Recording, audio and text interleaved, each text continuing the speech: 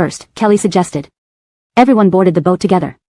As it started moving away from the island, they gradually returned to their cheerful state. After all, being able to leave was the best thing. From now on, Brenna left an extremely bad impression on everyone. She couldn't expect these friends who had shared hardships to help her anymore. During the few days it took to sail back to the mainland, Hassan made everyone realize what a true filial friend was. He stayed by Kelly's side every day, firmly refusing to interact too much with the female guests, rarely even talking to the male guests, fully focused on taking care of her. A man who is handsome, rich, and has high moral integrity is simply the ideal standard for all women. Finally reaching shore amidst everyone's anticipation, after paying, everyone smoothly disembarked, tears welling up in their eyes as they saw people bustling about. The time spent on the island was truly a nightmare they never wanted to mention again. People laughed and bid each other farewell, leaving only Hassan, Kelly, and Todd behind. Gregor hurried over upon receiving the news. His eyes lingered on his sister, carefully examining her. "Tyra, are you okay?" As he spoke, he kept circling around Kelly. She chuckled helplessly. "Second brother, you're making me dizzy with all that circling." "I'm fine, don't worry." Gregor finally relaxed, then his face turned livid. "Rupert is really daring to harm a member of our Flynn family. It seems he's asking for trouble." "Don't worry, Tyra. Second brother won't let you suffer in vain. This matter must be addressed, or else the Wong family will be finished." This sounded like a domineering CEO from a drama, but Kelly, resting her chin in her hand while watching him, found him quite handsome. "Thank you, second brother," she smiled. Gregor patted her head, the affection between brother and sister evident. Beside them, the wronged younger brother Todd silently walked over, giving his elder brother an angry and resentful look. "I'm telling someone who's biased not to be too biased. We all came back together, why can't you even ask me one question? Do certain people only see their own sister?" This snide and complaining tone made Gregor frown at him. "What could happen to a big man like you? You should protect Kelly when outside. But looking at your capabilities, you might need her protection instead." Being hit where it hurt, Todd's face turned beet red. Being the weakling wasn't easy.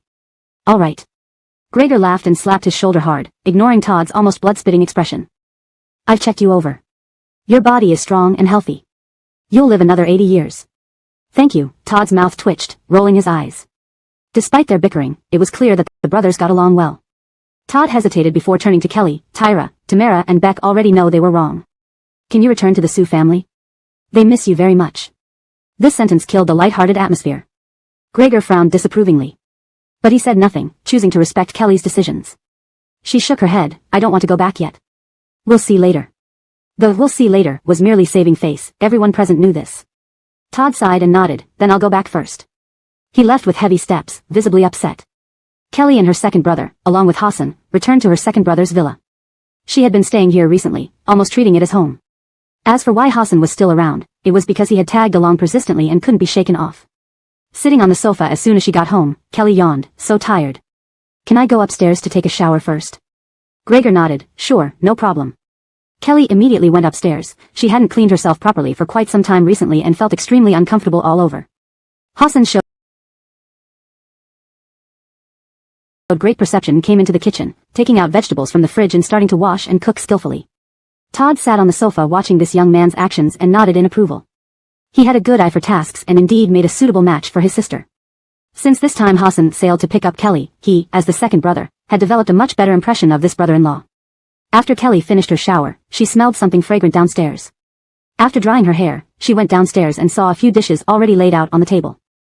Hassan said he would make a few more meat dishes. "If you're hungry, you can eat now. If not, wait a bit," Gregor said. "I'll wait for you all." Kelly sat down on the sofa. She wasn't idle, sending WeChat messages to Audrey, detailing what had happened during the island stay, mentioning that Elwyn was gone, and asking how to handle it. The reply came swiftly. "Sister Brooke, how do you feel like Detective Conan? Wherever you are, there's always a case. Being able to return from such a perilous island, you're really amazing. Regarding the deaths on the island, we need to fill out forms. I can bring them to you tomorrow. You have to tell me everything that happened. I see in those shows people often develop romantic feelings on isolated islands. Did any of you guests fall for each other? I'm really curious." Seeing the rapid-fire questions from the girl, Kelly helplessly replied that no one did. Everyone was preoccupied with saving their lives, living in constant fear every day. Who had the energy or thought to develop romantic relationships? Audrey expressed great regret. She had hoped to find some couples to root for. Just then, a title popped up on Kelly's phone. Hashtag mystery on the island. Kelly embroiled in murder scandal. Did fellow guests reveal the truth? Hashtag. Chapter 332. When Kelly and the 6 others were escorted off the island, news of Elwyn's death inevitably became public. Netizens and fans expressed their condolences and sympathized with the seven for their ordeal on the island. The culprit, Rupert, had vanished without a trace, and the police were working hard to apprehend him. Amidst this situation, an insider leak emerged, and various accusations pointed towards Kelly. Details about the bizarre events on the island naturally remained undisclosed. Presumably, government departments had warned them not to reveal unrelated information. Thus, the burden of murder fell upon Kelly. Damn, I might not believe it if it was someone else, but this sister looks like she can really kill. In fact, I felt Kelly's eyes were really menacing even long ago. I hope the country will thoroughly investigate this case and give us justice. I'm a fan of Elwyn. Learning of his death really broke my heart. Kelly, you bitch, isn't there a team going to her house to pour sulfuric acid downstairs? At face value, Kelly might have mental issues. She kept talking about worshipping Deer Spirit Mountain God lately. It feels like she was possessed. At the dining table, Kelly, who was being berated by millions, maintained a normal expression as she read through comments while eating.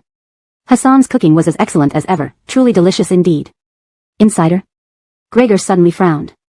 He slammed his hand heavily on the table, making the plates and dishes shake slightly. Kelly pursed her lips in warning. If anyone overturned the meal at this moment, she might actually kill.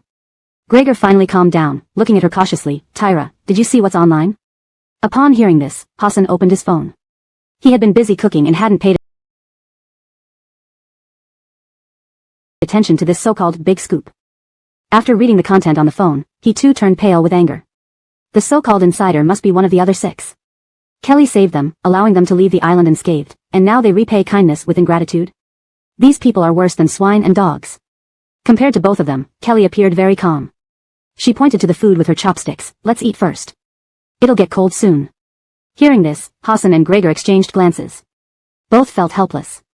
This felt like the Emperor wasn't worried but the eunuch was anxious instead. Who could eat under these circumstances? Tyra, we can't let netizens slander you like this. Murder is no small matter, Gregor said seriously. Beside him, Hassan nodded vigorously. We need to deal with these rumors immediately. Kelly put down her chopsticks and looked at the two men. Relax. I've always been cautious around them. So, before leaving the island, I made them swear. The rumor makers will come knocking within half a day, begging to clear my name. Gregor and Hassan finally felt reassured. It seems Tyra had grown more astute. In the mixed-up entertainment industry, one must always be on guard. Meanwhile, somewhere else. Brenna was having dinner, with a hot pot and various ingredients in front of her. Beside her sat Rena and Gabriella. Tisk. Having just finished a piece of tender beef, Brenna sucked in a breath, hurriedly checking her lips with her phone's flashlight. It seemed she had developed a white mouth ulcer. She couldn't help thinking of the oath they took on the island and quickly told the two women, "Oh no, I have a mouth ulcer." My mouth isn't going to rot, is it? The two women immediately checked their own mouths, relieved when nothing unusual appeared. Rena scolded, "This is due to stress. We confirmed multiple times that the oath was false and won't take effect. Why are you still worried?" That's right. If you're timid like this, you can't achieve big things. Don't forget our goal.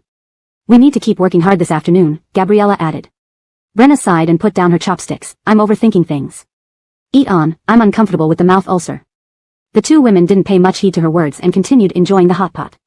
After spending so much time on the island eating only fruits and seafood, all they thought about was the taste of hot pot. None of them realized that Brenna's mouth ulcer developed first because she talked the most and came up with the idea to frame Kelly for murder. Finally, they had a rare opportunity to gain public attention and become famous. She wouldn't miss it. After finishing the hot pot, the three placed their items aside and started applying powder to their rosy cheeks, painting their mouths paler, and using black shadows under their eyes to simulate dark circles. Anyone seeing them would think they were suffering miserably, frightened out of their wits. They were doing this because they had a live stream scheduled at 3 in the afternoon where they would act their part. In the bathroom, Brenna inspected her mouth ulcer. It seemed bigger than before. Was the oath really ineffective? Oh my god, nearly 10 million netizens are paying attention to this incident, and millions have reserved the live stream. We're really going to be famous. After this live stream this afternoon, we will definitely rank up to the 4th tier. I can't even imagine how wonderful it will be, Gabriella and Rena exclaimed loudly. Their voices reached Brenna, who was still somewhat worried and rushed out of the bathroom in disbelief, joining them in front of the computer to check the reservation numbers. 5 million, the largest number of live viewers she had ever seen. The three women held each other's hands with excitement, determined now more than ever to keep riding on Kelly's reputation. When it was time, Brenna glanced left and right to see the two others display suitable expressions before starting the live stream. The three sat together, looking at themselves through the camera, their eyes flickering towards the top right corner where more and more people were slowly joining in. Comments flew rapidly across the screen. Are these the people from that island? Did Kelly really kill someone? How did you survive under that female devil? It sounds terrifying. Kelly hasn't responded yet. If she was innocent, she would have refuted it immediately. I suggest the country investigates this case and protects the three informants. These three girls look pretty, they seem so pitiful, I genuinely like them. Aside from deeply detesting Kelly, everyone found these three increasingly appealing. Sorry for interrupting public resources, but during those sleepless nights, I often see Elwin. He keeps asking me why I didn't save him back then. All I could say is that I was afraid, Brenna sobbed while covering her face. Gabriella cursed silently at her good performance but outwardly showed great concern. Moon, it's not just your fault. We all made mistakes. We should have helped each other. But because of our ridiculous fear, we are now forever separated from Elwin. This event has become an insurmountable obstacle in my heart as well. Both cried miserably, making a pitiful sight. Rena gritted her teeth silently on the side, with them saying almost everything. What could she add? Forget it, crying even more genuinely would suffice. Chapter 333, All the Flynn's family members are drunk. Watching the three beautiful girls cry in front of them, everyone was anxious. They were all eager to know what had happened between Elwin and Kelly, why he was killed, and how it happened, but these three only cried and said nothing. Can we get to the point? I'll have to go back to work soon. I gave up my precious lunch break to watch this live stream. The more they cry, the more I feel like my head is going to explode. Oh, Lord, three women are truly unstoppable. They should send these three strong women to fight a war for the country. They can conquer the enemy with their tears. The comments in the live stream were less than flattering. Brenna stopped crying first, her eyes red and teary as she looked at the screen apologetically. I'm sorry, those memories are just too terrifying, and we couldn't help but cry, wasting your time. As someone who had witnessed Elwin being consumed into a dried-up corpse, Brenna still felt uneasy when recalling it now, which was indeed true. She appeared pitiful yet polite, fitting the image of a victim in everyone's heart, so people began to regret their impatience. After all, they've been through that kind of experience, we should be more tolerant. Indeed, thinking about it, these three girls are quite unfortunate. I just checked Weibo. This girl is called Brenna, and she's really pretty. She reminds me of Galan Dayu. I'm following her now. Seeing that everyone's attention was on Brenna, sympathizing with her and liking her, the other two couldn't sit still anymore. Let me tell you how Elwin died, Rena sobbed. She quickly narrated the story they had already fabricated. After the 8 of them landed on the island, they realized something was amiss because there were no cameras or signal on the island, and the boat that brought them left too quickly, causing panic among everyone. At that moment, Elwin stepped forward without hesitation and took charge. Everyone trusted him, followed him to find a cave, and under his leadership, they gathered wood, made fire, and searched for food. One night, Rena wasn't feeling well and wanted to use the bathroom. However, she saw Kelly suspiciously doing something in front of Elwin and noticed that Kelly was trying to take off her clothes upon closer inspection. After being stopped, Kelly became furious and left with Honest and Todd, distancing themselves from the group. But due to lack of food and basic survival knowledge, they slunk back. Then one morning, everyone suddenly discovered that Elwin had no breath left, and his neck had been slashed. At that time, only Kelly had a knife in her hand. It was clear who did it. Kelly failed in seduction and resorted to murder. Todd is her brother, so he follows her naturally, but Honest? Did he fall for her too?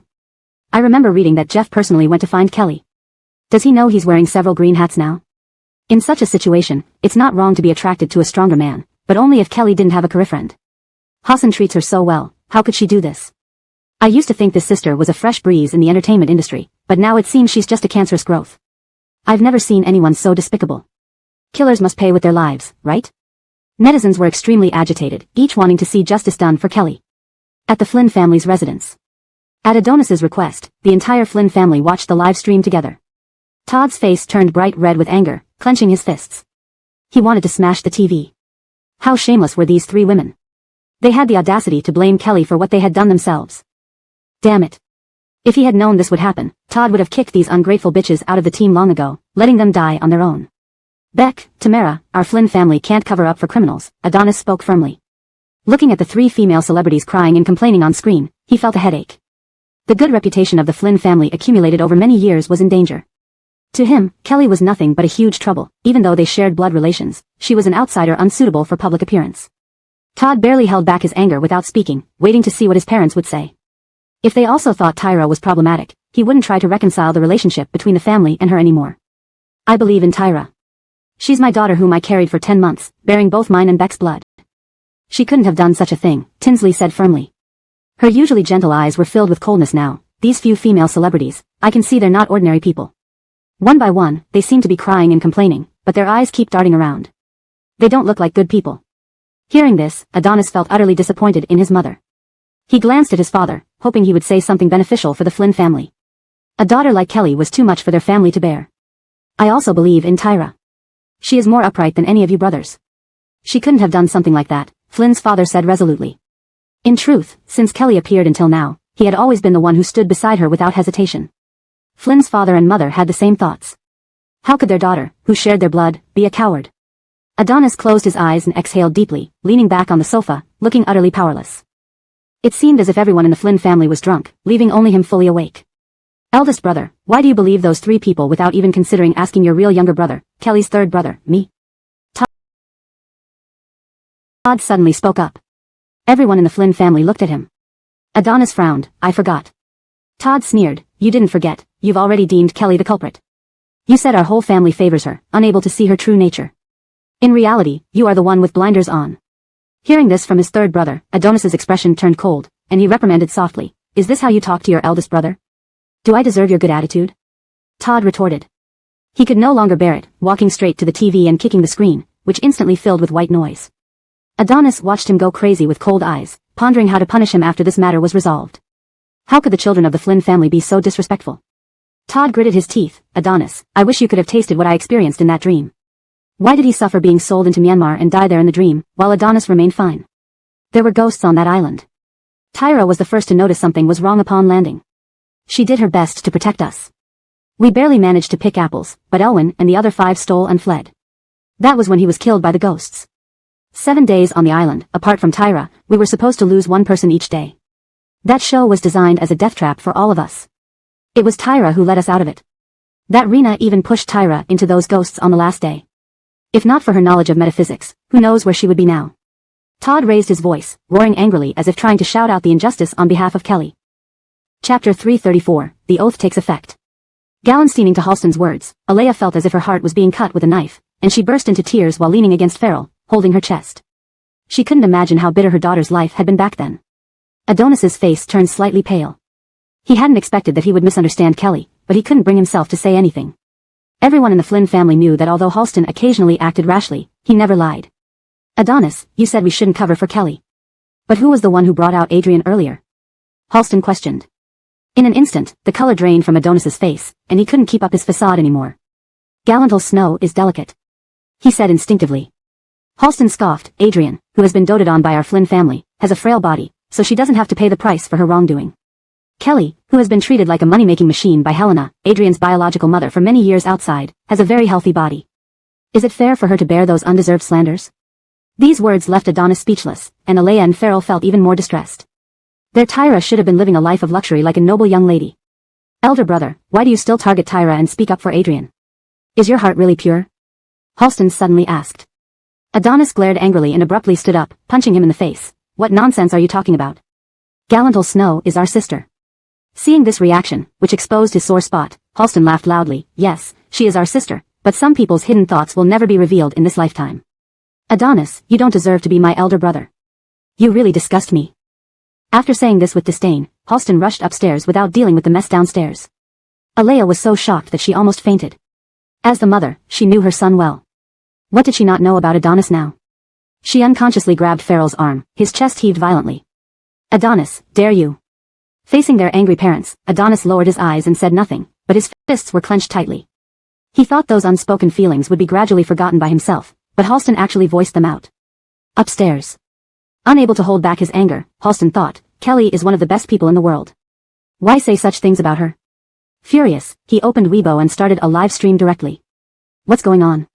Why is Adonis also doing a live stream? Following the trend? Wow, is this elder brother going to bash Kelly? It looks like there's drama coming up. Noble family dramas everywhere. I can't wait to see what happens.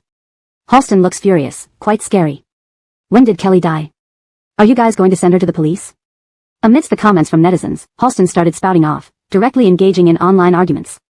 Hashtag Flimmingen defends his sister against black fans. Hashtag is Flimmingen revealing the truth or faking it? Hashtag. The hot topics soared online, drawing countless netizens into Halston's live stream to find out what was happening. Kelly, too, watched and was immediately attacked by trolls indiscriminately. You livestream viewers are jumping to conclusions. When the evidence comes out, you'll eat your words and apologize. Anyway, I've laid it all out here. My sister is the best person in the world. Stay away from Adrian, okay? Why do you say I fabricated facts? They were the ones spreading lies. The truth from my mouth is the most genuine. Halston, fighting alone against many people without falling behind, demonstrated extreme sarcasm. The netizens were frantic but couldn't out-argue him. Thinking about how cautiously he had treated her recently, Kelly felt inexplicably moved inside, initiating a call. Halston quickly answered, revealing a gentle smile that looked much softer than before. Don't worry, Tyra. I've dealt with all the fickle people for you. Just leave everything to third brother. I'll tell them the truth. Hearing the tone as if soothing a child, Kelly helplessly said, Third brother, no need to say these things to them. Do you remember the oath you took when I promised to protect you? Halston nodded rapidly, of course. Do you mean that oath is effective? Kelly affirmed with a sound, I never do meaningless things. Upon hearing this, Halston clapped joyfully, grinning foolishly like the son of a landlord. If that's the case, that's best. Let those three women suffer. The spectators were completely bewildered by their cryptic conversation. What does it mean? What oath? Can you explain it clearly? I thought Halston was really straightforward, but suddenly I feel like what he said might be true. After all, he acted so foolish when he saw Kelly.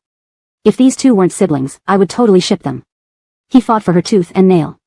The commenter above isn't the only one who ships romance. Family bonds can be great too. Also, you guys should check out those three women's live streams. It seems their bodies are having issues. The onlookers quickly left and returned to Brenna's live stream. The three were initially complaining to netizens when they suddenly changed expressions, looking as if their mouths hurt. Brenna was in the most pain. She directly took a mirror in front of the camera lens, pulling down her lips to inspect. That one glance nearly drove everyone to despair. They had never seen anyone with so many canker sores. Almost her entire mouth was filled with them, even visible on her tongue, triggering trypophobia in viewers.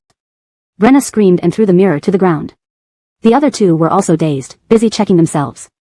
Gabriella had many canker sores too, while Rena had fewer but hers ruptured first.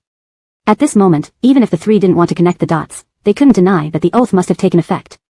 Just came from Halston's live stream, heard they made some kind of oath. Is it related to their current condition? My experience tells me this drama will continue. So disgusting, I'm getting goosebumps all over. Brenna focused on the commenters who mentioned coming from Halston's live stream, feeling utterly terrified. No wonder Kelly hadn't clarified things earlier, she must have been waiting for this moment. We can't let this go on. Let's beg Kelly, she wouldn't possibly watch us die from mouth pain, right? Gabriella said anxiously. She was genuinely scared and dialed Kelly without regard for the ongoing live stream. Quickly remove that oath. Hurry, Brenna is in excruciating pain. Gabriella shouted. It wasn't hard to blame her since Brenna's condition was truly terrifying. Chapter 335, Look Back. Do you think you can take back the oaths you made? Dream on. Kelly sneered. Gabriella had the speakerphone on, and everyone in the live stream could hear how mocking she was, all extremely curious about what exactly was going on. Brenna cried even more sincerely than before. She snatched the phone and spoke in a muffled voice, Kelly, please beg you. They were the ones who dragged me into slandering you. I have nothing to do with this. Can you punish them instead of me? Rena and Gabriella's faces changed drastically, staring in shock at Brenna trying to dissociate herself from the mess. In reality, the three of them harbored ulterior motives, and their goals aligned. They didn't just follow one person's suggestion but all intended to frame Kelly. Spit, don't you want your face anymore? Rena, with her hot temper, yanked Brenna's hair and interrogated viciously. While questioning, she accidentally bit an ulcer in her mouth, causing her to tighten her grip in pain, making Brenna scream. The live stream was already in chaos, and the audience was thrilled. Hair-pulling fights were always a crowd pleaser. If the three of them looked back at the viewership now, they would be shocked by the sheer number of people watching, even causing the platform to lag. Gabriella started revealing secrets. Brenna, we remember the good things you did on the island, stripping at midnight to seduce Todd, right? Spit, who would look at trash like you, and when Elwyn died, you were right next to him in the cornfield. Who knows what you two were doing there? Rena immediately chimed in, I know, when I was picking up things, I overheard her trying to seduce Elwyn. She said some really sweet talk. Brenna was being dominated, and the sores in her mouth prevented her from speaking to defend herself. She could only whimper, wanting them to shut up. Gabriella and Rena were enraged, spilling truths like beans falling out of a bamboo tube, successfully entertaining the live stream viewers. Damn, it turns out that Todd was the only one telling the truth, and we were all deceived. Indeed, Kelly protected them on the island, and now they reveal their true nature. So now is it dog biting dog biting dog? Previous poster, no nesting dolls. Hashtag island truth hashtag. Hashtag Suwe not murderer hashtag. Hashtag true face of Gallinurua hashtag. The trending topics climbed rapidly, indicating how much people enjoyed drama. Kelly had already hung up the phone. What she said was true, the trio's repeated wrongdoing would eventually catch up with them. She wouldn't interfere. Whether their mouths or faces suffered, they deserved it. Cause and effect would bring retribution without fail. Over the next few days, Kelly planned to rest. The money from Rupert had arrived, and he had disappeared, but the payment was prepaid and bank deposited, so it didn't affect her. It seemed it was time to visit Luling Mountain again. Did you finish what I asked you to do? Kelly called Edison. Of course, as you repeatedly instructed. However, the villa construction has just started, and completion will take half a year, the other end replied. Half a year, Kelly sighed deeply. She wanted to return to Luling Mountain immediately, but 6 months felt like forever. Can it be expedited? She tentatively asked. Do you think those workers are gods? 6 months is the fastest possible time. It can't be any sooner, Edison complained. Kelly responded with an, oh, and hung up the phone, feeling the long journey ahead as described by ancient poets. The next day. During breakfast, Kelly mentioned to Hassan and Gregor that she was going back to Luling Mountain. Isn't it the mountain where you recorded the survival show? Gregor asked, puzzled. Kelly nodded, then heard him say, why do you seem to like that place so much, and what about the Luling Mountain deity? Gregor had watched the live streams, so it left an impression. Yes, to worship the mountain deity and thank her for saving me from near death, Kelly lied easily. Hassan glanced at her, a faint smile playing on his lips. It appeared Tyra had been thoroughly assimilated into modern society during this time. Gregor didn't find anything wrong, nodding. Alright, take care. If you need anything for the worship, let me know, and I'll send it over. Thanks, second brother, Kelly smiled. This term second brother made Gregor feel warm inside, smiling broadly as he added a fried egg to her bowl. I heard you couldn't eat much on the island, so now that you're finally back, make sure to supplement your health. Don't ruin your body, he said. Kelly nodded vigorously, obediently finishing the fried egg. After breakfast, Gregor went to work, and Hassan, still recovering, stayed home. I think Rupert won't let us off. Amaya is dead, be careful these days, Hassan warned her seriously. No problem, his tricks aren't worth my attention, and the people he hired are trash, she said casually. Clearly, Kelly truly despised Rupert. Hassan shook his head, Tyra, humans can tap into their potential under certain circumstances. Rupert cares about his daughter the most in this life. For Lola, he's willing to do anything, he's a madman. These days, I will stay by your side every step of the way, but I hope you can also be more alert, okay? His gaze and expression were too serious, and Kelly nodded, okay, I promise you. The solemnity in Hassan's eyes dissolved, and with a smile, he took her hand. When we go to Luling Mountain, I'll accompany you. It's a good opportunity for you to introduce me to those little ones. It sounded like he was talking about meeting the parents. Sure. Kelly nodded in agreement. In the past, those little creatures often hovered around her, saying that she, this mountain deity, was utterly boring, with no peers besides them. Now she finally had one, and she wondered what those little ones would say.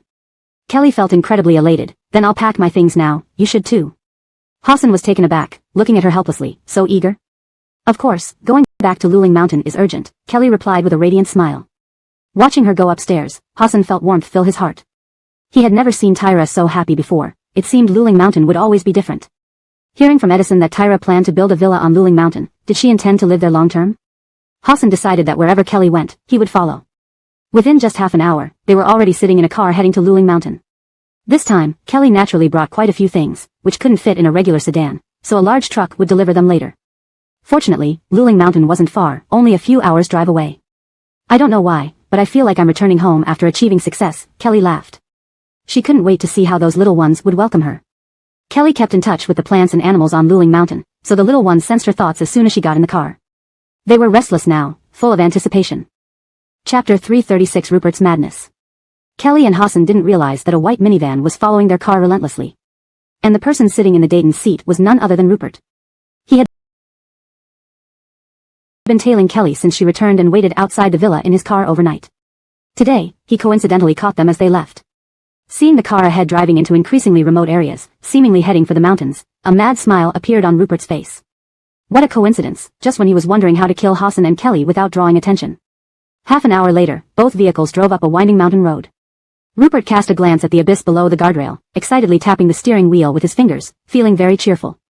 He was now in a highly agitated state, clearly having consumed some kind of drug. As the car in front turned, Rupert immediately floored the gas and crashed into it, successfully forcing the Cayenne to hit the guardrail. The Dayton and Kelly and Hassan were stunned by the impact, barely reacting before another collision shook them. The guardrail swayed dangerously. The Dayton, slightly delayed in response, tried to turn the car away but felt the entire vehicle sliding forward. Damn it, the car behind is hitting again. Kelly turned her head to look through the rear glass and met Rupert's gaze. His eyes were bloodshot and filled with savage hatred. He mouthed, "Go to hell," and then maniacally laughed while slamming the accelerator, sending the Cayenne crashing through the guardrail. And Rupert's minivan replaced the Cayenne in its precarious position. Finally, Nan, Beck has avenged you. Can you see from heaven? Rupert took his hands off the steering wheel, looking around as if expecting his daughter's response, but there was none. Amaya was dead, her soul vanished without a trace. How could she possibly talk to him? It's okay, you must be with Beck. Beck will join you in death, Rupert muttered. He spread his arms wide, recalling the images of his wife and daughter in his mind, a heart-satisfying smile on his lips, and stepped on the gas pedal. The car shot down the cliff like an arrow, flipping continuously in mid-air, and landed with a thunderous explosion. Not far from him lay a black Cayenne with only minor damage, its 3 occupants having fainted. At the critical moment, Kelly had utilized all her divine power to protect the car from disintegrating, though it still suffered significant damage. Soon after, someone else was driving up the mountain and saw the raging fire below. They promptly called the police. Police and fire services rushed to the scene. Finding that the burning vehicles still had people inside, they quickly rescued Kelly and the others, while Rupert's remains were barely recognizable. The Cayenne seemed about to explode, so the firefighters urged everyone to retreat. When they reached safety, a loud bang echoed as the Cayenne exploded. If we hadn't arrived in time, these 3 would have been finished, someone remarked. The fact that the black Cayenne lasted this long before exploding made it seem like the trio really did have a lucky escape.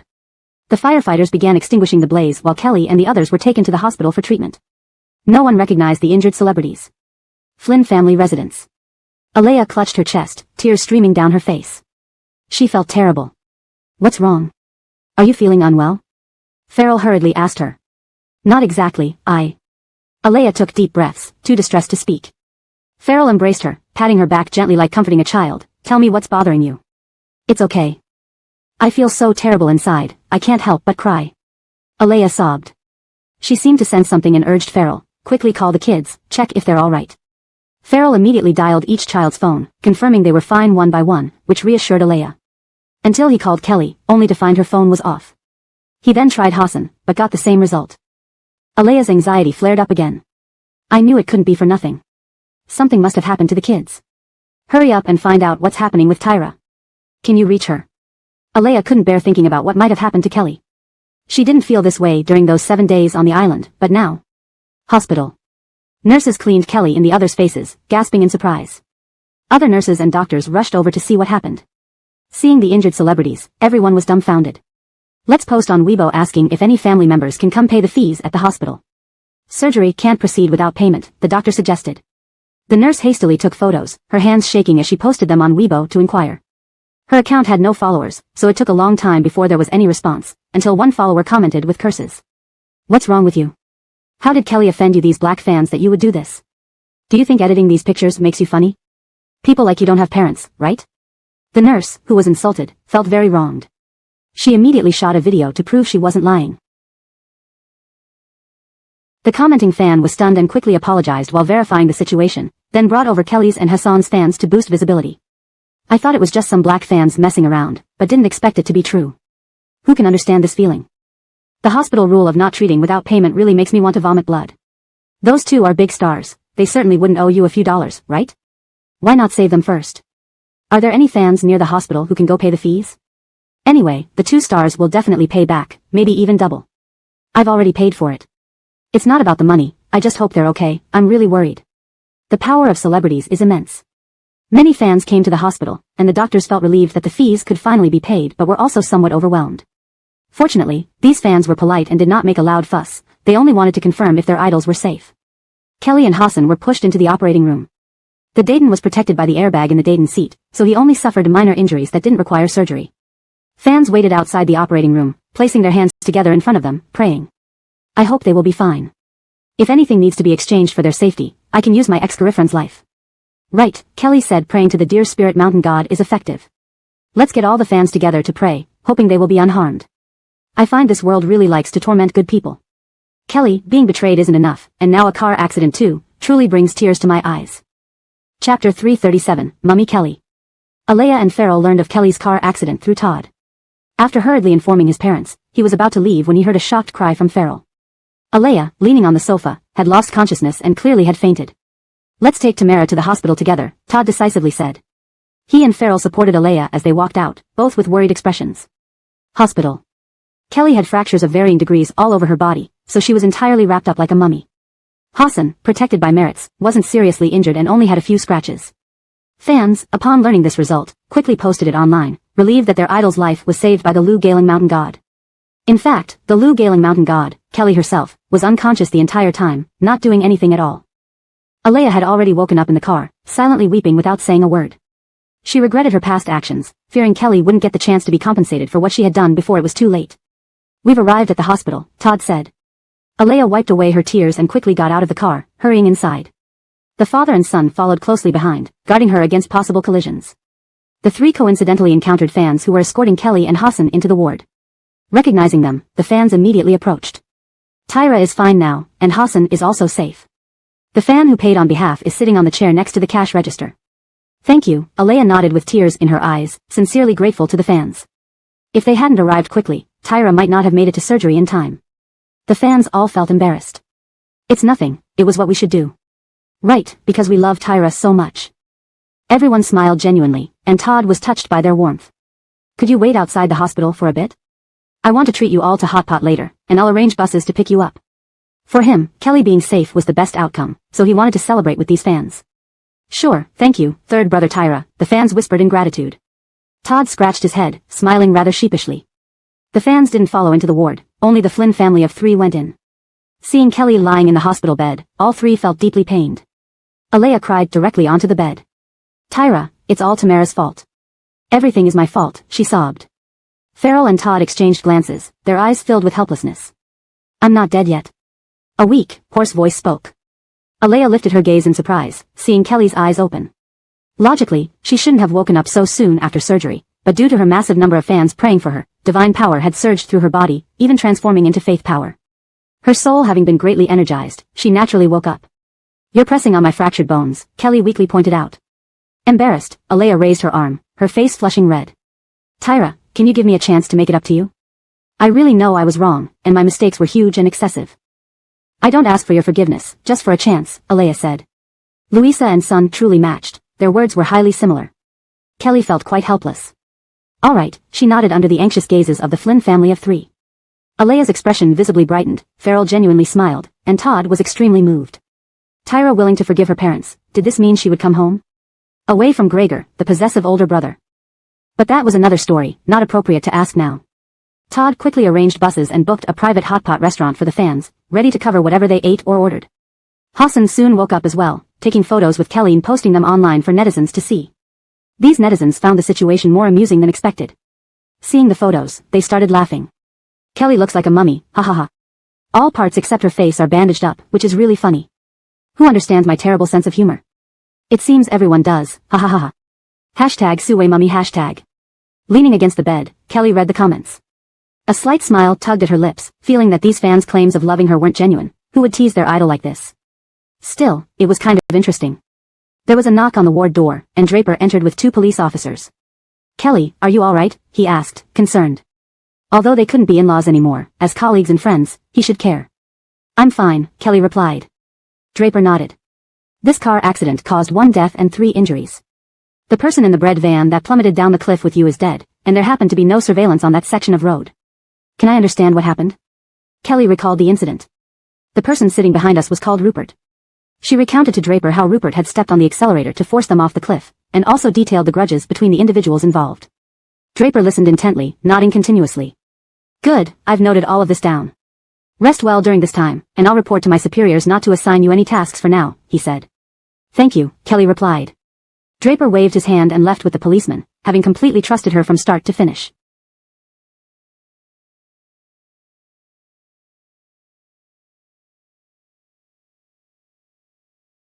Because, if Kelly wanted to kill someone with her capabilities, she could do it without leaving a trace. Rupert, a fugitive. Hashtag Todd treating fans to hot pot hashtag. A trending topic shot up to the top of the charts, marked with a red hot tag. Opening the comments revealed various expressions of envy. How can Kelly and Hassan's fans eat so well? I'm so jealous, just smash their hot pot. Why don't people understand? I always thought Todd was a decent guy, just a bit hot-tempered. Now, I feel even more positively about him. I really want to support him. Didn't this guy push a nurse before? I remember it became a hot search topic, apparently for Adrian. TSK, I feel the nurse pushing incident couldn't be separated from Adrian. Whoever gets close to her seems to lose their sanity. This matter inexplicably dragged Adrian into it again. They're sick, what does this have to do with me? Adrian, who hadn't worked for a long time, threw her phone aside, flushed with anger. Tamer Amy, why are you angry? Do you need me to help you kill someone? Adelita ran up to her, laughing, with eyes full of darkness, looking terrifying and eerie. You help me kill someone?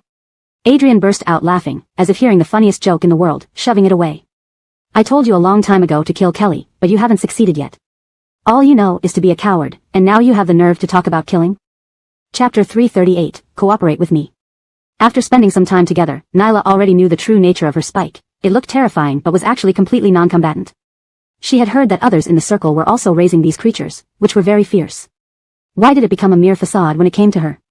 Gimatong ran to one side with a look of grievance, its eyes rolling as it looked at Nyla and occasionally giggling. If she turned around now, she would see the bloodthirsty smile on Gimatong's face. It wasn't that it didn't kill others, it was different because Louisa was still alive. This Gimatong of Nyla's was unique. Kelly had long said that she would eventually dig her own grave. Nyla's phone rang shrilly in the silent room, and she glared angrily at the unknown number.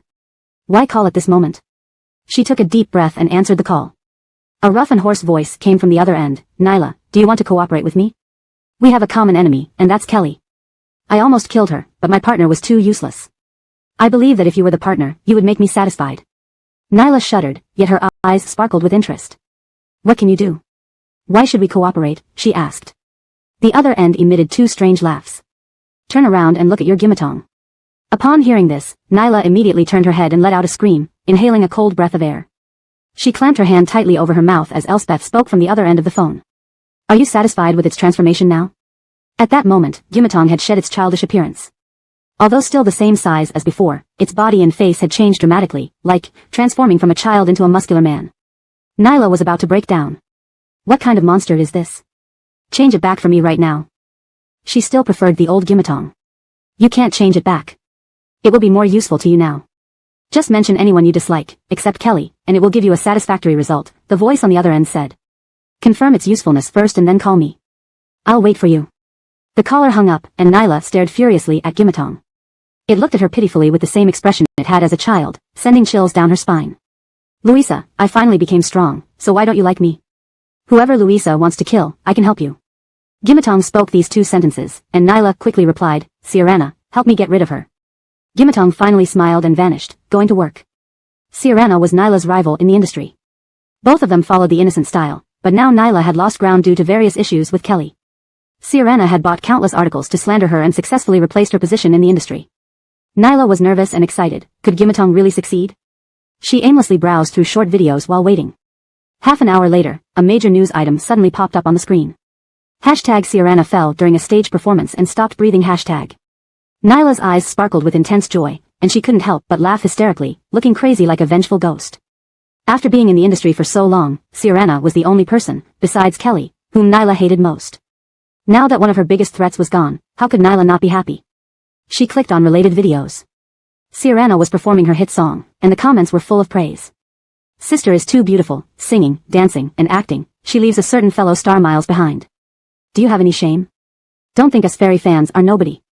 Wow, you fairy fans dare to show up here? I've seen how many people will curse you. Alice fans, leave sister's comment section. The ridiculed fellow star, Nyla, had a twisted look on her face. In the next moment, Ciarana seemed to see something terrifying, clutching her neck as she fell to the ground. Her entire face contorted, as if someone was stomping on it. Staff members rushed forward to check her breathing, their faces pale, and they shook their heads in despair. The screen went black. Fans exploded in confusion. Damn, what happened to our sister? Someone took a screenshot when Ciarana fell. Her face looks indescribably ugly, not even close to our little fairy. Do you have no heart at all? She's dead now, and you still say those things? Ciarana looked like she had run into a ghost. It was really scary. Seeing these comments, Nyla felt thoroughly satisfied. Wasn't it a ghost? This time, she was very pleased with Gimatong's transformation. As long as it could help her eliminate enemies, ugliness didn't matter. Louisa, do you like it?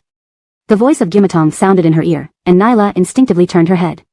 Seeing its incomprehensible face, she frowned. Can you stay away from me? From now on, keep a safe distance from me, she ordered. Gimatong made an oh sound, its eyes red as it moved backward and patted its belly. Thank you, Tamara. I ate so much this time that I might not need to eat again for a long time. Nyla clicked her tongue. That's not okay. I'll still need you to help me kill others in the future. After saying this, she ignored Gimatong and eagerly dialed the number that had contacted her. The call was answered quickly. How is it? Did you get the answer you wanted? Hearing this voice, Nyla's initial disgust turned into joy. Yes, it really can kill people now.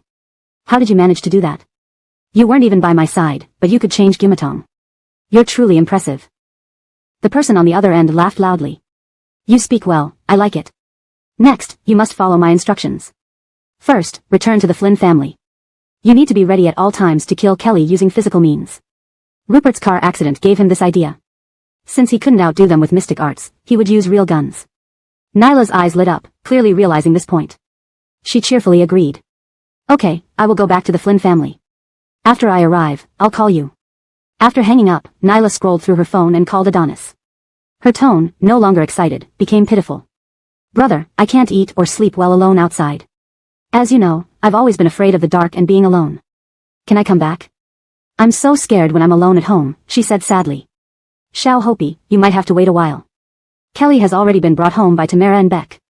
They probably won't let you come back at this crucial moment, Adonis said helplessly on the other end of the phone. Brother, you love me the most. Can you think of a way to help me? Nyla persisted. Chapter 339, The Flynn Family's Enemy, Adonis. Adonis could never refuse Adrian, so he could only agree to help her navigate the situation and see if he could get her back. After hanging up the phone, Adrian was overjoyed. She reviewed the news confirming Ciarana's death once more, saving a picture of her face being crushed. To be that ugly before dying, she would spit blood if her soul saw this. Good, that bitch Ciarana had already dispersed into the world, her soul consumed by Spike. What Adrian didn't know was that the reason Spike could be changed from afar was because the person who made it and the one who called were the same. All opportunities in the world have their price tag, she couldn't bear the consequences. At the Flynn family residence. Kelly was now treasured at home, her parents and brothers treated her with utmost care, as if she might melt in their mouths or fall if they held her too loosely. Even when she said it wasn't necessary, no one listened. If this pampering continued, Kelly felt she would become a waste and a parasite. At the dining table. Gregor carefully picked the fish bones for Kelly, while Todd wore gloves to peel shrimps. Seeing the two of them like this, Adonis felt indescribable discomfort. Even when they doted on Adrian before, they hadn't treated her like this. Was it different because it was a biological sister? Especially thinking about Adrian's suffering outside, Adonis couldn't help but put down his chopsticks and say, Beck, Tamara, Gianna is all alone out there, quite pitiful. Can we bring her back? The pleasant atmosphere was shattered by this sentence, and everyone at the table looked at him, even the nanny frowned upon hearing it. Adrian coming back? Better not. No. Flynn's mother rejected it resolutely, looking very displeased. Just thinking about how her outstanding eldest son showed interest in that wicked foster daughter made her extremely uncomfortable. Tamara, Gianna is also your child. You raised her for so many years, can you just watch her suffer outside? Adonis started playing the emotional card. Todd rolled his eyes, what do you mean, suffer? She has money and a place to stay, what kind of suffering is that? Rich people's hardship? Adonis looked disapprovingly at him, it's none of your business here. But Todd ignored him, why can't I speak? Just because I'm telling the truth? And both parents are here, why should you be the one giving orders? Todd had always respected his elder brother. After all, managing such a large company required considerable effort and time. But now, after catching a glimpse of his elder brother's hidden intentions, he felt sickened. Todd, are you ever going to stop? Adonis roared. Gregor sneered, what, got a nerve hit? I want to see if you're ever going to stop, talking about these gloomy things during a happy family meal. If you can eat this dinner, eat it, if not, get out. Farrell said heavily. As someone who had been fighting in the business world for half a lifetime, his presence was imposing, leaving Adonis speechless. Enraged, he stood up and walked out without noticing the sad and disappointed look from Alea. Adonis really didn't understand what was wrong with everyone at home. Gianna had indeed done wrong, but she had acknowledged her mistakes. Why couldn't they let her off? He never considered that it was his bias that led to being despised by the family. Todd placed the shrimp into Kelly's bowl, comforting her, Tyra, don't worry, our family doesn't welcome outsiders. Alea quickly declared her stance, you are my only daughter. Seeing the worried faces of the Flynn family, Kelly smiled nonchalantly, it's fine. If you want to take Adrian in, that's up to you, I won't interfere with your decision. This made the Flynn family feel somewhat uncomfortable. Tyra, are you still upset about what happened before? Farrell asked hoarsely. Kelly shook her head, of course not. I know you're supporting me now and won't think like before. Hearing this, the Flynn family collectively sighed in relief, relaxing their expressions. Kelly found it amusing. They gave her a feeling of anxiety, apparently they also cared deeply about past events. After dinner, the Flynn family had completely forgotten what Adonis had said, and him along with it. Anyway, as a grown man, where he went and whether he returned home didn't matter. Todd and Kelly lounged on the sofa together, playing an online game on their phones, a certain farming mobile game. Girl, you're too good. Looking at the post-game summary, Todd marveled for the umpteenth time that if Kelly played professionally, she'd definitely make her mark. He used to play as a marksman, but ever since he played with her, he directly switched to the support position. His greatest strength was that he had a good sense of self-awareness. Thinking of Adonis, Todd stroked his chin thoughtfully, his eyes shrewd. Tyra, I actually have an idea I want to talk to you about, he said softly. Kelly nodded without even looking at him, just say it. You see, Adonis was indeed a bit too much at dinner just now. I really can't stand people like him, and he should be punished for it, Todd said. After saying this, he then moved on to his true purpose. Actually, I know that my dream about going to northern Myanmar must have something to do with you. It was only after that dream that I realized my mistake. So, is there a possibility that if Adonis also had a similar dream, he might also see the light? Kelly put down her phone and looked at Adonis seriously. Seeing the gleeful look on his face, she understood. He wanted others to go through what he did. But, the idea wasn't bad. If he comes back tonight, I can try it, she said. Hearing this, Todd felt extremely satisfied. He nodded, grinning broadly, and immediately called Adonis to come back. No matter what, he had to have that kind of dream tonight. Adonis hadn't walked far, and when Todd gave him an out, he returned home. But as soon as he got back, he sensed that the atmosphere was a bit off. For some reason, Todd's smile seemed smug, clearly harboring ill intent. Why are you looking at me like that? Adonis asked sharply. Realizing his expression was too obvious, Todd waved his hand. I was just thinking about something else, not looking at you. Hearing this, Adonis gave him a suspicious glance, muttering something under his breath as he walked upstairs past him. Despite being insulted, Todd's lips remained curled in a smile. Tyra, remember what we talked about, give him the same dream tonight. He winked and leaned close to Kelly, looking very mischievous. Chapter 340, Entering the Dream. Kelly silently mourned for Adonis in her heart. With a good brother like Todd who cared so much for him, it was just his bad luck. At night, everyone in the Flynn family slept soundly. Except for Adonis, who was drenched in sweat on his forehead, seemingly immersed in some kind of pain. You useless girl, you can do nothing. Let me tell you this, you are as different from Adrian as heaven and earth. Don't even think about competing with her. Look how beautiful she is, and look at your repulsive appearance. Anyone can tell that you are not from a good family. Kelly, how can you have the nerve to wear the same clothes as Adrian? Even I, as a mother, am ashamed of you. The sharp, ear-piercing voices kept coming, and the scene before him slowly became clear in the darkness. Adonis looked around curiously. It seemed he was locked in a very cramped and narrow room. He tried walking to the door and twisting the handle. Immediately, curses were heard from outside. If you don't reflect on yourself, don't even think about getting out. You need to say inside here that you are a dog and inferior to Adrian 100 times. Gallensteining to the strange yet malicious voice from outside, Adonis thought the person was insane. If staying inside meant anything, then so be it. He sat casually on the ground. Outside, hearing no sound from him, they were displeased, banging on the door loudly. What's wrong with you, you brat? Speak. Hearing the term brat, Adonis felt even more puzzled. I am not. The word stuck in his throat as he subconsciously touched his Adam's apple, only to find it smooth and flat.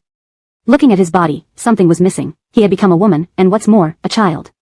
Suddenly, the door burst open. Before Adonis could raise his head, he felt someone grab his ear painfully. He was shoved onto the floor in the living room and, looking up in confusion, recognized Moxie in front of him as Helena. So now. Adonis saw his face reflected in the TV. It was unmistakably young Kelly. How did he become her? Before the surprise subsided, he heard Helena say, let me tell you, kids from the slums like you aren't worthy of being celebrities. Those people who like you are all faking it. Adrian is the true star. I want you to promise me that you will never compete with her in your entire life. Helena's face turned nasty as she stared intently at Adonis. Any wrong words might bring worse punishment. I promise I won't compete with her my whole life, he submitted. Helena's expression softened slightly as she stroked his face. This face can secure a lifetime of wealth and glory for us both. It really grows well.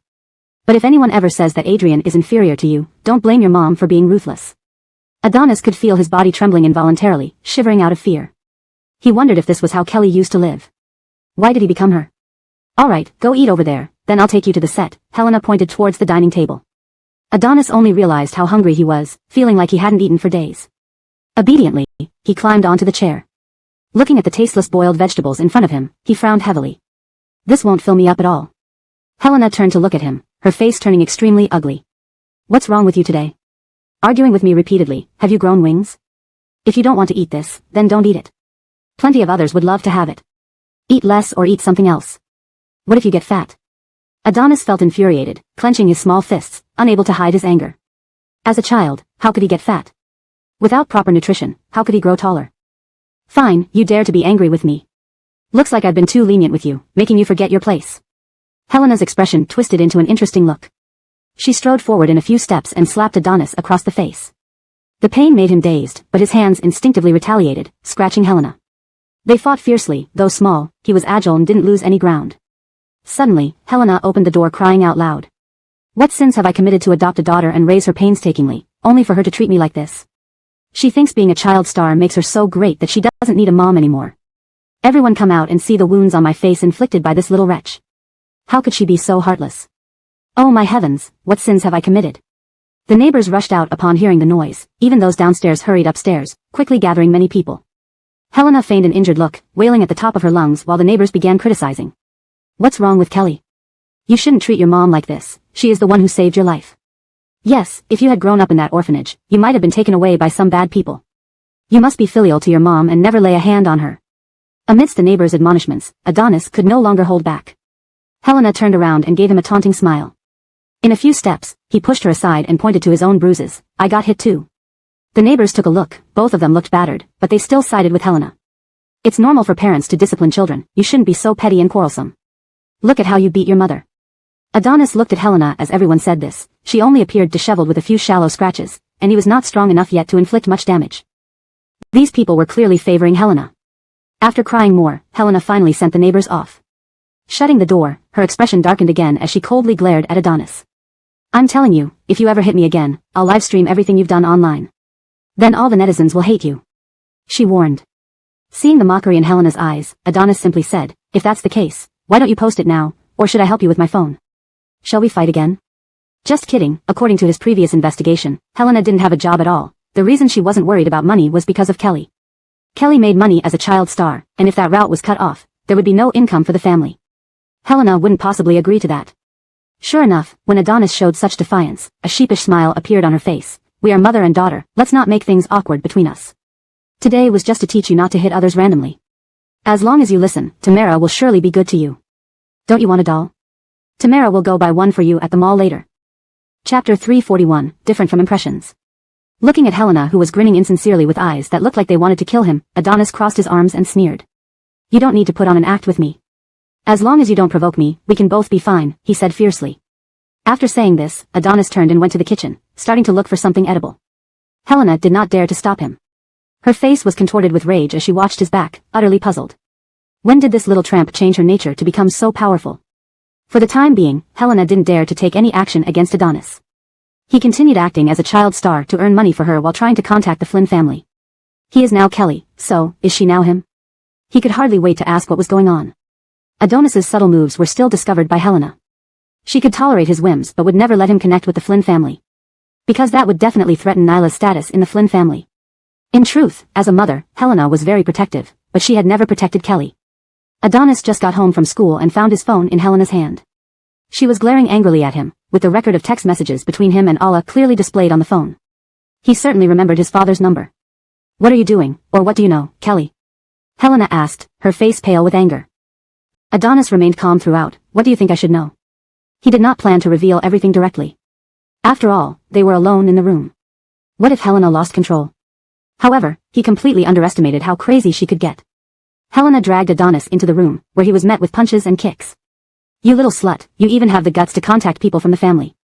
Let me tell you, the Flynn family will only have one young miss, and that's Nyla. Compared to her, you're worse than shit. Kelly, what do you think you are?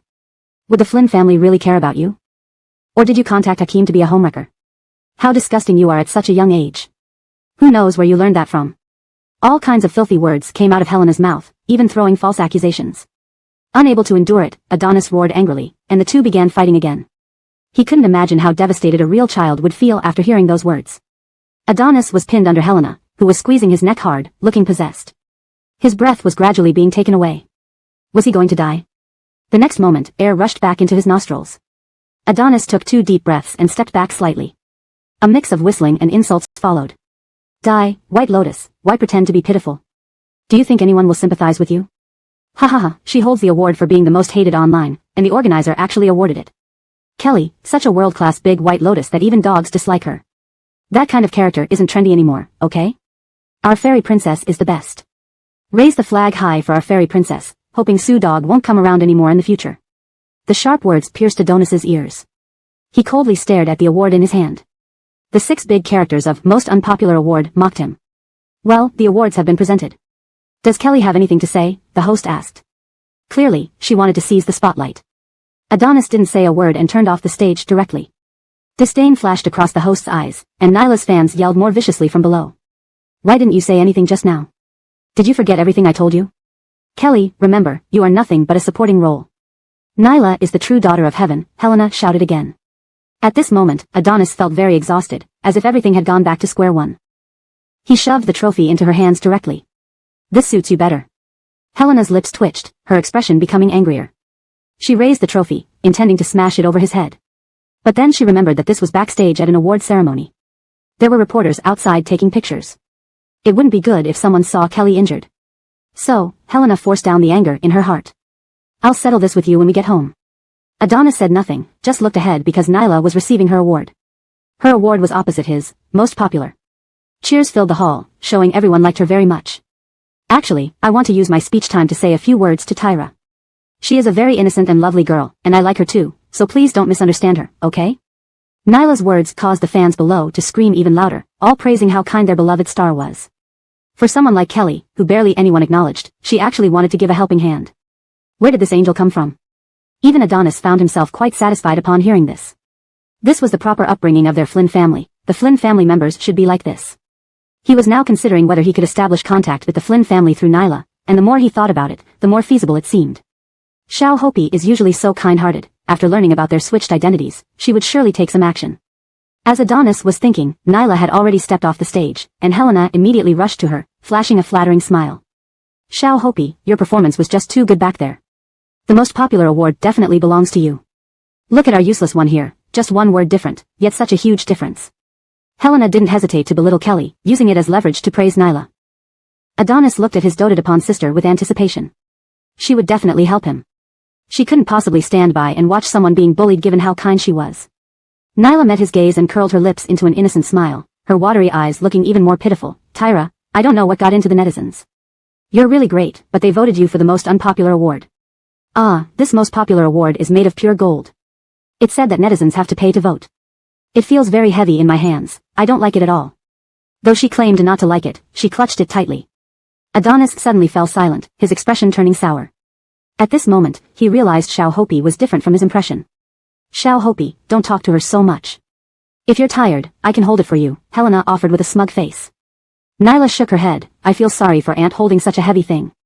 I'll carry it myself. Hearing this, Helena turned to Adonis, you useless piece, not even half as sensible as Xiao Hopi. Chapter 342, did you do this? Despite Helena's constant derogatory remarks, Adonis now felt oddly accustomed to them.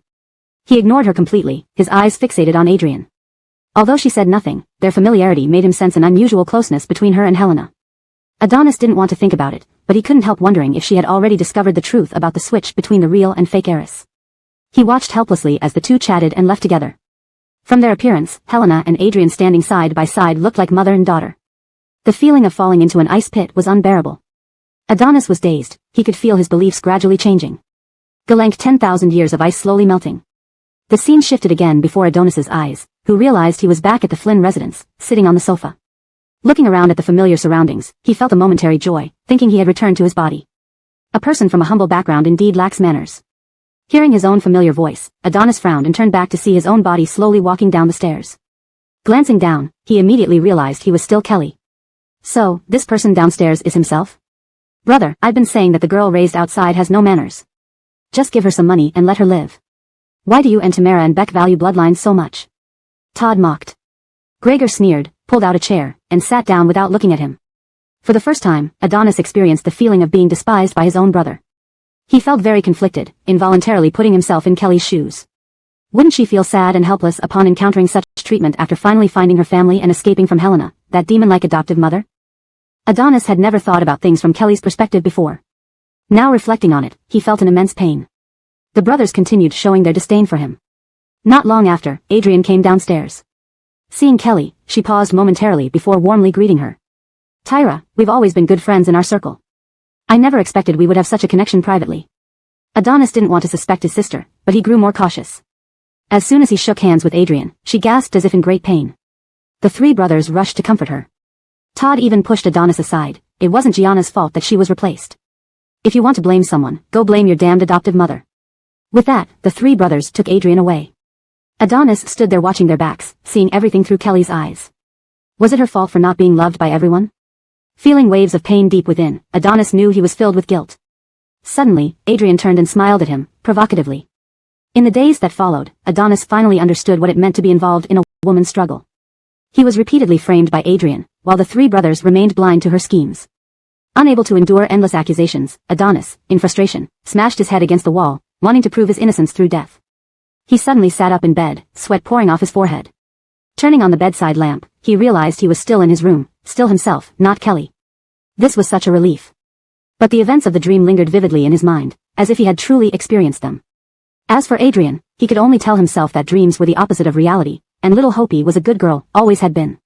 Deep down, Adonis knew he was trying to reassure himself. At that moment, he felt somewhat guilty towards Kelly and wondered why he had experienced that dream, becoming her. This must have something to do with her. Filled with questions, Adonis couldn't fall asleep. He lay awake all night until dawn, then got up, dressed, and went downstairs to eat breakfast. During breakfast, Todd looked at Adonis with mockery. "Brother, you look like you didn't sleep well last night. Did you have a nightmare? What kind of nightmare could scare you so much? Care to share?" Hearing this, Adonis glared coldly at him. Since Todd had always worn his emotions on his sleeve, one look told him everything. "Kelly, was my dream last night caused by you?" Adonis asked solemnly. Kelly nodded. "Yes, it was me." The atmosphere at the table suddenly became tense, with brother and sister glaring at each other. Their parents were curious about the dream. Todd curled his lip. "So now you know how hard it is for Tyra in our family, right? In the future, talk less to your little snow sister, even I feel sick hearing it." His sarcastic tone made Adonis extremely uncomfortable. Already feeling unwell from lack of sleep, this further provoked him, causing him to slam his chopsticks on the table heavily. "Fine, I see this family doesn't welcome me at all. Then I'll leave." With that, Adonis strode towards the door, leaving everyone at the table bewildered. "Freak," Todd commented. Kelly almost burst into laughter, barely holding back her giggles. She had been keeping up with internet buzzwords these past few days. "What do you mean by dreaming? We two oldies don't understand what you're talking about," Alea asked. She, of course, knew what dreaming meant, but she didn't understand why Adonis had gotten so angry just now. Todd hurriedly moved closer to his mother and spilled everything he knew.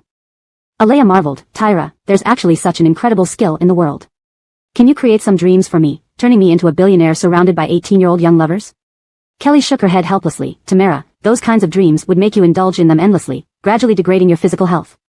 Dream-making can only create nightmares. Beautiful dreams are deadly." Alea gasped and waved her hands frantically. "Then let's forget about it." She suddenly sensed the atmosphere was off and turned to look at her husband. Farrell was glaring at her coldly. "Did I hear you wrong? You said you wanted a young lover? You're getting old and frail, and someone doesn't like it, huh?" Farrell puffed out angrily, and Alea hurriedly patted his back to comfort him. "It was just a joke. Why did you take it seriously? The kids are here, be careful not to make them laugh at you. If my wife wants a young lover, let them laugh. What can they do?" Farrell said sarcastically. He then turned away, ignoring her no matter how much Alea tried to placate him. Kelly and Adonis didn't want to be the third wheel between their parents, so they went upstairs together. Chapter 343 Comfort. After leaving the Flynn family residence, Adonis found a random spot to sit in the villa area park. Only he was here, which allowed him to calm down. His mind was utterly chaotic, even he didn't know what he was thinking about. Adonis sighed deeply and couldn't help but recall that dream, his heart tangled like hemp. Suddenly, his phone rang. It was a call from Adrian. He hesitated between answering and hanging up for quite a while before finally choosing to answer. "Brother, have you settled things at home yet? When can I move back in?" Her sweet voice resonated by his ear, completely different from when she was warning him. Adonis wanted to remind himself that dreams and reality were two completely separate entities, and it was highly possible that Kelly had framed Galen Snow. However, he knew all too well that Kelly would never stoop so low. She had never competed for the Flynn family's affection and always seemed indifferent. Perhaps she no longer believed in familial love after being deeply hurt by Helena. Adonis remained silent for a long time before Adrian prompted, "Brother, why aren't you speaking?" Her tone slightly hardened, similar to how it was in the dream. "Gianna, father will not agree to your return for now. We can only wait," Adonis replied. Over the phone, Adrian sounded extremely disappointed and unwilling as she answered with an "oh." He then asked, "Where are you?" "I'll come find you now." When she gave her address, Adonis felt as if he had been struck by lightning. She was at Helena's house. After disconnecting the call, he spent a long time psyching himself up before finally getting up to go to the garage to fetch his car. Meanwhile, Adrian was currently ranting wildly at home. "Worthless man, not even helping me with a small favor, should have killed you instead," she roared angrily. Astrid immediately moved forward upon hearing this, eager to try. "Tamara, do you need me to kill someone for you? I'm very powerful now, I can tear out his heart with one claw." Adrian waved her hand dismissively. "No, he still has some use alive. After all, among all the people in the Flynn family, only he is still on my side." Just thinking about this made her feel even more bitter. Why could Kelly receive so much affection from the Flynn family? Was blood really that significant? "Tamara, if you need something done, tell me. I can do anything for you now, except killing Kelly, Astrid persisted. Adrian slapped it away directly. The person she most wanted to kill was Kelly. If it couldn't achieve this, it had no right to boast. Astrid whimpered and sulked in a corner, casting accusing looks at Adrian. Tamara is bad, I don't like her. In fact, after slapping it aside, she paid no attention to it whatsoever. Adrian hadn't realized that Astrid's bloodthirsty nature was slowly diminishing, almost becoming a mama's Cory, while her own temper was getting worse. She was just like the old Astrid. The doorbell rang. It was Adonis. Adrian composed her facial expression, warned Astrid not to misbehave, then got up smiling to open the door. She threw herself into his arms, her soft body clinging tightly to him. Brother, how did you think of coming to see me today? I missed you so much. You didn't miss me during this time we didn't meet, barely contacting me. Adrian's attitude was very intimate, not at all like a younger sister to her older brother but more like a girlfriend cooing to her career friend. Before, Adonis had never thought there was anything wrong with this and even enjoyed it to some extent. Now, he felt rigid all over. Gianna, I've been busy lately. Since I had some free time today, I came to see you, he said. Pushing Adrian away, Adonis walked into the house, silently looking around at the decoration identical to the one in his dream, feeling extremely uncomfortable inside. Adrian clung to him again. Brother, why won't parents forgive me yet?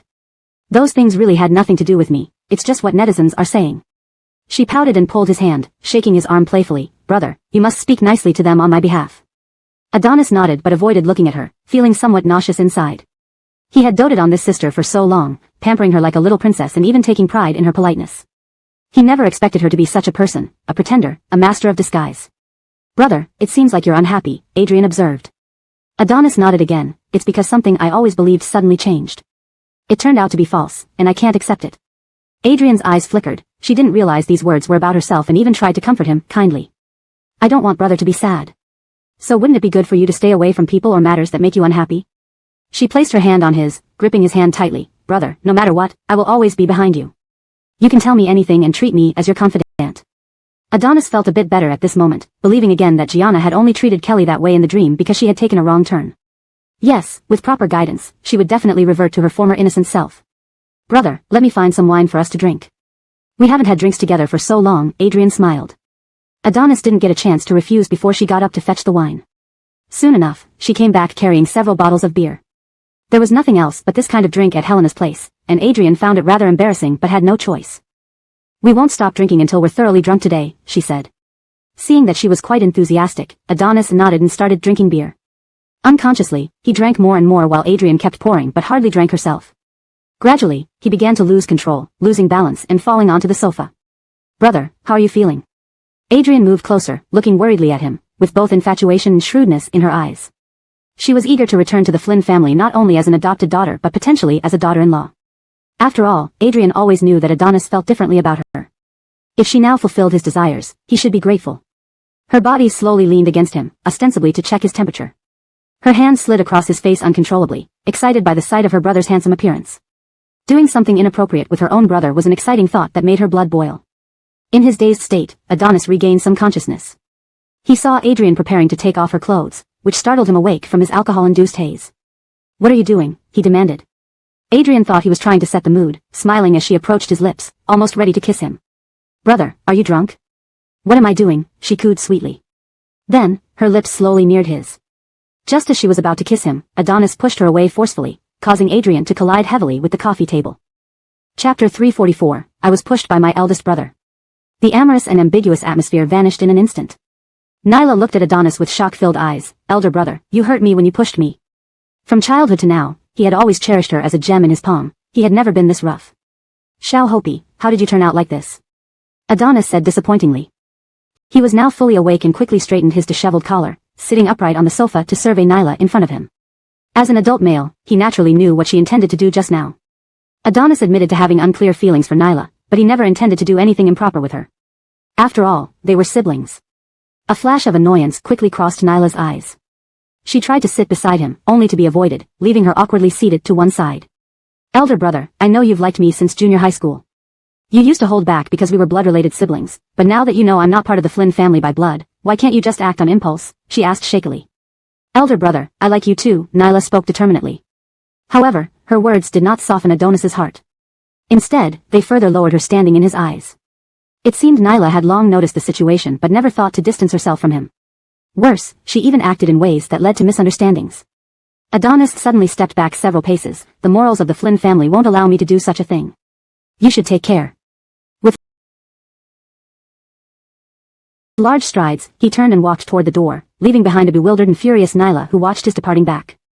The living room door slammed shut, and she promptly swept everything off the coffee table onto the floor, creating a cacophony of breaking cups and cans. So pretentious, playing the noble one? You were the first to like me, and I'm being merciful by giving you this chance, yet you're unhappy? Unable to control her emotions, Nyla swore loudly, unaware that Adonis was still standing at the door, hearing every word before shaking his head and finally leaving. His good little sister was gone forever, leaving only a trail of devastation. After venting her anger, Nyla realized she had lost the last person in the Flynn family who supported her. How could she return now? Her heart pounded heavily as she felt an unbearable headache. All this was due to Kelly. Tamer Amy, that man made you very uncomfortable just now. Should I go help you kill him? Seeing that Nyla's emotions had somewhat calmed, Adelita approached with a smile and asked. But once again, it was slapped away with a direct hand. Kill? If you killed him, it would make things worse for me.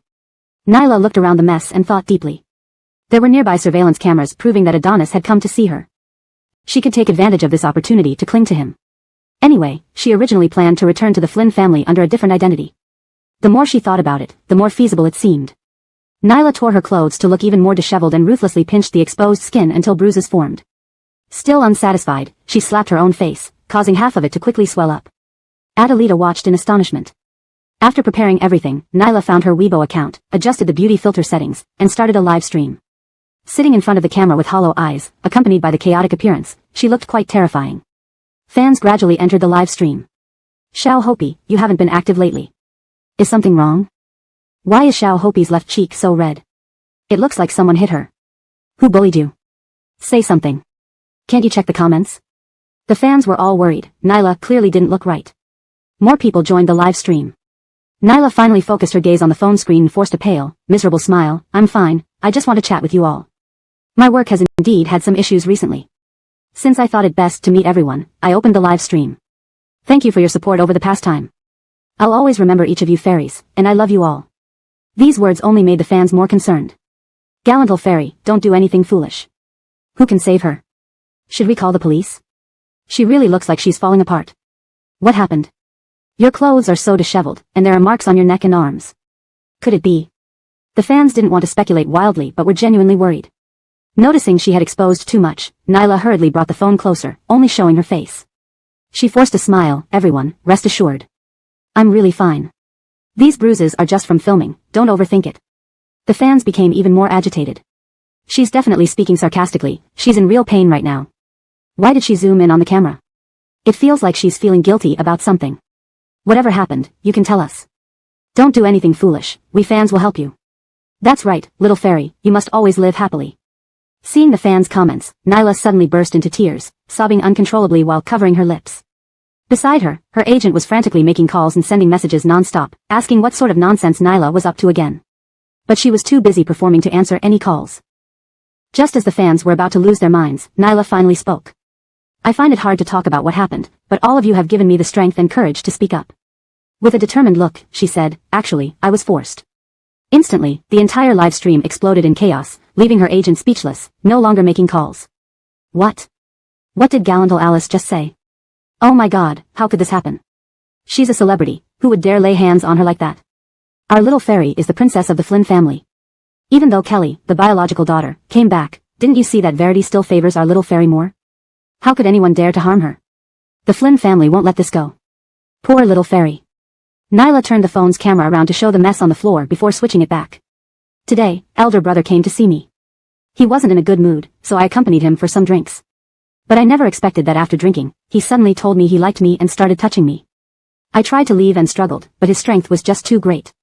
Nyla sobbed, unable to finish her words, only crying into her hands. It was the perfect time to let the audience see the marks on her arms. Hashtag Adonis suspected of forcing his adopted sister. Hashtag. Chapter 345 Denial and Beating. The hot search continued to escalate, transforming Adonis's image from a business genius into a beast who made a move on his foster sister. The Flynn family's market presence was also affected to varying degrees. Netizens spontaneously organized themselves, leaving comments under the official Flynn family account. Can you let that damned heir of your group come out and explain how this situation will be handled?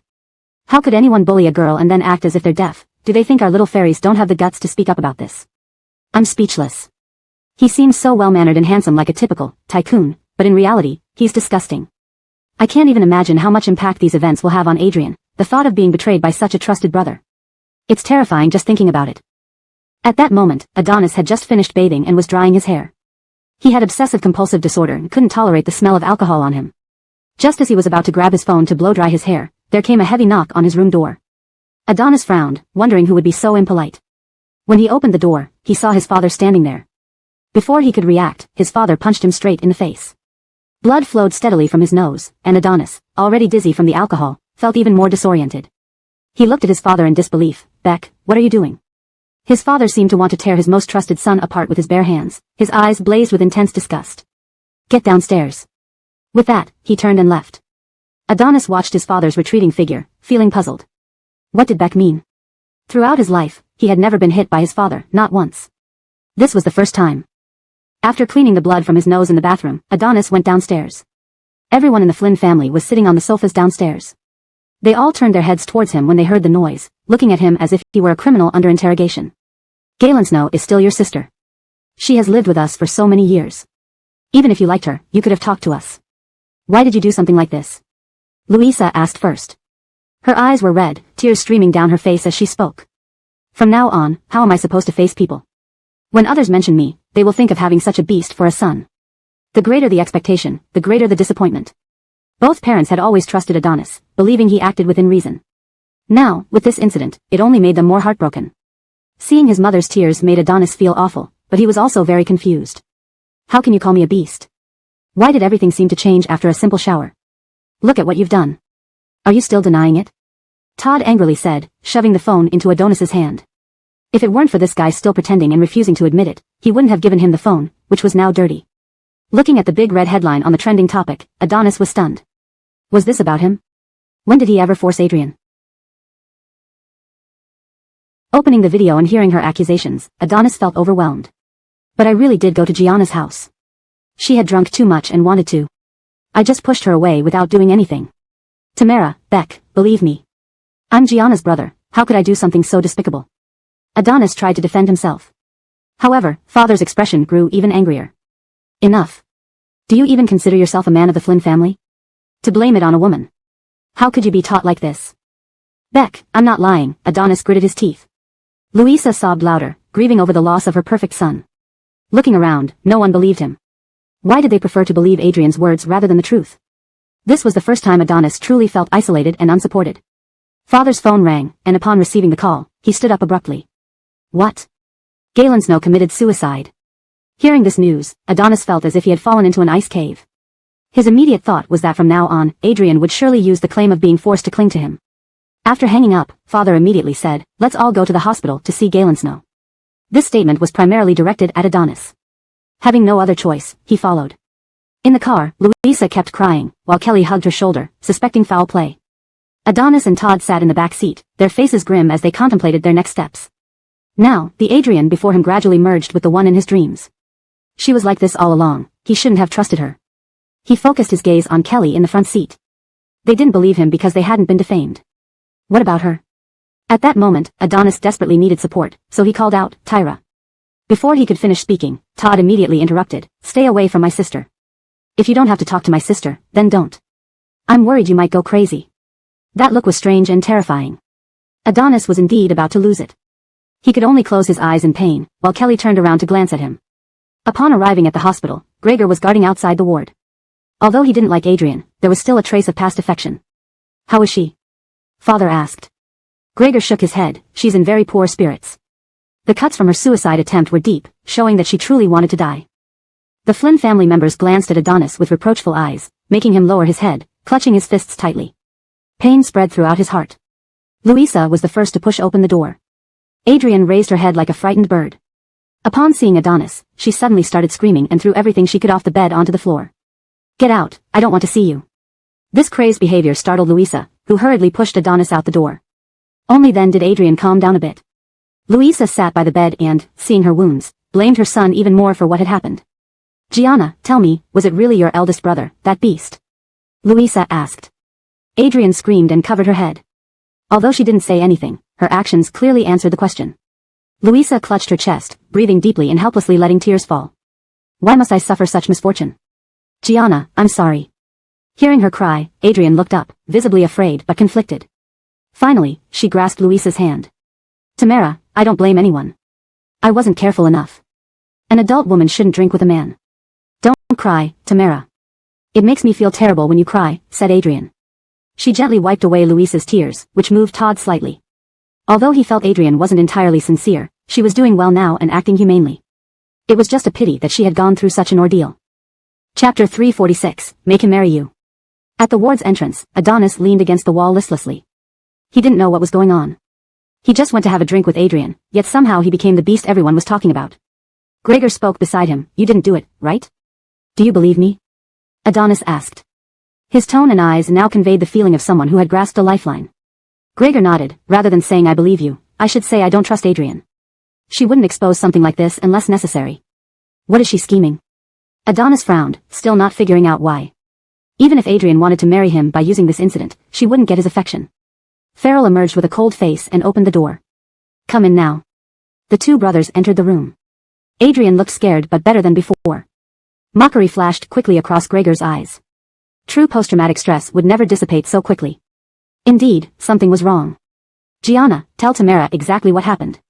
Tamara will stand up for you, said Alea, gently guiding her. Adrian's entire body trembled. She swallowed and carefully spoke. I was drinking with elder brother. He mentioned a dream he had last night, and I ended up drinking a lot. When I regained consciousness, something felt off. There was elder brother in front of me. Tamara, I really can't say anymore. Incredibly uncomfortable, Adrian threw herself into her mother's arms, softly crying and trembling. Alea felt heartbroken, unaware that her daughter wasn't crying but laughing inside. Kelly observed Adonis seriously. Logically, if Adrian was emitting overwhelming negativity, he would also be affected after close contact. Yet, there was nothing. He truly hadn't done anything with her. She was falsely accusing him. Despite knowing this, Kelly had no intention of getting involved. Kneel down and apologize to your sister, ordered Farrell. Adonis stood rigidly on the spot, clenching his fists tightly. I won't admit to something I didn't do, nor will I apologize. What she said isn't true. Just as I told you before, it was clearly she who tried to take off my clothes, Adonis insisted. Unable to bear it any longer, Farrell moved behind him and kicked him behind the knees, making him fall to the ground kneeling. I'm telling you to apologize to your sister, yet you still talk nonsense here. Would your sister make up such a thing to defame you? Adonis wanted to argue but sensing his father's extreme agitation, he swallowed back his words and hung his head silently. Apologizing was absolutely out of the question. Farrell wished he could pry open his mouth. Alea shook her head and whispered to Adrian, Gianna, don't worry. If your brother did such an atrocious thing, parents like us couldn't possibly tolerate him. Adjust yourself first. Once you're discharged, Tamara will arrange a good time for you two to get married. Sorry for this unfortunate wedding. Adrian immediately shook her head. Tamara, I don't want to marry him, I really don't. This retreat strategy came naturally to her. Alea sighed upon hearing this. You have no other choice now. Tamara promises to treat you like a real daughter afterward. If you dislike Ilias, you can hit him or scold him, he deserves it. Adrian chuckled at this, nodding while nestled in her embrace. I'm marrying not for him but for you, Tamara. As long as I can stay by your side, I'll do anything. Alea felt consoled, petting her head and cherishing her even more. Tamara, I'm tired and want to rest. Can you leave now? Take him away too, yawned Adrian. Alea nodded. Okay, rest well. We won't disturb you. Farrell dragged Adonis, forcing him to leave despite the pain in his legs. Farrell has always been merciless towards his son. 5 minutes after the Flynn family left, Adrian changed her attitude dramatically. She arrogantly took out her phone, grinning. She couldn't believe how easy it was to plot against Adonis, with the Flynn family believing her without verification. It was as if heaven was helping her. Thinking of Flynn's attitude earlier, Adrian firmly believed that once she returned to the Flynn family, she could instantly replace Kelly in their hearts. After all, she was now the victimized little one. Feeling elated, Adrian dialed the mysterious person. I've gained the Flynn family's trust. In a few days, I'll move in. What else do you want me to do for you? I've seen the news online. You've done very well. Next, I'll send you something by mail, and after it arrives, I'll instruct you where to place it in the Flynn family home. That item will lead to the downfall of the Flynn family, the mysterious person said. Hearing this, a flicker of hesitation crossed Adrian's face, but she still agreed. After hanging up the phone, she fell into deep thought. If from now on the Flynn family changed their nature and decided to be good to her, how could she possibly want the Flynn family to go bankrupt? However, it would indeed be hard to explain herself to the mysterious person, so Adrian decided to stall for time.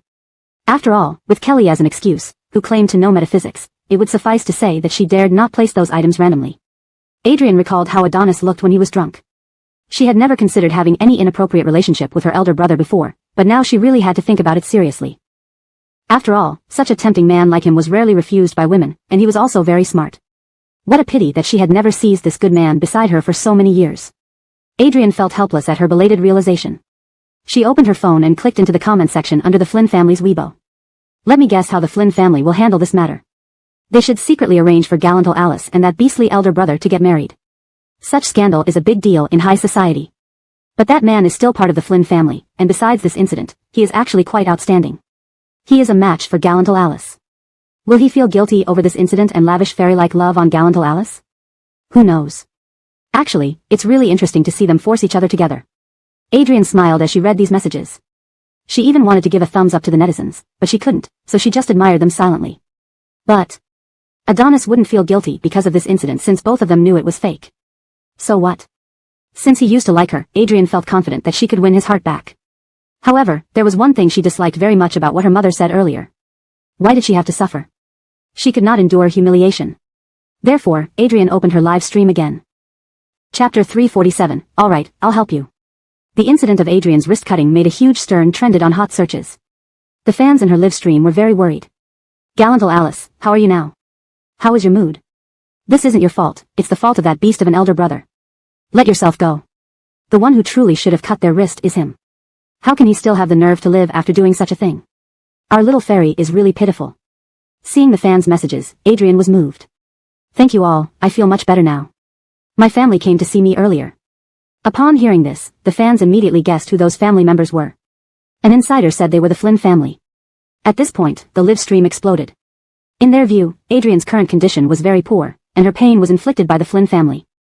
They even dared to come and see her. This action was equivalent to stabbing a knife into her heart. Therefore, everyone felt even more for her. In fact, there's something I need to tell you. If nothing goes wrong, should be getting married to Adonis, my elder brother. I've forgiven him and hope everyone won't attack him because of me. Adrian lowered her eyes and shyly smiled. Actually, the reason my brother did this to me is because he loves me. Marrying him will make me very happy. Rather than cursing, I hope the fans can bless us. There were no comments on the live stream screen. It wasn't cleared but out of shock. The victim actually marrying the perpetrator, it was absurd. After the silence, everyone began typing furiously. Screw off, what's wrong with your brain? Not big sister, how can liking you justify this? In this situation, you should report it to the police. First time seeing someone so love-brained. What exactly did the Flynn family say to her? Adrian didn't care about how furious the netizens were. After saying what she wanted to say, she ended the live stream. Hashtag the Flynn family scandal ends with marriage hashtag. Hashtag Adrian, he loves me hashtag. Hashtag epic love brain hashtag. As expected, Adrian was ridiculed on the hot search again. Her mother saw this news as well.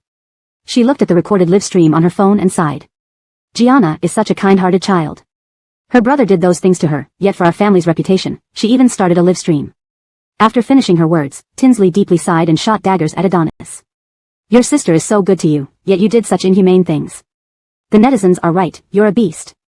Cursed, Adonis felt desolate inside. He closed his eyes, unwilling to say anything, thinking of jumping out of the car door. But rationality prevented him from acting impulsively. Gregor watched him sympathetically. In his view, Adrian absolutely couldn't have had such goodwill. She was selfish to the extreme, even calculating her own brother who treated her so well. Chances were that her live stream was likely for the wedding. Unfortunately, with what Gianna said, the wedding can't be a simple affair anymore, Tinsley belatedly realized.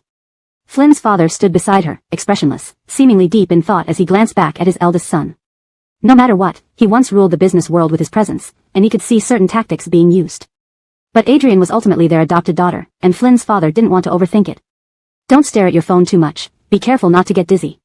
Flynn's father turned off Tinsley's phone and advised. Tinsley leaned on his shoulder. Oh, why must things turn out this way, where our daughter becomes a daughter-in-law? How should I interact with Gianna from now on? Thinking of Adrian now filled Tinsley with guilt. Flynn's father gently patted her shoulder without saying a word. Back at the Flynn residence, Flynn's father and mother returned to their room. Todd rolled his eyes and stormed upstairs. Only Adonis and Gregor remained downstairs. Their expressions were identical, heavy and grave. What do you plan to do now? Gregor asked quietly. Adonis looked lost, shaking his head. I don't know. He never imagined that one day, his beloved sister would scheme against him. Business tactics didn't seem fitting for this kind of matter. Gregor raised an eyebrow. Do you need some guidance? A glimmer of hope appeared in Adonis's eyes as he eagerly looked at him. He heard him utter 2 words. Tyra. She wouldn't help me, Adonis immediately objected. He knew Kelly had strange abilities and could definitely make Adrian reveal the truth if she wanted to. How do you know unless you try? Gregor asked. A mocking smile appeared on his face as he sat on the sofa, watching the conflicted Adonis. Or do you feel guilty toward Tyra and find it hard to talk to her now? Adonis fell silent because that's exactly how he felt. He even considered himself a sinner. Gregor chuckled. Admit your mistake and correct it. Compensate for what you lack. My dear elder brother is no coward. After all, who in our Flynn family hasn't made mistakes before? Minchin was even worse than you, and isn't Tyra forgiving him now? Actually, Tyra is the most soft-hearted one. Hearing these words, Adonis was deeply moved. However, when it came to being soft-hearted, he recalled Kelly's cold expression and felt very doubtful. I'll give it a try, he said in a deep voice.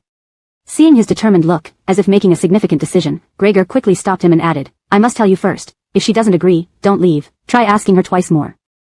If you want someone's help, you have to learn to put aside your pride, understand? Being taught by his younger brother, Adonis had mixed feelings, but he nodded and walked upstairs with heavy steps, knocking on Kelly's door again. When he heard a come in, he cautiously pushed the door open and entered. Kelly was playing with her phone at the desk, turning back without any change in her expression. What do you want? She asked. Adonis coughed awkwardly. I need your help with this matter. Not interested, I don't want to help, Kelly immediately replied. Just kidding, not adding insult to injury was already generous enough. Adonis's face turned even redder, as if burning up. He wanted to leave, but recalling Gregor's advice, his feet felt glued to the ground. Kelly focused on her own things. After a while, she noticed the heavy breathing behind her and turned to see Adonis standing there like a statue. She raised an eyebrow. Why haven't you left? Do you need me to escort you out? Adonis clenched his fists tighter, his ears growing even redder. I beg you for help. I was wrong in the past, I will change. Please, I beg you. Kelly put down her phone and seriously looked at Adonis. She remembered her first impression of him. A born aristocrat, someone who would never lower his head. But now, he actually resorted to begging. Her chest felt a dull ache, unsure whether it was from the original owner or herself. Emotions flashed through her eyes, and she nodded, all right, I'll help you. Adonis looked at her in surprise, genuinely not expecting her to be so accommodating, and moreover. Chapter 348, Temporary Wait. Kelly offered her help without asking any questions. Did she really trust him? Trust was crucial to the current Adonis. Do you dare to help me, not fearing that I might have really done those things to Adrian? He asked. Kelly looked at him with a derisive and mocking gaze. Not everyone is as stupid as you. Adonis, who was rebuked, did not get angry but even lifted the corners of his mouth into a smile. Yes, indeed I was foolish in the past. Kelly gazed at him curiously, feeling an intense chill. He couldn't have been truly driven mad by this incident, could he? That wouldn't be it. Shaking off her thoughts, Kelly spoke earnestly. Adrian risks her reputation just to get close to you, which proves she has an ulterior motive. What's her goal? At this moment, Adonis finally calmed down enough to ponder the situation. He plunked himself beside Kelly's bed, and though she frowned slightly, she said nothing. She called me twice, saying she wants to return to the Flynn family, but my parents won't allow it, Adonis explained. Truly deserving of being the head of the Flynn family, her quick thinking led her straight to the heart of the matter. Kelly nodded, that should be it. Since that's the case, let's watch and wait for now. We'll see what she really intends after she comes back to the Flynn family. Let's resolve both problems at once. One problem was Adonis's reputation, and the other, naturally, was the scheming Adrian herself. I do have a way to make her confess the truth, but now isn't the best time. You will still need to endure some online attacks for a few days, Kelly said solemnly. Adonis nodded vigorously. All right, I'll follow your lead. As long as he could clear his name eventually, everything else didn't matter. And Kelly was also thinking about the best for the Flynn family. Unconsciously, Adonis was being led to think deeply. You can leave now, Kelly said. Only then did Adonis rise from his seat and walk to the door. As he placed his hand on the doorknob, he turned back. Thank you for helping me. I've done so many wrong things before, yet you. Seeing him about to become sentimental, Kelly tooted, helping you doesn't mean forgiving you. All words got stuck in his throat instantly, leaving Adonis nodding silently in acknowledgement before leaving. Kelly finally breathed a sigh of relief. She genuinely felt that the Flynn family sometimes seemed to have something wrong with them everywhere. After returning to his room, Adonis took a shower and lay on his bed half-dazed. The day's events left him bewildered, almost believing he was dreaming. But pinching his cheeks hard, the pain proved otherwise. Reflecting on his past actions towards Kelly in those biased words, Adonis felt very remorseful. He was filled with gratitude and guilt toward her. From now on, he would love this sister wholeheartedly. Anything Adrian had or hadn't, he would make up for to Kelly. His phone rang, showing a call from Allah. After answering, Allah informed him to work from home in the coming days and avoid appearing in public. Publicly, they would say that Allah was taking over the company again. Toward the end of the call, Adonis asked, "Father, are you willing to believe me?" Allah scoffed, "My son wouldn't be a sex-addled waste. Don't worry, the company still belongs to you. Take a break at home these few days, and resume work after the storm dies down." Hearing this, Adonis felt immensely satisfied. The suppressed smile on his lips couldn't be hidden. Hardship makes true feelings more evident. His father's willingness to trust him was a tremendous surprise and comfort. In another room, Kelly was on a video call with Hassan. They usually had calls nearly every day when apart. "Isabel, is what's happening online true?" Hassan asked directly, puzzled. He always spoke his mind to her. Kelly shook her head, "Of course not. Elder brother was tricked." Hassan nodded, clearly convinced. Adonis acts like an emotionless robot except when dealing with company matters. It's impossible for him to lose control like that over women. But the Flynn family seems pretty chaotic now. "Why don't you come to me?" He was essentially taking advantage of the situation. Kelly smiled faintly and shook her head, "Precisely because it's chaotic, I need to stay here." Hassan sighed, "All right. In a while, there will be a press conference for Divine Fairy. Ulrich asked me to invite you to join." Kelly affirmed, "I will be there." There were too many recent events, she nearly forgot about her upcoming drama series. Ending the call, she searched social media for news related to Divine Fairy. She saw her and Hassan's names followed by trending hashtags due to their public announcement of dating, making fans of the Sugar couple eagerly anticipate. This was official Sugar. On the official microblog of the Divine Fairy, netizens learned that Kelly and Hassan would both attend the press conference, driving them crazy. "Shouldn't Brooke Jing come over too? Since you two have already made it public, can you guys show some affection in front of the public? Recently, the two of them haven't appeared together at all. I can only read fan fiction to satisfy my craving." "The one you're talking about, which one is it?" "The one I've been following recently has very good writing and their personalities are similar to the real two of them. Why don't we exchange our book titles and read each other's?" Seeing the book titles fans posted, Kelly was extremely curious. There was a link right below, so she clicked it directly. Then she saw the fierce and passionate title of the book. Immediately, Kelly's face turned red all the way to her neck. She really didn't expect her fans to be so bold. This kind of content published online wouldn't get the account banned. However, there were quite a few people reading it below, all saying it was really good to ship, imagining the two of them in real life. Kelly blushed and put her phone aside, wishing she could tweet to tell the fans they were thinking too much, that they hadn't even gotten to that point yet. But such behavior was impractical, so she could only endure it and went to the bathroom to wash up, splashing cold water on her face to cool down. That night, Kelly, who never dreamed, vaguely had a dream. When she woke up the next day, her face wasn't as cold and indifferent as usual but burning hot. If she had known this would happen, she shouldn't have clicked into the fans' creation novels last night no matter what. Kelly picked up her phone beside the pillow and opened it, just to see a message from Hassan with a screenshot at the top. The book in the screenshot was exactly the fierce and passionate one she saw yesterday. He saw it too, and Kelly's whole face turned bright red instantly. Then she read the text he sent. "Isabel, the me in the novel is happier than the real me.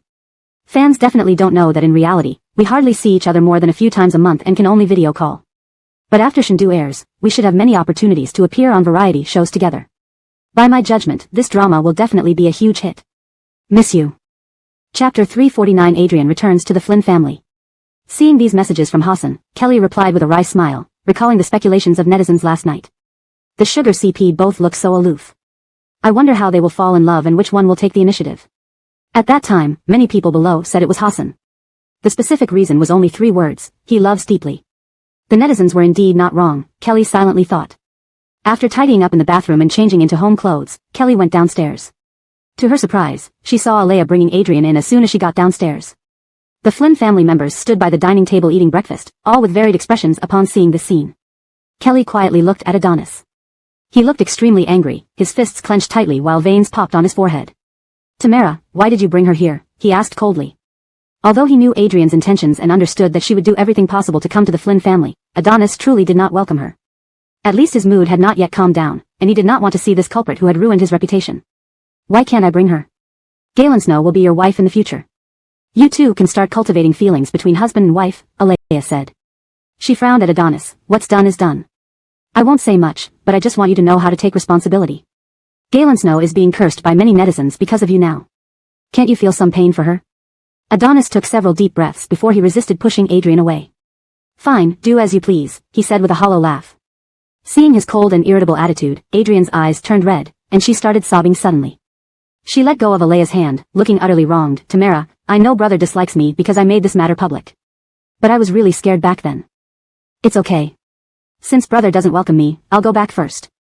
It's just some injuries. I can handle myself. As long as brother is happy, it's fine." This submissive and pitiful demeanor moved Alea immensely. After all, in her view, everyone was women, and her son was the one who had done something wrong. How much longer are you going to go on? Send Galensno to her room right now and take care of her personally. If anything happens to her, I'll blame you, Alea said, glaring angrily at Adonis. Feeling truly helpless towards his mother, Adonis could only endure his disgust, helping Adrian up while feeling her entire weight on him. An allergic reaction was almost triggered. But Alea's piercing gaze forced Adonis to clench his teeth and walk up the stairs very quickly. Passing Kelly, Adrian flashed a challenging look. She enjoyed the sympathy of the whole Flynn family, ensuring her future would get better. Adonis helped Adrian into her old room without saying a word, turning around to leave immediately. However, just as the door closed, it was pushed open again by him. Brother, do you want to talk to me? Adrian asked in surprise, her little face flushed as if she was a girl lost in love. In fact, Flynn Qingao felt intensely disgusted now. He still had to suppress it, looking down at her and asking, what exactly happened with the live stream and all the stuff online? You and I both know nothing happened. Yet you insist on framing me. What are you trying to do? Flynn Qingyao's eyes were sharp, and his question left no room for mercy. Adrian's eyes turned red, following him pitifully. Brother, it was you who did that to me back then. I said no and reminded us we were siblings, but you wouldn't listen. I know it's my fault for not stopping you successfully. But your strength was too great, and I couldn't push you away. Tears streamed down Adrian's face, her voice choking. Stop acting. We both know the truth. There's no need to pretend to be a victim in front of me, Flynn Qingao sneered. Adrian's crying continued, but her expression disappeared, even challenging him with her eyes. Brother, please don't make me talk about that day anymore. It was terrifying for me. You were like a devil that day. From now on, let's live our lives well. I won't hold anything against you, okay? Though her voice sounded like she was crying and begging, her face carried a smile. Her eyes glanced at Adonis's trouser pocket, its meaning obvious. He knew he had been exposed and could only turn and leave. Stopping at the door, Adonis turned off the phone recording, contemplating the reflection of himself on the screen. His expression was grim, not expecting Adrian to be this clever. The recording wasn't because he didn't trust Kelly but to have an extra piece of evidence. Now, it seemed useless.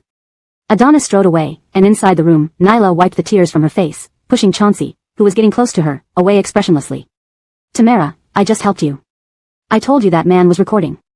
Why don't you still like me? Tamara, I love being close to you the most. You should also be close to me.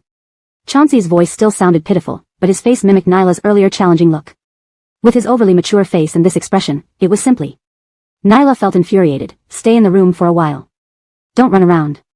If Kelly sees you and wants to kill you, I can't protect you. Chauncey jumped around the room. That woman is really terrifying. Tamara, you should kill her quickly. Once she's dead, I can do whatever I want, and I can help you get rid of these people from the Flynn family. Tamara. Chauncey kept calling Mom incessantly. Nyla now wanted to kill him the most. You shut up, she scolded. As soon as she said that, Alea pushed the door open and came in, looking rather puzzled. Xiao Hopi, I didn't say anything. Why did you tell me to shut up? Nyla realized something was wrong. Seeing Alea thinking in the room, she shook her head. Tamara, ever since that day, I often hear strange voices in my head. The doctor said it's due to trauma. Just now, I was telling the voice in my head to shut up, not you. I'm sorry. I didn't notice you standing by the door. It's all my fault. Nyla cried pitifully, and Alea's suspicion immediately softened. She sighed and sat on the bed. Xiao Hopi, it's all Tamara's fault. If only I had watched your elder brother more carefully that day. If he hadn't gone out, none of this would have happened. Tamara has something for you. This was prepared for my future daughter-in-law, an antique given by your father. Alea opened the box in her hand, revealing a snow-white jade bracelet. Nyla fell in love with it at first sight. Chapter 350, Obtaining the Wooden Token. Is this really for me? Adrian looked at her mother in shock, unable to believe that she could be treated so well now. Of course, what's mine is yours, Isabeline replied. Isabeline personally put the jade bracelet on Adrian's wrist. The blood-red color made her wrist look even more delicate and fair. She patted Adrian's hand. This bracelet suits you young people, it looks good. At that moment, Adrian felt elated inside, a broad smile spreading across her face as she suddenly hugged Isabeline. Tamara, you're so nice to me, she cooed. Isabeline held her, gently patting her shoulder, her eyes becoming distant as she recalled the past. She had raised Gianna from a tiny child to the grown woman before her, never once doubting that she was her own flesh and blood. She had also never imagined that one day they would become mother-in-law and daughter-in-law. After the initial anger and disbelief subsided, Isabeline found this current arrangement quite acceptable.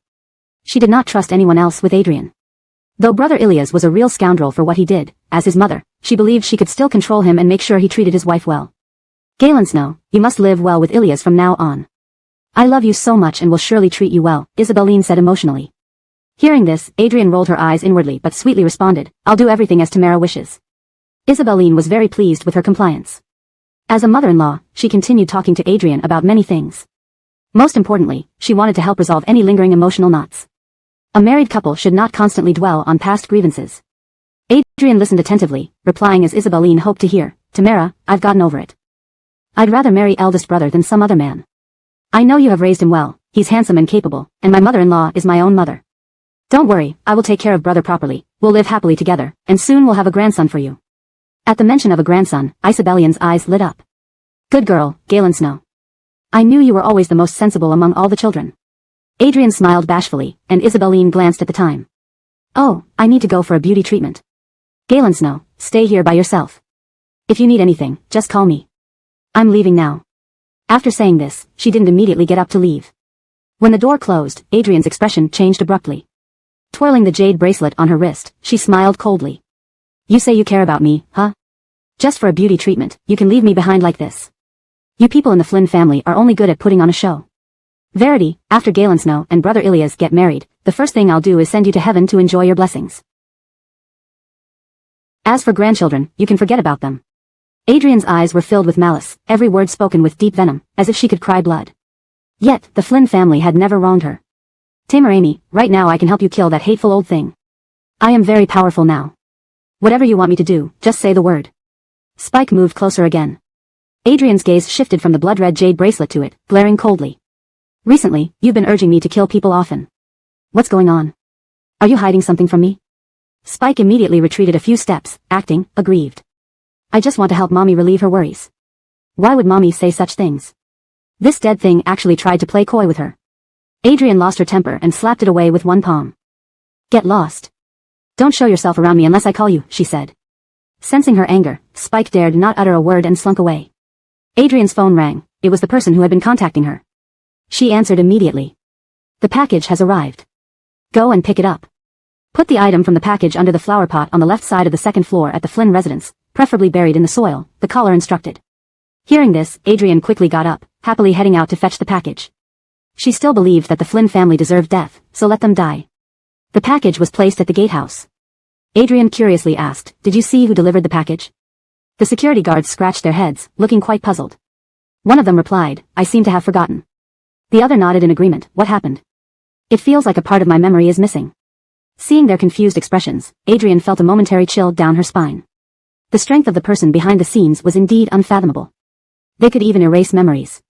Oh, how chilling. She hurriedly retrieved the package and left the guard post. At that moment, Adrian failed to realize that she was allying herself with a dangerous force. One misstep could lead to unimaginable consequences.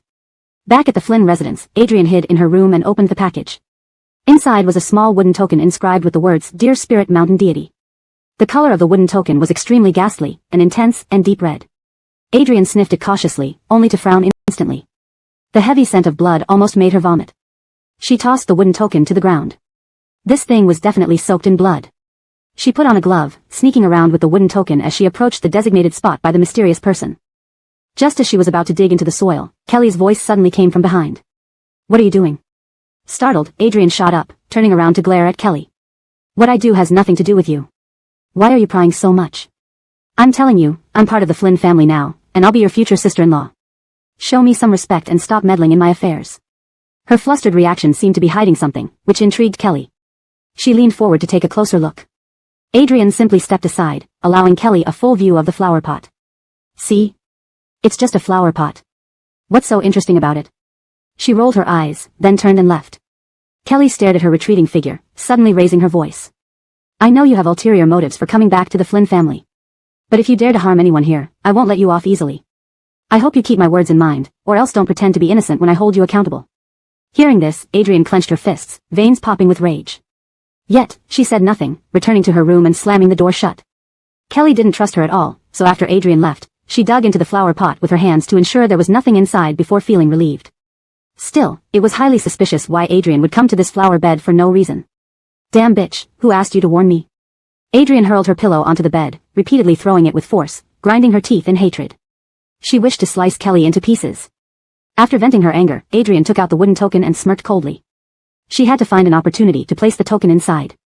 When that happens, Kelly will be done for. Chapter 351, Burying the Wooden Tablet. Kelly had been staying at the Flynn residence to closely guard Adrian, which put Hassan in a tough spot. Unable to bear the torment of separation, he decided to visit the Flynn family proactively. Just moments after chatting on the phone, Kelly was surprised to see him downstairs. She hurried down and sat beside him, mildly scolding, "Why didn't you tell me you were coming?" Tinsley, who was nearby, quickly stood up and returned to her room, giving the young couple some space. "I couldn't resist because I missed you too much," Hassan replied. He held her small hand tightly in his large one, saying, "It's been so long since I've seen you, Tyra, you're so heartless." Seeing this, Kelly felt a bit embarrassed. She coughed lightly, covering her mouth with her hand. "There has indeed been something going on at home recently. I promise that after this is settled, we will go on a trip together. Didn't you want to go to the grasslands?" Hearing this, Hassan's eyes lit up, and a smile spread across his face. "You promised, don't back out now." "Of course not." Kelly nodded vigorously. If Edison were there, he would surely marvel at how easily Hassan could be appeased by sweet words, truly top-tier emotional dependency.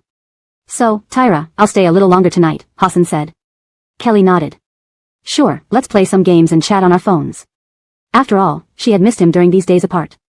But with matters at the Flynn family pressing, she had to suppress her romantic feelings for now. They had plenty of time in the future. The two sat on the sofa, playing online games. Kelly had become obsessed with the game, King of Glory, recently and couldn't control herself anymore. She loved playing as a marksman, so Hassan constantly assisted her. They worked together to achieve high scores, earning praises from their teammates. Arden came? Adrian's annoying voice interrupted them. Hassan paid her no mind, but she plopped down next to him anyway. "Arden, did you come to see Tyra?" Adrian acted as if she were old friends with them, muttering aloud without waiting for a response. "In all the days I've been at the Flynn residence, I haven't seen you two go out or date at all. Are you two fake lovers? As I see it, young couples should go out together to have fun. Chatting on phones every day is just like net love. Arden, Tyra really doesn't treat career friends well. It must be hard for you." Each word from Adrian dripped with malice, even speaking with the tone of an elder. "It's not hard," Hassan retorted casually. His response fueled Adrian, who exclaimed dramatically, "You're such a good man, being with Tyra must be your previous life's luck. Tyra, how can you just play games? You spend all day playing with other men, even when Arden comes over. Do you plan to spend your entire life with games, or with Arden?" Unnoticed by Adrian, several members of the Flynn family, including Tinsley, were watching her from upstairs, their expressions complicated. Anyone with ears and a brain could tell she was maliciously slandering. Todd, who had felt sympathy for her due to the harassment she faced, was now outright angry. He strode forward in just a few steps. Adrian only looked up when she noticed the crowd gathered in front of her. Weren't there no one around just moments ago? "Adrian, tell me, what do you mean by Tyra plays games with other men? Who does she play with?" Todd demanded angrily. "I. How should I know who?" Despite her guilty expression, Adrian still tried to argue back. Todd crossed his arms and sneered. "From what I see, the one who always hangs around strange men is you. Tyra hardly ever plays games unless I invite her." Hearing this, Adrian stood up immediately to refute him. "Don't talk nonsense, I'm your sister-in-law." Adonis turned pale behind her, breathing heavily. Just then, the game ended, and both Kelly and Hassan glanced up at the scene before them. Kelly wore a mocking, disdainful look while Hassan remained cool. "Regardless of whether Tyra played games with other men, I love her no matter what," Hassan said. Adrian stared at him in disbelief, unable to comprehend that someone would accept being cuckolded willingly. Hassan's gaze flickered, seemingly piercing through her facade. "As for you," he pointed at Adrian. "You seem very different from what you present in your live streams. Claiming to be a sister-in-law, I didn't realize you were so eager to marry Adonis. Why did you say those things in your live stream then?" Adrian stood stiffly, speechless, her face turning pale. Scanning the crowd, she realized not a single person supported her. Previously, whenever she was bullied by Hassan, they would always speak up for her. "You all gang up on me." With her eyes rimmed red, Adrian ran upstairs, only then noticing that Tinsley was also there. Now, she felt even more embarrassed and uncomfortable. Tinsley frowned thoughtfully as she watched Adrian's departing figure, assuring herself that Xiao Hopi wasn't doing it on purpose. She had just endured too much harm during this period. Back in her room, Adrian raged helplessly again. She truly hated Kelly to death. Thinking of the scene just now, she took out the wooden tablet from the bedside table and clutched it in her hand, her eyes gleaming with malicious coldness. "Come out," Adrian said. Chauncey immediately appeared, smiling brightly at her. "Tamer-Amy, you finally acknowledge me. Is there anything I can help you with?" "Go check if there's anyone on the second floor," Adrian instructed. Chauncey immediately floated out and came back after a while. "Tamer-Amy, they are all downstairs talking about something. This floor is deserted except for you. What do you plan to do?" Hearing this, Adrian gritted her teeth inwardly, thinking they were surely speaking ill of her. She ignored Chauncey, holding the wooden tablet, and went to the flower pot, looking around cautiously to ensure no one would disturb her again. Then she carefully buried the tablet in the pot. To Adrian's surprise, the wooden tablet vanished into thin air just after being buried. She had been worried about it being dug up before, but now it seemed her worries were completely unnecessary. But could the wooden tablet still serve its purpose if it disappeared? With doubts swirling in her mind, Adrian returned to her room and proactively dialed the mysterious person's phone number.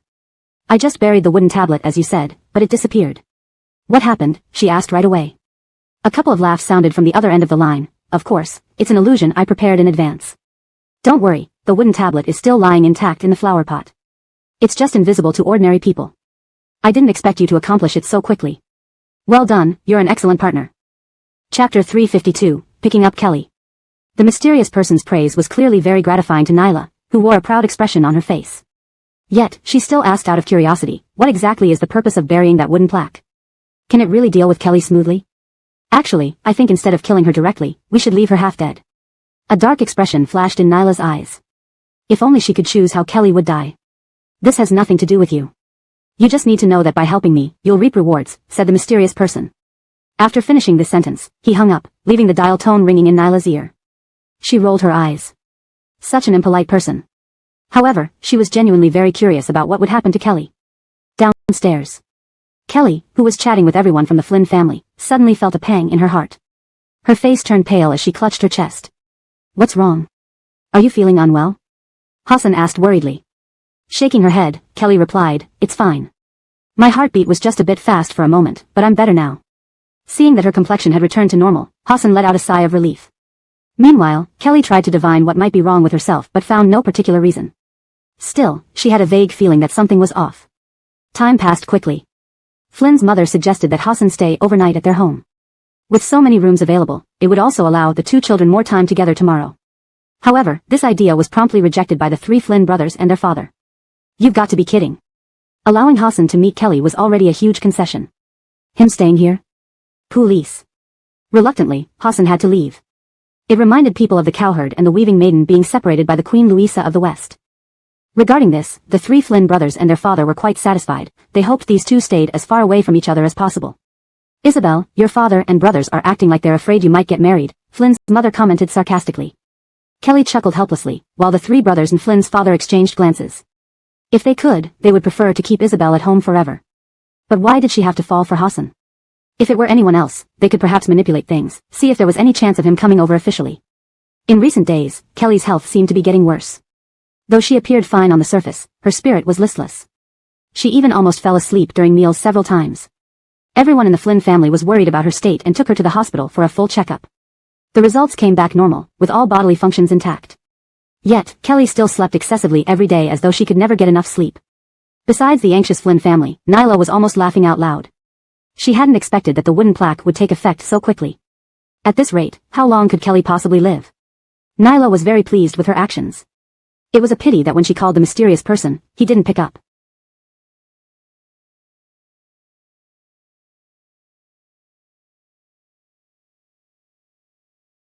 She truly wanted to ask how Kelly would die. Would she just sleep to death? That would be too easy for her.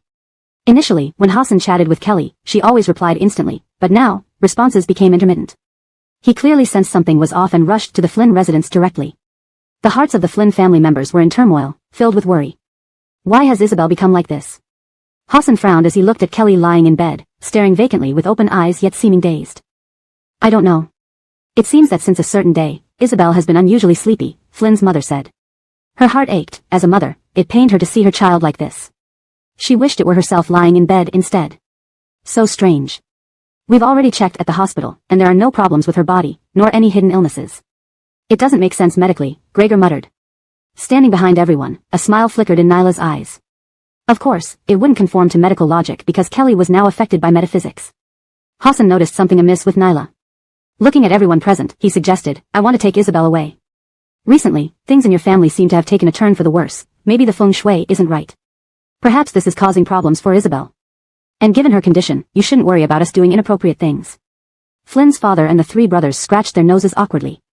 They hesitated but felt that Hassan's words made some sense. No way. Isabel is a girl after all. If her career friend takes her home, people will definitely think poorly of our upbringing, Nyla immediately objected.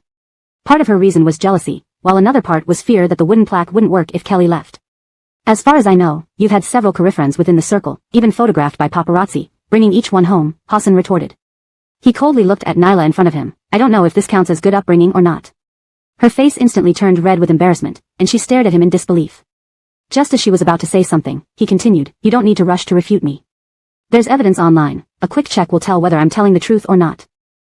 With that, Nyla could only shut her mouth, and Hassan successfully took Kelly away. He gently carried her into the car as if she were an irreplaceable treasure, while Nyla watched from behind, her eyes turning red with envy. None of her previous career friends had ever treated her like this. What did Kelly have that she didn't? Watching the car disappear in a cloud of dust, Nyla immediately rushed back to her room and dialed the mysterious person's number, eager to ask if the wooden plaque would still work under these new circumstances. Originally, she called with trepidation, fearing he wouldn't pick up again, but luckily, this time he did. I know what you want to ask, but calm down. This won't affect our plan at all, the voice on the other end preempted her question. Nyla's eyes widened in disbelief. You're that amazing? The mysterious person chuckled, if I weren't so capable, how could I have reduced Kelly to her current state? I told you before, as long as you listen to me and behave, I'll give you what you want. Someone will contact you at this time tomorrow. You'll thank me then. After finishing his words, he hung up once again. But this time, Nyla wasn't annoyed. Instead, she felt a surge of anticipation. What great things would she get from such a powerful person?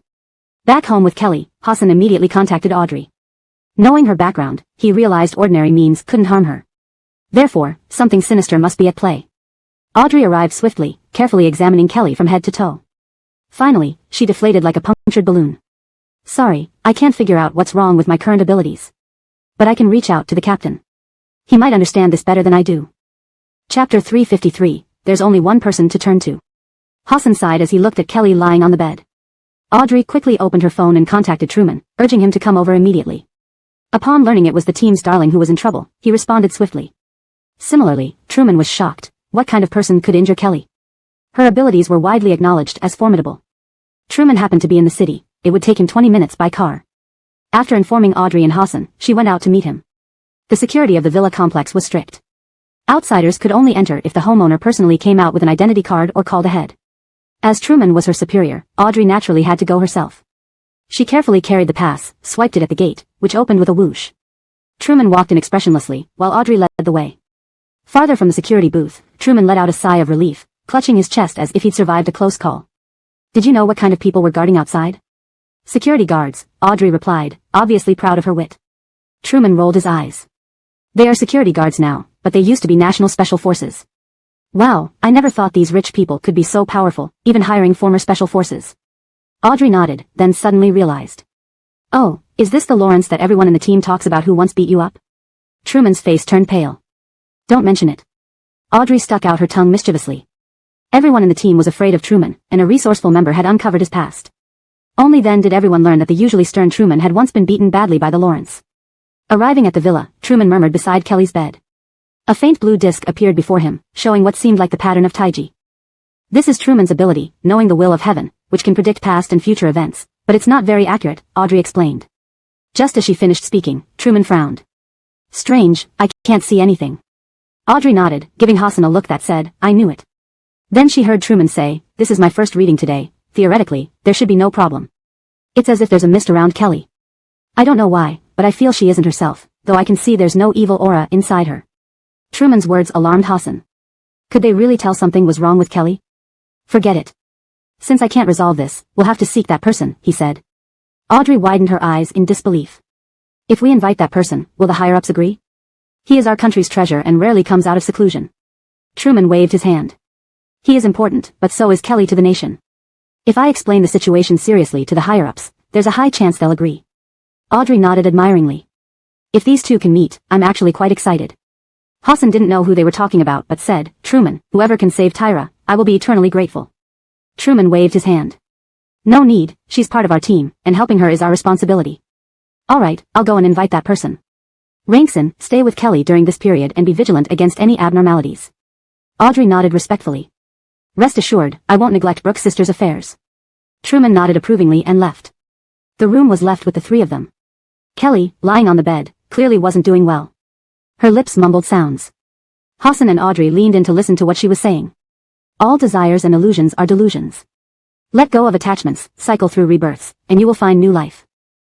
Don't be obsessed with past matters. Kelly kept muttering, and Hassan whispered softly, Tyra, can you hear me? She continued repeating her earlier words, clearly confused. Seeing her like this, both Hassan and Audrey felt heartbroken. Due to not drinking water for a long time and constant talking, Kelly's lips were cracked. Hassan took a fresh cotton swab, dipped it in water, and gently moisturized her lips. Audrey blushed deeply, feeling very excited because she too was part of the fanbase for this couple. Having both protagonists in front of her, it felt like a personal treat just for her. Not being anxious was because Audrey believed that person would definitely save Brooke's sister. Who have you been talking about? Hassan suddenly asked. Audrey looked at him and replied, a very powerful figure, one of the top figures in our Hopian department. Of course, I don't know if he is stronger than Brooke's sister or not. Thinking that Hassan would soon meet that person and no longer needed to hide their identity, Audrey decided to reveal everything she wanted to say. The person's name is Hayward. He was born into a prestigious family in the Hopian world, the only son, and has displayed extraordinary talent since childhood. After starting to study Hopian knowledge, he soared ahead of everyone by a long shot. He has handled countless big and small cases.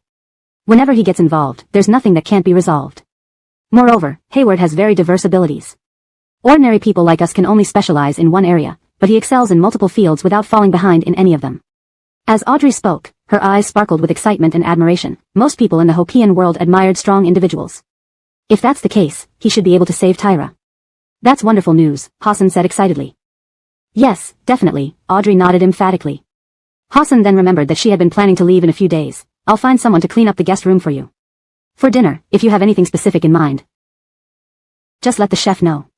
Hearing this, Audrey's eyes lit up instantly, envying the luxurious lifestyle of the wealthy. Anything I want? Even those expensive, high-quality ingredients that I couldn't afford before, she asked with a smile. Yes, Hassan nodded, readily agreeing. Audrey thanked her lucky stars for knowing such wealthy people. As she watched him leave, her gaze returned to Kelly on the bed.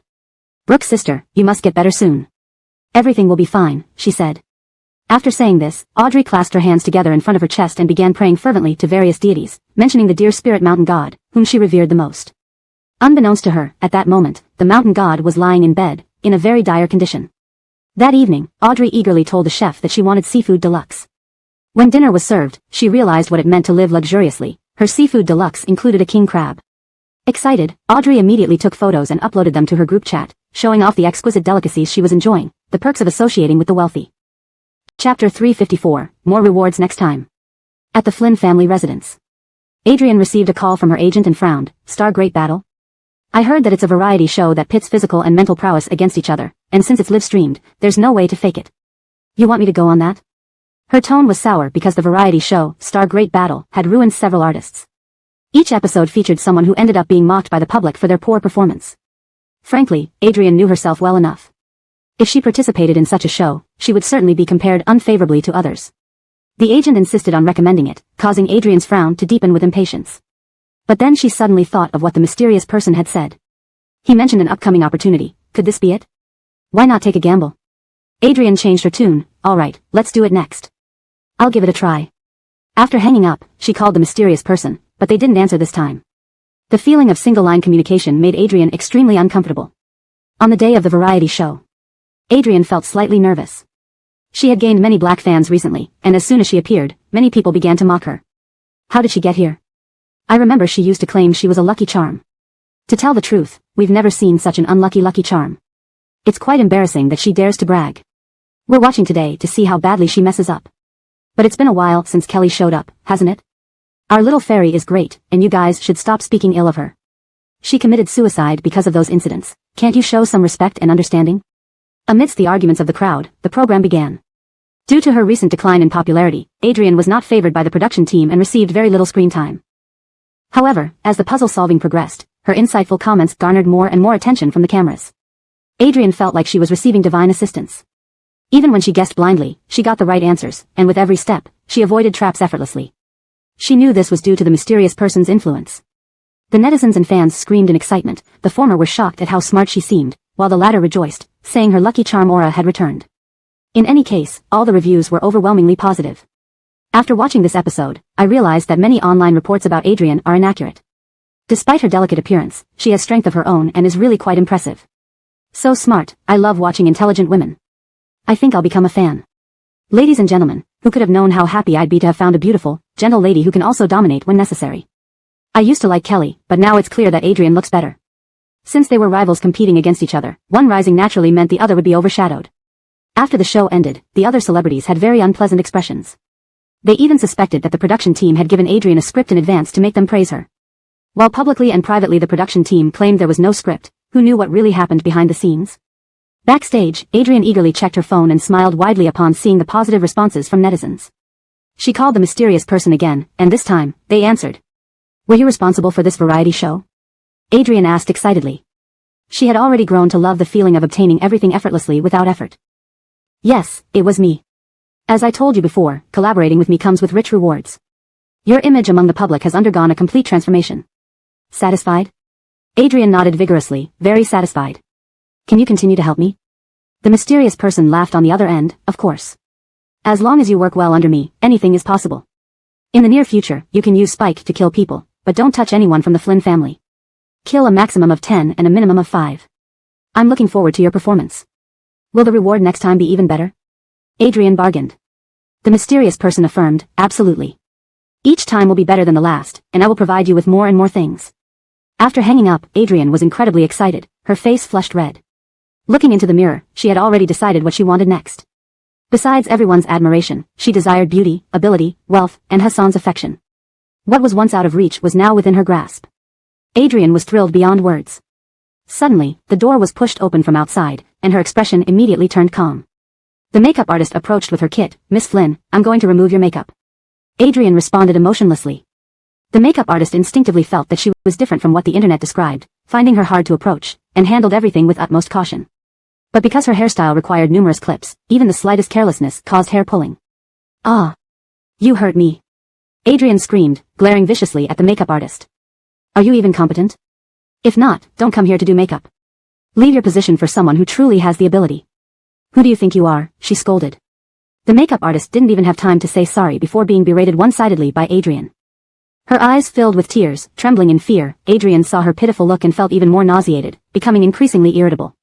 With only us two here, who are you trying to pity yourself for, hoping others would know I bullied you, right? Pa, all of you are disreputable, harboring all sorts of wicked intentions. The makeup artist wanted to deny it, but the door was pushed open again, and a photographer holding a live-streaming phone walked into the room. He originally intended to stream the actor's backstage area, but upon entering, he witnessed this scene and his face turned quite unpleasant, unsure whether to enter or back off. The live-streaming netizens were all shocked. What is Adrian doing, bullying the makeup artist? Goodness, her face just now was truly terrifying. Though it flashed by quickly, it genuinely scared me, like a female ghost. How helpless the working class is, we really have no human rights. How heartbroken for the makeup artist. Come hug me. Although she didn't watch the live-streaming phone, Adrian could guess everyone's reactions. She immediately covered her head and cried pitifully. I just said the makeup today isn't very good. Even if you're upset, you shouldn't react like this. The makeup artist stared blankly at her, clearly not understanding what had happened. Adrian took her hand away from her head, revealing a strand of bloody hair, slightly stained with some scalp. The makeup artist's eyes widened in shock. It wasn't her doing. No, I just lightly pulled out a single hair when I accidentally yanked the clip. This isn't what happened, you are slandering me. The makeup artist urgently defended herself. Chapter 355, The Death of the Makeup Artist. Hearing the makeup artist's words, tears flowed down Nyla's face even more profusely. Defame you? Why would I want to defame you? We have nothing to do with each other. I just wanted to say that I'm really in pain, she choked out through sobs. A pitiful, injured celebrity versus a makeup artist who looked shocked and pale, everyone naturally sided with the latter. Come on, now makeup artists can bully celebrities. Why don't you try it yourself? If you had a big chunk of your hair pulled out, you'd be uncomfortable too. I feel so bad for her. Who is this makeup artist? Everyone, dig her up quickly. Nyla's personality is so weak, no wonder she used to be bullied by Kelly. Amidst everyone's sympathy, the photographer left with his phone, satisfied after enjoying the spectacle. The door closed once again. Nyla's tears vanished rapidly from her eyes, and she looked at the makeup artist coldly. Come over here and take off my makeup. Due to work needs, even if she didn't want to, the makeup artist had no choice but to approach meekly and carefully remove her makeup. Fortunately, Nyla didn't say anything else or blame her further. The makeup artist was starting to doubt herself. Did she really pull out a lot of hair? Thinking about Nyla's usual public image and her furious expression earlier, she felt she was indeed at fault. Miss Flynn, I'm really sorry. I didn't mean to hurt you so badly. I don't know how I can make amends, but I'm truly very sorry, the makeup artist said. Nyla opened her eyes and looked at her blankly without saying a word, then got up and left with her bag. Her scalp still stung where the hair was missing. At that critical moment, Nyla had only one option, to let Adelita hurt her by pulling her hair forcefully. She blamed the makeup artist, thinking all this was her fault. She wouldn't let her off easily. After Nyla left and got into the minivan, she gave Adelita a glance, and it slowly floated back. Inside the makeup room, the makeup artist tidied up. She felt extremely upset, not only because of hurting Nyla but also afraid of what kind of punishment the director might give her. She had worked hard to get this job and didn't want to lose it. Suddenly, the lights flickered wildly, catching her attention. Then they returned to normal brightness. Thinking it was just a short circuit, she lowered her head to continue cleaning up. But suddenly, she froze, staring incredulously at the mirror in front of her. In the mirror, behind her, there was a small but robust figure floating. "You hurt my mommy, and she's very angry, so she told me to kill you." The childish voice frightened the makeup artist into screaming loudly. She rushed forward to open the door, but no matter how hard she tried, the door remained tightly shut. There seemed to be people knocking outside. "What's happening? Is anyone inside? Hello? Help!" screamed the makeup artist. The knocking turned into pounding. "Tamarani says you shouldn't die easily. You must suffer a lot first. So let's see when these people break down the door. If they don't open it soon, I won't cut your throat." Adelita then climbed onto the makeup artist, scratching her face while she screamed in agony, bloody marks appearing. Then it started biting and clawing her all over. The makeup artist collapsed on the ground, convulsing in pain. Her body was already mangled, with chunks of flesh missing and her scalp torn off along with her hair. Just then, the door was finally forced open, and those entering saw the gruesome scene, screaming and calling the police. Adelita left contentedly. Meanwhile, Nyla took a deep breath, feeling an abundance of energy filling her body, making her feel very comfortable. Adelita was closely connected to her, and their feelings should be interlinked. She didn't think much about it. With many crew members around, photos of the makeup artist's mysterious death were posted online. Though gory content was censored, the photos still spread, revealing the horror of the scene even with pixelation. #backstage makeup artist dies mysteriously during celebrity showdown #. #how will police solve the locked room murder case? #. #makeup artist Nyla #. Because of the live stream, everyone knew this makeup artist was responsible for Nyla, and there had been a conflict between them, leading many to suspect she was somehow involved. Even online, verdicts were being passed. To pull out such a big chunk of hair, even we ordinary people would be angry, let alone Nyla. Raised in luxury, how could she possibly endure this? Isn't the Flynn family now trying to make him marry Adonis? That kind of forced offender might be capable of murder. He is really terrifying. So neither of this couple is good. The makeup artist was so pitiful, just making a small mistake at work, and she had to pay with her life. These upper-class people don't value our lives, right? In the eyes of these upper-class people, we are just livestock. Everyone understands this. Many rich playcories can beat someone to death without paying any price. Netizens grew more agitated, constantly demanding police action. At this critical moment, Nyla was photographed by a reporter personally going to the police station. This left all the netizens stunned. Was she actually going to turn herself in? A savvy short video blogger immediately began live streaming outside the police station. If Nyla could come out unscathed, it would prove she had nothing to do with the makeup artist's death. If she didn't come out, then she must have done it. Inside the police station. "Officer, I know you suspect me, but I had an alibi at that time. You can check the surveillance. I was always sitting in the minivan. Where did I have time to kill anyone? These online rumors have caused me serious harm. Can't you do something about them?" Nyla frowned and questioned Cliff. Cliff looked at her thoughtfully. She indeed had a solid alibi, which was why the police hadn't summoned her. But for some reason, he felt this woman wasn't trustworthy. The righteous aura of the police officers naturally clashed with any evil presence, allowing them to sense something was off. Clarifying the rumors requires thorough investigation before confirmation. "Right now, you are indeed the prime suspect, but due to your alibi in the minivan, we haven't summoned you," said Cliff. His hawk-like eyes seemed capable of seeing through everything as he stared at Nyla. However, the marks on the makeup artist's body are quite intriguing. "Miss Flynn, do you have any thoughts on what killed her?" Chapter 356, Clearing Suspicion. When questioned by Cliff, Adrian felt a sinking sensation in her heart, but as an actress, she maintained her composure perfectly and appeared genuinely puzzled. "I didn't have time to look at what was on the internet before it got deleted. The images were covered in blood, quite horrifying indeed, but why do you say that the death is suspicious? Is something not right?"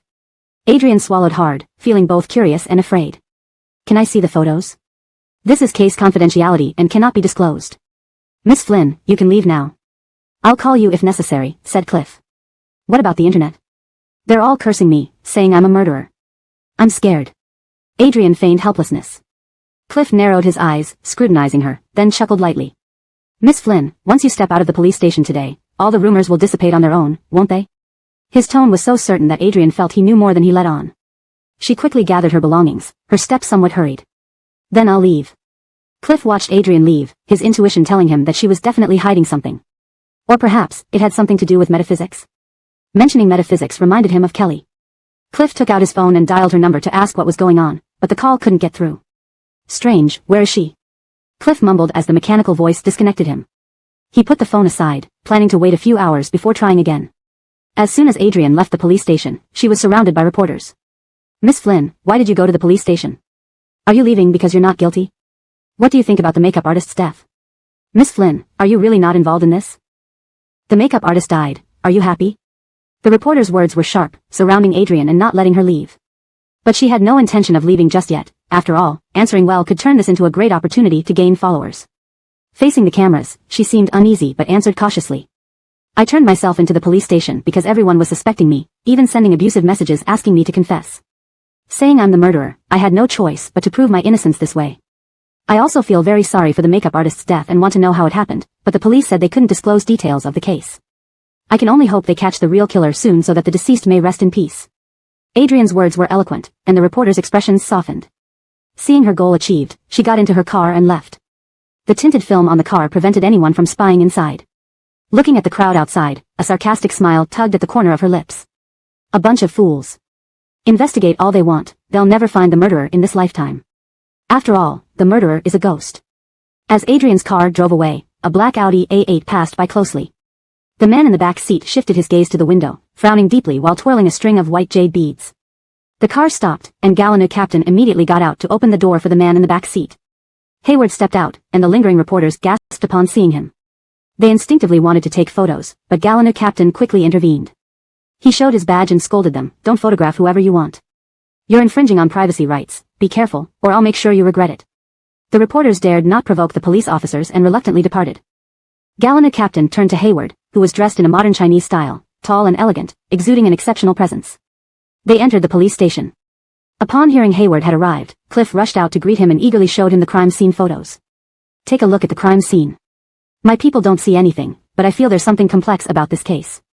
In the photos, Moxie's body looked extremely horrific. Hayward paused mid-motion as he twirled the prayer beads and nodded. Indeed.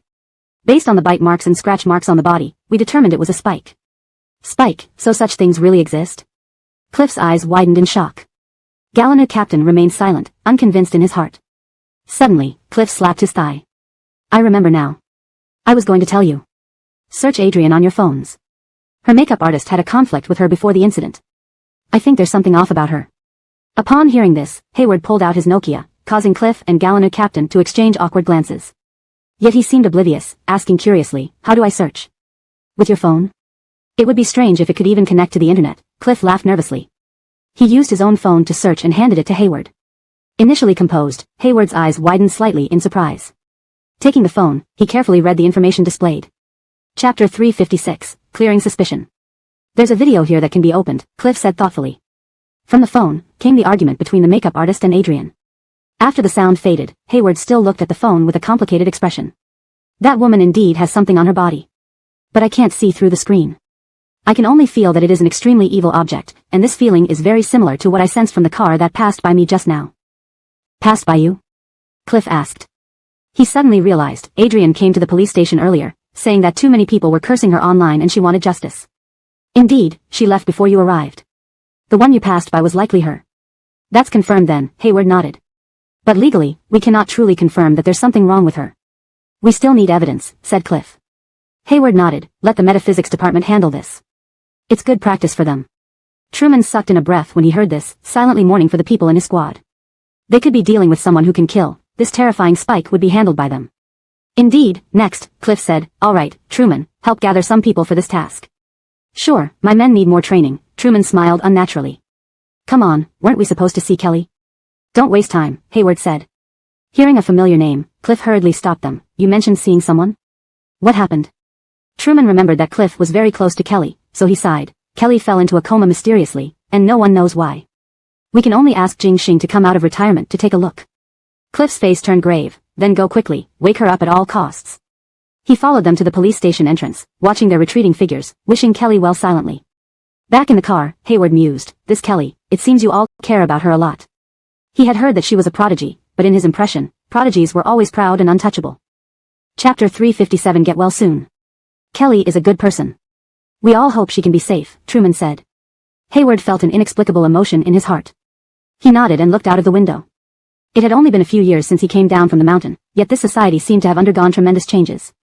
Buy me one of your types of mobile phones, he said. Truman recalled Hayward pulling out a Nokia from his pocket earlier and almost burst into laughter. Anyone who saw that scene would have laughed. The legendary genius, such a high-end person, but, giggles. The car stopped at the villa, and after Hassan made a call, the two of them smoothly entered the neighborhood. Audrey jogged out to greet them. She stared blankly at Hayward and turned to ask Truman, "Is this the nationally protected person?" "Yes," Truman replied. Audrey sincerely felt that geniuses were becoming too common nowadays. She had thought Kelly was already exceptional enough, never expecting another one like her here. Damn. Audrey wished she could place her hands on her hips and angrily ask the heavens, why were there so many geniuses? However, the heavens had no time to answer her. The three entered the villa compound and saw a door that could be unlocked by fingerprint. Hayward's pupils visibly contracted. Fortunately, everyone was looking inside, and no one noticed him, saving him from embarrassment again. "What did you eat last night? Is there any left?" Truman couldn't resist asking Audrey. She hesitated, feeling a bit guilty instinctively. But looking at Truman, it seemed he also wanted some. Audrey cautiously asked, "If you want it, I can tell the kitchen. This is a privilege given by my brother-in-law." "Alright, I'm a bit hungry anyway." "Go ahead and arrange it," Truman said. He tried to maintain his serious expression, but his constantly rising corners of his mouth clearly revealed his craving. Coming down from the mountain, Hayward hadn't seen any group chat, naturally misunderstanding what they were talking about. "Then you two go see Sister Brooke first, and I'll go to the kitchen to speak with the chef. We'll have a hearty meal tonight," Audrey said, bouncing off. Knowing that dinner tonight would definitely be very rich, Hayward silently swallowed his saliva, eagerly anticipating it. Truman led the way into the room, with Hassan standing by the bedside. Hayward was blinded by the golden light of virtue emanating from Hassan, then turned to look at the bedridden Kelly. "She has lost her soul." He spoke with certainty, causing Hassan to feel a slight stir of emotion. "You can tell that. Does that mean you can bring back her soul?" "Of course." Hayward nodded. He placed the prayer beads he held in his hand carefully on the table, his thumbs swiftly forming seals, and behind him appeared a Taoist disc. At this moment, Hayward was drastically different from his usual peaceful demeanor. He loudly commanded, "Soul return." Beams of blue light shot out from the disc towards Kelly lying on the bed. Her eyebrows knitted as if she felt uncomfortable, which made Hassan quite worried. "Don't move at all," Truman warned. Blue light continuously poured in, but Kelly showed no signs of waking up. Hayward's face gradually turned pale, and he abruptly withdrew his strength. The blue disc vanished in midair. "It won't work. Her soul seems to be bound by something more powerful than me. But that thing isn't hurting her, it seems to be nurturing her soul. Strange, during the confrontation just now, I actually sensed a divine will," Hayward muttered. His eyes lit up with great interest. After being a genius for so long, it was finally a challenge, making him extremely happy. "Can we still save Tyra?" Hassan asked worriedly. "Yes," Hayward answered firmly. "But, I need to ask you some questions." Turning to Truman, he continued, "Please leave first." Truman, wanting to stay and watch the drama unfold, had no choice but to quietly leave. Inside the room were only two people and the unconscious Kelly. She is not the original owner of this body. Or rather, perhaps she is, but for the past 10 or so years, someone else resided in this body. "No, not someone else," Hayward said. He contradicted himself with every sentence, looking very crazy. Yet, Hassan knew that every word he said was true. "Your life destiny was once swapped by someone. You should have died a few months ago. It was she who went through great lengths to swap it back for you. Your relationship with her must be extraordinary," Hayward explained, his eyes cold and serious. "Now I need you to tell me the real identity of Kelly. Only knowing this can I find her soul." Hassan remained silent. He could see that this man was indeed very capable, but... He shook his head. "What real identity? Tyra is just Tyra. Her condition suddenly worsened at the Flynn family. I think you should go to the Flynn family and see what's going on, there should be clues there." Hayward squinted upon hearing this. He knew that the man in front of him was very alert and smart, and he wouldn't easily give away any information. Actually, it wasn't necessary to find Kelly's real body to save her. As long as they found what had lured her soul away, it would be enough. "Alright, I will visit the Flynn family tomorrow. Today, please arrange a room for me to stay," Hayward said. Hassan frowned. "Why tomorrow?" Hayward remained expressionless. "I have my reasons." He kept pondering over what Audrey and Truman had said earlier. Since there was a feast tonight, he definitely needed to stay. "Okay." Hassan agreed. He looked at Hayward, feeling very heavy-hearted, sensing that this person would surely be a big trouble. Bringing him here might affect Kelly. That night, Hayward saw the dinner and finally understood how extravagant the lives of these wealthy people were. He, of course, decided to indulge himself. So, everyone at the table watched as he ate with graceful movements, but the dishes vanished at an astonishing speed, incredibly fast. Audrey and Truman were stunned, hurriedly grabbing food, fearing that all the dishes would be gone if they didn't pay attention. The only person who ate until full that night was Hayward. He truly glowed from the delicious meal and felt he didn't want to leave.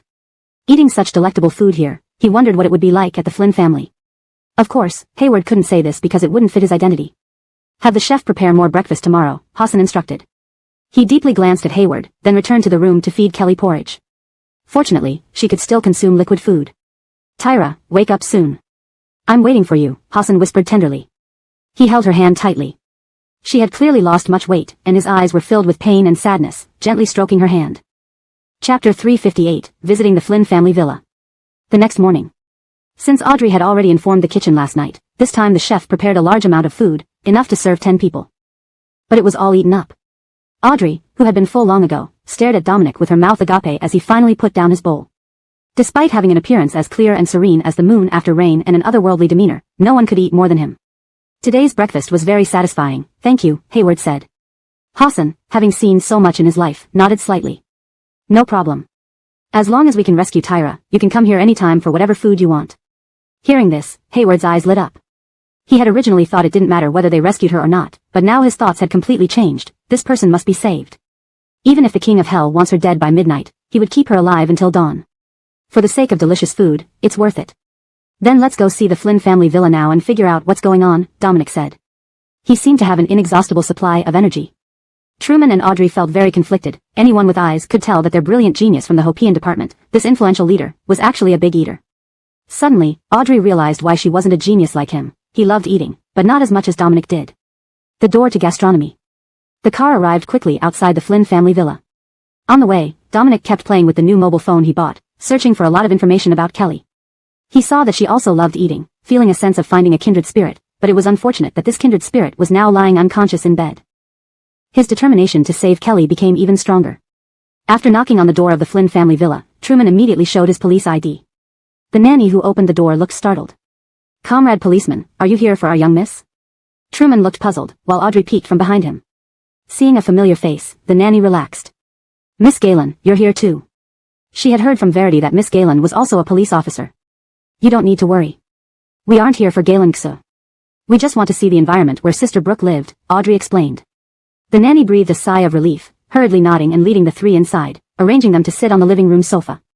Please wait a moment. I'll go upstairs to inform Master and Mistress, the nanny said.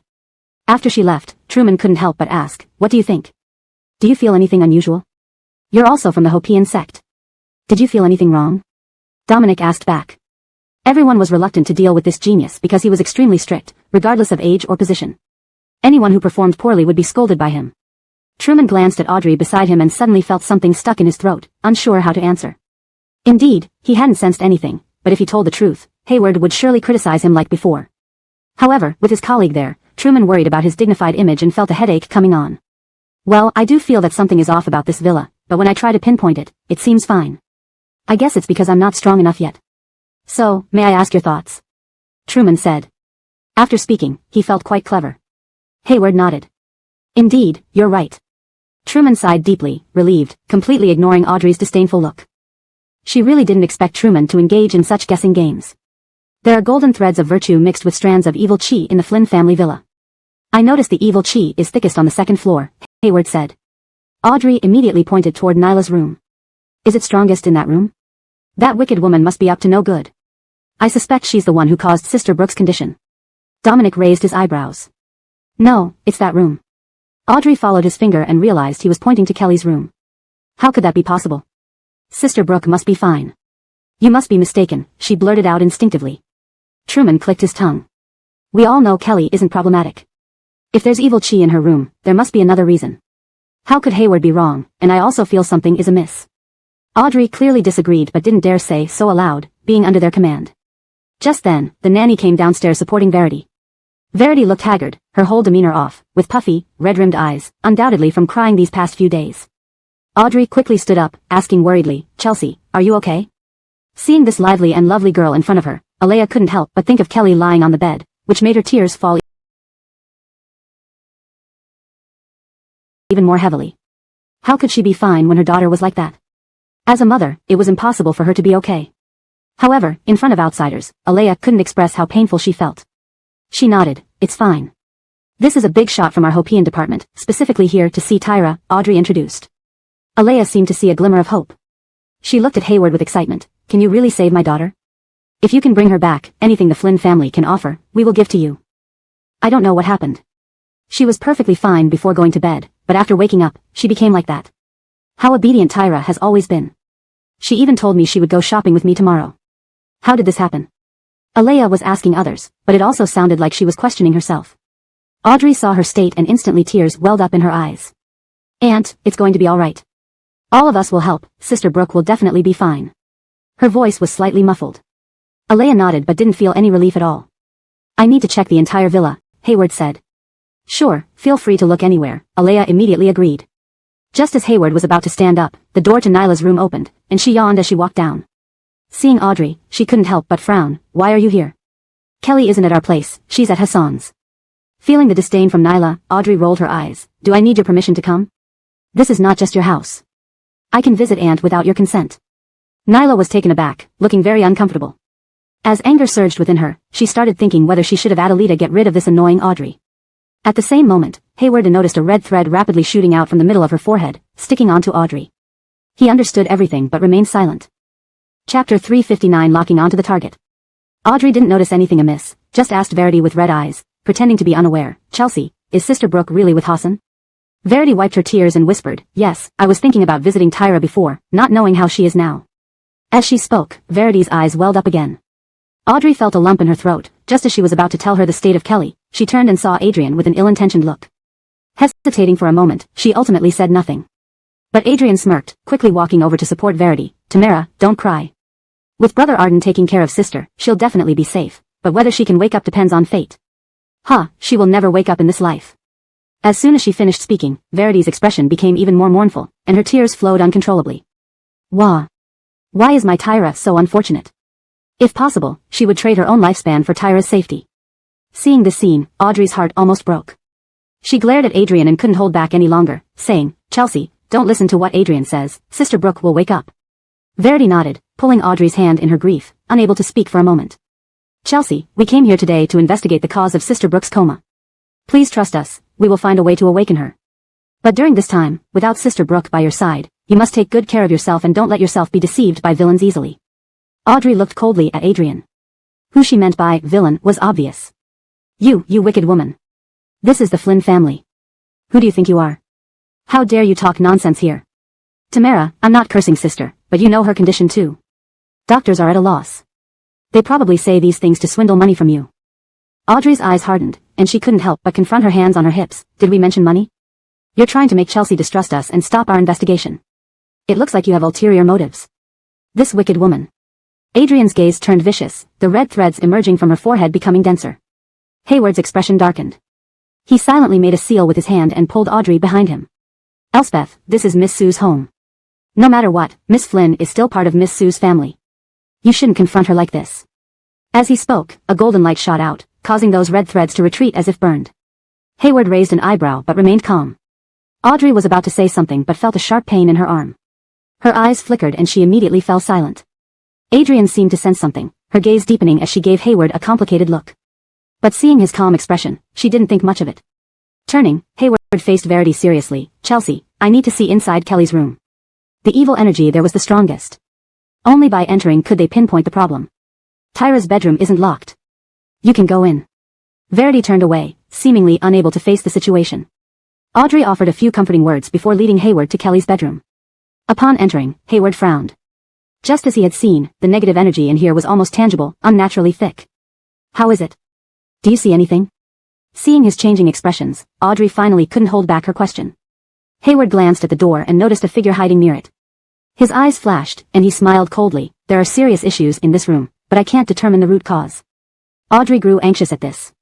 Suddenly, Hayward gestured for silence until the shadow outside disappeared. Then he leaned close to Audrey's ear and whispered. Although I can't pinpoint the reason right now, I know this is closely related to Adrian. To wake up Kelly, we must break through her. The eavesdropper outside was none other than an anxious Adrian. Hearing Hayward say he couldn't find the cause, her worried heart relaxed instantly, then she quietly left. But unknown to her, she had already caught Hayward's attention. Nevertheless, Hayward and Audrey couldn't be careless. Thinking of this, Adrian took out her phone and dialed the number skillfully. On the other end, a hoarse, low voice answered quickly. What is it? Today, several people came to my house. One of them is called Hayward. Do you know him? Hayward? The man knitted his brows slightly, his eyes inevitably darkening. You haven't provoked him, have you? As soon as he heard Hayward's name, the man's tone instantly turned unpleasant. The man on the other side was none other than the mysterious person who had occasional contact with Adrian recently. Adrian was puzzled but still answered that she hadn't. She was busy arguing with that despicable Audrey throughout and had no unpleasantness with Hayward whatsoever. The mysterious man fell silent for a moment before ultimately muttered, looks like we need to redeploy. Adrian, you'd better behave in the coming days. If you draw Hayward's attention, even I can't save you. The mysterious man seemed to think of something, warning her coldly before intending to hang up. Adrian's expression froze, involuntarily raising her voice. He's that strong? I don't care. You must guarantee my safety. Don't forget, we are in the same boat. If anything happens to me, you won't be able to get off scot-free either. The mysterious man on the other side snorted coldly, not waiting for Adrian to go berserk again. He directly hung up. Faced with this, Adrian's face changed drastically, but apart from raging helplessly, she had no way to deal with him. Taking several deep breaths, she tried to calm herself down. At this point, only she could save herself. Come out. She called out sternly, and soon after, Spike appeared faintly.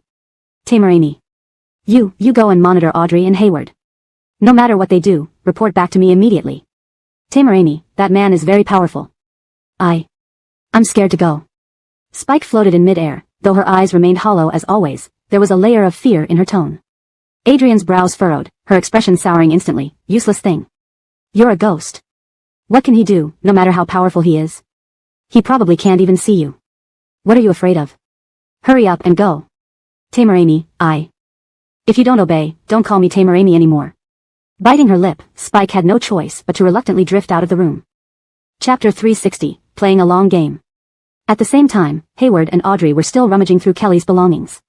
On one hand, he could sense that there was indeed something in the room that he hadn't discovered yet, so he wanted to try his luck. On the other hand, from their brief encounter, he could tell that Nyla was not someone who could remain calm for long. If she didn't see them leave, it wouldn't be long before she tried to investigate. As soon as she acted, she would inevitably expose herself. Then, everything would become much simpler. Tell me, can you find anything suspicious? Audrey was worried about Kelly, and her tone had an evident edge of impatience. Hayward put down what he was holding, a glint of amusement flashing in his eyes. Don't worry, here she comes. The next second, Spike's transparent figure drifted straight through the door, looking at the two people who had made his mother unhappy with a sullen face. Initially, he was somewhat concerned about Hayward, but since the latter showed no reaction for a long time, he finally believed Nyla's words. They couldn't see him. Relieved by this thought, Spike floated up to him and snarled fiercely. If only he hadn't been given no orders to bite them dead, he would have killed them upon entering. Hayward gave a silent cold laugh in his heart and then turned his hand into a gesture. Before Spike could realize what was happening, a voice rebuked, and Spike was forced to reveal himself. Spike was taken aback and instinctively turned to flee, but Hayward didn't give him the chance. With a swift motion, Hayward grabbed Spike's slender legs forcefully. Spike struggled for a long time, not only failing to break free but also suffering pain, eventually stopping in silence with an ugly expression. Gallant old thing, Nyla sent you, right? Audrey, standing nearby, watched this scene for a long time, dazed. Just as she regained her composure, Hayward's slightly mocking words came to her ears. Not really, is this ugly thing sent by Nyla? I will kill you. Damn it, saying he was ugly. Hayward grunted coldly, and his idle hand slapped Spike, sending him staggering toward the door. He knew he wasn't a match for Hayward, giving them a hateful glare. He turned and escaped through the door. Audrey's face changed, almost instinctively. She was about to chase after him. Although she didn't know what kind of creature this ghost child was or his background, if Nyla dared to send him over, Sister Brooke's coma must be related to Nyla. She had to catch this ugly ghost thing. But in the next moment, Hayward stopped her. Why are you stopping me? Knowing this ghost thing is sent by Nyla, why don't you subdue him or just eliminate him to avoid future troubles? Hayward looked at the tightly closed door, saying enigmatically, keeping him around has its uses. Audrey frowned. Seeing he didn't intend to explain further, she pursed her lips and remained silent. Afterward, Hayward took Audrey downstairs. At that time, Flynn's mother was still sitting on the sofa, sobbing quietly. The maid beside her was trying to comfort her, albeit ineffectively. Seeing the two come down, the maid greeted them, and Flynn's mother stopped crying. Did you find anything? Worried about Kelly's condition, she blurted out the question without thinking. Chelsea, we noticed some issues, but to confirm whether it's due to that thing, we might need to stay here for a few days and observe more closely. Hayward interrupted Audrey and said apologetically. There's no problem. I'll have the staff prepare 2 guest rooms right away. Flynn's mother, hearing that they had found something, immediately became serious, casting a glance at the maid. The maid understood and nodded to leave to prepare the rooms. But in the next second, Hayward called her back. Wait. Chelsea, may I ask how good the food standards are at the Flynn family? Flynn's mother and the maid both froze, not quite reacting, while Audrey, speechless, nudged him with her elbow. What are you talking about? Sister Brooke has a professional chef, so the meals should be on par with restaurant standards.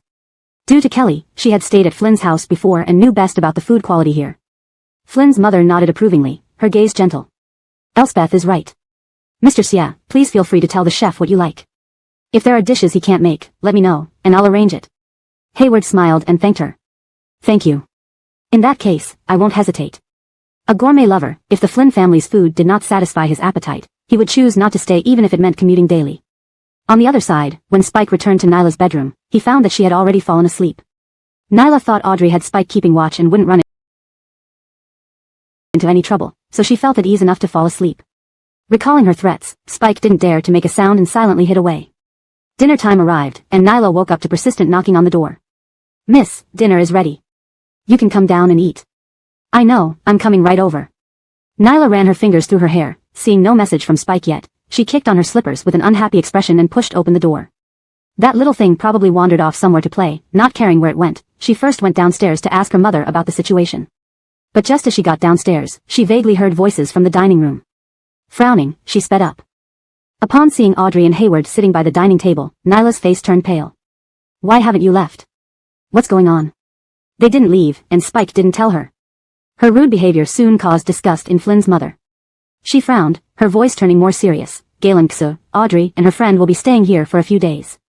As part of this family, you must not be impolite like this. To Tyra's friends, stay comfortably, don't be formal. Flynn's father was familiar with Audrey, so his expression remained unchanged, even hoping they would find out why their daughter was comatose. Nyla's eyes darkened, her hands involuntarily tightened until the pain forced her to loosen her lips. Noticing her unwillingness, Audrey couldn't help but laugh inwardly, her satisfaction showing in her eyes. This ill-intentioned woman dared to scheme against her sister Brooke, not making her suffer sufficiently wouldn't quench her anger. Thinking of this, she deliberately lifted her head and spoke with mockery. Nyla, your face looks flushed after sleeping well. Did you sleep soundly? Well, since you're not Sister Brooke's biological sister, we can't force you to truly worry about Sister Brooke's safety. These words were meant to put Nyla under pressure. Chapter 361, Pummeling Adelita. Audrey, I've put up with you for too long. This is the Flynn family household. Do you know who you're talking to? Adrian's face was grim, and a murderous look flashed in her eyes. She knew this despicable woman had a close relationship with Kelly, but she hadn't expected that, right in front of Flynn family's parents, she would dare to speak about her like this.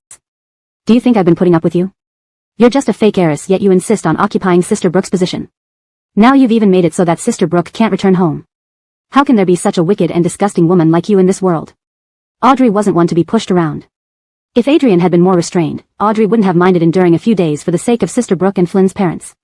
But daring to release that ugly ghost thing to scare people, she was simply asking for death. Hayward frowned, worried she might spill the beans, and subconsciously kicked her under the table. Rolling her eyes inwardly, Audrey thought to herself that she knew her limits. Her provocation of Adrian stemmed partly from not liking her, and partly because she believed this person wouldn't stop easily. Audrey was forcing Adrian to act against her and Hayward again. At the table, no one spoke up for Adrian. She glanced tearfully at the family gathered around the dining table, her heart sinking to its lowest point. With reddened eyes, she angrily threw down her chopsticks and ran back to her room. At that moment, she hated everyone intensely. Why could Kelly win their affection? It should be her receiving the love and inheritance of the Flynn family. It's all because of Kelly, that bitch. She wouldn't let that bitch wake up ever again. Seeing this, Hayward's gaze flickered. In the end, he said nothing, merely lowering his head to eat. To be honest, the Flynn family's food was far better than he had imagined. Seeing him eating heartily, Todd couldn't help but frown and mutter, "You chose this one? He doesn't look reliable at all." Audrey glared at him, retorting without mercy, "Your judgment isn't good. I guarantee Hayward is absolutely a genius. Besides, regarding Sister Brooke's matter, it seemed that only Hayward could solve it. Is your judgment any better than mine?" Todd clearly wasn't convinced, openly sizing up Hayward. Seeing this, Adonis softly reprimanded him, telling him to say less. Todd pouted but didn't argue further. Audrey and Hayward were settled into two adjacent guest rooms. That night, as Audrey slept soundly, she suddenly woke up in shock. The next second, she saw that ugly little ghost squatting on her bedhead, screaming. For a moment, she froze, then reacted quickly. Just as she tried to get out of bed, the Adelita lunged at her, pinning her down. Cold sweat broke out on Audrey's body. Instinctively, she reached out to grab it, trying to pull it off her. While pulling, she screamed, flailing wildly with punches. As the dull pain came wave after wave, Adelita was bewildered. Logically, humans shouldn't be able to touch them, yet now the long-lost pain told it clearly. This woman was no ordinary human. She could not only see it but also hurt it. Thinking this, Adelita's first instinct was to escape. What it relied on was humans' inability to see or harm it, but now, it had to run, and quickly. But how could Audrey give it the chance to escape? Seeing it wasn't as powerful as she imagined, and instead was defenseless against her beating, Audrey flew into a rage.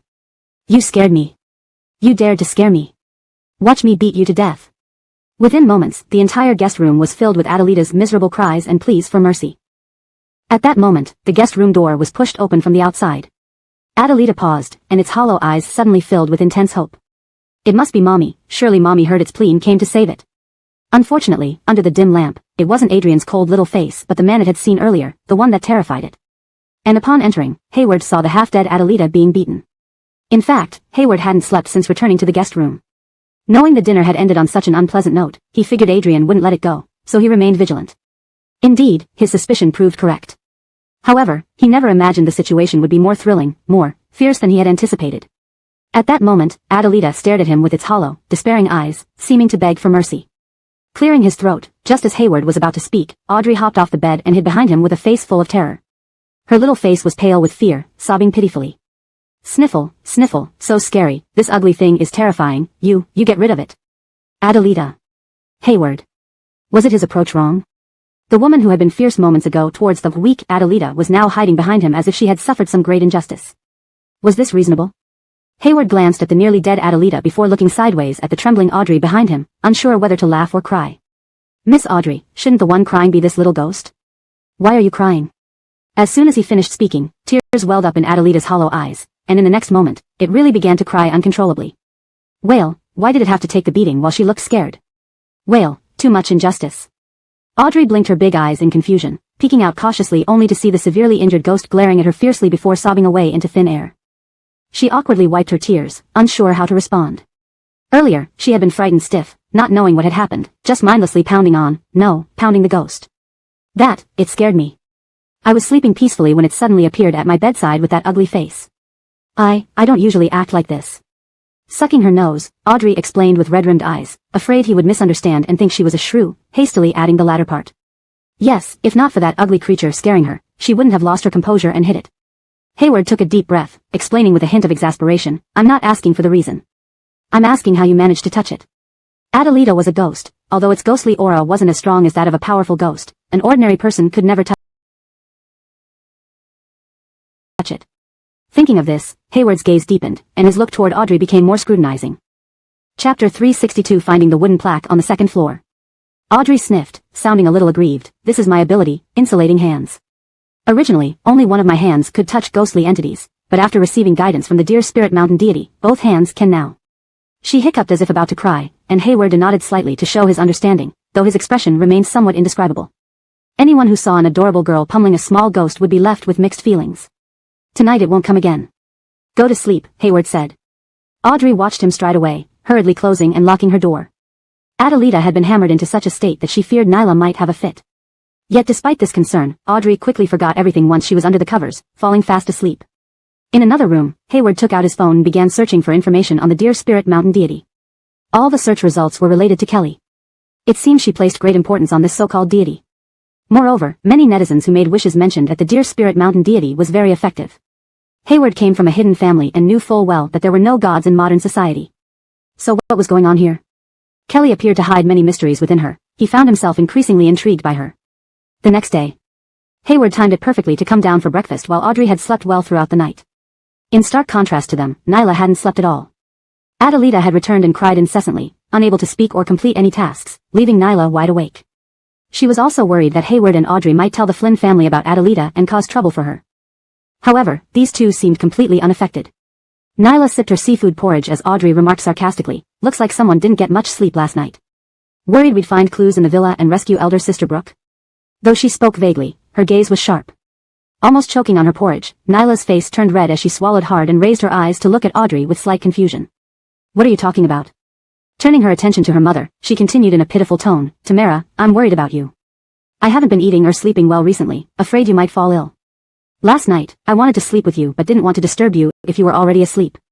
I stayed up worrying half the night. This heartfelt explanation touched Alea deeply. She sighed, Gallantal Snow has a heart of gold. Seeing that the matter was finally brushed aside, Nyla lowered her head and resumed eating, taking smaller bites this time. Adonis beside her narrowed her eyes, a flash of sharpness in them. After breakfast, Hayward took out a compass from his bag and began wandering around the entire villa. Nyla claimed she wanted to accompany her mother and sat in the living room watching TV, but her eyes never left his figure. When he reached a flower pot on the second floor, she almost jumped up to stop him. The compass trembled violently near the flower pot. Squatting down, Hayward probed the soil with a nearby tool, finding nothing.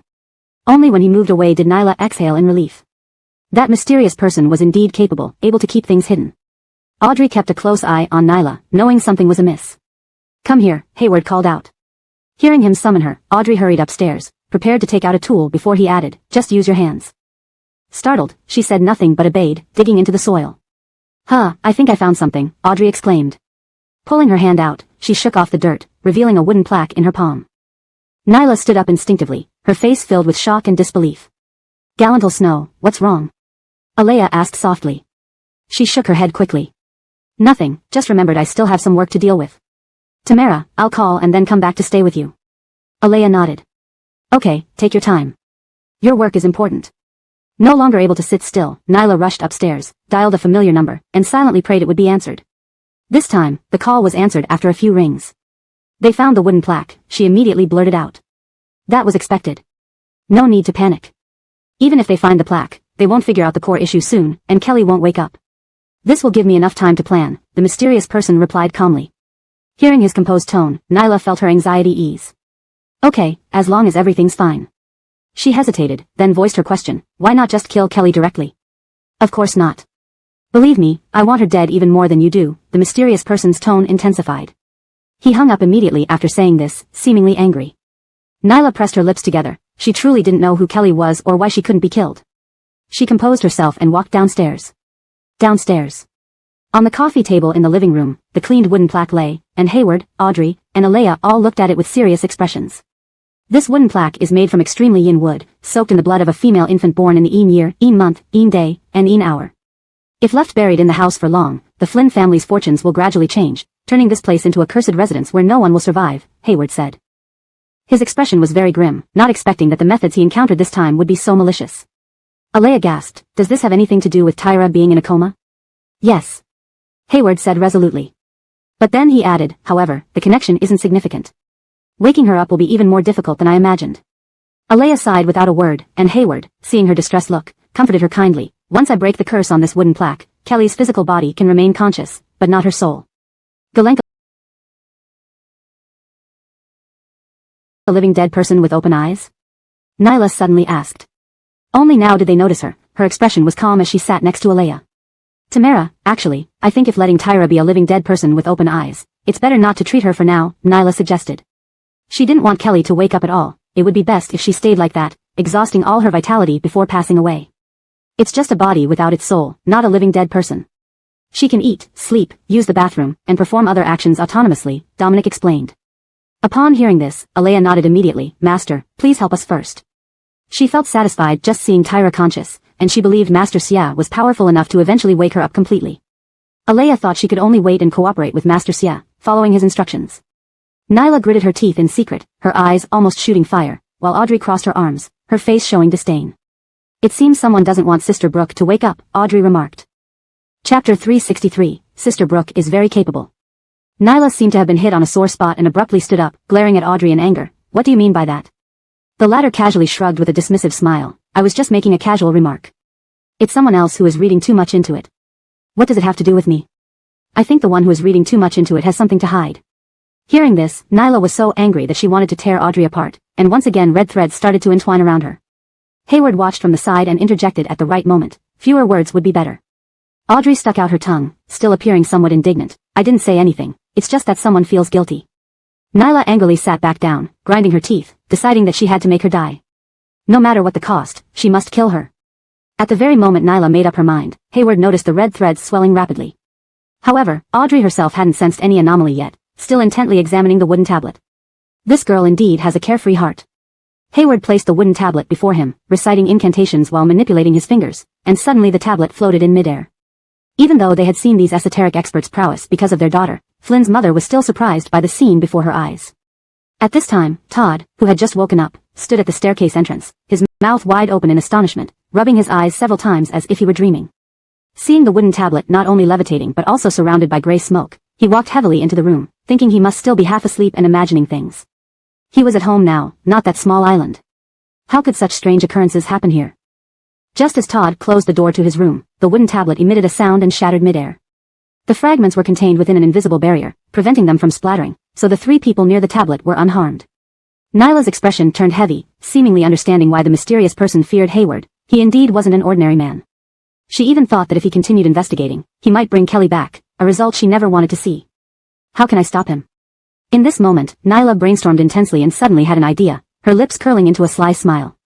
Beside her, Audrey, upon seeing the sinister smile, shivered, unknowing of who this woman had set her sights on. She really was terrifying. Nyla, despite her good looks, gave off an eerie aura when sitting there, like watching a horror movie. Now, Kelly should be awake as I said, Hayward remarked. He took out his phone and made a video call to Hassan, whom he had just added as a friend not long ago. The other party answered almost immediately. Wei Wei suddenly woke up just now and even got up by herself to use the restroom. But for some reason, when I spoke to her, she ignored me. What happened? Did you figure it out? Hassan asked eagerly.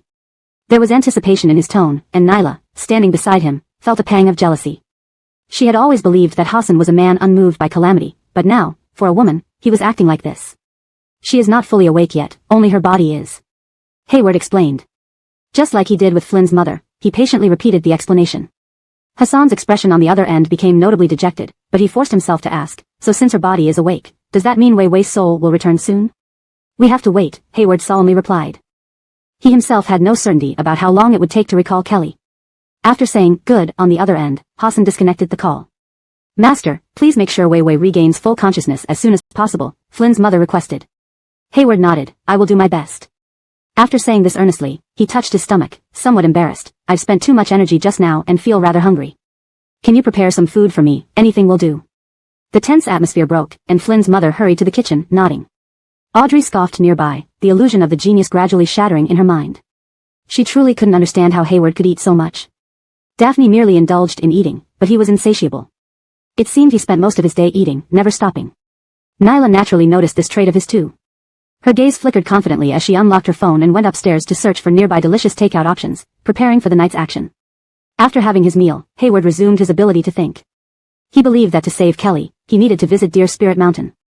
According to online descriptions, after leaving Deer Spirit Mountain, she seemed to have received guidance from the mountain god, completely changing her personality, and even gaining countless fans because of this.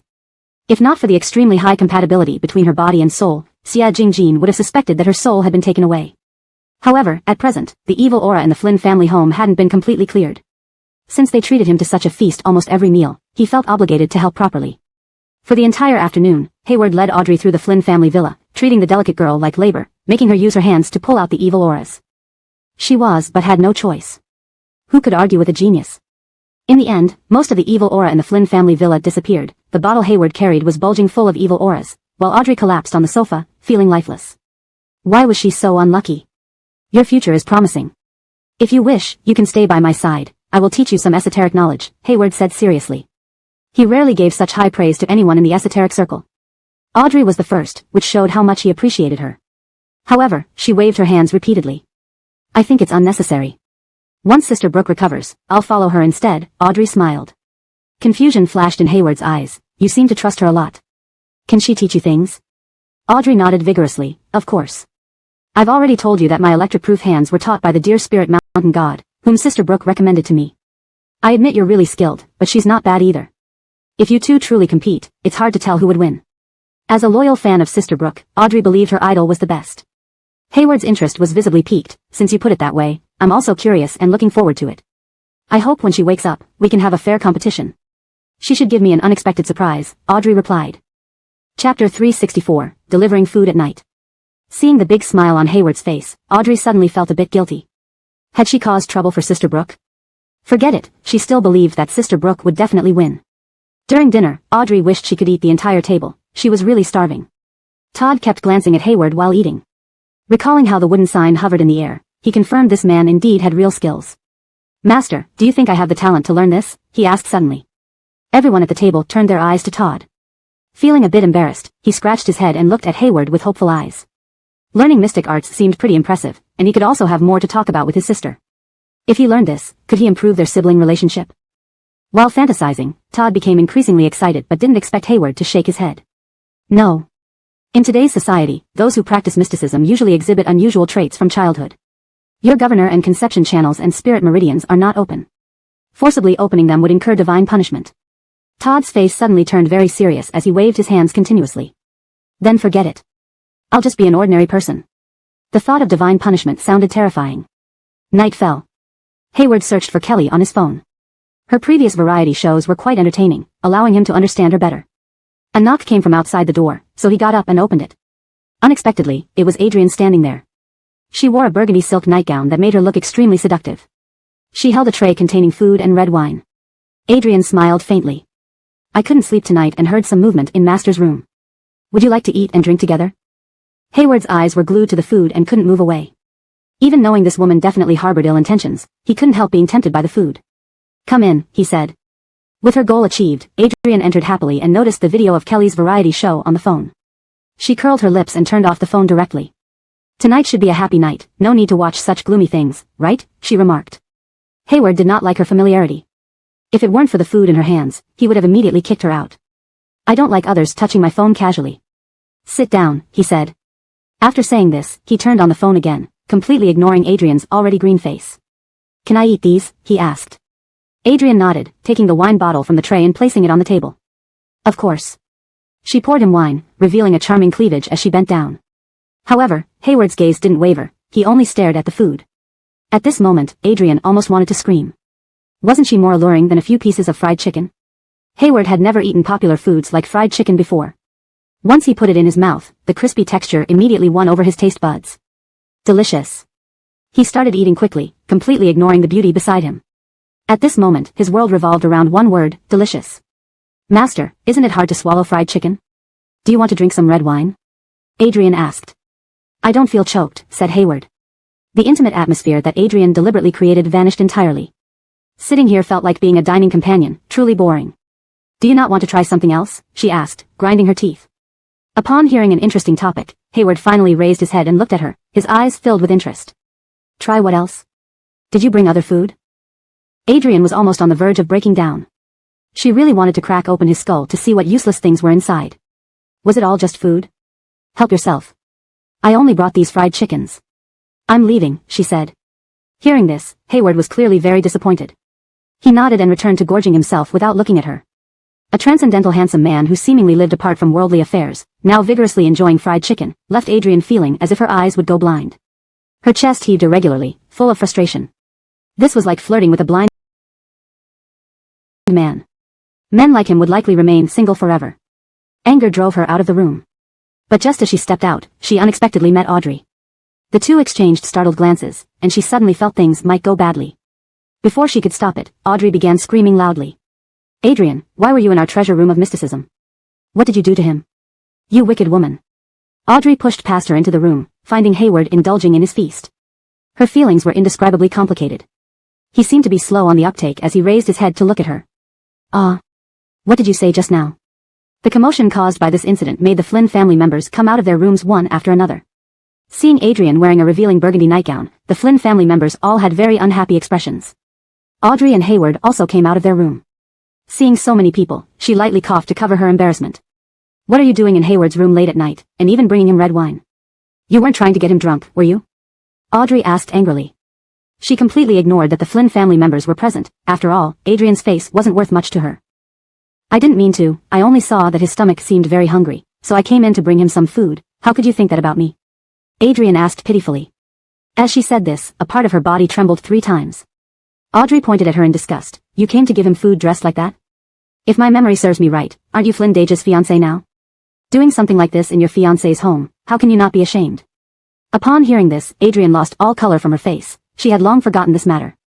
She felt that as a daughter of the Flynn family, she could act however she wanted. Seeing her mother's disappointed eyes, Adrian hurriedly said, "Tamara, this is just an ordinary nightgown, you should have seen it before." "Right, she came to my room earlier to bring some food, besides making me drink wine, she didn't do anything else. We are both clean, don't overthink it, Hayward said.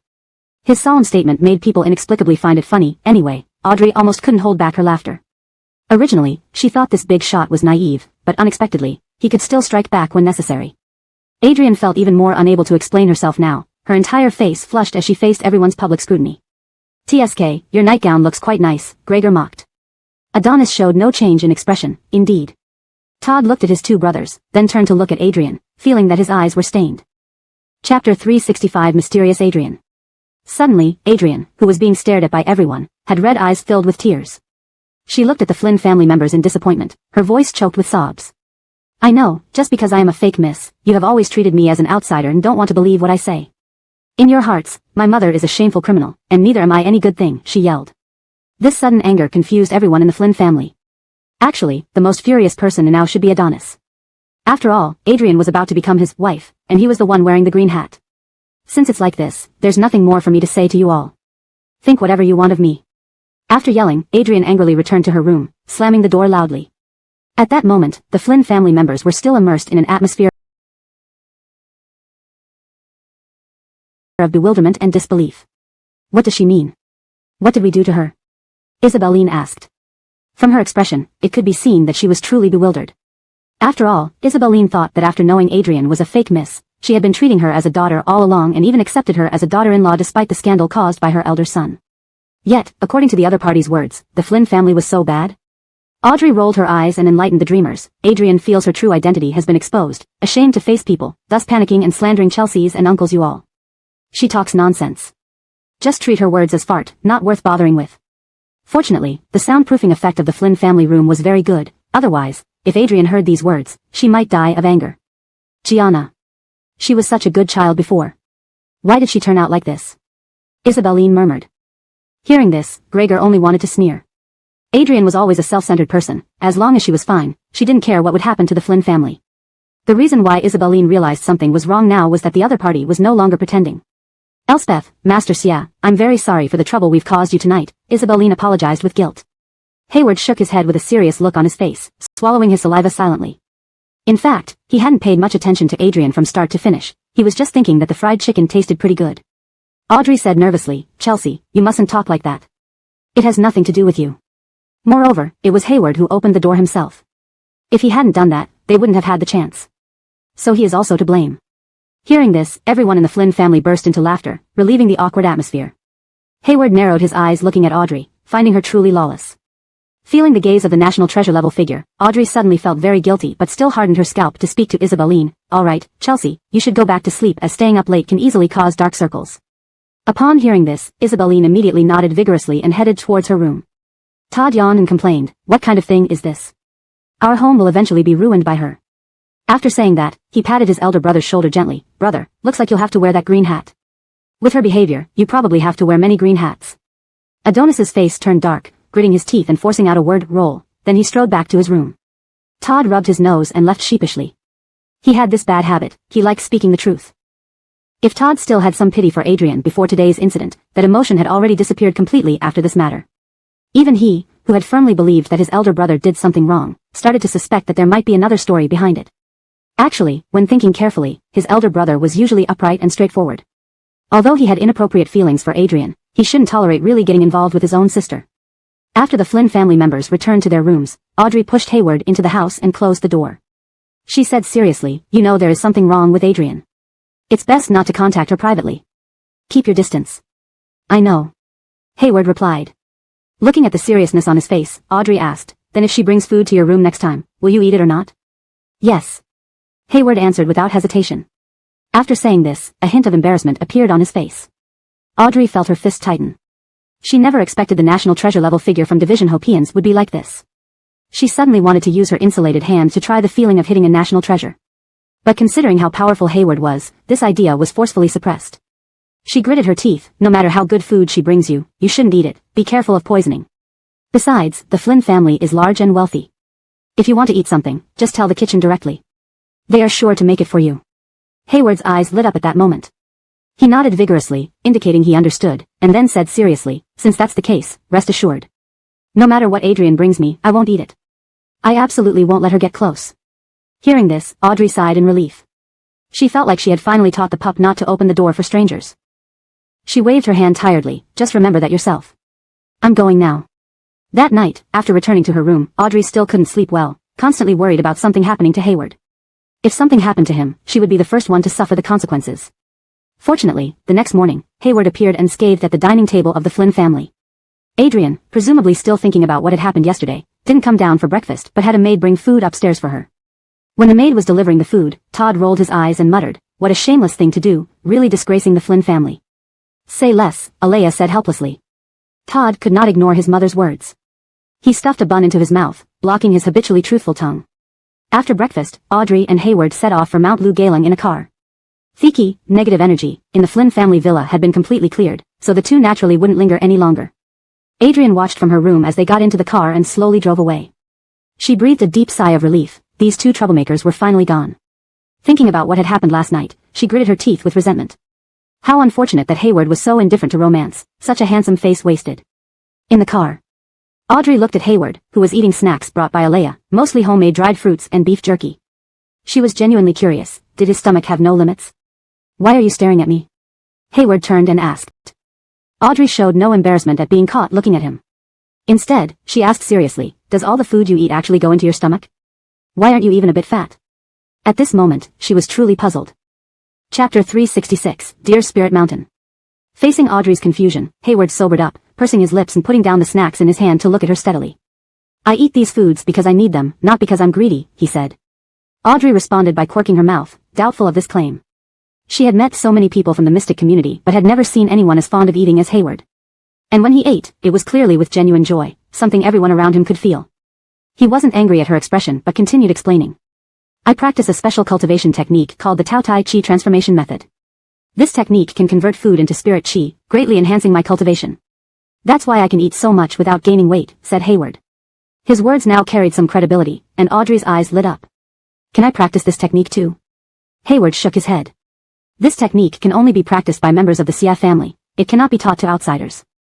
Audrey uttered an "oh," feeling regretful but not surprised. After all, such prestigious families indeed had many rules that were very different from small families. Seeing that she believed him, Hayward secretly sighed in relief, picking up his snacks again and munching on them non-stop. This time, Audrey didn't find it strange anymore. Instead, she thought that geniuses were indeed different. They cultivated even while eating, truly hard-working. The car arrived at Deer Spirit Mountain, and by then, Hayward had finished eating. The moment they got out of the car, he squinted and took a deep breath, sensing the surroundings. "What's wrong? Is there something off on the mountain?" Audrey asked. She looked around seriously, wary of any sudden appearance of wild beasts. "There isn't anything wrong. On the contrary, the energy here at Deer Spirit Mountain feels exceptionally pure. Cultivating here would be more efficient," Hayward replied. But then he added, "Modern society doesn't have mountain deities, so what's going on with Deer Spirit Mountain? Could there really be a god?" Just as Hayward finished speaking, a car sound came from behind them. Turning around, they saw a black Cayenne stop behind them, and Hassan stepped out. "You're here too," he said. Audrey looked at him in surprise. "Jeff, why did you leave Sister Brooke and come to Deer Spirit Mountain?" What a coincidence, she hadn't expected to meet him here. Hassan explained, "Isabel was conscious for a few minutes last night and mentioned Deer Spirit Mountain before reverting to her dazed state. I think she wouldn't mention Deer Spirit Mountain for no reason. She probably wants me to come here to find clues that might help her regain full consciousness." Hayward nodded, a hint of surprise flashing through his eyes. "Kelly is more powerful than I imagined. She managed to regain consciousness. You should come with us up the mountain." "All right," Hassan agreed. The three of them set off together.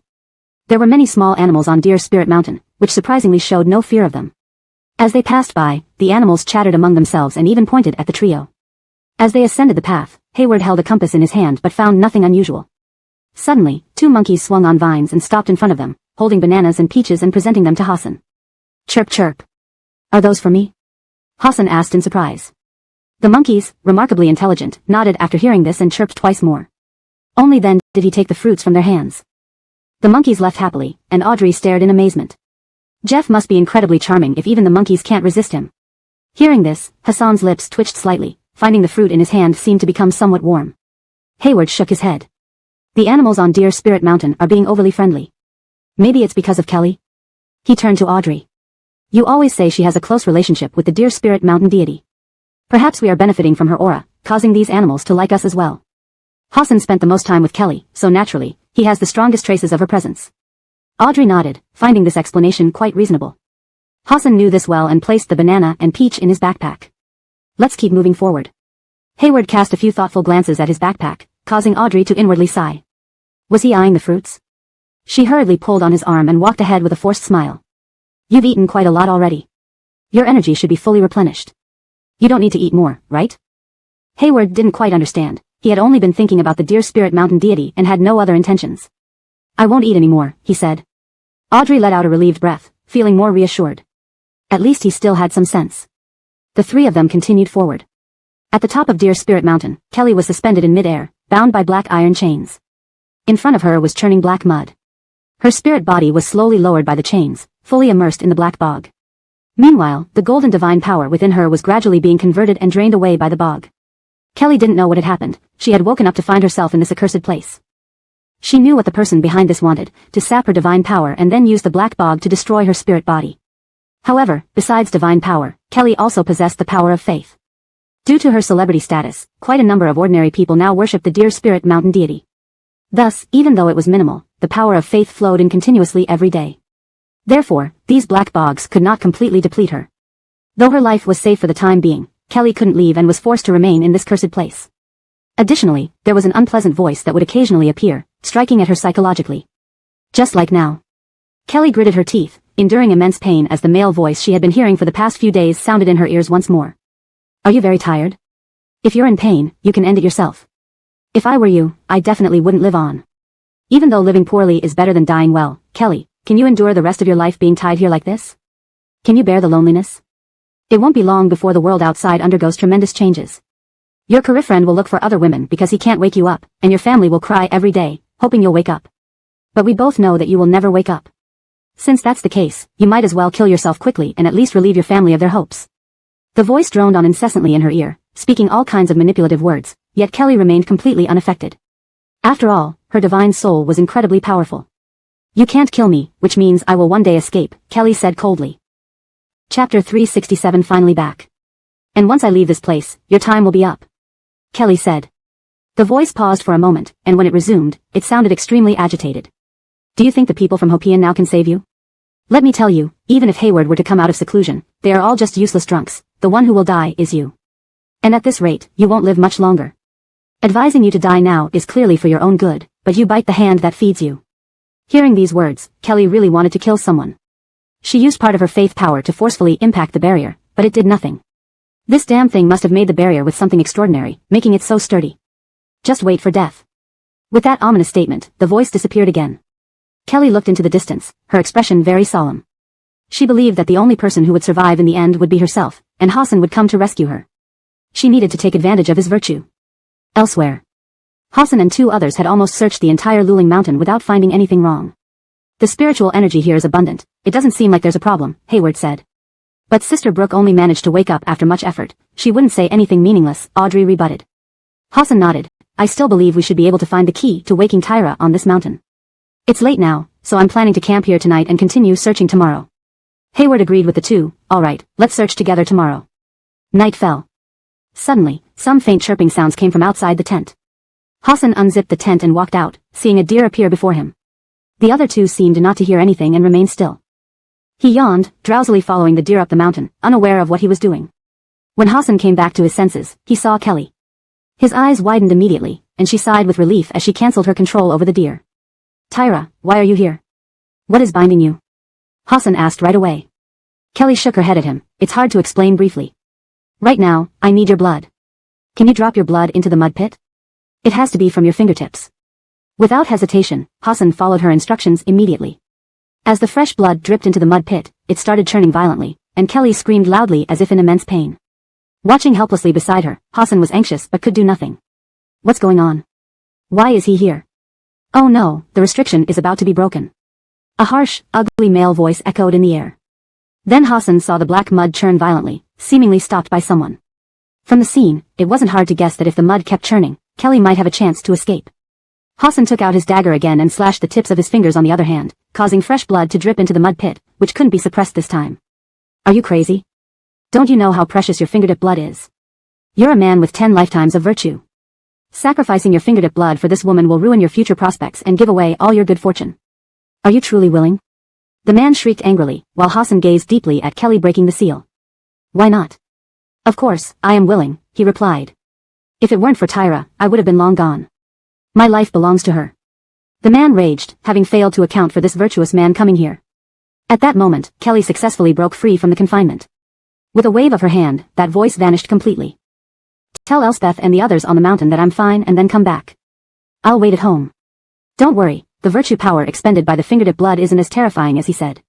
And I will repay the virtue power I owe you. After saying this, she added through gritted teeth, I won't let that person off.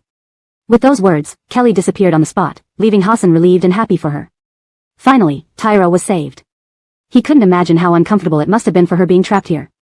Hassan stumbled down the mountain and returned to the tent. He found Audrey and Hayward standing outside, flashlights in hand, apparently waiting for him.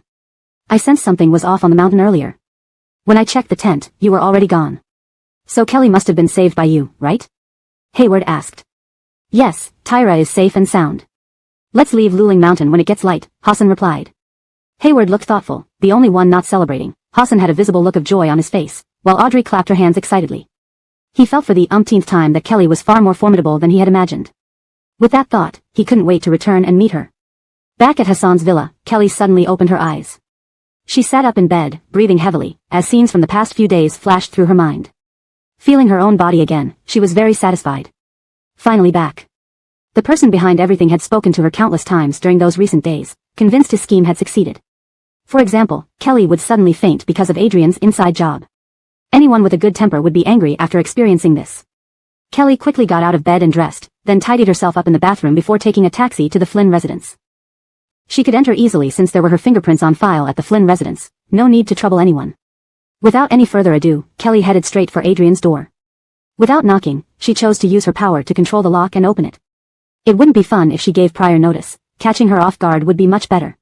When Kelly entered the room, Adrian was planning her wedding venue and choosing a dress. Tonight, a foreign designer had contacted her, so she hadn't slept yet. Seeing Kelly, Adrian thought she must have misseen. Why are you here? She asked instinctively. Kelly clenched her fists tightly, her gaze dangerous. Obviously, I managed to escape after going through all sorts of difficulties.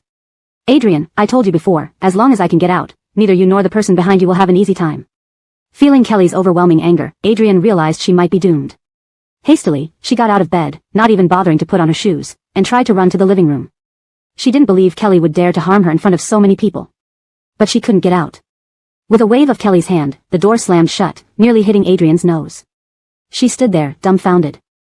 Chapter 368, It's time to clear up the rumors. Realizing Kelly was truly here for real, Adrian's body trembled, her face unbearably pale. She immediately drove the spike, wanting it to block this demon. But that useless thing actually hid in the corner of the room, unwilling to help at all. Adrian now genuinely wanted to kill it. A golden whip shimmered in Kelly's hand. This was the causal whip, which would not leave scars on the human body but inflicted pain far beyond physical agony. Repeatedly harming me, and now even collaborating with evil cultivators, who gave you the nerve? Adrian, do you really think I'm easy to bully? Kelly asked sternly. As she finished speaking, the whip lashed out at Adrian, who immediately screamed in pain, incessantly pounding on the door. Help, I'm going to be beaten to death. Tamara, Beck, save me. Despite the commotion, the Flynn family remained oblivious, as Kelly had already blocked their senses. She would not allow anyone to interfere with her punishing Adrian, relieving this long-standing grudge. Kelly continued lashing her one stroke after another. Initially struggling and pleading, Adrian eventually lay there like a dead dog, panting heavily. However, the malice in her eyes revealed that she still did not yield. Seems you owe me a lot of karma, so many lashes and you're still not done, I'm exhausted. Kelly said coldly. Even though her divine soul nourished her, her body was still recovering from recent exhaustion. So, Kelly released the whip, a glimmer of hope flickering on Adrian's face. But before she could revel in it, the whip moved on its own. Half an hour later, she was completely unconscious, the golden glow slowly dissipating in the air. Kelly calculated recent events, frowning at Adrian. She was beyond saving. After this whipping, she wouldn't last much longer. After all, besides physical pain, the causal whip also affected one's fortune. Feeling the killing intent in the air, Kelly turned her gaze towards the spike. I almost forgot about you, she said. Initially planning to let it fight with Adrian, she didn't expect it to quickly stain its hands with human life. Given this, it couldn't be left alive. The spike sensed Moxie's murderous intent and tried to flee, but Kelly controlled it effortlessly with just a bit of divine power. Her fingers loosened and tightened, the spike let out a piercing scream and vanished into ashes. On the ground, Adrian spat out blood due to the backlash. Kelly expressionlessly bypassed her, opening the door to return to her room for rest. She yawned, genuinely feeling quite tired. The next day. Alea's scream pierced the sky. Upon waking, she found Adrian's door wide open, her daughter sprawled on the floor, dried blood by her mouth, looking like a crime scene. Thinking something terrible had happened, the Flynn family members rushed out, bewildered. A murder in a locked room? Kelly stepped out. She's not dead, you don't need to worry, I did this. Hearing her voice, the Flynn family members turned around simultaneously.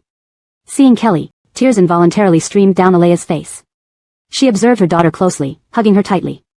You've lost weight, why so much? Smelling her mother's unique fragrance, Kelly felt her mood improve. Bedridden for days without sensation, only eating liquid food, naturally I'd lose weight, Gregor remarked. He approached worriedly, examining Kelly. Tyra, are you fully recovered now? Any discomfort anywhere? If there is, we'll get you checked immediately. Kelly shook her head. My coma wasn't due to health issues, it was caused by Adrian. The Flynn family members were puzzled. She colluded with an evil cultivator, trapping me on Deer Spirit Mountain to drain my energy, extinguish my soul, and then exhaust my body, Kelly explained. Without using divine power, afraid the Flynn family wouldn't understand. How could she be so malicious? Todd looked angrily at Adrian on the ground, hoping she would die soon. Yet, amidst everyone's glares, she weakly opened her eyes. Feeling the pain throughout her organs, Adrian's tears flowed freely. Looking up, she saw the Flynn family. Standing behind, Kelly was out of her line of sight. Beck, Tamara, someone wants to kill me. Adrian cried. Stiffly crawling up from the ground, she resembled a demonic figure from a horror movie. But Adrian believed herself to be pitiful and frail. With teary eyes, she looked at Alea. Last night, when Kelly returned, she couldn't stand seeing me being brought home and severely beat me. Tamara, I'm in so much pain all over, it's really unbearable. If Kelly hadn't revealed the truth yet, Galen Snow's words would have garnered sympathy from her family. But now everything was clear. Alea pulled her arm away with disgust, as if she had touched something filthy. Tyra has already told us what you did. Adrian froze, and only when Alea shifted slightly did she see Kelly standing behind. Instantly, her eyes flashed with hostility, a complete contrast to her pitiful appearance just moments ago. She never expected that Kelly would speak out so quickly. Go clean yourself up. We need to immediately clarify the rumors about elder brother and you, Kelly said expressionlessly. This statement struck another blow to the Flynn family. Adonis's eyes brimmed with excitement and hidden tears. After enduring insults for so long, he finally waited for this day. He wanted to tell everyone that he didn't do those things and that he had been falsely accused. Adrian shook her head frantically, her eyes filled with guilt. She knew she now had nothing left but to cling to the Flynn family. If they cleared her brother's name, netizens would know she orchestrated the whole incident. She couldn't imagine how they would vilify her. Kelly snapped her fingers, and Galen Snow's body moved involuntarily back into the room. Soon after, the sound of running water came from the bathroom. Tyra, what's going on? Alea asked. Tamara, you'll understand soon. Let's go downstairs first, Kelly said. Alea and Farrell exchanged glances, and the Flynn family followed her downstairs.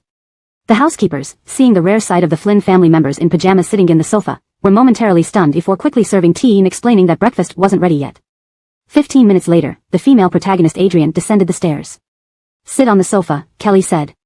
Adrian gritted her teeth, her face unwilling, yet powerless to resist. She could only sit down as instructed. Now turn on your phone and start a live stream. Tell the audience exactly what happened when elder brother came to your place. Chapter 369, Did you really kill someone? And also, no matter what the audience asks, you must answer and cannot lie. After Kelly said this, she felt it wasn't enough, so she cast a truth spell on Adrian to completely eliminate the possibility of her lying. Under the gaze of the Flynn family members, she turned on the live stream like that. Todd immediately took out his phone, muted the sound, and started watching online.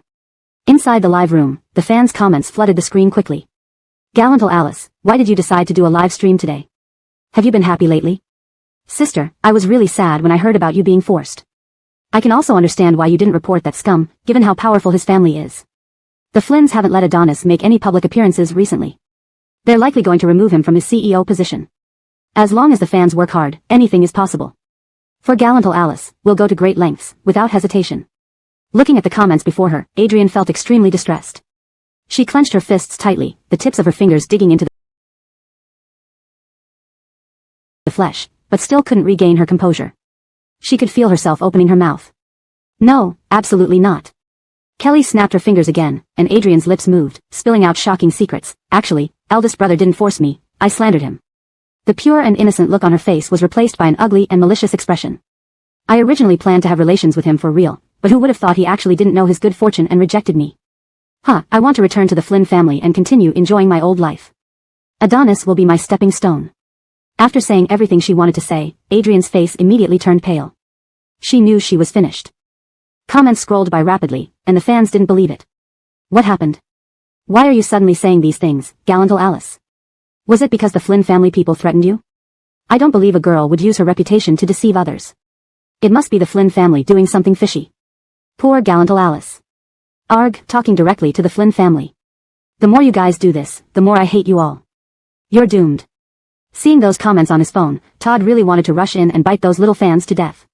Each one of them had a problem. If the Flynn family really wanted to pass the blame, would they be so obvious? Kelly, however, wasn't in a hurry, because she was sure that under the barrage of questions, Adrian would say more things that were disadvantageous to herself. Sure enough, she spoke up again. The Flynn family? I won't be driven by them. Instead, they've been played by me day and night, a bunch of fools. Those few brothers of the Flynn family disregarded even blood ties to protect me at first, but then unexpectedly betrayed me. I just tricked them a few times. Why should they pamper Kelly? They clearly said I'm their most beloved sister. So what if I used them? This time, the live room exploded. Fans could no longer blame the Flynn family. They kept brushing exclamation marks, trying to remind Adrian not to babble on. Is the makeup artist's death related to you? Seeing this comment, Adrian's heart sank, hoping her mouth wouldn't speak. Of course, the makeup artist's death is related to me. She dared to pull my hair, though only a strand. It made me very unhappy. Just a nobody, what does it matter if she's dead? Adrian's tone was casual, as if squashing an ant. Now, the fans were broken-hearted, and bystanders cursed fiercely. They had seen shameless female stars in the entertainment industry before, but never one this shameless. How could she dare to say such things outright?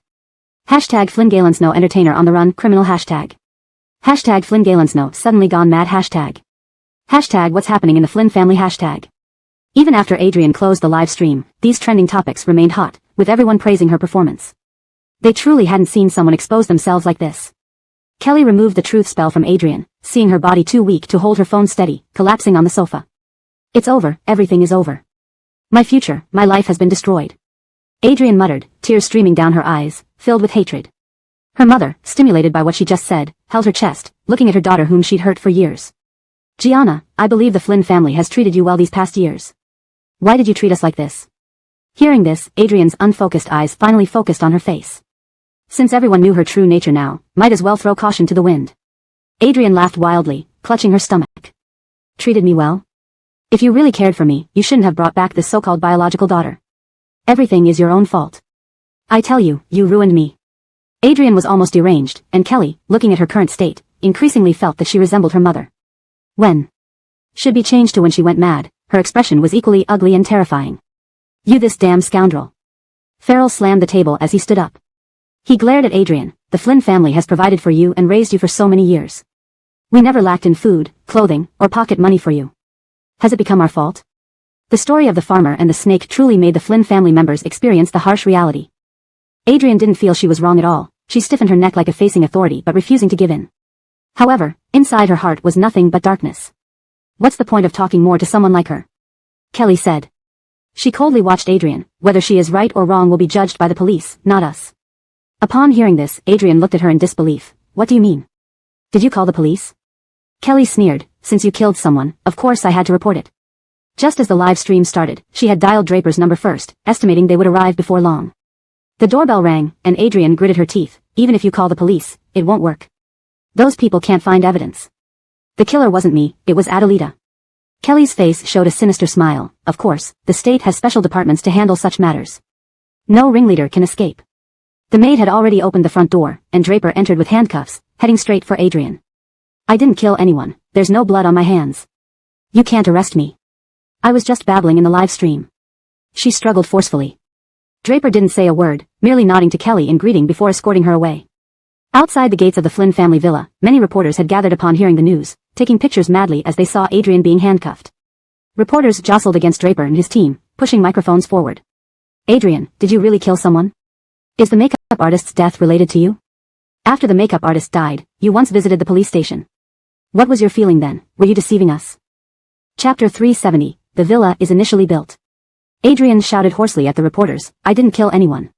I was framed. It was Kelly who deliberately framed me. Cliff rolled his eyes and tightened his grip on her, dragging her into the car. He said to the group of reporters, this person is involved in a national confidentiality case. I hope you won't publish today's interviews. If anyone is brave enough to do so, I wouldn't mind inviting you for a cup of tea. Hearing this, the reporters put down their microphones with grim expressions. They had barely managed to come here and get some footage, but it couldn't be used now. They watched Adrian being taken away helplessly. As she left, she seemed to want to say something to them through the fence. Forget it. Since the police said not to talk about it, we should listen. Didn't you all feel that there was something particularly wrong with Adrian? She looked terrifying. The look in her eyes gave me goosebumps. She definitely has the eyes of a murderer. The reporters did not believe what Adrian had just said about Kelly framing her. Instead, they were convinced that she had indeed committed murder. At the Flynn family residence, the atmosphere was very awkward. Todd still remembered how he used to scold his elder brother. Now that his elder brother had been exonerated, he really felt very complicated. Alea and Farrell both wore poor expressions. The former continuously wiped her tears while crying, and the latter kept his lips tightly pressed together, reminiscing over the past years spent with Adrian. Both parents loved and cherished this daughter very much. After having 3 sons, they finally got a daughter. Though they knew she wasn't their biological child, the couple had decided that since they raised her, they would treat her as their own. But Adrian's words just now were an embarrassment to Farrell and Alea, making them very uncomfortable. One sentence erased all the efforts they had made. Moreover, they felt their education had failed miserably. You don't need to be too hung up on this, Kelly said. She looked at Alea and father and gently consoled, a person's character is predetermined at birth, it has nothing to do with you. Alea wiped her tears and nodded, still feeling uneasy. Kelly disliked seeing such a sorrowful scene. She told her parents she hadn't slept well and went upstairs. Todd followed suit, hastily escaping to sleep. However, Kelly really fell asleep. When she woke up and went downstairs again, Hassan, Audrey, and a strange man sat on the sofa downstairs. Just as Kelly looked over, the strange man turned his head, their eyes meeting midair. Kelly immediately sensed that this man was no ordinary person. Seeing her, Hassan hurriedly stood up and walked to her side. Tyra, when I returned to the villa earlier, I heard you had gone back to the Flynn family. Why did you rush over? He asked. Kelly's expression was unusually somber. Being cooped up in that cursed place for so long, with people nagging non-stop every day, made me furious. If I hadn't let out my frustration, I might have lost control completely. Hayward nodded in agreement upon hearing this. Maintaining mental stability is very important. What you did was correct. Curious, Kelly glanced at him. Audrey promptly introduced, Sister Brooke, this is another big shot from our, Hopian department, apart from you, boss. Yeah. He was called by the organization to rescue you, but unexpectedly, you freed yourself before he could act. Thank you for your concern, Kelly replied. Hayward nodded gracefully. Kelly lowered her head and took Hassan's recently bandaged hand, her eyes filled with sympathy. Does it hurt? He shook his head and smiled. No, it's just a minor injury. I'm glad that there's finally something I can do for Tyra. I'm happy. Upon hearing this, Kelly's eyes brimmed deeper with sympathy. She thought they might never escape the restriction spell, but he acted decisively. They had already said thank you too many times, leaving her unsure how to express her gratitude any further. By the way, Sister Brooke, I saw a villa under construction on Deer Spirit Mountain. Is it yours? Audrey asked impatiently. The villa was discovered during their descent from the mountain. She remembered that Sister Brooke had recently bought the entire Deer Spirit Mountain.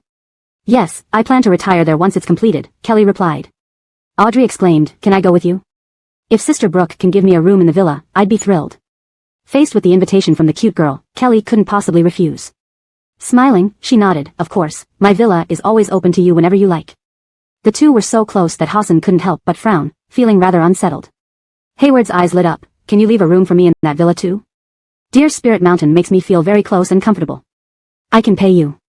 Seeing this man trying to get close to Kelly, Hassan immediately clicked his tongue, girls can, but Corey's cannot. Tyra, are you going to leave a room for him? Sensing the implication in Hassan's words, Kelly shook her head, sorry, there's a distinction between men and women. Hearing this, Hayward felt somewhat disappointed. He genuinely liked that place.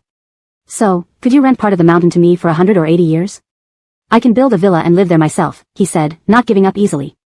Hassan gritted his teeth, his eyes already flashing with cold warning. His male intuition told him this man had ulterior motives. But in fact, Hayward truly had no other intentions. This matter can be discussed privately later. How can you propose this when her career friend is right here? Audrey couldn't help but whisper beside his ear.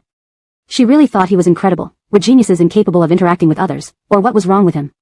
Hayward made an aggrieved sound and continued eating the fruit from the bowl. Seeing the speed at which he was eating and the few remaining pieces of fruit in the bowl, Kelly narrowed her eyes. She felt like she had met her match. So, Kelly also joined the fray, digging into the fruit bowl, and her speed was astonishingly fast, creating almost a blur as she picked up the fruits. Hassan and Audrey watched in bewilderment, unable to understand what they were doing. The nanny was alarmed by the scene and hurriedly brought over another bowl of fruit. Audrey watched as the two started another round of competition and realized something. So that was it. Hayward had mentioned wanting to challenge Brooke's sister, but he meant it literally with actual items. After finishing the bowl of fruit, both of their stomachs were visibly swollen. Hassan helplessly massaged Kelly's stomach. Your body has just recovered, don't eat so much. Be careful, you might get diarrhea. His tone sounded like a father's gentle reprimand. Kelly waved her hand. It's fine, my body is very strong, don't worry. Chapter 371, heading to Country Tea for the show. Kelly had safely returned to the Flynn family, so Audrey and others naturally couldn't stay long. When they left, Hayward specifically asked Alea for a lot of dried meat. Admittedly, the dried meat made by the chef of the Flynn family was indeed delicious and very fragrant. After they left, there was only Hassan left. He sat with Kelly, both playing on their phones. Seeing that it was getting darker and darker, Farrell pursed his lips and gave Gregor a look, and the latter immediately understood what his father meant. He cleared his throat. It's not early anymore, Hassan, shouldn't you go home? Alea pursed her lips in disagreement. We have so many rooms in our house. Just let Arden stay here. He and Tyra haven't seen each other for a long time. They must have a lot to say. Because Hassan had come to pick up Kelly, and even heard that he had helped rescue her, Alea really wanted to bring the Civil Affairs Bureau over to get them married right there. She had really set her sights on this son-in-law. How can that be? It's rare for Tyra to come back. Now the most important thing is for her to rest. Gregor frowned in opposition. His voice was slightly heavy. Tamara, I'm a doctor, you should follow medical advice. Alea pouted when she heard this, wanting to object but felt it made too much sense to argue against, so she said nothing. Hassan saw the undercurrents in the Flynn family and knew that staying any longer would make his aunt feel awkward, so he smiled and stood up. I have something to do today. Tyra, could you see me off? Kelly dimmed her phone screen. Okay. The two walked out together, and the three men of the Flynn family immediately ran upstairs. Seeing their unmanly behavior, Alea pouted. Tyra is really unlucky having these brothers and a dad. She's grown up, isn't it normal to fall in love? At the front door. Kelly held Hassan's hand, her face showing reluctance. Tyra, listen to your second brother, rest well first. We will have plenty of time to meet. He said gently. Looking at his handsome and gentle eyes, Kelly didn't know why she felt. She tiptoed to get closer to him, and kissed his thin lips actively. Hassan's pupils first constricted then widened, closing his eyes to deepen the kiss. On the second floor. Shameless, actually daring to take advantage of our Tyra. Gregor roared angrily. If he had a knife in his hands right now, he would definitely stab Hassan. Todd moved his gaze away. Wasn't it Tyra who initiated it just now? Gregor and Farrell immediately shot him a glare. Pa, Hassan might have said something suggestive, making Tyra act like that, the former said. Our Tyra is innocent, how could she do such a thing on her own, the latter added. Todd nodded, thinking there was some truth to their words. Downstairs, Kelly and Hassan had already parted. Seeing that they didn't do anything more inappropriate, the three men sighed in relief. Humph, that pig is really going too far, looks like we need to guard against him in the future. Kelly didn't know the three were planning to add a fence around her relationship. After going upstairs, she sat cross-legged on the bed, eyes half closed and muttering. She was truly angry this time, so no matter what, she would find him and kill him. There was still that resistance, similar to the barrier. This time, Kelly did not retreat but used all her divine power to break through it. Finally, the resistance shattered, and she felt the exact location of the person. It was Country Tea. At the same moment, the short man opened his eyes. He covered his chest, feeling it vibrate as if warning him that something bad was coming. The man tried hard to sit up but had no strength at all, lying semi-dead on the bed. When dealing with Kelly, he had almost exhausted all his abilities. He thought that after successfully absorbing her powers, he could fill in the gaps caused by using so much power. But never did he expect that she would be rescued at the critical moment. The next day. Right after waking up, Kelly expressed her desire to go to Country Tea to Hassan. Not familiar with such matters, she wanted him to help buy a ticket. Country Tea has been very chaotic lately, with many tourists disappearing for no reason. Hassan frowned. Let me check if there are any variety shows going on in Country Tea soon. Being exposed in public, those people won't dare to harm you easily. Although Kelly wasn't really afraid since she had divine power and ordinary people couldn't do anything to her, seeing Hassan so worried, she nodded anyway. After hanging up the phone, she tidied up and went downstairs. Breakfast was already prepared, and the family was waiting at the dining table. Seeing this scene, Kelly felt incredibly happy, especially after being confined for such a long time. In the past, she could endure loneliness, but now every moment felt like torture. Seeing Kelly standing in a daze, Alea smiled warmly and waved her over. Tyra, we have your favorite steamed buns for breakfast today, come over. Such big shrimp, if you don't come to eat, I'll finish them all. Todd picked up a steamed bun with his chopsticks. The skin was so thin it could be translucent, filled with plump shrimp.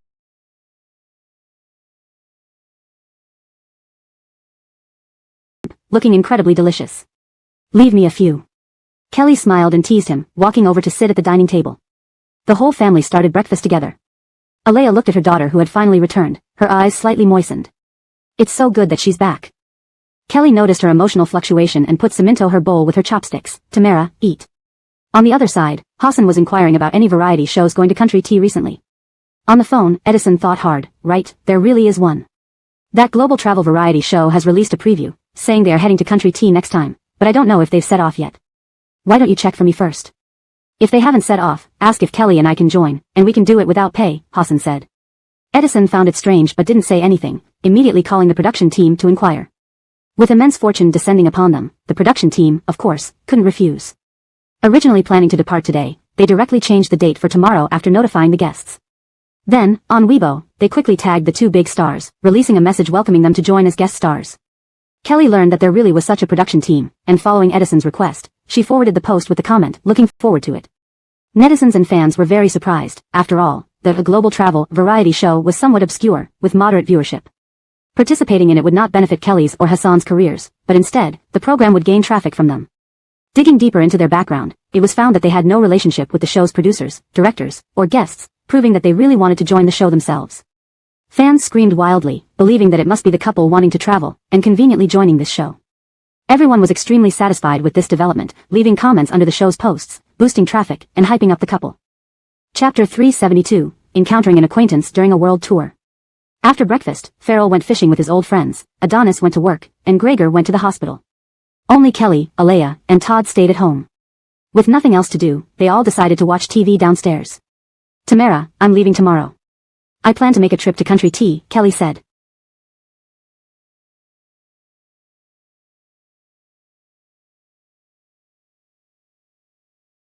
Alea frowned in confusion as she looked at her. Tyra, are you still upset about Xiao Hopi? Nyla's matter? She understood that in the past, they had wronged Tyra. Kelly shook her head with a smile. Of course not. This time, my visit to Country T is for personal reasons. I have something that needs to be handled. I've already forgotten about those things from the past and won't bring them up again, Kelly added. Alea heaved a sigh of relief but couldn't help looking at her with lingering affection. You've finally come back after such a long time, and now you're leaving again. Sigh. After the show ends, I'll come back and stay with you for a while, Kelly promised. Alea's eyes lit up, and she immediately nodded. You've made your promise, so don't break it. Kelly smiled warmly and hummed in agreement. Todd, who had been listening to their conversation, quietly opened Weibo on his phone and saw the trending topic. Hashtag SugarCP will participate in the program and will soon head to Country T hashtag. Hashtag SugarCP has released some sweetness together, hashtag. Hashtag around the world travel hashtag. Sure enough, it was to go with that guy Hassan. Todd clenched his teeth. Tyra, I also want to go to Country T. I've always liked the customs and culture there. As he spoke, he immediately asked his friends to help him contact the production team. The response indicated that he could join, and a smile bloomed on his face. But deep in his eyes burned fierce flames. Humph, wait for me, Hassan. Kelly looked at him with a helpless expression. Third brother, this time I have important matters to handle in Country T. Todd caught the implied meaning in her words and pouted pitifully. I promise I won't interfere. I'll just follow along. Seeing his persistence, Kelly had no choice but to nod in agreement. Alea felt awkward watching her son act this way. She tooted. As an older brother, doesn't it look inappropriate for you to constantly cling to your younger sister? Todd grinned shamelessly. It shows how close I am with my sister, which is a good thing. Alea couldn't deal with his thick-skinned behavior and could only roll her eyes before turning back to the TV. These sons were all so foolish. It was really better to have a daughter. Tyra truly was an affectionate little treasure. After Todd announced online that he would also participate in the show, the reaction was far less positive than that towards Kelly and Hassan. Some people even resisted the news. The show, Around the World Travel, should probably be renamed Kelly and Her Family. Gosh, can't you go on your own travels without bothering the production team? Sometimes, I really want to report the production team. I initially had high hopes for this show, but now, forget it.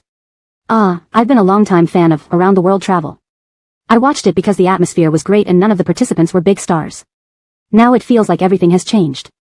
Flipping through these comments quickly, Todd didn't look too happy. He could handle being scolded himself, but he couldn't stand to see Tyra get criticized because of him. The fans weren't entirely wrong. Upon reflection, his insistence on joining the show was indeed improper, but... Todd opened Weibo and wrote down his heartfelt thoughts before sending it out, hoping to win some forgiveness from netizens. He promised wholeheartedly that he wouldn't cause any trouble and would act as a mere backdrop if necessary. The only condition was that Kelly and Hassan shouldn't get too close. Indeed, Todd candidly admitted that he joined the show to prevent his sister from getting close to her future brother-in-law. His honesty unexpectedly earned many laughs from netizens, stopping further criticism. He even gained more followers. So you're going to be the guardian of your sister's purity? That's hilarious. Probably the one who doesn't want Todd on the show more than us is Hassan. He seems quite endearing. He's so naive. You could have chosen a different excuse. Everyone knows your intentions now, and Hassan will definitely be wary of you. There's someone tearing apart my CP, and I should be angry, but why can't I stop laughing? Seeing everyone finally stop criticizing, Todd breathed a sigh of relief. As for whether Hassan would be wary of him, he didn't care much. After all, he was Tyra's third brother, and preventing his sister from getting close to other men was perfectly reasonable, right? Meanwhile, Kelly and Alea were engrossed in their TV program, completely oblivious to what transpired beside them. That night, when Farrell and the two brothers learned about this news, they weren't too pleased either. They dragged Todd into a room and began to very seriously formulate battle plans. Meanwhile, Alea personally started packing things for the two kids. These tasks could have been done by the nanny, but she always wanted to do it herself. Kelly watched from the side as Alea seemed intent on stuffing everything from home into the suitcases, a gentle smile playing on her lips. A mother's love truly warms one's heart. The next day, the guests set off for the airport. Due to the last-minute changes after making departure preparations yesterday, the returning cast members had quite a few opinions about the three new guest stars. So when Kelly and the others arrived at the scene, they merely nodded in greeting without saying anything more. To this, the trio didn't seem to mind. But with just a glance, Kelly saw Hayward sitting beside her. She remembered him very well because of that fruit platter. What was he doing here too? Hayward smiled as he stood up. Hello, I'm another guest on the show. Kelly met his gaze, her eyebrows furrowing as she tried to guess what he was up to. Hayward only smiled without speaking, while Hassan silently moved to block their eye contact. You're here too, he said. Just going along with the program, I heard this show will fully immerse us in local customs and culture, and try all sorts of delicious foods. I really like that. Kelly quietly focused on the last part of his statement, suddenly becoming a little more excited about the program. Good food? Ulrich arrived at the airport half an hour later, looking flustered. He awkwardly touched his bald head. I left 2 hours early, but I didn't expect such heavy traffic. Sorry. Facing two big-name new guests, the director felt uneasy, fearing they might be upset enough to post something online or even leave the program. After all, they hadn't asked for payment. So no contract had been signed. No problem, Hassan replied. Only then did the director breathe a sigh of relief. He signaled his assistant to distribute the tickets to the guests. Our show doesn't have a script, just free play. The goal is to have fun and enjoy the food. Chapter 373, You Probably Can't Beat Him. Kelly expressed that she really liked and was satisfied with the show's concept. Boarding time arrived, and the guests boarded the plane headed for Country Tea. The moment they stepped off the plane, the live stream cameras were turned on, and the guests who had been indifferent immediately started putting on their professional smiles. Kelly clearly wasn't used to everyone's sudden enthusiasm, but Hassan guided her beside her, and she gradually began greeting with a smile too. Hugo watched the two of them intently, only confirming they were just holding hands and not doing anything else. He pursed his lips. The live stream viewers were laughing out loud. How funny, Hugo looks like a second-rate dog. I thought I was the only one who felt this way. Turns out we're all on the same page. Kelly and Hassan are so sweet together, you can feel they're genuinely in love. Hope the brother and sister's romance can last longer. Sugar Essence CP is the sweetest.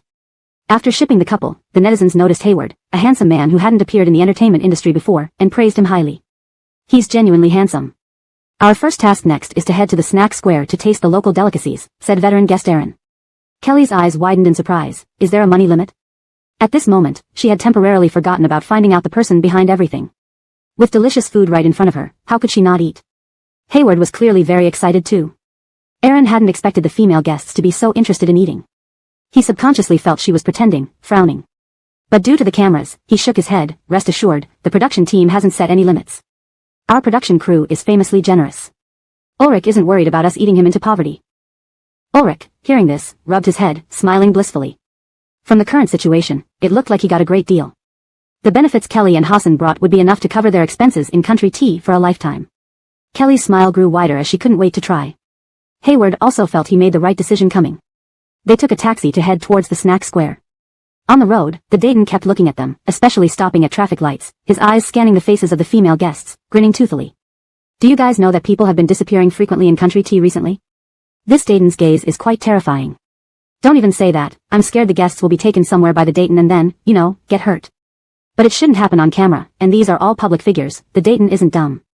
Alas, thinking about other compatriots who ignore public figures and end up in such places, what should they do if they're targeted? At this moment, everyone felt complex emotions. In the age of the internet, almost everyone knew that Country Tea wasn't safe. But despite this, every year countless people still fell victim to scams. Luckily, the Dayton didn't do anything strange.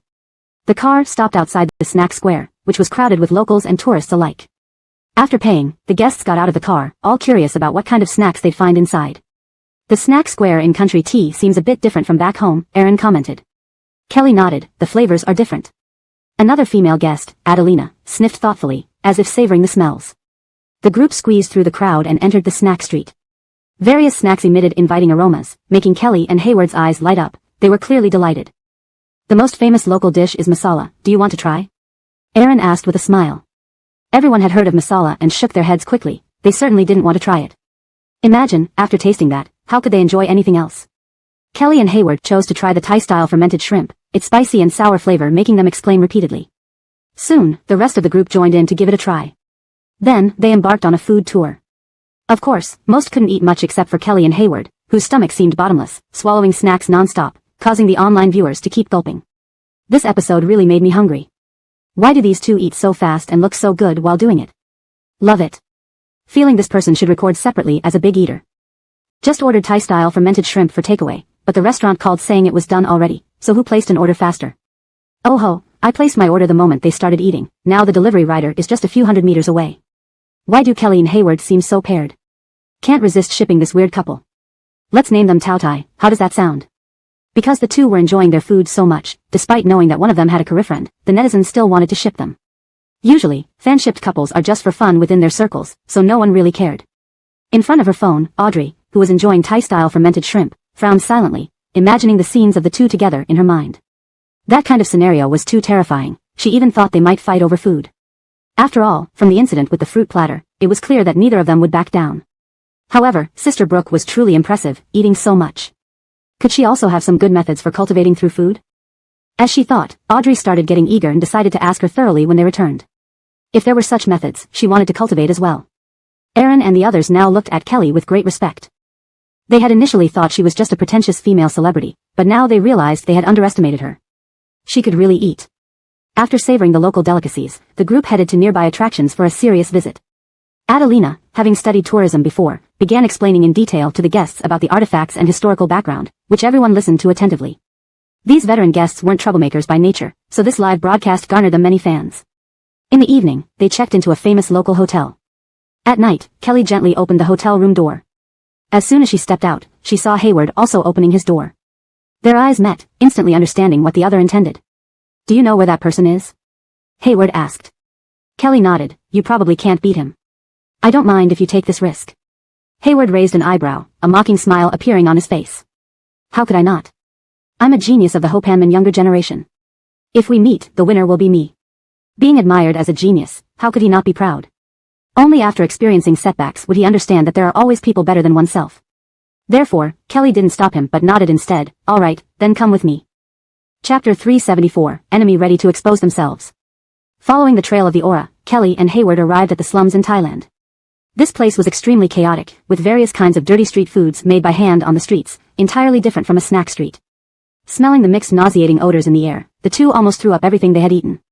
On both sides of the street, there were many idle men smoking and chewing betel nuts, their lecherous eyes staring at Kelly. Even though she was wearing a windbreaker and loose jeans, those looks made her very uncomfortable.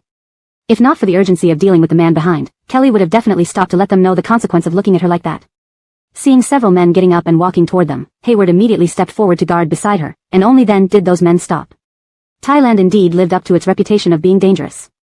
This place is thoroughly rotten, Kelly muttered softly. China also had slum areas, but the scene here was completely different. Stay away from this place in the future, and I will notify other women around me not to come here, said Hayward. The two walked in silence for the rest of the journey. Since they were close and knew Kelly had a male companion, those men did not attempt anything further. They stopped in front of a tenement building at the top end of the slums. Noticing Kelly's serious expression, Hayward immediately took out the compass. Seeing the needle on the compass shaking wildly, his lips quivered slightly. Such complex energy.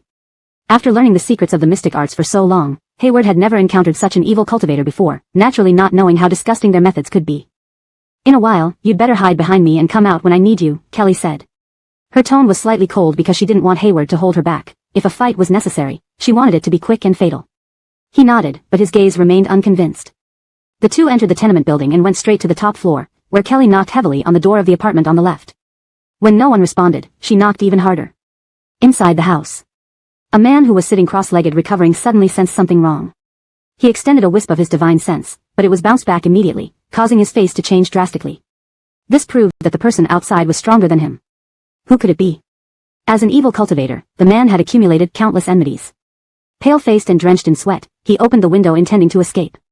However, just as he was about to climb out, he felt an invisible barrier in front of him, similar to the one he used to imprison Kelly.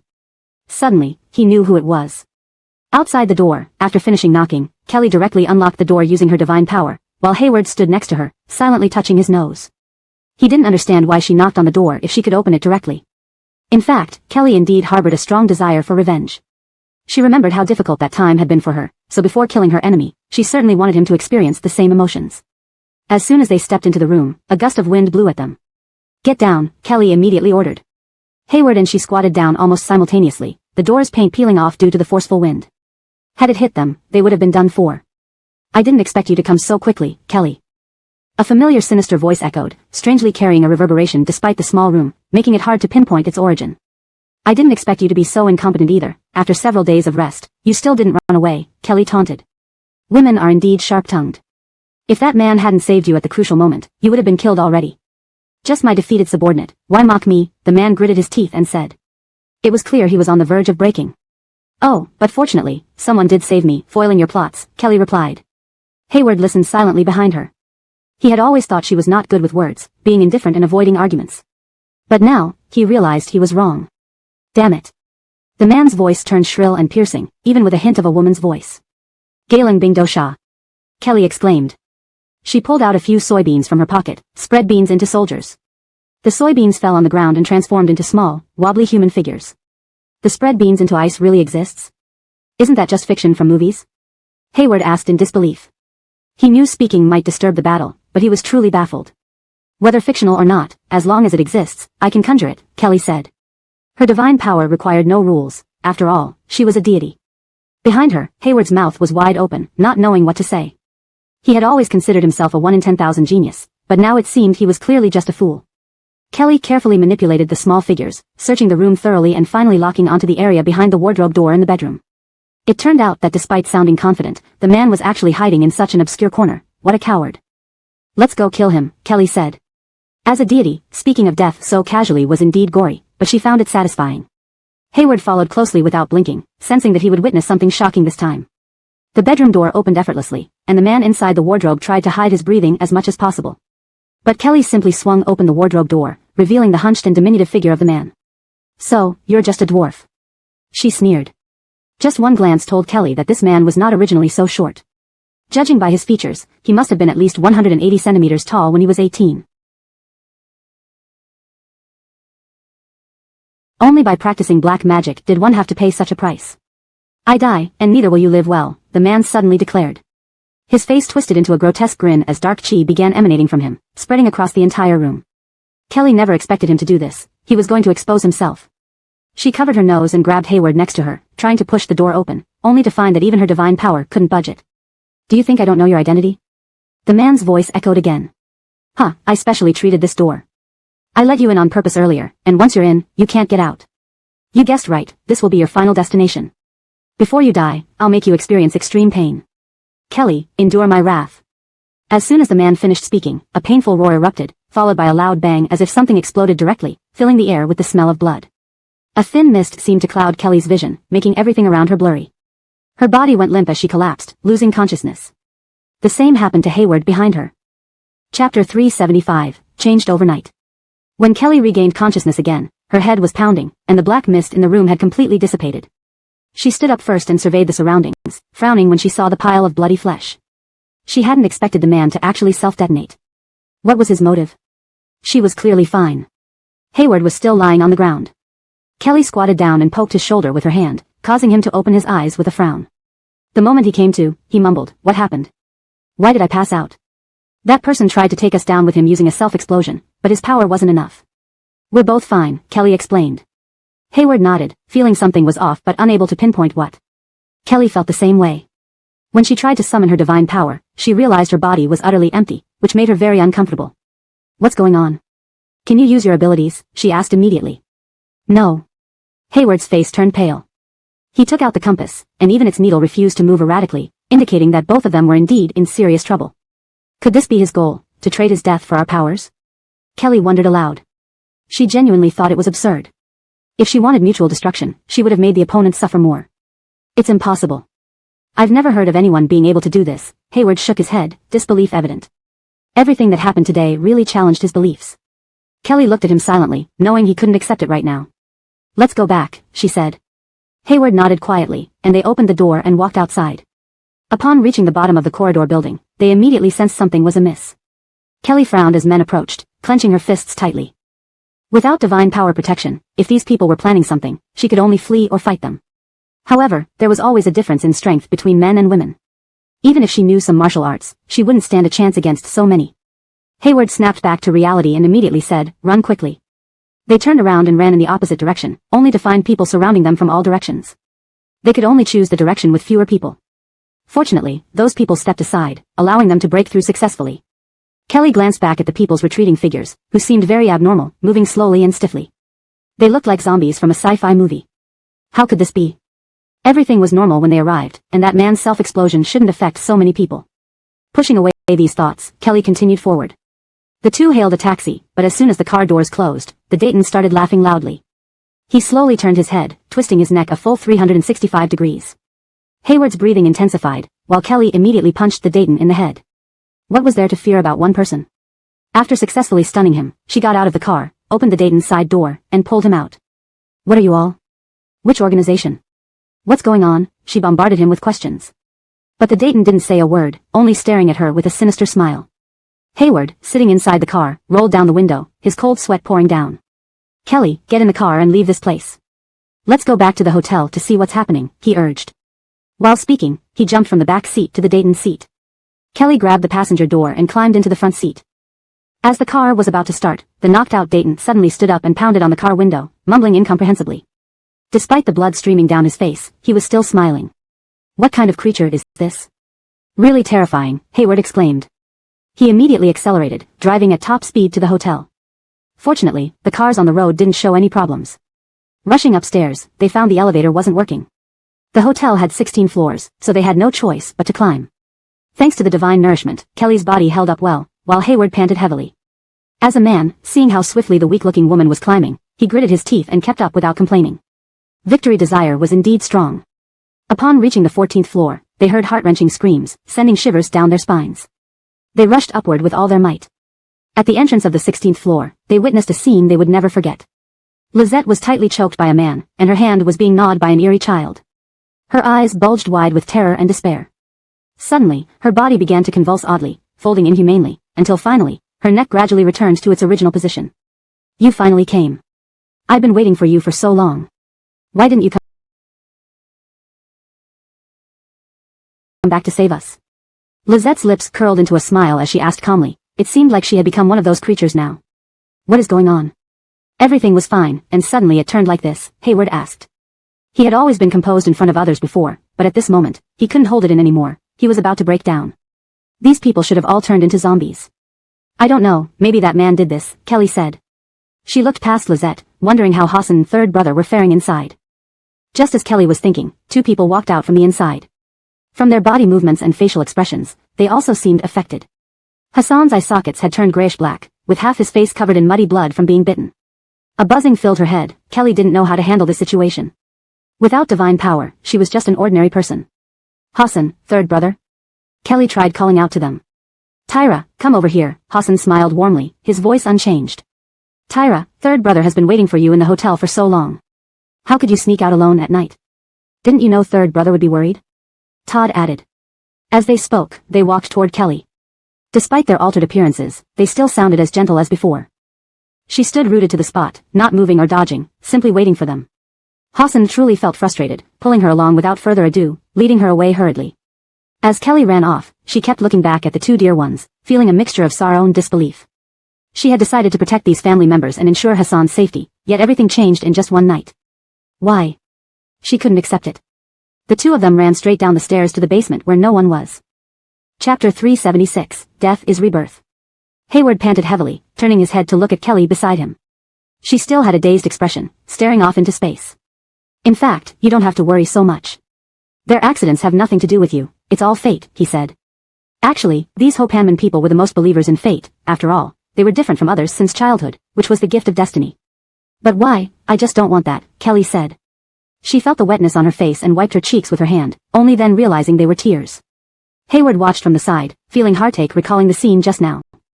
I know you're truly sad now, but our top priority is to ensure our own safety. Can't let the loss of family make you lose the will to live too, can we? This made sense, Kelly nodded. Wiping away her tears, she looked ahead, constantly thinking about what to do. But now everything was unclear, her mind seemed to be filled with confusion. Let's stay in the basement for now. There's food inside, and it looks like no one comes here, Hayward said. He walked back to check the surroundings, taking a deep breath to suppress his emotions, knowing that it was crucial to remain calm at this moment. There were indeed plenty of food and water in the basement, enough to sustain 2 people for at least 10 days. But unfortunately, there was no signal, making it impossible to find out what was happening with their families. These riots should only exist in Thailand and have nothing to do with Wagwa. Beside him, Kelly's mind was muddled, slowly drifting into sleep. When Hayward returned, he saw her sleeping face and sighed helplessly, realizing that sleeping might actually be better for her right now. In her dreams, many things flashed by quickly, but she couldn't catch them, letting them slip away. Coming back to consciousness, she wished those papers were a dream from yesterday, but reality set in as they were still in the basement. A banging sound came from the entrance, sounding like something was coming and smashing. Can anyone save me? I know there are people inside, I'm also a survivor. Those monsters are outside trying to eat me. Please, please open the door and save my life, I'm really scared. The pitiful wails of a woman made Kelly frown and glance at Hayward. Both their faces didn't look good, hesitating over whether to save her or not. Shall we try? Kelly asked. Hayward felt his heart pounding and pursed his lips. He was very hesitant as well. Not saving her would mean risking a human life, but saving her could endanger them. I hear your voices, please, I'll really be killed by those things. How can you watch me die? Are you even human? The voice outside became angrier, and Kelly and Hassan exchanged looks, clearly willing to try saving this woman. Taking a deep breath, they moved to either side of the door and opened it, a sticky, bloody smell wafting in. You fools actually opened the door. Ha ha ha, I won't hesitate to feast on your flesh and blood. Adelina's hideous face appeared before them. Kelly frowned, never expecting that she would become like this in such a short time. Hayward reacted quickly, slamming the door shut, managing to push the monster away with another slam. Adelina's body rapidly retreated several steps backward. Kelly quickly closed the other side of the door as well, while Adelina's furious voice echoed outside. You shameless bitches, why are you two still alive while we turned into these monstrosities? You two must die too. Hayward heaved a sigh of relief, good thing we held onto the door handles tightly, otherwise, we would have really let her in. Kelly nodded, agreeing that it was a close call. The knocking grew louder, and besides Adelina, Hassan, Todd, and Aaron's voices could also be heard. Gradually, Kelly felt more and more uneasy. According to her understanding of the people around her, if they remained rational after the incident, they wouldn't pursue her like this or try to kill her. No wonder it felt off, everything felt wrong. Don't you feel like we're not real? Kelly asked. Hearing this, Hayward touched his face and felt his heartbeat, everything seeming very real. He looked at Kelly with pity, knowing she must have been driven a bit mad by the inability to accept the situation. Don't worry, I'm quite clear-headed now. No wonder he said he wanted me to experience pain before exposing himself. I did feel extremely uncomfortable just now, she said. Hayward gasped, full of questions. Then he saw Kelly rummaging around in the basement, which was a small storage area with plenty of items. She found a fruit knife, and he immediately exclaimed in shock, don't rush to hurt yourself, maybe there's still a way to handle this and get them back to normal. Kelly, if you keep going like this, you'll really be dead. If bitten by those monsters, at least you can become one of them and remain alive. Hayward wasn't good with words, this was the most comforting response he could think of. Thank you, Kelly replied. A relaxed smile curved her lips, making her look like she was ready for rebirth rather than death. Hayward slowly lowered his hand that had been about to stop her, watching her with confusion. Something felt off to him. Kelly approached with a smile and suddenly stabbed the knife into his chest. The sharp pain hit him, and he gasped, eyes wide open in disbelief. He had never been on guard against her and never imagined she would do something like this. Just moments ago, she was smiling and saying thank you. Seeing Hayward's incredulous gaze, Kelly explained, I was afraid you wouldn't have the courage to kill yourself after I died, so I took you with me first. Rest assured, for us, this isn't true death. After saying this, she slit her own throat with the dagger. Hayward watched helplessly as blood sprayed from her carotid artery, even feeling its warmth on his face. In that moment, he forgave Kelly. After all, a mad person couldn't control their thoughts or actions. In fact, he felt it was better to die this way and not have to worry about anything else. Suddenly, a sharp pain jolted through his brain, and Hayward abruptly opened his eyes, inhaling deeply as he sat up. He stared blankly at the scene before him, still the same room. He touched his chest, no dagger. What happened? Kelly walked to where the minced meat should have been and sneered. He didn't want to expose himself, he was leading us into a trap. Chapter 377, Night Meeting with the Male Third Wheel. He didn't self-detonate but escaped, Kelly said. Hayward felt dazed, everything he saw today seemed absurd and magical. Living a secluded life within the mystic community, he naturally had no chance to encounter these things. Then where is he? He asked in a silly manner, his gentle and handsome face displaying an innocent foolishness. The corner of Kelly's mouth twitched. She wanted to roll her eyes, but held back. Her fingers flicked swiftly into a gesture. She squinted, sensing carefully, and sighed deeply. She had thought she could bring him to justice today, but unexpectedly, she underestimated him. He has somehow concealed his presence, Kelly said. After speaking, she took out her phone and called Hassan. Although everything in the dream was fake, it still caused quite an impact on her. Fortunately, the call was answered shortly. What's wrong, Tyra? Hassan's warm and pleasant voice made Kelly feel reassured. She smiled faintly. I want to ask what you and Brother 3 are doing. Today when they allocated rooms, to prevent any untoward incidents, Todd paid extra for a presidential suite, sharing it with him. I'm taking a shower. As for your brother, I don't know. Do you want me to check? Hassan asked. Kelly responded affirmatively, yes, please check. She really lacked a sense of security now and needed to confirm both were fine personally. Footsteps sounded from the other side, then came the sound of a door handle being twisted. 3, 2, 1, Hassan started counting down. Todd's angry voice rose after 1, you're going out? Where are you heading? Are you planning to find Tyra? I knew it, all you men are incorrigible pigs. Don't even think about defiling Tyra's chastity as long as I'm here. Facing the accusation, Hassan handed over the phone calmly. Tyra asks what you're doing. All the anger dissipated instantly. Todd knew this guy was provoking him on purpose. Grinding his teeth, he took the phone. His expression was furious, as if he wanted to kill someone, yet his tone remained gentle. Tyra, what's wrong? Brother 3, just asking how you're doing and what you're up to, Kelly said. Playing games in the room. If you have time, come over, we can play online together, Todd replied. Kelly laughed and affirmed, not today, let's play another day. Since you're both fine, I'll hang up now. Seeing Hassan reaching for the phone, as if wanting to say something more, Todd hurriedly ended the call. He scoffed, finding certain individuals' underhanded tactics utterly contemptible. Hands in his pockets, he returned to his room, looking smug. Looking at the disconnected call screen, Hassan felt very helpless, wondering if he could successfully marry Tyra. These men of the Flynn family were really indescribable. Meanwhile, Kelly and Hayward successfully hailed a taxi back to the hotel. Nothing happened in the car, completely different from the dream.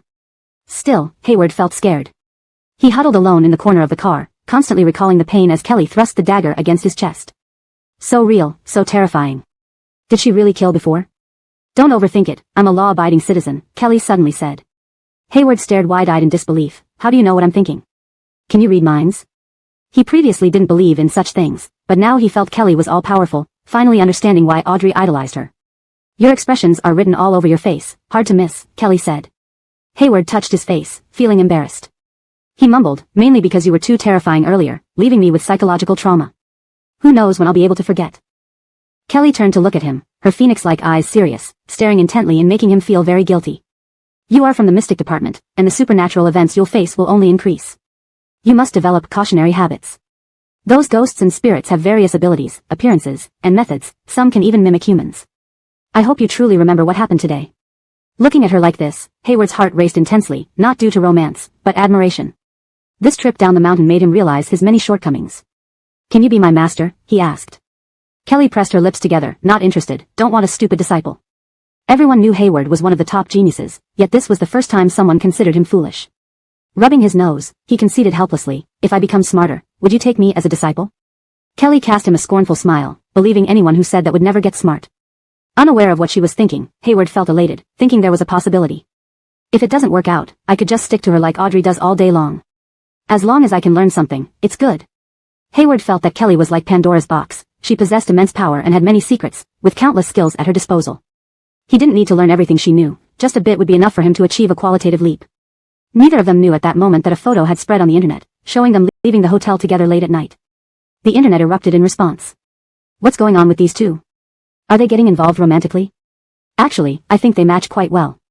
But if they're together now, one is a cheating woman and the other is the third wheel in someone else's relationship. Why did something happen between these two just as their fan pairing formed? Disgusting. Even Hassan, such a great man, has been cheated on, he's really pitiful. So love really has nothing to do with appearance. It's hard to find a man handsomer than Hassan, yet his girlfriend still isn't satisfied. Hashtag Kelly cheating hashtag. Hashtag Kelly night meeting with male third wheel hashtag. Hashtag netizens shed tears for Hassan hashtag. Their relationship had always been a hot topic, and now this incident drew even more attention. When Kelly and Hayward returned to the hotel, the first thing they saw was Hassan and Todd. When the latter saw them come in, his expression remained unchanged, while Todd looked extremely angry. Todd clenched his fists and rushed forward with gritted teeth. Though he despised Hassan, he despised shameless male third wheels even more. You seduced my sister into wrongdoing. Are you even a man? Is it not shameful to interfere in others' relationships? Todd angrily asked.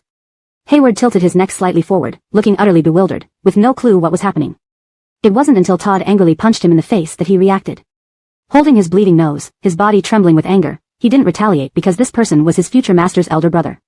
In Todd's eyes, this confirmed his guilt. Chapter 378 The Truth.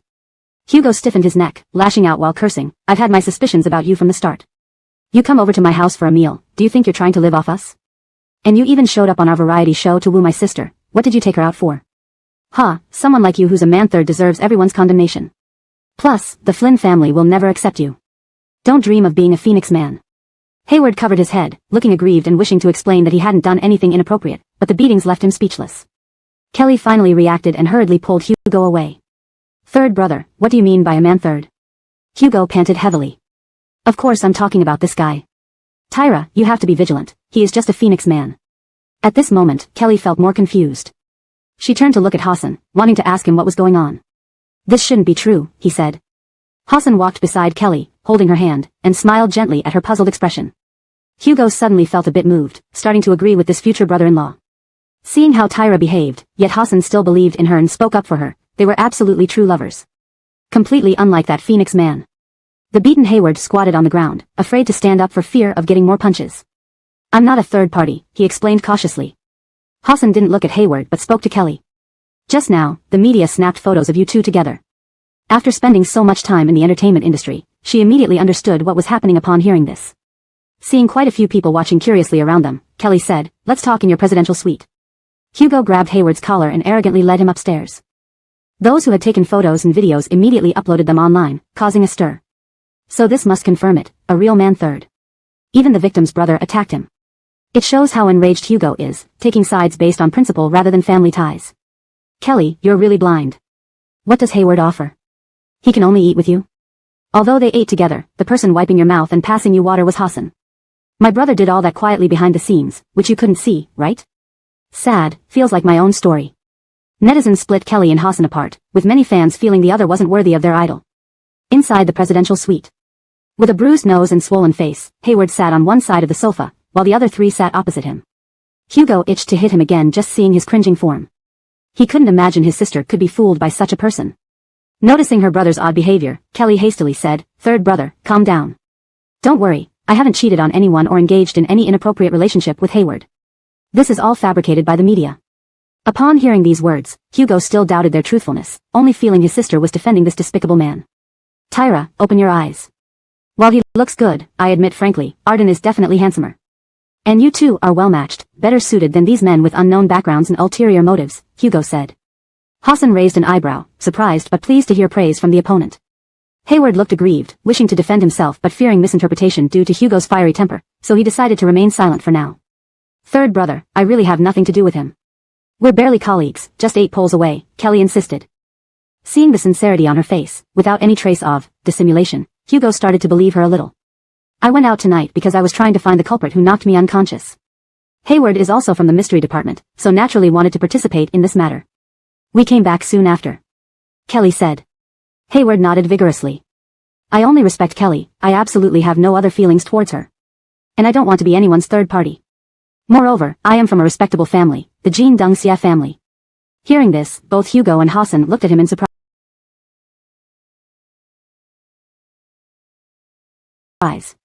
The Jin Dongxia family was a reclusive clan with considerable influence, known to many because of its uniqueness. Never would they have expected him to be from there. If you say so, there's no need for you to try to become a male phoenix then, Hugo said. He touched his fist that had just struck the man, suddenly feeling a bit embarrassed. Had he hit too hard? And, he hadn't actually been a man-third, this whole thing was a mess. Sorry, buddy, I was just furious and rushed. Otherwise, you could hit me back? Hugo asked. Hayward shook his head, his eyes gleaming as he looked at Kelly. I got beaten up because of you. Shouldn't you give me some compensation? Seeing his shrewd appearance, the other 2 men silently clenched their fists, feeling an urge to punch him. Hassan knew this dimwit couldn't pose any threat to his position, but why did he feel so much like hitting him? Kelly could guess what kind of compensation Hayward wanted. Looking at his bruised and swollen face, barely recognizable, and considering his obsession with mysticism, she felt that taking him on as a disciple was actually a viable option. You can talk to the higher-ups. If they agree, then from now on, you'll follow me around, Kelly said.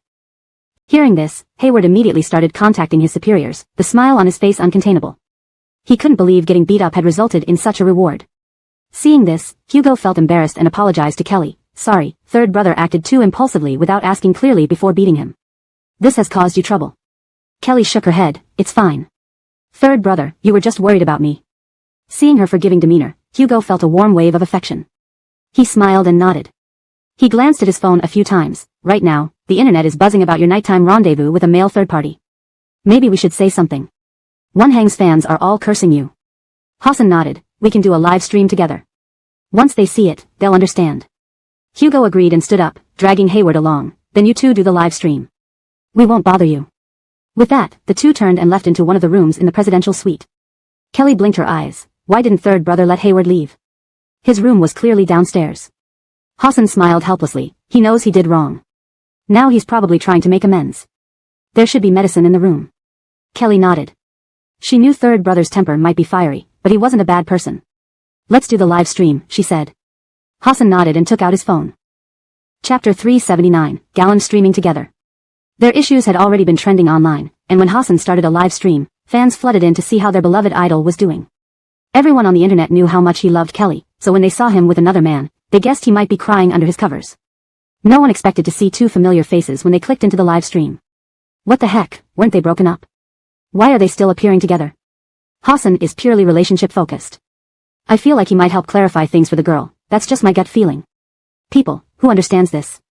Seeing my brother like this makes my heart ache. Can't someone who's in a good relationship deserve some sympathy too? I've also been cheated on while in a relationship. It really hurts. The comments flashed by quickly, but since everyone was talking about the same topic, Kelly saw several of them.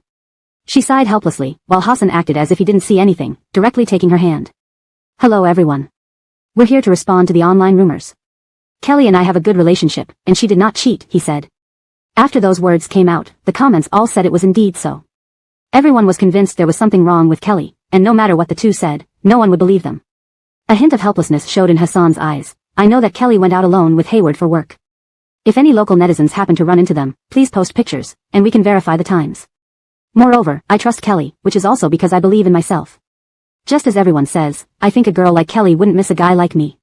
While this sounded somewhat conceited, given that it was coming from Hassan, it seemed fitting for him to say such a thing. Kelly nodded in agreement, her eyes filled with warmth, looking at him differently from anyone else. I will never cheat, I'm committed to you, forever unchanged. And, she changed her tone, looking at the screen. To be honest, I'm curious why everyone thinks I might like Hayward. Don't you think he's kind of foolish? Also, he snatched my food today at the snack street. He even took the last skewer. You can rest assured that even if there was an issue, I would never be with Hayward. Kelly spoke sincerely, with a very earnest expression, silencing the previously skeptical fans. It does seem to make sense. Hassan held Kelly and kissed her cheek beside it. After listening to her, his face was full of smiles, with happiness shining through his eyes. Kelly was slightly stunned for a moment, then held her own face, staring at him in shock. The sweet atmosphere between them made netizens cheer. These two must be fine, cheating wouldn't result in such a natural attitude. Even if Hassan were able to accept it, he wouldn't look this natural. This couple is too sweet, the sugar level is off the charts. They're definitely the sweetest couple in the industry, there can't be any problems. Damn. Sugary CP is the best. When I saw the third wheel, I thought those two could never be together. Seeing Kelly remember being robbed of her skewers is hilarious. With the intimate moments between the young couple, netizens now believed in Kelly's innocence and began to mock Hayward. How could he be so stupid, actually stealing a girl's food and getting remembered for it? The storm of public opinion slowly dissipated, and Kelly and Hayward became unrelated once more. When mentioning them, people first thought of food. Answering some questions from fans in the live stream and noticing the time getting late, Hassan waved goodbye. It's getting late, we're going to sleep. Remember to rest well at home too. Bye. Kelly said. After hanging up, they looked at each other and laughed, thoroughly amused by the barrage of comments from their fans. At that moment, back in the country, Adrian had originally thought that after the breakup, she would finally have a chance, but unexpectedly saw the loving couple in the live stream. She threw her phone heavily onto the bed. Hassan, do you like Kelly so much that you're willing to wear the green hat? If that's the case, why don't you want to be with me? I'm the one who truly loves you the most. Kelly is nothing but a slut. Recently, Adrian's mental state had deteriorated. Due to Spike's death, many pieces of evidence were found, but they couldn't confirm it was her. So, she was released. Even so, Adrian's reputation was now completely ruined, and the entertainment industry would not tolerate such a poisonous presence. Moreover, her current appearance was too unsightly to be exposed to the public.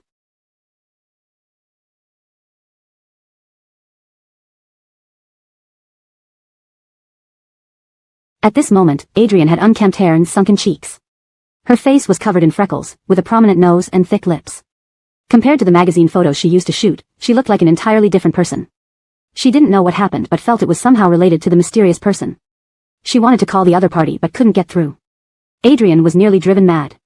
The phone rang, and seeing the familiar unmarked number, her eyes lit up as she quickly answered. Her anger made her lash out immediately upon picking up. Why haven't you contacted me recently? Do you know what I've been through? Are you trying to kill me? I tell you, the police asked me many things, and I didn't reveal a single word. Now, I want you to restore my face to how it was. Why has my face become so ugly? Adrian screamed hoarsely, angrily tearing at her hair. On the other end of the line, Elspeth said, I have a way to restore your former appearance and physique. Tell me your birth date and time. Due to their recent successful collaborations, Adrian trusted the stranger implicitly and immediately provided her birth details. Holding a mirror, she stared at her reflection, filled with anticipation, hoping to see her former beauty restored instantly. But as time ticked by, her face remained as unattractive as before.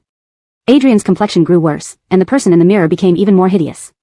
In frustration, she threw the mirror to the ground, refusing to accept that the reflection was herself. Suddenly, intense pain shot through her body and face, causing her to stumble and fall, convulsing on the floor. Foaming at the mouth, Adrian passed out. When she regained consciousness, she realized something was terribly wrong. She seemed to be floating in midair. Meanwhile, the body on the ground stood up. Adrian laughed maniacally. I succeeded. I succeeded. Chapter 380, Fawning Being Ignored. Hovering in midair, Adrian had yet to fully grasp the current situation when someone knocked on the door of the room. She walked over with large steps and opened the door with her hand. When she saw her mother standing outside the door, a gleam flashed in her sharply contrasting eyes as she sized her up and down, a sinister smile curling at the corners of her lips. Verity was wearing a cheapao, and despite being middle-aged, she had not an ounce of excess flesh, perfectly showcasing her curvaceous figure. Her fair face only bore a few fine lines, and her appearance was undeniably striking. Under her willow-like arched brows were a pair of almond eyes that shone brightly, and beneath a delicate straight nose lay a full, luscious mouth. Adrian almost whistled in admiration. Noticing the intense gaze, Verity felt distinctly uncomfortable, finding something odd about the scene before her. She shook her head to dismiss the feeling and looked at her coldly. Staying here does not mean the family accepts you.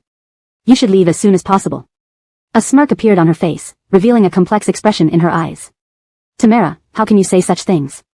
No matter what, I am still a member of the Flynn family, your own flesh and blood. Can you bear to drive me out? While speaking, she occasionally gave flirtatious glances to her mother, making Verity feel increasingly uneasy. Meanwhile, Adrian floated in midair, constantly trying to talk to her mother. Upon confirming that her mother could not hear her, her expression changed dramatically. Growing impatient at her mother's silence, she stepped forward, took her mother's hands, and caressed them. Oh, since we are close kin, it would be better if we lived closer together.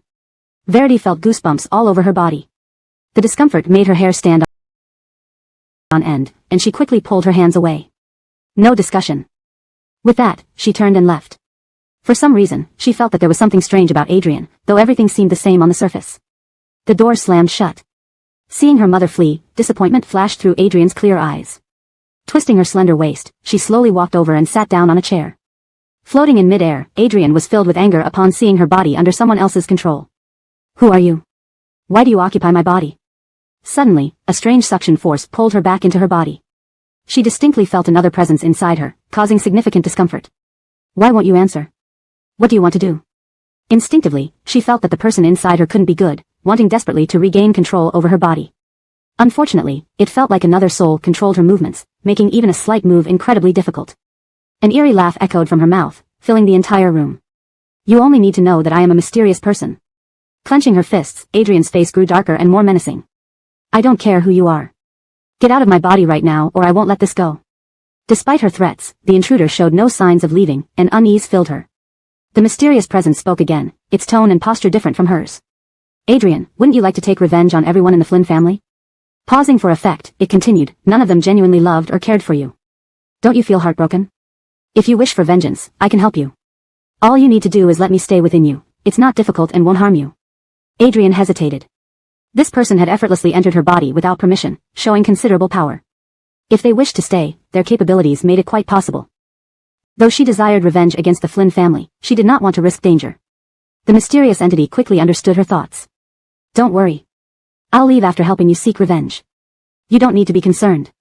Hearing this, Adrian's worries vanished instantly, and she nodded in agreement. You can remain dormant in my body, but you must keep your promise. No tricks afterward. Following the instructions from the mysterious entity, she completed the subsequent rituals. A cold laugh escaped her lips as she inwardly cursed. What a fool, now that I'm inside, why would I leave? Such a useful body is too precious to abandon. However, Adrian remained oblivious to this. Opening Adrian's social media circle, the mysterious entity scanned through the content, its expression unconsciously lifting. Although there were still many people cursing Adrian online, many incidents had already been suppressed by the Flynn family, and the situation was no longer as severe as it initially was. He never expected that the Flynn family would be even more powerful than he imagined. If he could continuously rely on the Flynn family, it would naturally be beneficial for him. Sitting in front of the dressing table, he looked at himself in the mirror, involuntarily raising an eyebrow. This face indeed looked worse than before, but with him here, it would quickly return to its original state. He extended his hand, and a wisp of black gas drifted out from it, covering his entire face. Soon, waves of sharp pain assaulted him, causing his eyebrows to slightly furrow, though he didn't feel too much discomfort. However, the pain Adrian experienced was far greater. Her soul screamed incessantly from the agony, and she soon lost consciousness. Half an hour later, the mysterious person looked into the mirror again, seeing that his appearance had restored to its initial beauty, and his skin had become even finer and softer.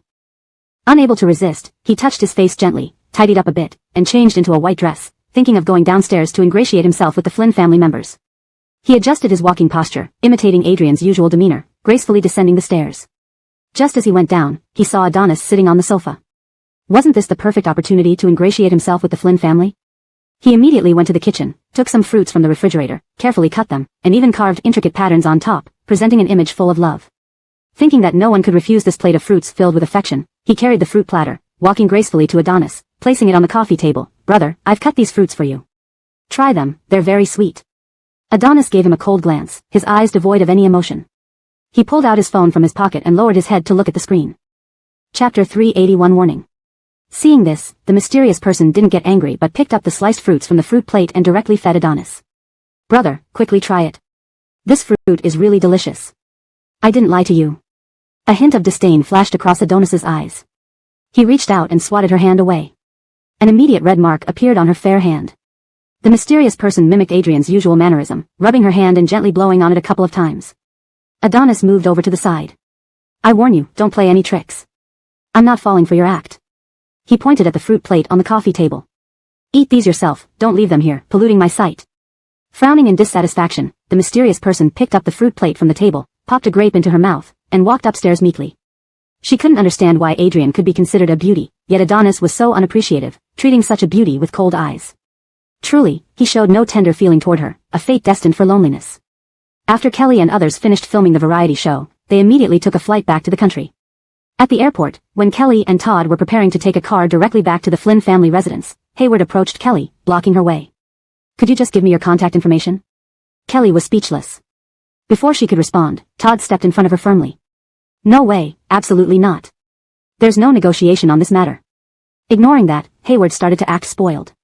You don't have to give me your contact if you don't want to. Then you can't go back today. Todd clenched his fists and waved them around, showing an intent to fight. Kelly knew he was only trying to scare Hayward, and couldn't help but laugh. She stretched out her hand to stop Todd. Third brother, that's enough, it's unnecessary. Hayward insisted. It's okay, I'm not in a hurry to go back. If it doesn't work, I can go back with you. If he really went back with Kelly to the Flynn family residence, the nature of this matter would change entirely. Under any circumstances, this couldn't happen. Without waiting for Todd to speak, Kelly had already exchanged contact information with Hayward. Satisfied, Hayward left. Kelly and Todd returned to the Flynn family residence. Standing at the door, Kelly felt something was off. Seeing Kelly hesitate to enter, Todd was puzzled. What's wrong? Are you feeling unwell? Kelly shook her head. Nothing. The moment the room door opened, Alea saw Kelly come back. Immediately walking over, she grabbed Kelly's hand and looked at her pitifully. Tyra, how much weight have you lost? It must be too tiring for you. Behind them, Todd carried both their luggage, following them inside. Seeing Alea caring so much about Kelly, he felt uncomfortable. Where has she lost weight? Obviously, the meals on the show were too good, she actually gained weight. Alea's face darkened instantly. Turning around, she glared at Todd. Don't talk nonsense. Clearly, you're the one who gained weight. Look at your chubby face. Eat less during dinner. Todd felt a bit embarrassed, while Alea continued chatting with Kelly without paying him any attention. Being ignored by Alea made Todd feel even more imbalanced, so he stormed upstairs with the luggage box angrily.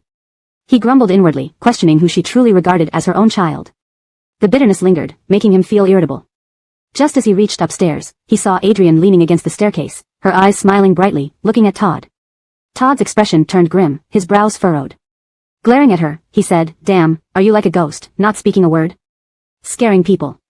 And who let you stay here? Get out quickly, the Flynn family doesn't welcome you." The mysterious person saw Kelly downstairs chatting with Alea.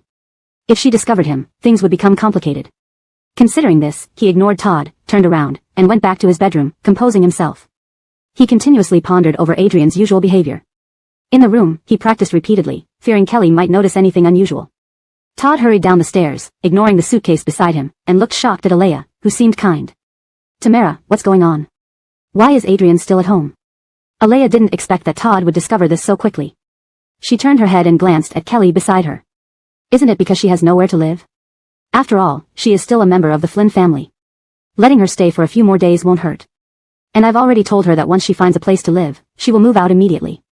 After confirming that Kelly wasn't upset, Alea felt relieved instantly. Kelly thought it was normal since they were still blood-related. She picked up the cup on the table and took a sip of water. Todd, who was already unhappy, felt even worse when he saw Adrian. He couldn't figure out what Adrian had said to Alea that made her let Adrian stay. Todd kept complaining about what Adrian did in the past few days. A person like her doesn't deserve to have the Flynn surname. I just don't understand how someone like her could come from our well-educated Flynn family. It's truly incomprehensible. Once he mentioned Adrian, he couldn't stop talking. Alea felt helpless because every word Todd said was true, and she couldn't prevent him from speaking. All she could do was watch helplessly as he ranted. The mysterious person, who had been practicing Adrian's mannerisms for a long time in the room, felt that it was almost ready and walked downstairs. Hearing the sound of descending stairs, Alea, Todd, and Kelly looked up simultaneously. There, the mysterious person imitating Adrian's usual appearance approached Alea. "Don't worry. I'll move out as soon as possible." Kelly frowned and stared straight at her. For some reason, she felt that the aura around her seemed somewhat different from before. Upon closer inspection, her posture, actions, and way of speaking indeed didn't differ much from Adrian's usual behavior. Yet, it all felt overly deliberate. If it really were Adrian, it shouldn't be like this. Although Kelly sensed something was off, she didn't show it but only watched her indifferently. Chapter 382 The Soul Mirror. During dinner, Flynn's mother kept serving Kelly dishes, worried that she wasn't eating well. Kelly was preoccupied and absent-minded during the meal. Todd, sitting next to Flynn's mother, noticed her constantly serving Kelly and felt uneasy. So he scooped all the food Kelly liked into his own bowl, quickly getting too full. After eating for a short while, Kelly put down her chopsticks. "I'm full." As soon as she said this, she hurriedly went upstairs. Back in her bedroom, she locked the door behind her and sat on the bed, taking out her phone to call Hayward. After 2 rings, the call connected, and Hayward, sensing something unusual, asked, "Hello, why did you call me?" Kelly's tone was low. "Do you have a soul mirror?" Hayward, who had been lying on the bed eating snacks, immediately sat up when he sensed something was wrong. "I do." "Why do you need a soul mirror? Did something happen?" Without replying, Kelly said, "Come over quickly, I'll wait for you at home." "Alright, I'm on my way." After hanging up, Hayward found the soul mirror in his room and rushed downstairs. He opened the door and bumped into Hurley right away. Hurley curled his lips into a smile. "Ziheyo, what are you in such a rush for?" Hayward ignored him, pushing him aside and rushing out. Seeing Hayward hastily drive off, Hurley gritted his teeth in anger. Hayward seemed to be getting more and more aloof, not even acknowledging him. Just as Hurley was about to shout at him, Hayward sped off, leaving him covered in dust and seething with rage. Turning back inside, Hurley grumbled under his breath. What kind of person is he? Gallivanting in someone else's house with such an attitude, no manners or upbringing at all. Anyone would think he taught them to the dogs. Sitting on the sofa, Draper couldn't help rolling his eyes. He stood up and sternly warned Hurley. "I warn you, don't pick fights with Hayward unnecessarily. He's too important for you to provoke." Turning back to the sofa, he muttered quietly. Wonder what happened that made him leave so suddenly in the middle of a snack. It must be something serious. Afraid to argue with Draper, Hurley sat on the sofa and checked his phone. To his surprise, he saw rumors about Hayward and Kelly, causing his fury to flare up again. At the Flynn family villa. Hayward parked the car and rushed to the door, ringing the bell. Kelly had been waiting in the living room for some time and immediately went to open the door upon hearing the ring. The soul mirror? Hayward hesitated for a moment before handing the mirror to Kelly. What happened? Why do you need the soul mirror? Without saying a word, Kelly took the mirror and headed upstairs. Hayward followed closely. Kelly stopped at Adrian's room, kicked the door open with force, and stormed in. Adrian was sitting at the computer when she heard the kick and turned around. Hayward was shocked by Kelly's rough behavior. Kelly aimed the soul mirror at Adrian for a long time. Upon checking the mirror, there was nothing but Adrian herself, surprising Kelly. Adrian, upon seeing the soul mirror, felt a panic but forced herself to remain calm. Rising from her chair, she glared at Kelly. In broad daylight, what are you doing barging into my room like this? Didn't I already promise to move out soon? What more do you want? Kelly still felt something was off, both in Adrian's reaction and her body language. Hayward leaned down and whispered to Kelly. What's the point of using the soul mirror on Adrian? Kelly remained silent. With nothing showing in the mirror, she could do nothing and turned to lead Hayward out. Adrian followed them out, shouting angrily at Kelly. Kelly, you're really going too far. If you have a mental problem, go see a doctor. Don't act crazy in front of me. I'm telling you, I'm not easy to bully. I will never let you off. Her mouth didn't stop, but she was somewhat afraid inside.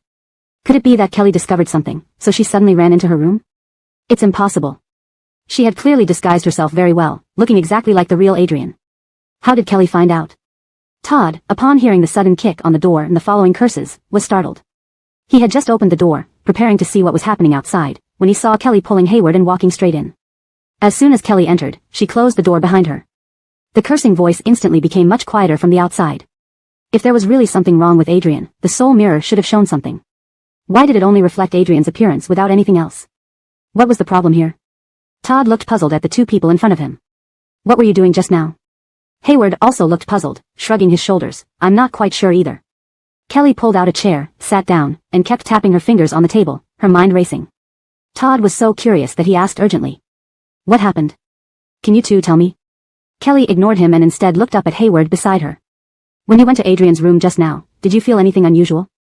Hayward paused for a moment, recalling the layout and decorations of Adrian's room, then immediately shook his head. Wasn't that just an ordinary room? What was unusual about it? Kelly frowned deeper, convinced that there must be something wrong with Adrian. As for exactly what, she wasn't sure yet. Seeing her thoughtfully stroking her chin, Hayward was a bit confused. Chapter 383, Press Conference. Hugo, sitting on a single-person sofa, was completely lost and didn't understand what had happened at all. No matter what he asked, no one paid him any attention. So he could only keep quiet in frustration. Hayward had originally intended to snack before coming here, just to fill his stomach until the meal at home was ready. Now, his stomach was growling. At the sound of his stomach, Kelly and Hugo immediately turned to look. They saw Hayward patting his belly and scratching his head with a bit of embarrassment. I came over in a hurry and haven't eaten yet, so... Kelly considered that she had asked Hayward to come over to deliver the soul mirror. It would be inappropriate to let him leave without eating anything. So she suggested, let's go. I'll take you downstairs for something to eat. Hayward immediately followed behind Kelly towards the stairs, with Hugo right on their heels. After Hayward had his fill, he left feeling very satisfied. Night had fallen deeply. Lying in bed, Kelly stared at the ceiling, her mind constantly replaying the reactions and actions of Nyla from earlier that day. Recalling every move and expression of Nyla, she felt something was definitely off about the current Nyla. But exactly what was wrong remained elusive to her. With these worries weighing heavily on her heart, Kelly tossed and turned in bed, unable to sleep. Finally, when the sky started to lighten up, she fell asleep out of sheer exhaustion. The next morning, early on, Kelly was woken by the shrill ringtone of her phone. Her brow furrowed, eyes heavy from lack of sleep and extreme fatigue, she grabbed the phone from the table and answered it groggily. Hello? What's so important to call this early? Through the receiver came Edison's anxious voice. Kelly, why are you answering now? Edison calmed himself and continued, forget it, that's not the point. Are you prepared? Kelly suddenly opened her eyes wide and rubbed her sore ones. Prepared for what? What's going on? Edison explained through a slight headache, it's the press conference for Shindu today. Didn't I send you a message about it yesterday? You already forgot? Kelly instantly glanced at her phone and quickly scrolled through the messages. When she saw Edison's message, she felt a bit embarrassed. Sorry about that. I was so busy yesterday, I didn't see it. Edison grumbled. Should be, Edison complained on the phone, my goodness. How busy were you that you didn't even see the message? I don't know how to describe you. On hearing this, Kelly subconsciously held the phone slightly further away. 5 minutes later, Edison sighed deeply. All right, I'm heading over there to pick you up for styling soon. Hurry up and get ready. Got it. After hanging up, Kelly rushed to the bathroom to freshen up. Coincidentally, as she finished getting ready, she received a message from Edison. Seeing that Edison had arrived, Kelly hurried downstairs. The nanny had already made breakfast and handed it to her upon seeing her.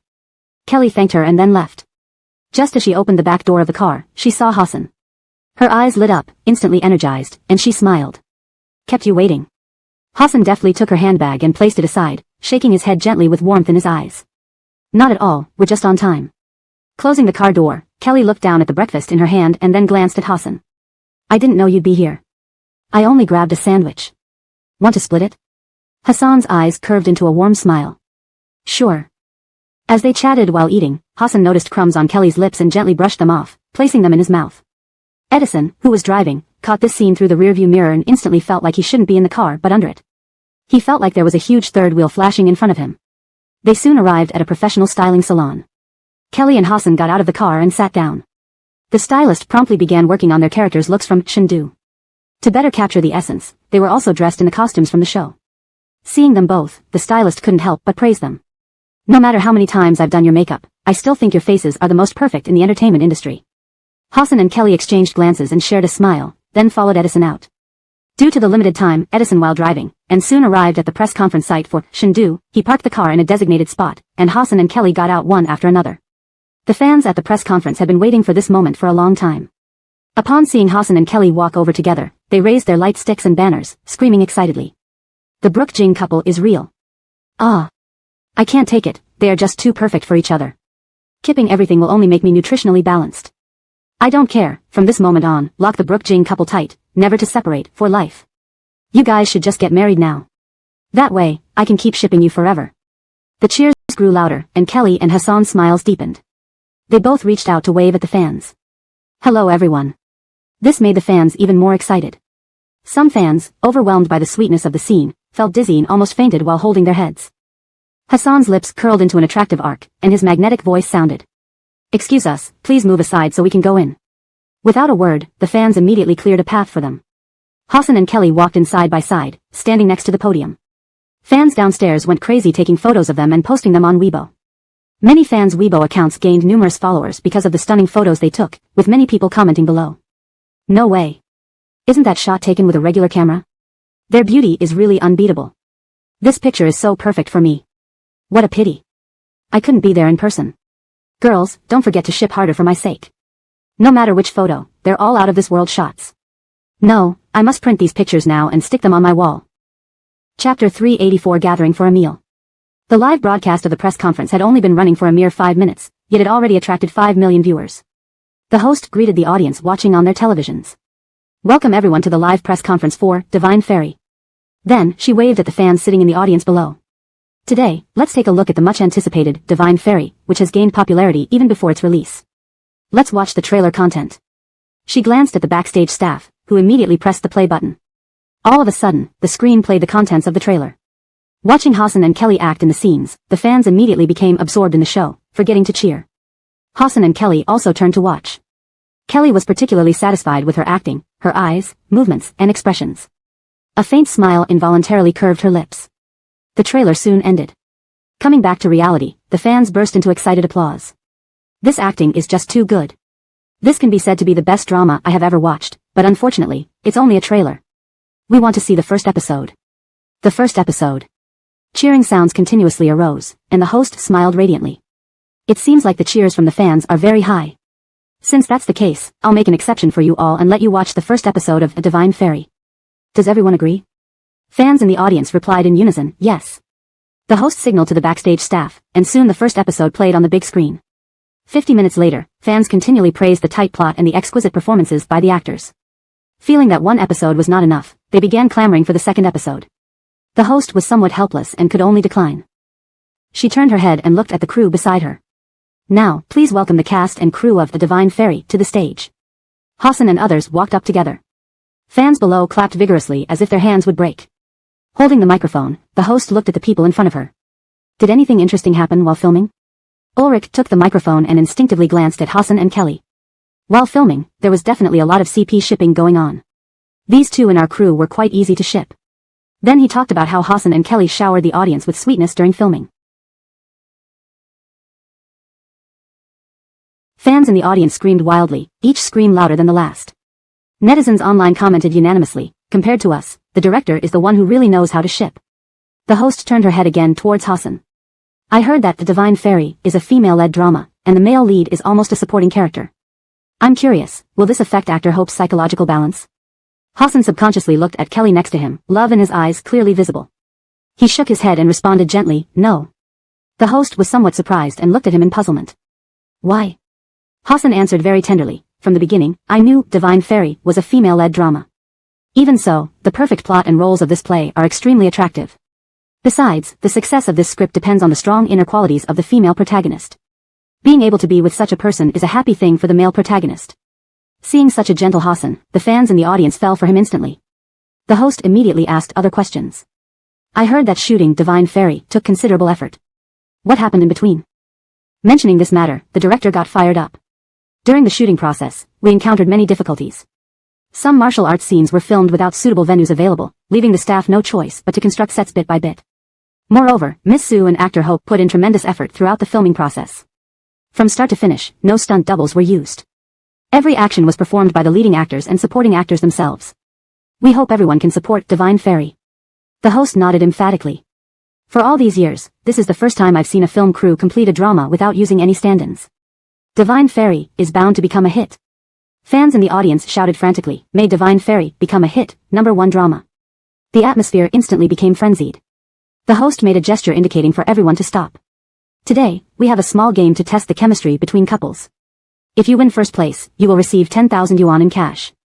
Second place gets any plushie of the actors from Divine Fairy, and third place wins a consolation prize, a pair of keychains. Soon, the lights began to shine on some of the fans below. Not long after, it stopped on 3 pairs of couples. Please give them a warm welcome. The 3 pairs of couples glanced at each other and then went up on stage one by one. The host looked at the content on the screen and introduced, there are 3 games in total. The first is a picture-guessing game, the second is a balloon race for couples to reach the finish line, and the third is to see which couple can kiss the longest. The competition started, and because the first prize was 10,000 yuan, all 3 pairs of couples were very enthusiastic about winning. Fans in the audience cheered for them as they watched their efforts. Several amusing moments occurred during the games, driving the viewership ratings higher. Kelly couldn't help but laugh at their performances. These couples are so adorable. Hassan kept his head lowered, watching her. None of them are as adorable as you. Kelly reached out and gently tapped his hand. What nonsense are you talking? Hassan spoke with utmost seriousness, I'm not talking nonsense. I only tell the truth. Everyone's attention was focused on the couples playing the games, completely unaware of Hassan and Kelly's playful banter. Netizens were very satisfied with this part of the Divine Fairy press conference, and the comment section was lively. After the press conference ended, the director looked at everyone and suggested, I'd like to treat everyone to dinner tonight. What do you think? He immediately shifted his gaze to Kelly and Hassan. Hassan nodded instantly. I have no objections. Kelly nodded with a smile. I'll join. Ulrich booked a restaurant via his phone and then sent the address to everyone in the group chat. Since I've already arranged for transportation, let's go together. Kelly shook her head. No need, Joa. I can make my own way there. Hearing Kelly say this, the director guessed she might have some other plans and did not insist. He immediately agreed and turned to leave with the others. Chapter 385, Treasured Fans. After Kelly left the venue, she could see a large crowd of fans from afar, holding up signs and waiting for them. Seeing those fans, she couldn't help but smile, then took out her phone to snap a photo of the fans and send it to Hassan. Upon receiving the message, Hassan asked in puzzlement, what's up? Can I go out and meet these fans? Kelly replied immediately with a touch of anticipation. These fans had all come for her. If she didn't show up, they would be very disappointed. Kelly did not wish to see her fans let down. Sure. Without any hesitation, Hassan readily agreed. It was a simple matter, after all, and no one wanted to let the fans down. With Hassan's approval, Kelly walked straight out.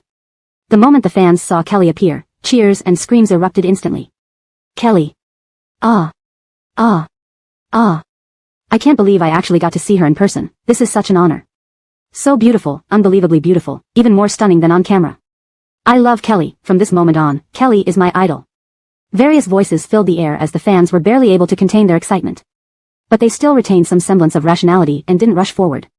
Instead, they gazed at Kelly with eyes full of admiration. Hello everyone. Seeing the expressions of the fans, Kelly waved at them with a smile. Why are you still here so late without going home? Kelly's voice was incredibly gentle, which ignited the fans' exuberance even more. To wait for you. One fan cleared his throat and shouted loudly. At this moment, Hassan also finally came out, waving to the fans with a smile. Almost instantly, he also received a burst of enthusiastic responses from the fans.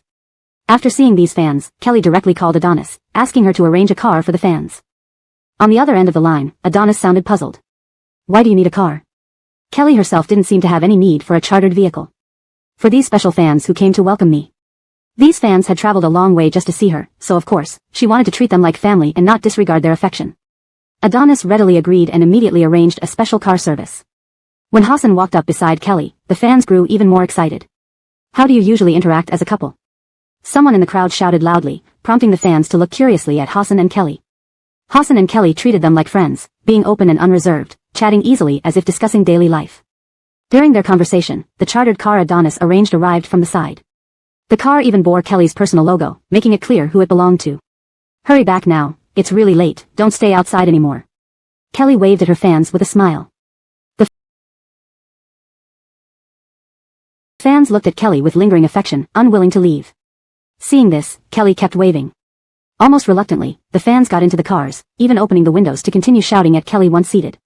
Kelly, I will support you forever, you're my lifelong idol. The various voices conveyed tones of envy. Only when the vehicles drove away did Kelly finally lower her hand. Her gaze landed on Hassan with a warm smile. My fans are truly wonderful. Not everyone can carry such pure hearts and pursue someone with such fervor. Having so many devoted fans was a privilege for her. Let's go, we still have a dinner party. Hassan naturally understood Kelly's joy, echoed a few words, glanced at the time, and spoke directly. On their way to the dinner, videos of Kelly greeting the fans and arranging transportation for them began circulating online. Fans eagerly recounted their interactions with Kelly, as not every fan has the chance for such close contact with their idol. Netizens were envious indeed. Oh my goodness, you guys actually got to eat such a great meal.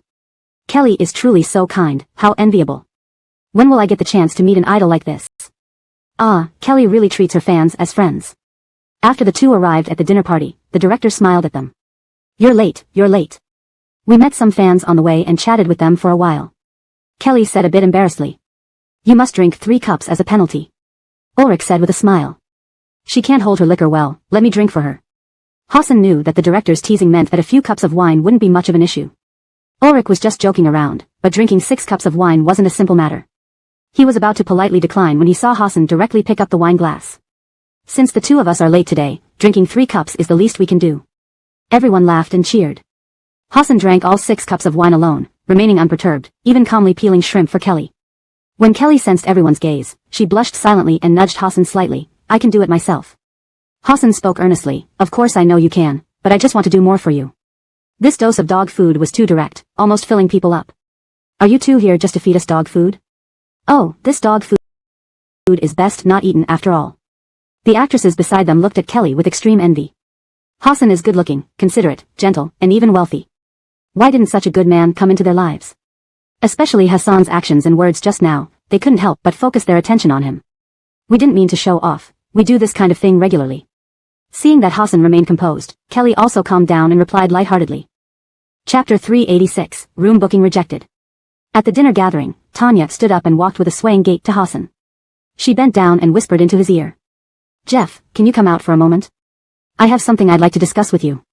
Hassan lifted his head, furrowing his brows slightly, looking at her with confusion. Can't we talk about it here?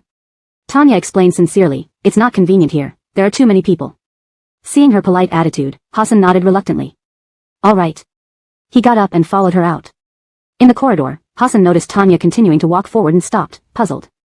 Just say what you want. Tanya turned around, blushing, and walked to Hassan's side. Jeff, I was wondering if you could help me improve my acting skills. While speaking, she blinked incessantly, trying hard to bat her eyes at him flirtatiously. Unfortunately, Hassan wasn't buying it, and his face grew cold. This is rest time. Seizing the rare opportunity to be alone with him, Tanya didn't want to let go. She moved closer immediately. Oh, Jeff, after all, we're co-stars, this seems a bit too cold of you. Besides, I'm just asking for your guidance on acting, nothing overboard, so please agree. Her cloyingly sweet voice made Hassan feel uneasy, and he turned around irritably, wanting to leave. At this moment, Hassan suddenly felt something was amiss with his body. A strange warmth began spreading inside him, and soon, 2 suspicious red patches appeared on his face. He felt dizzy, as if everything around him was blurry. He steadied himself by holding onto the wall. Tanya curled her lips, raised an eyebrow, and immediately approached him, pretending to be concerned. Jeff, are you all right? Shall I help you to rest? Hassan rubbed his forehead and shook his head, trying to speak but found it difficult to see clearly in front of him. When Tanya touched Hassan and realized he didn't push her away, she thought it was time and led him outside. At first, Hassan resisted slightly, but his body was weak and disoriented, allowing Tanya to pull him along. Outside, Tanya glanced around. Seeing the hotel sign nearby, a victorious look flashed across her distinct black and white eyes. She quickly guided Hassan toward it. Upon reaching the hotel, Tanya went directly to the reception desk. "A couple's suite, please." The receptionist nodded respectfully. After waiting a while without receiving the room key, Tanya looked up curiously. The receptionist was staring at her as if waiting for something. Tanya frowned, her tone turning displeased. "What are you doing? Why haven't you given me the key?" The receptionist seemed speechless but maintained a smile. "Please provide your ID, otherwise, we can't check you in." Tanya searched through her pockets hurriedly but realized she had left her bag at home, only carrying her house keys due to the urgency. Remembering her ID was in her bag, she became visibly upset. Turning to glance at Hassan, whose cheeks were burning, Tanya knew she couldn't let this chance slip away. She took out her phone and scanned a code. "I don't have my ID. Can you open a room for me now and I'll give you extra money later?" The receptionist shook his head immediately. "I'm sorry, but according to our policy, we cannot provide a room without an ID." Tanya's face turned even uglier. "What if I give you an extra 2,000 yuan? The receptionist remained firm. "Even if you give me 10,000, it's still against our policy." Tanya's face flushed red with anger. How could she encounter such trouble? With Hassan becoming increasingly peculiar and unable to delay any longer, Tanya didn't want to waste more time and decided to take him outside. The receptionist stared at them as they left, feeling something was off but couldn't pinpoint exactly what. Outside, Tanya thought about taking Hassan back to her place since location didn't matter. What mattered was getting the job done. Due to Hassan's hazy state, he moved unsteadily, and soon, Tanya was exhausted. Believing persistence was the key, she continued moving forward. Fortunately, her residence wasn't far away, otherwise, she might have collapsed today. At the dinner gathering, just as someone was about to toast Hassan, they turned around and found him gone, instantly feeling puzzled. Did anyone see Jeff? Where did he go? Ulrich put down his wine glass on the table, hesitating for a moment. Didn't he just go out? Probably to use the restroom. At this point, someone felt the situation was a bit off. It's been 20 minutes.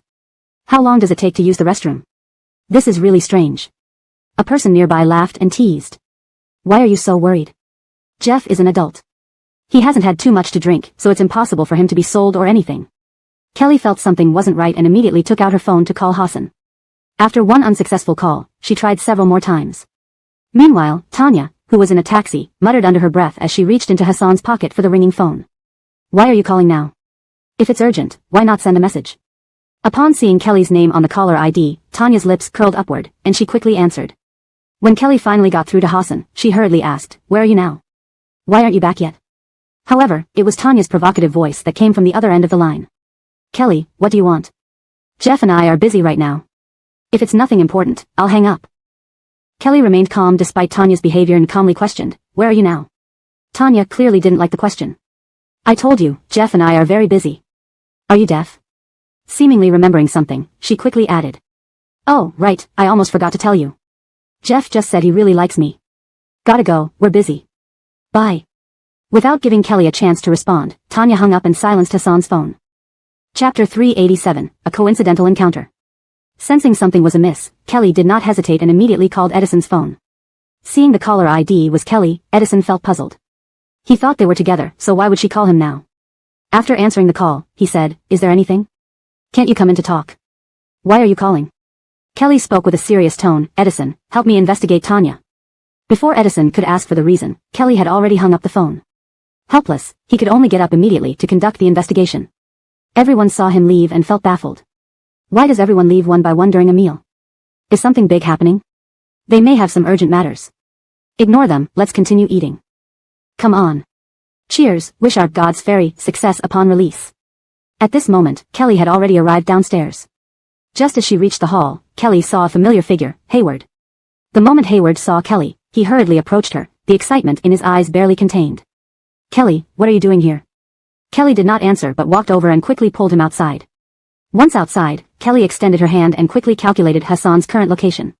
Then she walked to the roadside and started hailing a taxi. Hayward frowned slightly. Although confused, he guessed something must have happened. Soon, after stopping a taxi, Kelly told the Dayton the approximate location. The Dayton stepped on the gas and drove off. Hayward urgently asked, what exactly happened? Kelly furrowed her brows, her face darkening slightly. Arden's innocence might not be preserved this time. Hayward's pupils widened in shock, staring at Kelly in disbelief. He suspected he misheard and subconsciously rubbed his ears. Seeing this, Kelly directly revealed her speculation. Just now, Tanya used some excuse to lure Arden out. I suspect she did something to him. Anyway, Arden is no longer lucid now. If we delay any further, he will surely lose himself. Given Hassan's personality, if not for something going wrong, it was impossible for him to let anyone touch his phone, let alone someone like Tanya.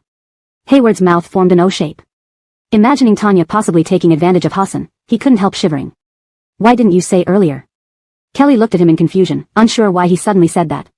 He immediately instructed the Zachariah. Driver, please stop by the side.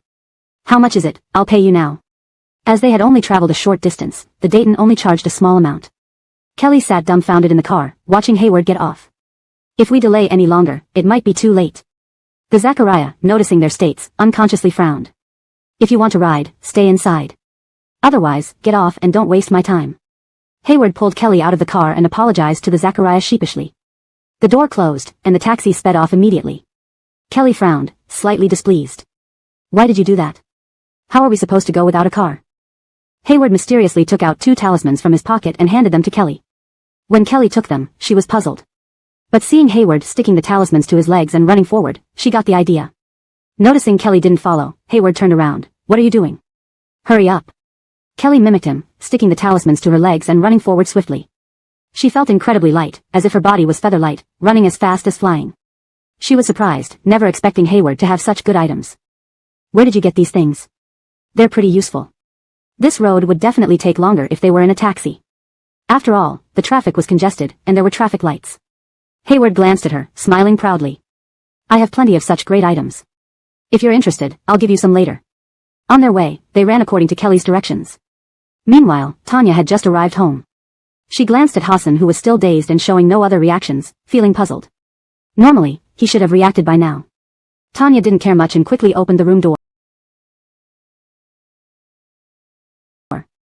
When she saw the living room with clothes and shoes scattered everywhere, leaving no place to put her feet, she couldn't help but frown. At this moment, Hassan had already made his next move, starting to pull off his clothes as if only by doing so could he get rid of the burning sensation in his body.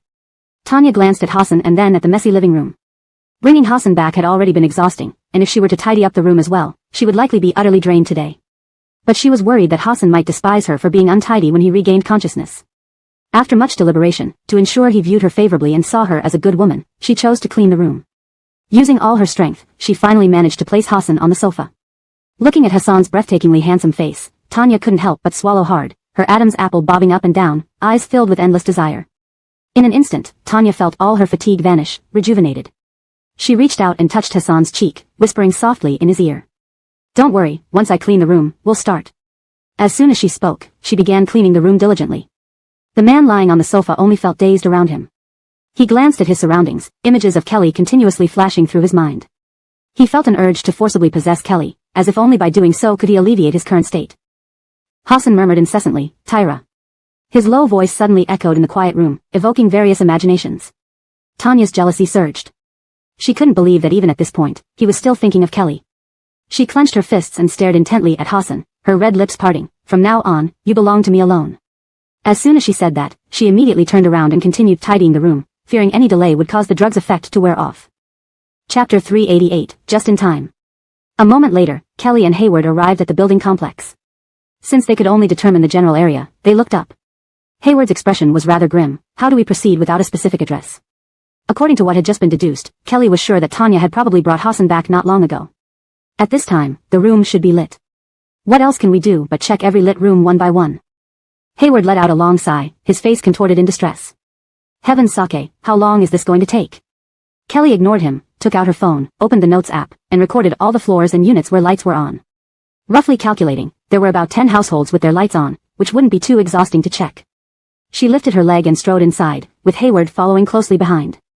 They got into the elevator and arrived at the 3rd floor together. Kelly pressed the doorbell and soon saw an old lady walk over to open the door. The old lady looked suspiciously at the young man and woman before her, frowning deeply. Who are you looking for? What's the matter? Hayward deliberately craned his neck for a look but did not see Hassan. He instantly felt embarrassed. Kelly scratched her head and awkwardly apologized. Sorry, we must have made a mistake. The old lady's expression turned displeased as she turned and shut the door, muttering unhappily.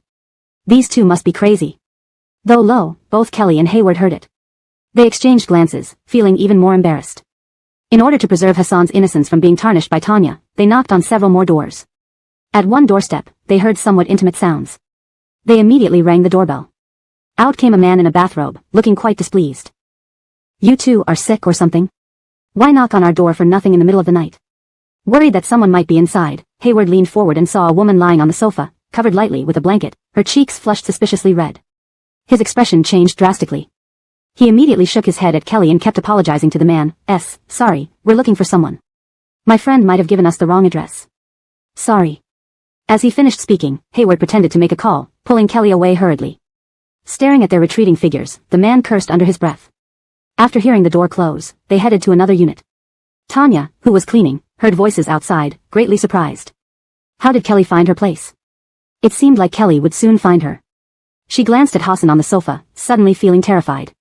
She stopped what she was doing, forgetting about cleaning, and went directly to Hassan to try and bring him to the bedroom. Just then, knocking was heard at the door. Terrified, Tanya stood still, afraid of making any sound lest those outside hear her. Kelly glanced down at her phone's notes, confirmed that this household had its lights on earlier, and knocked again. Please open the door. Regardless of what she said next, the door remained closed. Inside, no movement could be detected. Hayward thought it strange. If someone was home, they would open the door even if they were very busy. I suspect this is Tanya's home. Kelly's eyes darkened, her expression serious. Tanya must have heard us and didn't dare to open the door. They exchanged looks and immediately understood each other. Kelly stepped back while Hayward kicked at the door fiercely. The banging sound alarmed Tanya, making her heart race. Seeing her plan about to succeed, Tanya did not want to give up. She glanced at Hassan and then at herself. Thinking it over, she reached out quickly, undoing the buttons on her blouse, planning to pretend she and Hassan were already in bed. If Kelly saw them together, she would likely leave out of sheer anger. Seeing Hayward unable to break down the door, Kelly felt exasperated. She patted Hayward's shoulder, gesturing for him to move aside. Although puzzled, Hayward moved to the side. Kelly walked to the door, exerted some superhuman strength, and in the next second, easily opened the door. Hayward was momentarily speechless, inwardly criticizing her. If you had said you could open it earlier, we wouldn't have kicked the door just now. Thinking about how much force he used when kicking the door, his leg still hurt badly. When Tanya saw Kelly standing at the doorway after the door opened, she was completely dumbfounded, not understanding how the door had been opened. At this moment, she had only just undone the first button. Seeing Hassan in a dazed state, Hayward rushed in immediately without any hesitation. He carefully checked Hassan's condition and, once assured that nothing had happened to him, he felt an immense relief. However, he was somewhat curious. Hassan's state seemed unusual, as if affected by something more than ordinary drugs. Kelly stared at the dumbfounded Tanya and couldn't help but sneer. Feeling a chilling gaze, Tanya instantly felt uneasy all over, her body hair standing on end. For some reason, she felt an uncontrollable fear in the face of Kelly's current state. Kelly curled her lips and pointed at Hassan, mocking, "So this is what you meant when you said Arden likes you? This is the first time I've seen someone like this still able to speak. Your skill at babbling nonsense is better than those who are drunk." The fear in Tanya's heart grew, her shoulders trembling slightly, too terrified to say a word. At this moment, Hayward's loud shout filled the room. "Ah!" Kelly turned her head to see Hassan's cheeks abnormally red, constantly pressing against Hayward's face. Noticing that something was wrong with Hassan, Kelly dashed forward and picked him up. Hayward kept patting his chest, suddenly feeling relieved. Kelly grabbed Hassan's wrist and soon felt that his internal energy was extremely chaotic, and his overall condition was off. Her brows furrowed into a frown as she coldly stared at Tanya. "What poison did you give him? Why is he like this?" A sense of foreboding arose, and Tanya, not saying a word, immediately ran out. Chapter 389, Tanya's Mysterious Death. Watching the direction in which Tanya ran off, Kelly instinctively wanted to use her divine power to trip her. But just as she was about to act, Hassan hugged her tightly. Usually gentle and refined, he now clung to her like an octopus, hanging all over her. Kelly felt baffled, their closeness made her very uncomfortable. Accidentally touching his skin, she realized that Hassan was burning with fever, his eyes half-lidded and hazy. She quickly placed her hand on his forehead. He subconsciously grabbed her cool hand and placed it on his neck, trying to cool himself down, while his breathing grew more labored. "What's wrong? Are you running a fever?" Kelly asked. Hayward stood nearby, his face turning red. Although he came from a hidden family, he understood this situation well. Seeing Hassan's flushed face and nearly undressed state, he knew for sure that it must be some medicine. Since Kelly was his master, Hayward couldn't bring himself to say what kind of drug it was, so he hesitated and then said, "Maybe we should take him to the hospital." She hadn't noticed anything unusual yet but immediately nodded upon hearing this. "Good idea, go get a cab first." In the taxi, the Dayton kept glancing at the rearview mirror, clearly unable to bear what he was seeing. Had young people become this open already? Hayward sat in the passenger seat, pretending not to see or hear anything. Because from the back seat, Hassan frequently made strange noises, clinging to Kelly and getting unceremoniously pushed away each time, only to come back again persistently. "Tyra, I really feel awful. Please help me," he croaked. Kelly sighed helplessly.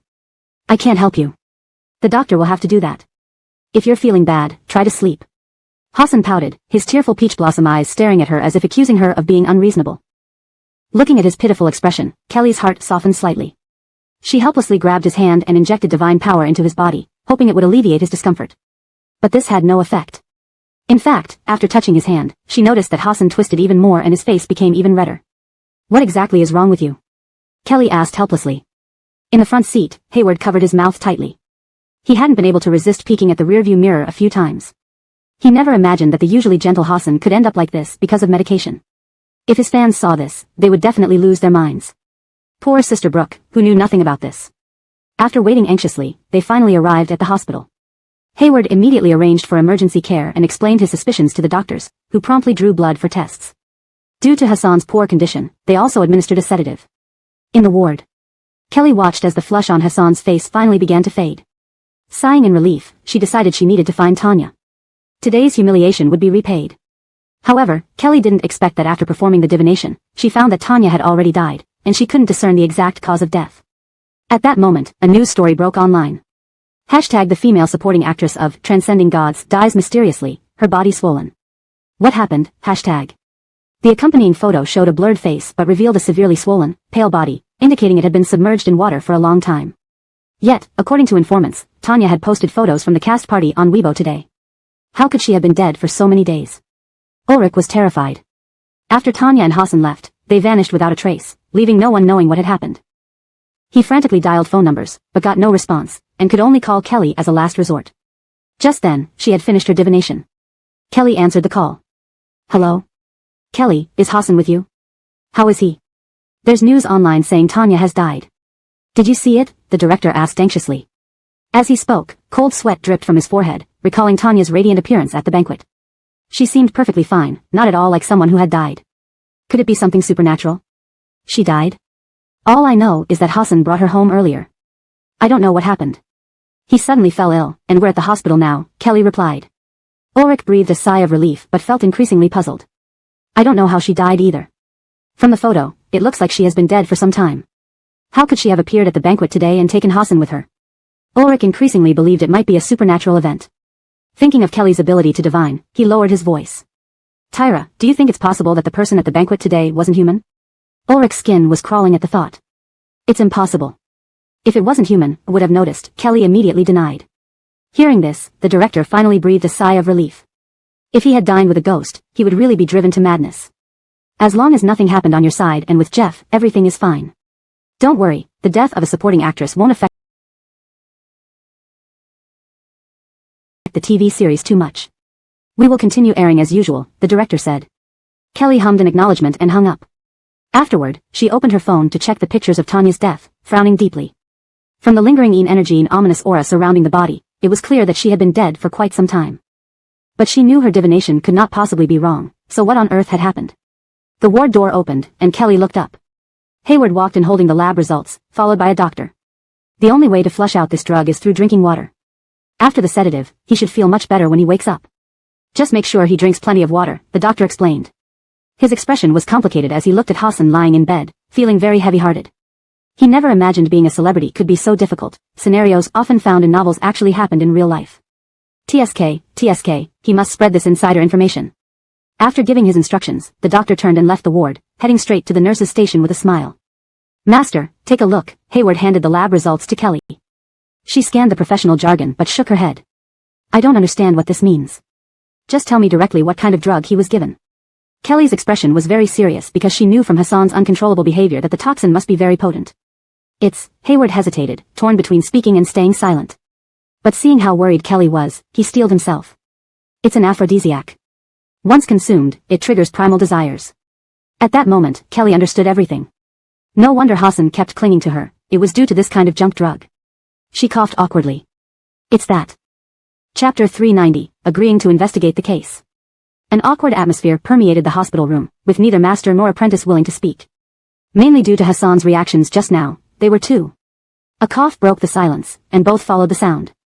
Hassan, lying on the bed, stirred slightly under the blanket, appearing as if he was about to regain consciousness.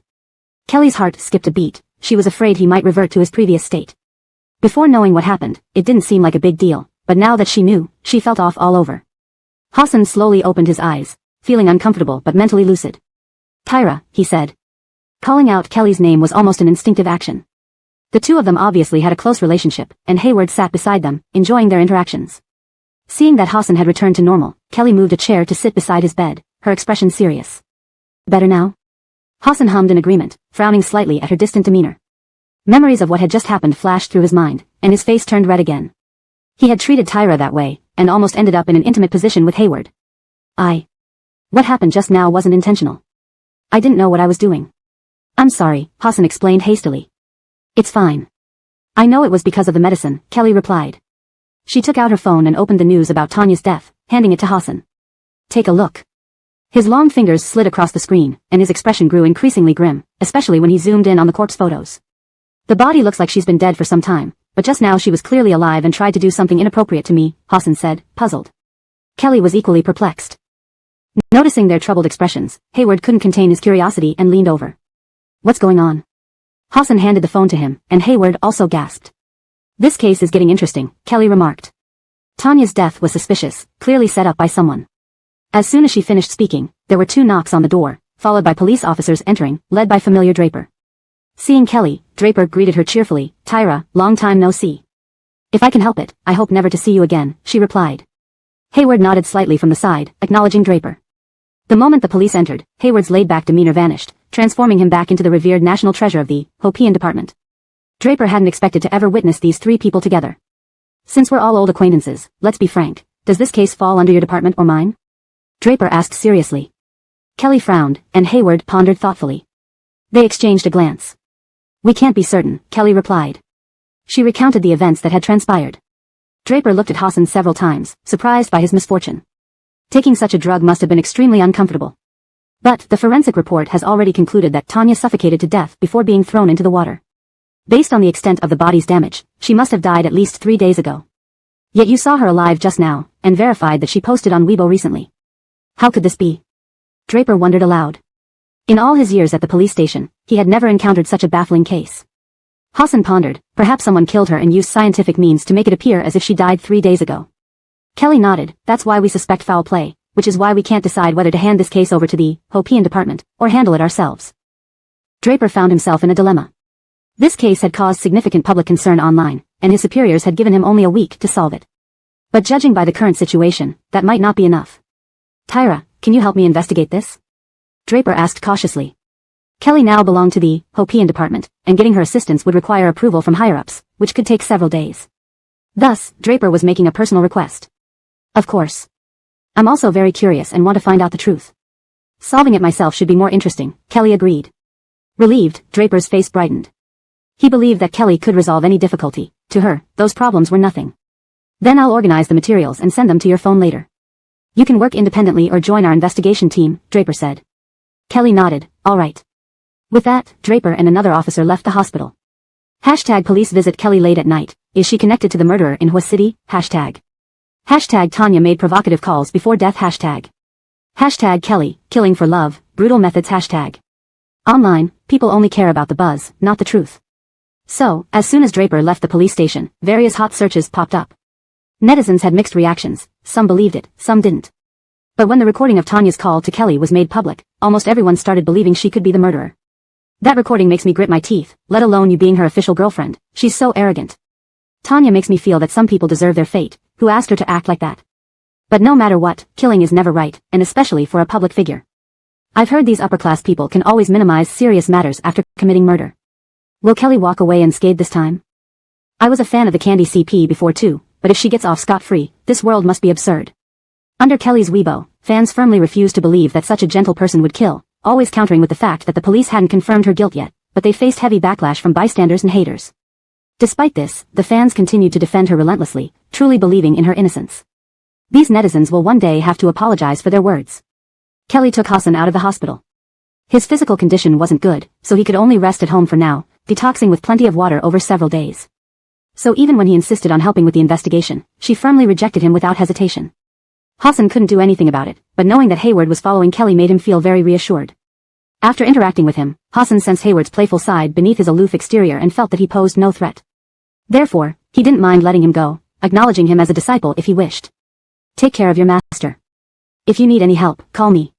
I have connections in the entertainment industry and the police force, as well as other areas. When you're stuck, remember to ask for my help, okay? Hassan earnestly instructed Hayward, who nodded vigorously. Got it, I'll keep that in mind. Chapter 391, More Hidden Dangers. Hayward seemed to think he wasn't serious enough. He stood up straight, placed his palm beside his temple in a salute as if he were a young pioneer, with a very solemn expression. Hassan's face was full of ellipses. He sighed deeply and couldn't stand to look at this guy anymore. Hayward was like a Lamborghini on the outside but had an interior as simple and down-to-earth as a tractor. Alright, you can go now, he said somewhat helplessly. Kelly patted Hassan's head, reassuring him with her eyes that she would be fine before leaving with Hayward. Downstairs, in the car. The two of them enlarged the photo again, carefully examining Tanya's body for any abnormalities but found nothing unusual. If professional forensic experts couldn't spot anything, we definitely won't see anything just with our naked eyes, Hayward said. He took out a turtle shell from his bag, mumbled some words, and shook it vigorously several times. The sound of copper coins clashing with the shell filled the air. After the coins fell, Hayward suddenly drew in a cold breath, staring at them.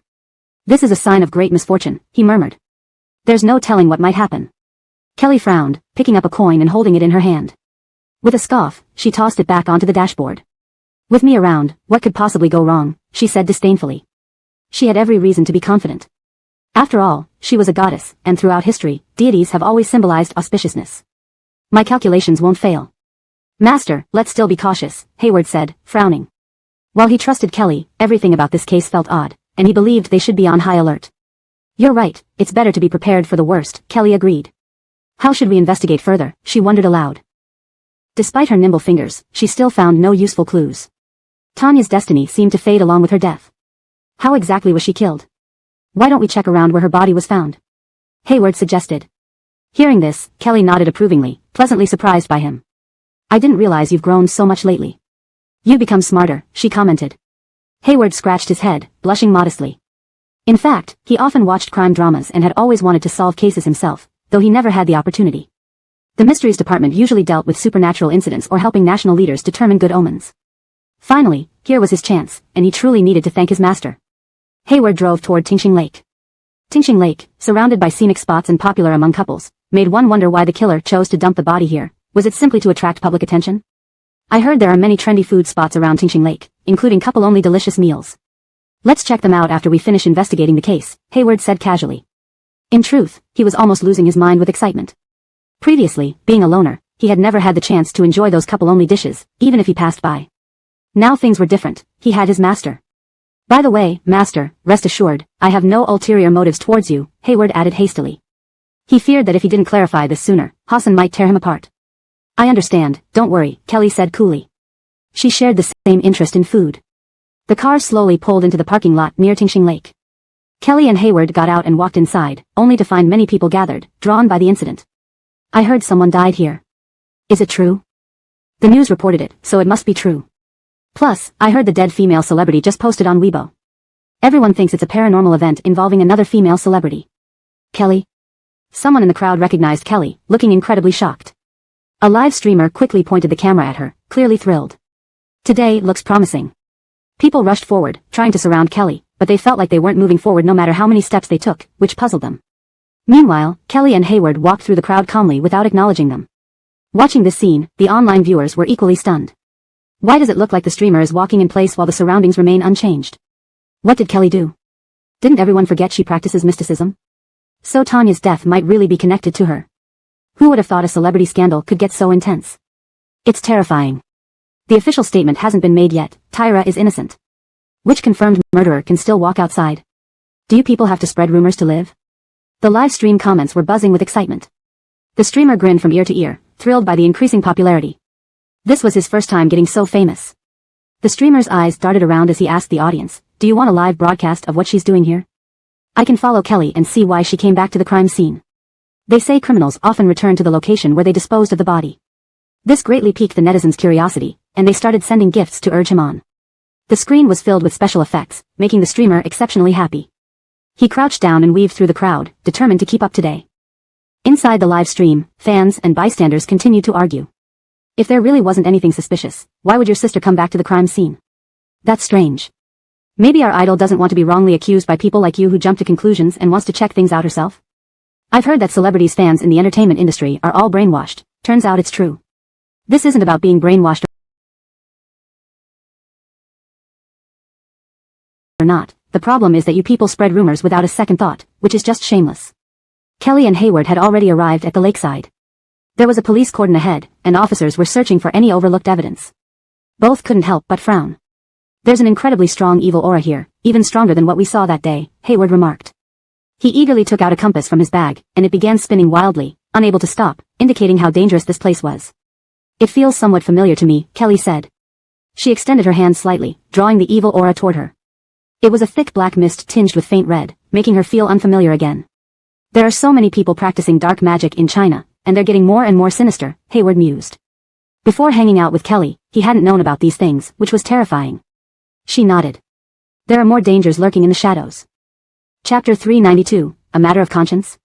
Cliff turned around and saw Hayward and Kelly standing not far away. Knowing that these two were also here to investigate, he put down what he was holding and approached. Sigh, apart from the corpse, there's no evidence at all around here. Strange, how did the culprit dump the body? He sighed in frustration, utterly puzzled. Kelly's Roy Phoenix eyes flashed with cold light.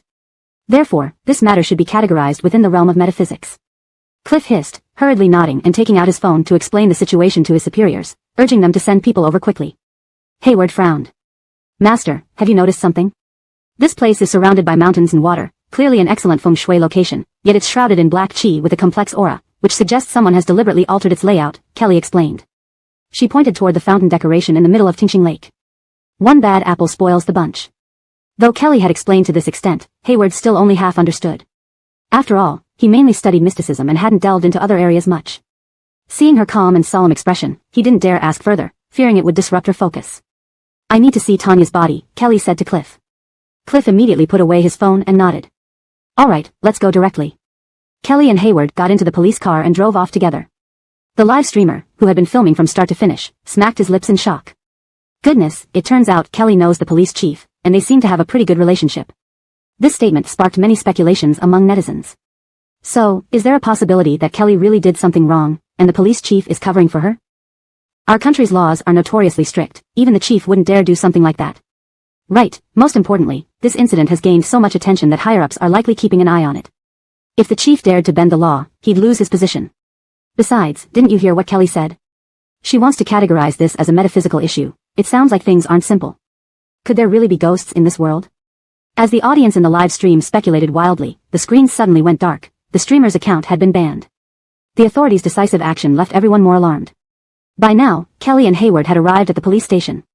As they walked into the office, they heard several cries of anguish. You beasts, give my daughter back. She's so young, how could she die? She wanted to become a big star. Do you know how filial my daughter was? Despite being exhausted from shooting, she called us every day just to make sure we weren't worried. She even hired a nanny and entrusted all her earnings to us. Wah, without my daughter, how can we live? That Kelly, wasn't she the murderer? Hearing her name, Kelly turned toward the commotion.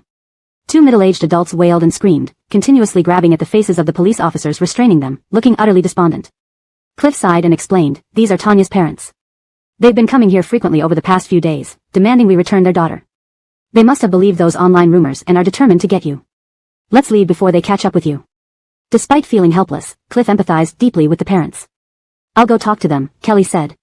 In the surprised gazes of Cliff and Hayward, she stepped toward the middle-aged couple. Hello, I'm Kelly. Her calm voice succeeded in stopping their madness, and both immediately turned to look at her. The culprit, who allegedly killed their daughter, stood right in front of them, causing their expressions to twist with rage, wanting to strike Kelly's face. However, they both noticed that it was as if there was an invisible barrier in front of her, preventing them from getting close. Their expressions shifted from anger to bewilderment as they tried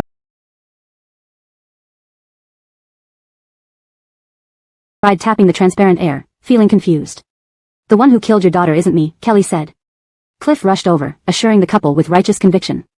I guarantee with my status as a police officer that Kelly has nothing to do with this. Moreover, we've reviewed the surveillance footage, and she wasn't present during that time, nor did she have any motive. The forensic report shows that the victim died several days ago, while Tanya made that call to Kelly yesterday. The conflict between them only occurred yesterday, doesn't that seem suspicious? Hearing this, the elderly couple finally calmed down somewhat. They let their hands drop, but felt even more helpless inside, the pain of being unable to vindicate their daughter's death crushing them. But what exactly happened to my daughter? How did she suddenly die? Aiden murmured. Even now, he refused to accept his daughter's death. His daughter was so filial and lovable, so sensible. Let's go to the reception room first, I'll talk to them, Kelly said. Not knowing what she intended to do, but trusting her unconditionally, Cliff nodded and hurriedly instructed the female officer standing by to attend to the elderly couple. In the interrogation room. When was the last time you contacted Tanya? Kelly asked. Tanya sobbed uncontrollably. In contrast, Zhang's father appeared more composed as he took out his phone to check carefully. Our last chat was 3 days ago. Galenli told us that her new drama was about to air, and with its broadcast, her status might be upgraded. We didn't understand those terms, but Galenli seemed very happy, so we felt happy too, Zhang's father said. He closed WeChat and looked at his daughter's artistic photo on the phone screen, his eyes filled with deep nostalgia and joy. But the moment he thought of the fact that his daughter was already dead, happiness turned into tears of pain. Did you notice anything unusual about Tanya before that? Kelly asked. Zhang's father shook his head, everything was fine. Tanya, who had been crying all along, suddenly spoke up. It was also 3 days ago when Galenli told me that someone had been contacting her for a collaboration recently. But she felt it went against her conscience and didn't want to do it. I then told Galenli that we must never do things that go against our conscience. What kind of thing? Cliff, catching the key point, asked quickly. Tanya shook her head with an unpleasant expression. When I asked her at that time, Galenli avoided the topic and didn't tell me. Therefore, now the investigation should focus on that matter. Contact the software provider and investigate all of Tanya's calls, chats, and browser searches before her death. This must be done as soon as possible, Cliff instructed the police officers waiting beside him. Zhang's father looked at Kelly, whose expression seemed deep in thought, and asked again, "You're really not the murderer?" She raised her eyes, and her determined gaze seemed to pierce through the hearts of Zhang's parents, making them utterly convinced that this girl would not kill. "I'm indeed not, and I can promise you that I will find the real murderer and give Tanya an answer," Kelly said candidly to them. Chapter 393, related to Adrian? Looking at the girl who was not much older than their daughter, Landon and Jean-Louisa chose to trust her. Hayward comforted the two while Kelly and Cliff got up and headed to the police station morgue. Tanya's body lay on the table, with the forensic doctor beside it. He was extracting soil samples from beneath her fingernails, his brows knitted together as if he were puzzled. Hearing the voices, the forensic doctor turned around and was slightly surprised to see Kelly next to Cliff. He had heard of her by reputation within the police force and knew she couldn't be the real culprit. Then, what on earth was going on? Tanya's mysterious death confused everyone present. Kelly approached the corpse without fear and examined it closely. As she had guessed, there was no soul. Moreover, judging from the state of the body, Tanya had been alive when her soul was extracted from her, which caused her immense pain. Well? Cliff asked expectantly. Indeed, something is wrong. But tracing this back to find out who did it will be difficult, Kelly replied. She sensed a negative energy inside Tanya's body, but it was mixed with blood energy, which was indeed strange. Sigh, I don't know why so many people from the occult division have started causing trouble recently, Cliff complained. As a police officer, he almost daily encountered cases involving the occult, and it gave him quite a headache. Most importantly, Cliff didn't understand anything about the occult and could only seek help. This matter has spread wildly on the internet, and it's related to Kelly. We must find the killer quickly and give an explanation to netizens, otherwise, it would be very detrimental to the police station's reputation, the forensic doctor said gravely. Cliff felt even more distressed when he thought about it, unsure of what to do. Perhaps, we can find something unusual again from her body, Kelly suggested. The two watched as she placed her hand above the corpse, and then it seemed like some special effect took place as golden light appeared. Cliff and the forensic doctor had never seen such a scene before and were left speechless. Kelly used divine power to sense every inch of Tanya's body. A soul that once existed in the body would inevitably leave some trace behind. Sure enough, she felt some residual memories. Do you want to cooperate with me? You can gain more benefits and rise several levels in your social circle. Why wouldn't you want that? Don't you want to become successful and be the leading actress yourself? The familiar female voice made Kelly frown slightly as she tried to recall whose voice it was. I don't need to climb the ladder using underhanded tactics. Whatever you're doing, I won't interfere, but I will absolutely not join you in wrongdoing. I've already refused you many times. Please don't come and harass me anymore, Tanya had said. Her voice sounded filled with disdain, and Kelly saw Tanya's expression and how she angrily hung up the phone, but she couldn't see whom she was talking to. Abruptly, she came out of the memory, and the golden light disappeared from her hand. Cliff looked incredulously at Tanya, who still showed no reaction. What just happened? Shouldn't she sit up suddenly? Kelly pursed her lips, her pretty face expressing exasperation. Occult studies can't bring the dead back to life, especially a body without a soul. But I received a fragment of her memory just now. She did have conflicts with someone before, as Landon and Louisa mentioned. I heard that person's voice, and it seems familiar, but I can't recall who it is. Then you should think harder. It might be someone close to you, Cliff said. Finally, they had a lead on the case. His expression was full of surprise and anticipation, while the forensic doctor stood stunned beside him. He really didn't expect that occult studies could go this far. Kelly calculated with her fingers but still found nothing. Give me some time, she said. Cliff nodded. All right, we'll also have all our dispatched personnel continue investigating. You don't need to put too much pressure on yourself, anyway, let them bear the burden. These words made Kelly chuckle. She silently mourned for her colleagues in her heart. She met up with Hayward at the reception room, and they both got back into the car, which stayed idle for a moment. Master, what's going on? Did you find any evidence? Kelly shook her head and opened her phone to chat with Hassan. Hayward didn't dare disturb them but felt anxious and wanted to ask what had happened. After finishing their communication, Kelly told him, let's go find Hassan. I've sent the address to your phone. The car started moving. Half an hour later, the two arrived at Hassan's home. Hayward began munching on fruit while Kelly and Hassan looked very serious. You mean Adrian? Hassan frowned, not expecting it to be related to her. Hayward quickly slowed down his eating and looked at the two, eagerly waiting for more information. Kelly nodded. Just now, I felt the voice was familiar, and after careful thought, I recalled it was her. Why would she contact Tanya? Does she have that ability? Hassan asked. Kelly shook her head. After so long dealing with Adrian, she could sense that the other party only knew some underhanded tricks and had absolutely nothing to do with mysticism. The person who escaped earlier should have no connection to this matter. How could he recover so quickly? When Tanya took you away, you must have touched her body. I want to ask if she was dead or alive at that moment, Kelly said. Mentioning this, Hassan's expression visibly became somewhat awkward. But now, they were discussing serious matters, so he carefully thought about it. At that time, I didn't pay much attention, but I could feel that her entire body was very hot, as if it was burning. That's why I didn't stick to her, he said. Hot. Kelly's eyes lit up, suddenly thinking of an impossible possibility. Does this mean there was another lover on Tanya at that time? I mean, different souls in the body produced a rejection reaction, hence the heat, she said. This idea was entirely unprecedented. Hassan shivered, feeling goosebumps rise. Just imagining that the person who held him hostage that night was actually a dead person made him uncomfortable all over. Damn, I've only heard of soul swaps, never of spirits attaching to dead bodies, Hayward remarked. He truly felt that coming down the mountain this time was worth it, as he witnessed things he'd never seen before in his life. There are methods to possess a dead body, but relatively speaking, it is more difficult. Either the possessor has to first detach from their own body, or find a soul that just died to achieve this, Kelly said. Could Adrian achieve such a level? Verification was the only way to find the truth, thinking any further would be futile. Kelly stood up. Let's set a trap for her. Let's go to the Flynn family first. The other two exchanged glances, both very excited and eagerly anticipating what would happen next. Chapter 394. A play for her. In the car, Kelly communicated with Cliff over the phone. The latter assured full cooperation in whatever was required to catch the real culprit. Flynn family residence. As soon as Kelly returned home, she saw Adrian clinging to her mother's arm affectionately, as if they had reverted to their former close mother-daughter relationship. But with closer observation, one could see that Alea's face was filled with impatience and that she tried repeatedly to extricate her arm without success. Tamara, Kelly doesn't deserve to be your daughter after what she did, Adrian complained. She looked at Alea with adoration and said, why can't you look at me? Even though I've made mistakes before, I haven't committed murder. Alea really couldn't understand why Adrian suddenly turned into someone who acted coy all day. Though she wanted to drive this disgusting creature away, she still retained some sentiment from the past and forced herself to endure it. The police haven't determined yet that I'm a murderer. In your mouth, I'm already the true killer. Do you think you're more capable than the police? Kelly's cold voice rang out, causing the two on the sofa to turn their gaze immediately. Alea got up with a smile, as if seeing a savior. Tyra, you're finally back. I don't think you would kill anyone, and I don't believe those rumors online at all. Don't worry. Adrian rolled her eyes, crossing her arms in disdain on the sofa. Lately, she had grown accustomed to life in the Flynn family and felt that her previous lifestyle wasn't even fit for a human being. As for Kelly, since the last time she didn't notice she wasn't the real Adrian, she became fearless. Tamara, I miss you too. How have you been lately? Why do you look so exhausted? Seeing the dark circles under Alea's eyes, Kelly asked anxiously. At the same time, she infused divine power into her mother's body to regulate her meridians, gradually making the dark circles disappear. Recently I've had trouble sleeping every night. I don't know why Galantal Snow insists on wanting to sleep in the same room with me. Alea lowered her voice, complaining.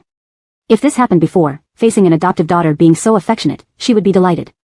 But with everything that had happened, Alea could no longer accept Adrian. Tamara, there's something wrong with her, you should be careful, Kelly warned, not lowering her voice. This made Adrian, sitting on the sofa, hear clearly. And you accuse me of having problems. I think you are the one with murder issues, she scoffed sarcastically. Kelly raised an eyebrow, sharply noticing that Adrian seemed more confident now. She used to love playing the innocent and frail girl to gain everyone's sympathy. What happened now that she wasn't pretending anymore? Alea, seeing them about to quarrel, felt an unbearable headache. You've come home so rarely, just ignore her, Tyra. Would you like to stay overnight? Tamara will ask the chef to prepare some delicious dishes for you, Alea deflected the topic. Before Kelly could nod, Hayward joined in, of course, she should stay here. Can you arrange a guest room for me too, Aunt? Alea was very impressed by this articulate young man and nodded smilingly, of course. Hayward pulled out a talisman he had made from his bag. Here is my heartfelt gift. Please accept it. It may not be as good as what Master could make, but this is the best I've ever done. It can protect you. After saying that, he scratched his head awkwardly, feeling like he was boasting like a vendor. Alea accepted the talisman with a smile. Thank you, I'll keep it well. But why do you call Tyra Master? Have you become Master and Disciple? Hayward nodded. Yes, Master has many excellent qualities I don't understand, so I plan to stick around and learn. Learning is always good. I'll go tell the chef to make your favorite 4 happiness meatballs, Alea said, simultaneously nodding to Hassan, whom she now regarded as family. Still talking about Master and Disciple, I think you two might have some secret relationship. Hassan, you're unlucky too, fawning around her all the time, only for her to cheat on you openly with a mistress. If I were you, I'd beat up that male mistress and kick out that shameless woman, Adrian sneered. Kelly frowned and gave a mocking glance, finding it increasingly interesting. Adrian now seemed less like herself and more like someone else. Our business is none of yours. Say less and remember to brush your foul mouth, Hassan retorted. After trying to, kindly, remind them and still getting scolded, Adrian rolled her eyes. You deserve it for wearing a green hat and being a lickspittle, not even able to understand a simple sentence. She increased the volume with her phone remote control, clearly showing she didn't want to hear their voices. When Alea came back, all she heard was the annoying loud noise. She couldn't help but frown, but seeing that the one causing trouble was Adrian again, she kept quiet. Sometimes there's really nothing you can talk about with a lunatic. Kelly's phone suddenly rang. While answering, she accidentally turned on the speaker, and Cliff's voice came through. Tyra, people from the Hopian department have already noticed something amiss with the body. We just received someone who can view memories through the body. Once we check the memory, everything will be clear. I called to let you know to rest assured, don't overthink it. The police won't wrong any good person. Kelly responded with an, then please handle this matter quickly. Clear my name online, so those netizens won't keep cursing me as a murderer on my Weibo. They exchanged a few more words before hanging up. Cliff's response was simply perfect, leaving no trace of acting. Alea patted her chest, looking pleased. That's wonderful. As long as we can find the real culprit, that girl was indeed pitiful. Dying at such a young age. She usually didn't care about online gossip, but since it involved her daughter, she glanced at it a few times. Yeah, our country's Hopian department has many talents, much more capable than me. As long as the corpse is with the forensic doctor, my suspicion will be cleared, Kelly said. Alea held her daughter's hand and patted it, genuinely happy, while Adrian sitting nearby had a strange gleam in her eyes. Suddenly standing up, she drew everyone's attention and said, maybe because of the trash present, my stomach suddenly hurts. I need to go to the bathroom to clean out the garbage. Chapter 395, One Body, Dual Souls. Seeing Adrian walk upstairs, Kelly and the others exchanged glances, all of them looking forward to the upcoming drama. Cliff and his team must have been ready by now. Tinsley was the only one unaware of what was about to happen. Thinking the TV volume was too loud and irritable, she grabbed the remote control and turned it down several notches. Upstairs. Absolutely cannot let them succeed in extracting memories. But Tanya is clearly dead, even her soul has been dealt with by us. How can there still be a threat, said Adrian anxiously. How should I know? What a hassle, came the male voice this time. You enter her corpse like you did last time and escape to somewhere else directly, the male voice commanded impatiently. After saying that, Adrian sat cross-legged on the ground and began muttering. Not long after, Adrian's soul emerged from her body, her expression extremely grim. Why do I always have to be the one to do this? As she spoke, she saw herself roll her eyes and then felt an attraction as if being pulled back into the cold, lifeless body once more. This sensation was all too familiar to Adrian, nauseating and revolting. She barely managed to get up from the forensic examination table, thankful that the forensic examiner hadn't performed an autopsy yet. Apart from some stiffness, she could move normally. Adrian looked around until she found the forensic examiner's coat casually placed on a stool, immediately putting it on. Sneakily trying to open the door, she made her way toward the outside. At that moment, in the surveillance room. To actually play dead and rise again like this, my God, how can this be happening? The forensic examiner was dumbfounded, thoroughly at a loss. He genuinely considered himself a firm materialist. After all, having dissected so many bodies, if human souls truly existed, victims witnessing him perform autopsies would drive him insane. Watching the startled forensic examiner, Cliff sighed, of course, or why would our country have established the paranormal department? The forensic examiner had no retort, helplessly watching through the surveillance screen as Tanya discovered the door was locked from the outside and tried to break it down. Cliff sent a text message to Kelly along with screenshots from the surveillance camera. At the Flynn family residence. Kelly stood up, Hassan and Hayward following suit. Tinsley watched the children in confusion. Tamara, we need to take care of something. We're going upstairs first, Kelly said. Tinsley nodded, okay, go ahead. The three went upstairs and reached Adrian's bedroom door. Hassan knocked on the door first. After a few knocks, there was no response inside. Exchanging looks, they were almost ready to break in. In the next moment, the door suddenly opened. Adrian yawned widely, her sleepy eyes looking quite unhappy at the sight of the three people. What do you want? My body isn't feeling well, and I wanted to sleep, but you guys insist on coming up and knocking on the door. Are you here just to bother me? As she spoke, Adrian rolled her eyes repeatedly, her attitude very aloof. Kelly scrutinized her closely, trying to spot any inconsistencies, but nothing seemed off. No further updates from Cliff indicated that Tanya was still moving. What was going on? Why are you staring at me like this? I haven't done anything to you. Stop bothering me. Adrian rubbed her arms, took a few steps back, and slammed the door shut. Realizing this wasn't the place for conversation, Kelly and the other two returned to their room. If she's in her body, who exactly is Tanya? Hayward asked. He felt utterly confused, as if he were part of some elaborate plot. Have you noticed that Adrian has changed a lot? Hassan asked Kelly. Though he didn't harbor any romantic feelings towards Adrian, years of familiarity allowed him to understand her. Yes, she usually loves pretending to be pitiful, but now she's aggressive, Kelly noted. She had already spotted this inconsistency earlier. Also, since childhood, Adrian always preferred to stick to your father and never clung to your mother, Hassan added. Their gazes met, suspicion evident in their eyes. What if there's a possibility that although she has been replaced, there are two souls within her, one is her, and the other is the mastermind behind these series of events, Hayward proposed. While he suggested this based on mystery show tropes, he himself thought it highly unlikely. Reality isn't television. Right, Kelly suddenly agreed. Hayward's mouth dropped open, bewildered and disbelieving. You're right, one body, dual souls. How could I forget that possibility, Kelly replied. Hayward swallowed hard. I was just kidding. Kelly shook her head. It's not a joke, it's the truth. Chills ran down Hayward's spine. He realized he really didn't understand this world. Then, what should we do next? Hassan asked. He obviously trusted Kelly wholeheartedly. Every word she said sounded like an imperial decree to him. Ask, Kelly replied. Her eyes were filled with shrewd intelligence. We've already exposed ourselves today. Next, we proceed openly. You can probe into the events from when you and Adrian were kids. As far as I know, one body dual souls can only communicate verbally, not mentally. So, to avoid exposing herself, the person behind this will switch to the real Adrian. There are differences in demeanor and mannerisms between people, and we can judge based on that. Master, you're amazing, Hayward praised, holding up a thumb, marveling.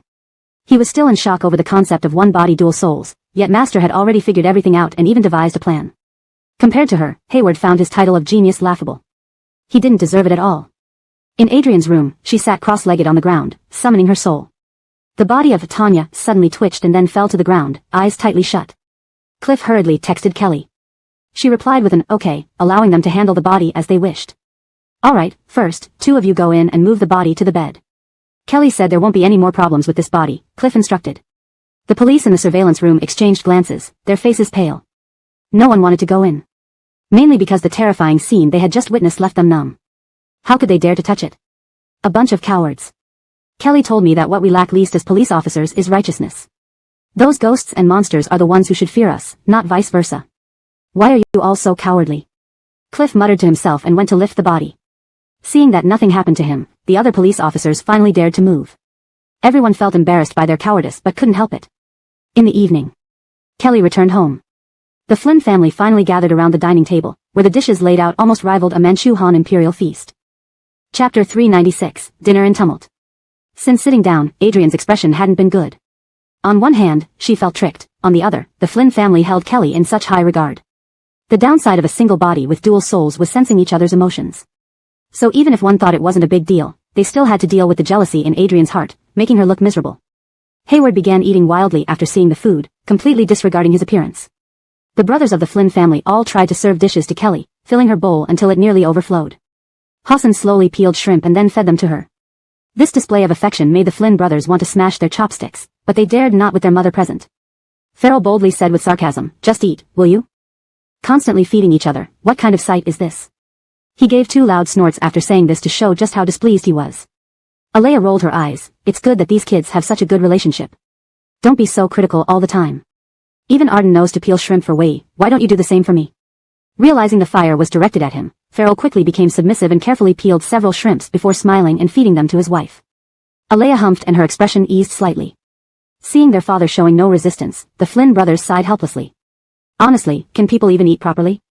Adrian suddenly spoke up. She kicked the table leg, causing the food on the table to shake.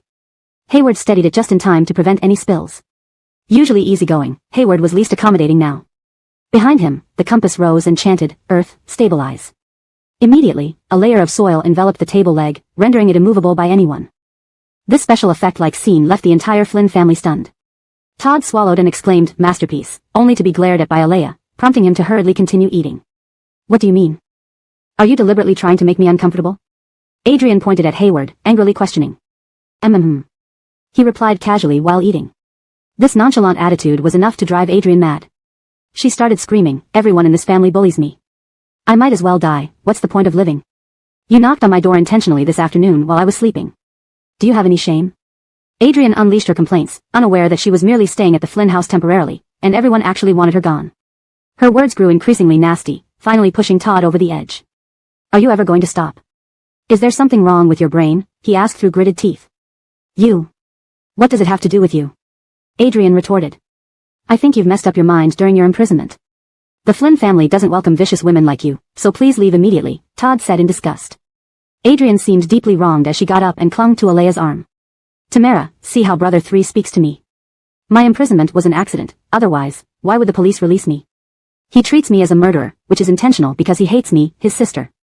Alea, frustrated and helpless by the crying, patted Adrian's shoulder. "Gianna, what your brother says isn't wrong. The Flynn family is letting you stay temporarily. I hope you can rent a place and leave soon." After experiencing all these events, Alea no longer trusted Adrian and only felt disgusted by the daughter she once loved. If not for proper upbringing, Adrian would already be homeless. Her eyes reddened as she looked at the Flynn family incredulously. "Are you all this heartless? You're always acting, how do you enjoy performing so much?" Gregor said helplessly.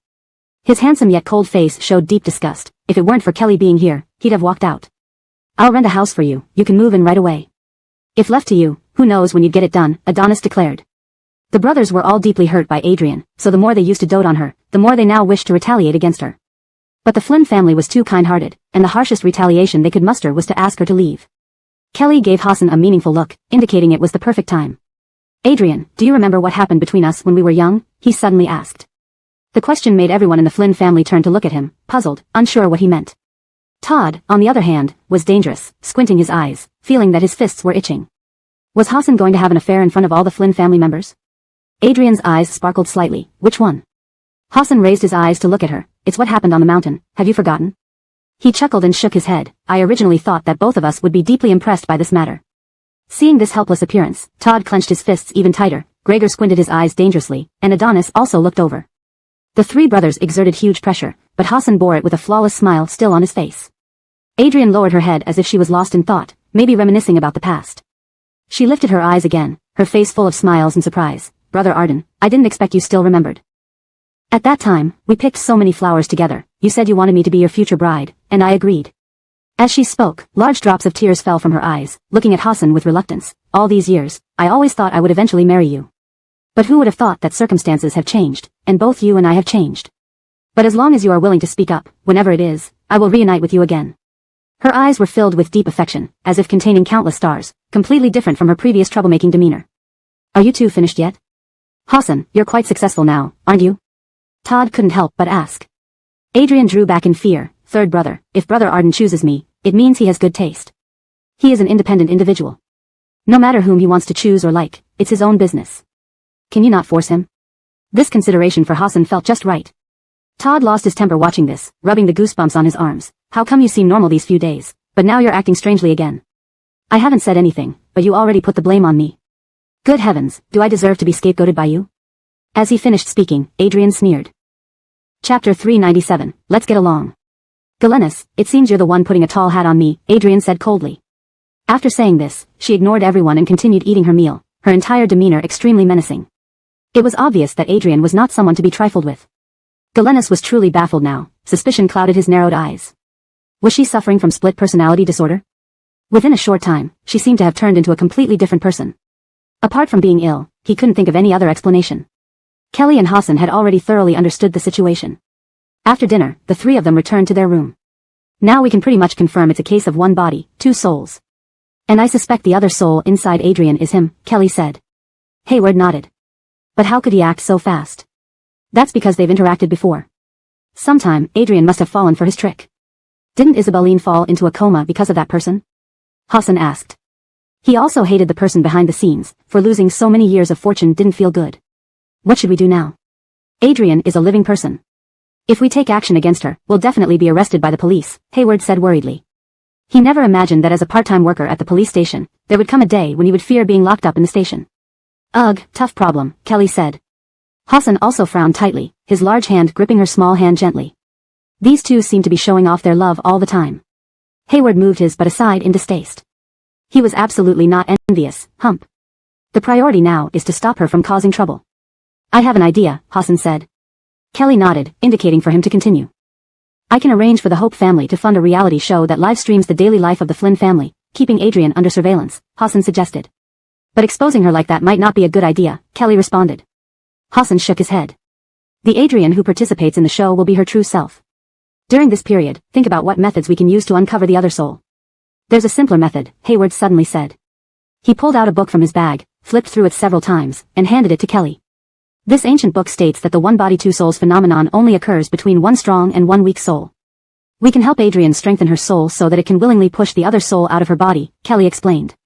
Her eyes sparkled, suddenly realizing that these people from the future were not entirely useless. Then, it's best to make Adrian turn against the other soul, Hassan added. This sounded simple, but how exactly should they do it? Hayward and Kelly thought about it, their gazes inevitably falling on Hassan, remembering Adrian's reaction during dinner. To her, he was extraordinary. Therefore, they could use the beauty trap. A man living inside Adrian's body would absolutely hate seeing her fall in love with another man. Wasn't this the perfect opportunity? Their expressions were too obvious, and Hassan already understood what they were thinking. He sighed helplessly. Isabeline, can you bear to see me interact with other women? As he asked this question, Hassan looked very aggrieved, even a hint of redness lingering at the corners of his almond-shaped eyes. We are contributing to the country. Of course, I don't mind, Kelly replied. She radiated righteousness, a smile still on her lips. Hayward was speechless due to this grand moral logic.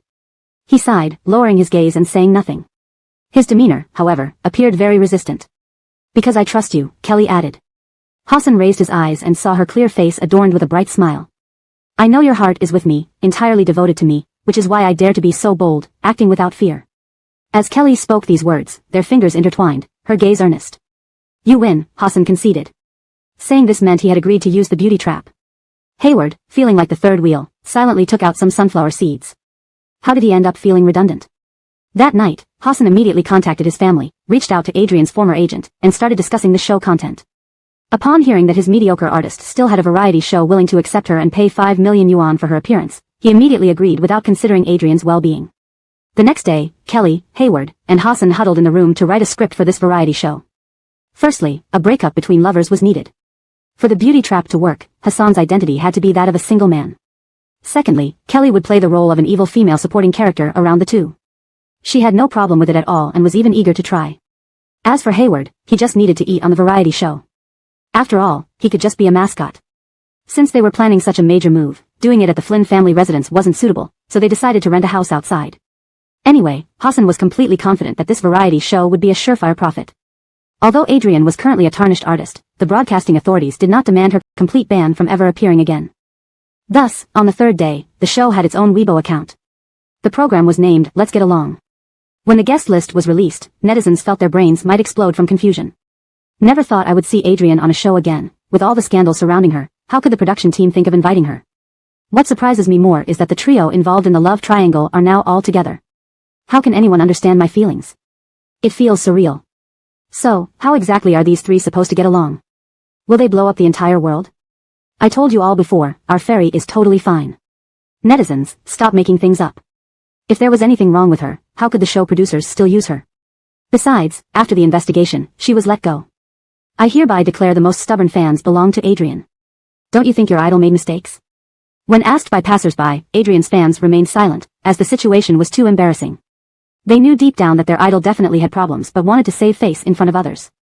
In the midst of netizens' anticipation, the show officially started.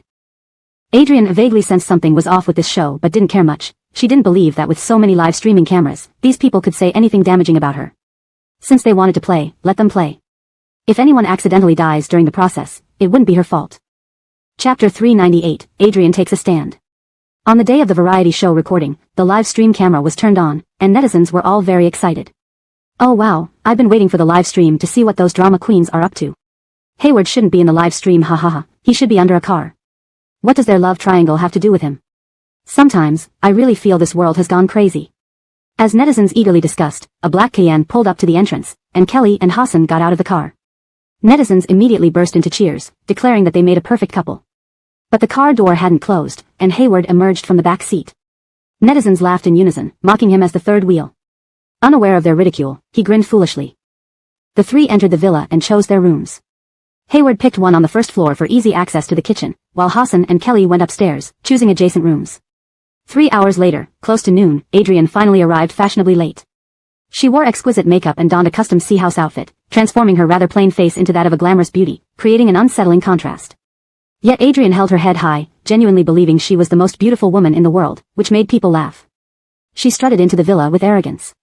In the living room, the trio heard the commotion and exchanged glances, putting down their phones and sitting up straight, knowing it was time for the show. Kelly reached for a water cup, but Hassan accidentally bumped her elbow, causing the cup to fall and spill water all over her, turning her into a drenched mess. She shrieked and stood up abruptly, angrily demanding, "What did you do that for?" "Sorry, it wasn't intentional," Hassan rubbed his nose awkwardly, offering an explanation. Kelly gave him a fierce glare before ignoring him and storming upstairs. In the chat, netizens were confused by the sudden turn of events between the young couple. They had been so affectionate just moments ago, so what happened now? Brother Arden. Adrian, who had watched everything unfold, threw her luggage aside and hurried over, grabbing Hassan's sleeve with concern. "Why are you okay? How could Kelly treat you like this?" Her eyes reddened slightly, feigning indignation on his behalf. Hassan shook his head helplessly. "It's nothing, as you know, she's always like that. Don't talk about it anymore, let me help you tidy up." Seeing him criticize Kelly, Adrian felt a flicker of joy, realizing these two had fallen out. This was her chance. Moreover, Hassan had specially helped her with her luggage.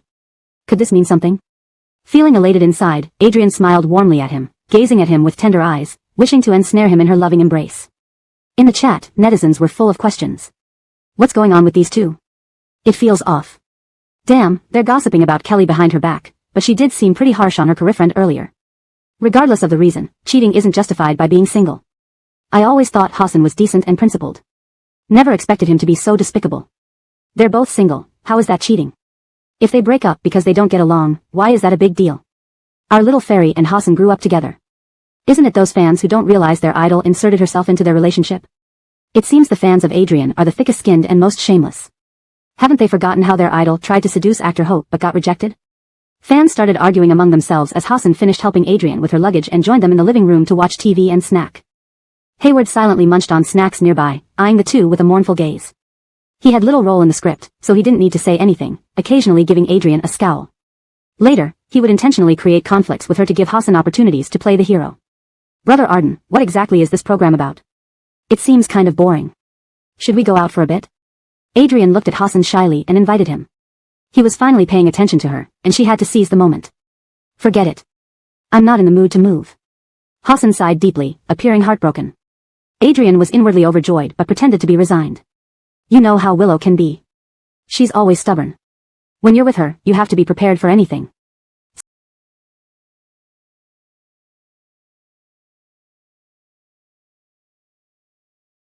Sigh, actually, I think you two aren't suited. She listed off Kelly's faults without a care for the cameras. Adrian's plan was simple. She wanted to drive a wedge between them and replace Kelly as Hassan's new girlfriend. As for public opinion, anything would do. After all, her reputation was already at rock bottom. Shall Hopi, sometimes I regret it, but it's too late to say these things now. We just need to live our lives well, Hassan said. His voice was filled with infinite melancholy and nostalgia, and Adrian was completely captivated. She shook her head quickly and looked at him earnestly. It's not too late. As long as you want to, it's still in time, Brother Arden, she said. Hassan glanced back at her, his eyes filled with restrained love, making Adrian's heart race uncontrollably. What are the two of you talking about? Kelly's voice came from upstairs. Hassan immediately averted his gaze, while Adrian glared up at Kelly with anger, looking as if someone had ruined a good thing. They were just bad-mouthing you, Kelly, Hayward said immediately. He wore an expression that was serious and furious, looking like a protector. Why is it considered bad-mouthing?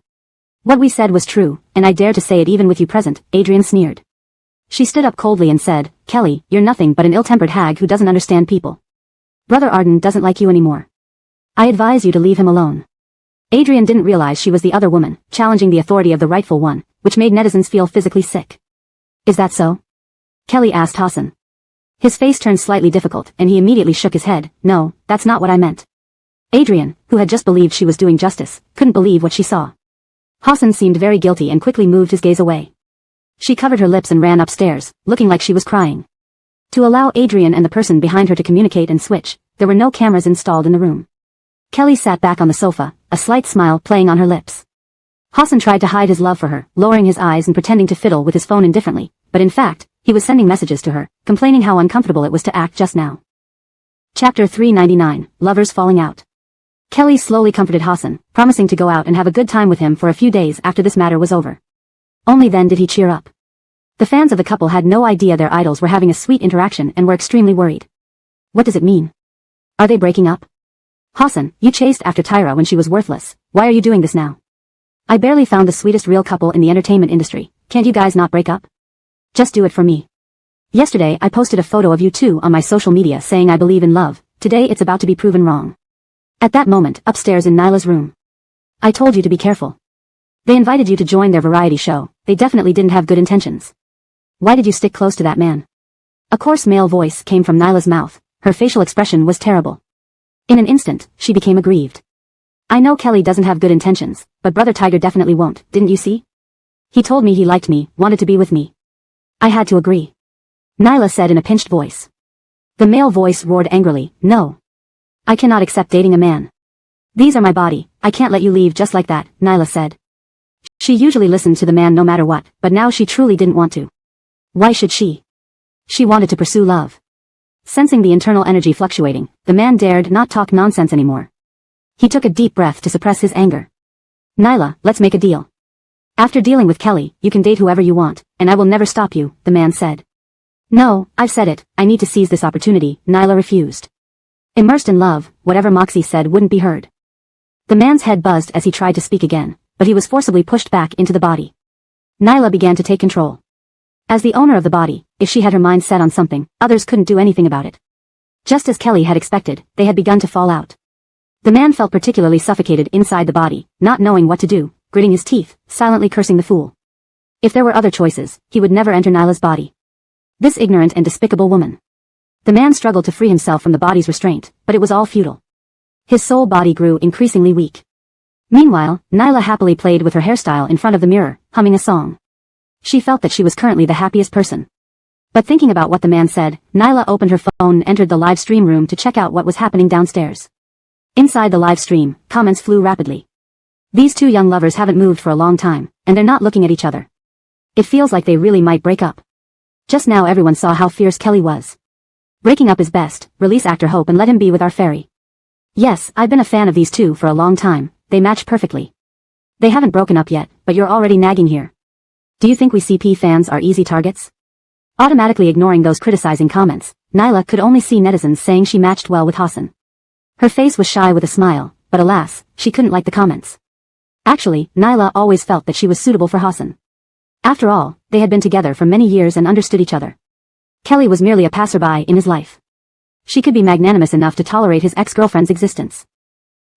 Brother Arden must have seen through Kelly and decided to like me, Nyla said. The man inside her body became even angrier upon hearing this, trying once more to break through the barrier and replace the body.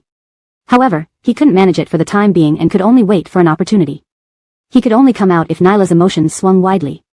If possible, the man really wished to strangle this shameless idiot, who thought of nothing but love day and night. What sickness. Changing into new clothes, Nyla cheerfully went downstairs and sat next to Hassan, wishing she could plaster herself all over him. Her newly changed outfit showed off her figure well, just a slight big move and one could see that charming part. Hayward was the one who accidentally saw it, quickly turning his head aside, feeling as if he had developed styes. Oh God, sometimes these women truly seem scary. Nyla completely ignored the problem of wearing such revealing clothes, her face radiating a triumphant smile as she glanced at the nearby Kelly who was playing with her phone. However, this glance was equivalent to throwing pearls before swine, as he didn't even look up. Brother Arden, what are your plans today? Would you like to go out with me? I know a very good Western restaurant, and the atmosphere is great. Couples get discounts on set meals. If you want to go, I can accompany you, Nyla said. She emphasized the word couples very heavily. Hassan turned off his phone screen, feeling speechless inside but still forcing a smile on his face. We are recording a variety show and cannot leave the scene for now. If we have time in the future, we can go together, he said. This answer seemed to reject her but also left room for hope, making the live stream viewers comment fiercely that Hassan was eyeing the pot while eating from the bowl. Unexpectedly, he turned out to be a heartbreaker. Naturally, Kelly noticed the inconsistency in their conversation. She raised her eyes and looked coldly at Hassan. What did you just say? The two of you plan to go out for dinner alone? Her tone was heavy, conveying that she felt he didn't respect her as his girlfriend. I've told you many times, Xiao Hopi and I are just friends. We grew up together, so it's natural we maintain our friendship, Hassan explained. He frowned deeply, appearing very irritated, and exhaled hard. You make me feel suffocated. Why are you always on guard whenever a woman appears around me? Kelly, we're just dating, not selling my entire self to you. Can't you respect me? The word respect was emphasized particularly strongly. Kelly sneered and stood up. I don't respect you. Hassan, when has it ever been my business how you deal with makeup artists or assistants? Both you and I know what Nyla's intentions are. Why bring this up now? Fine, I'll leave. Is that what you want? With that, she stormed off angrily, leaving Hassan sighing in despair, running his hands through his hair in frustration, as if unsure what to do next. Having such a girlfriend was indeed troublesome. Chapter 400, Really Breaking Up? With the sudden arrival of wealth and fortune, Adrian was determined not to let it slip away. She affectionately hugged his arm, her eyes filled with concern. Arden, I understand you. If the one by your side were me, I would never restrict you so much. You can play with whoever you want. And how could a woman coax a man like that? Hassan's inner machismo seemed satisfied. He smiled again, looking at Adrian with admiration. Hayward got goosebumps beside them. If they hadn't discussed the script together, he wouldn't have guessed that this person was acting. Indeed, he was the famous actor in the entertainment industry who blended himself seamlessly into his role. Arden, Adrian's face flushed red as she was about to suggest becoming his girlfriend. But Hassan shook his head and stood up. I'll go check on her first, we'll talk later. So, Adrian, who had just been fed some sweet talk, watched him go upstairs with a complex mix of envy and frustration. Hayward knew he had to watch over this woman, so he stayed put, continuing to eat. Netizens were furious. Fans of the sweet crystal couple left the live stream, preferring not to see any more. It was rare for fans to witness their idols breaking up themselves rather than being torn apart by others. Fans of Hassan were confused by his current behavior as a playcory. Having followed him for years, everyone knew his true nature well. It couldn't be faked. Back then, during an unannounced live show, many stars failed under pressure, but Hassan remained unscathed, winning even more fans. How could such a man really be a playcory? The situation is so bewildering. Hassan, all I hope is that you remain true to your original self, both as an actor and a career friend. I'm almost in tears, putting myself in Kelly's shoes, suffocating from watching my career friend flirt with her childhood friend. Not hitting anyone is already admirable. What do these people want? Even if Hassan were a playcory, he wouldn't show it publicly. Is he trying to ruin his career? I think he might be acting, while Adrian believes it. After all, her acting skills aren't that great. Netizens' comments began unraveling the truth. Upstairs. After closing the door, Kelly and Hassan couldn't help but burst into laughter despite their angry pretense earlier. Acting together as a couple pretending to break up felt oddly amusing. Does she believe it? Kelly asked, trying to suppress her laughter. From her expression, she does, replied Hassan. Checking the live stream, he saw Adrian's sour face and the netizens' insults. His expression turned helpless. Isabel, to match your performance, I've been thoroughly scolded by these netizens. Shouldn't you reward me? While speaking, Hassan touched his cheek with his fingertip. Kelly understood his implication, leaning up and turning his face toward hers. Then, she kissed him deeply. Hassan swallowed, pulling her waist closer and closing his eyes, deepening the passionate kiss. When they finally parted, both were slightly breathless. Once we deal with the person behind this, everything will be easier, said Kelly. Hassan gently stroked her now red lips. If I get such a reward after each performance, I'd be delighted. Kelly blushed and shot him a glance. Dream on. Who could resist a beautiful girlfriend like you, said Hassan. He had learned all these sweet words from somewhere, and Kelly couldn't take it. Blushing, she turned to leave but was pulled back. Isabel, since we're in a fight, we should take our time. Talk to me, said Hassan. This fight referred to the act they were putting on for outsiders. Kelly nodded, sitting down on the bed with him, where they started reading the netizens' comments on their phones. Initially, everyone was shocked by the strange new horror variety show, but now they flooded the App Store with low ratings for the live stream software and the show itself, which had plummeted to an unprecedented 1.3. Mainly due to the numerous Sweet Crystal fans attacking the show. Had this platform not been created by him, the show would likely have been taken down by now. We need to think carefully about how we'll explain this to our fans, and our mutual fans, after the variety show ends, Kelly said. Hassan's eyes sparkled. I have a good idea. Fans love to see us getting close. Recently, we've been talking about going on a trip, but it hasn't happened. Since we can start this variety show, why don't we open a separate travel variety show exclusively for our fans, with no charge? This compensation idea was quite intriguing, and Kelly nodded in agreement. She pointed at the live stream comments where people were guessing if they had fought or if one of them had been killed. If we don't go out now, I'm afraid the live stream viewers will call the police soon.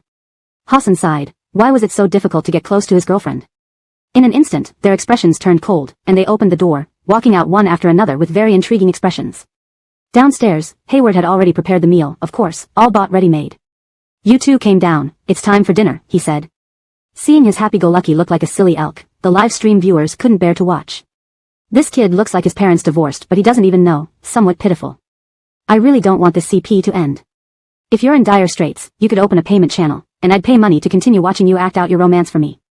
Feeling that the previous comment makes sense, I also agree to pay, as the sight of beautiful people together is just too pleasing to the eye. Why won't our little fairy work?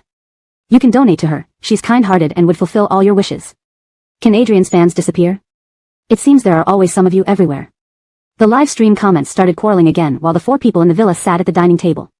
Their seating arrangement was very interesting. Hayward and Kelly sat together, and Hassan and Adrian sat together. The two couples sat facing each other. It looked like they had just argued. Chapter 401, Half-Body, Souls in Conflict.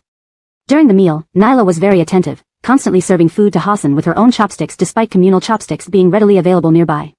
She did this so Kelly could see that Ardengij now favored her more. Nyla's face was filled with a smug smile, relishing in her victory. For being a homewrecker yet acting so overtly bold, viewers with strong moral values couldn't stand it any longer. What's going on? Can Nyla get lost already? Just looking at her makes me feel sick.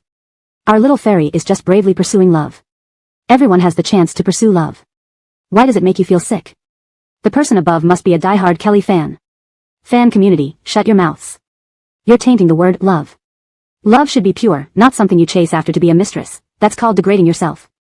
Nyla's fans must have some brain problems. What kind of good fans can their sister gather? The barrage comments started ridiculing, even those neutral passers-by couldn't hold back and commented against Nyla's fans.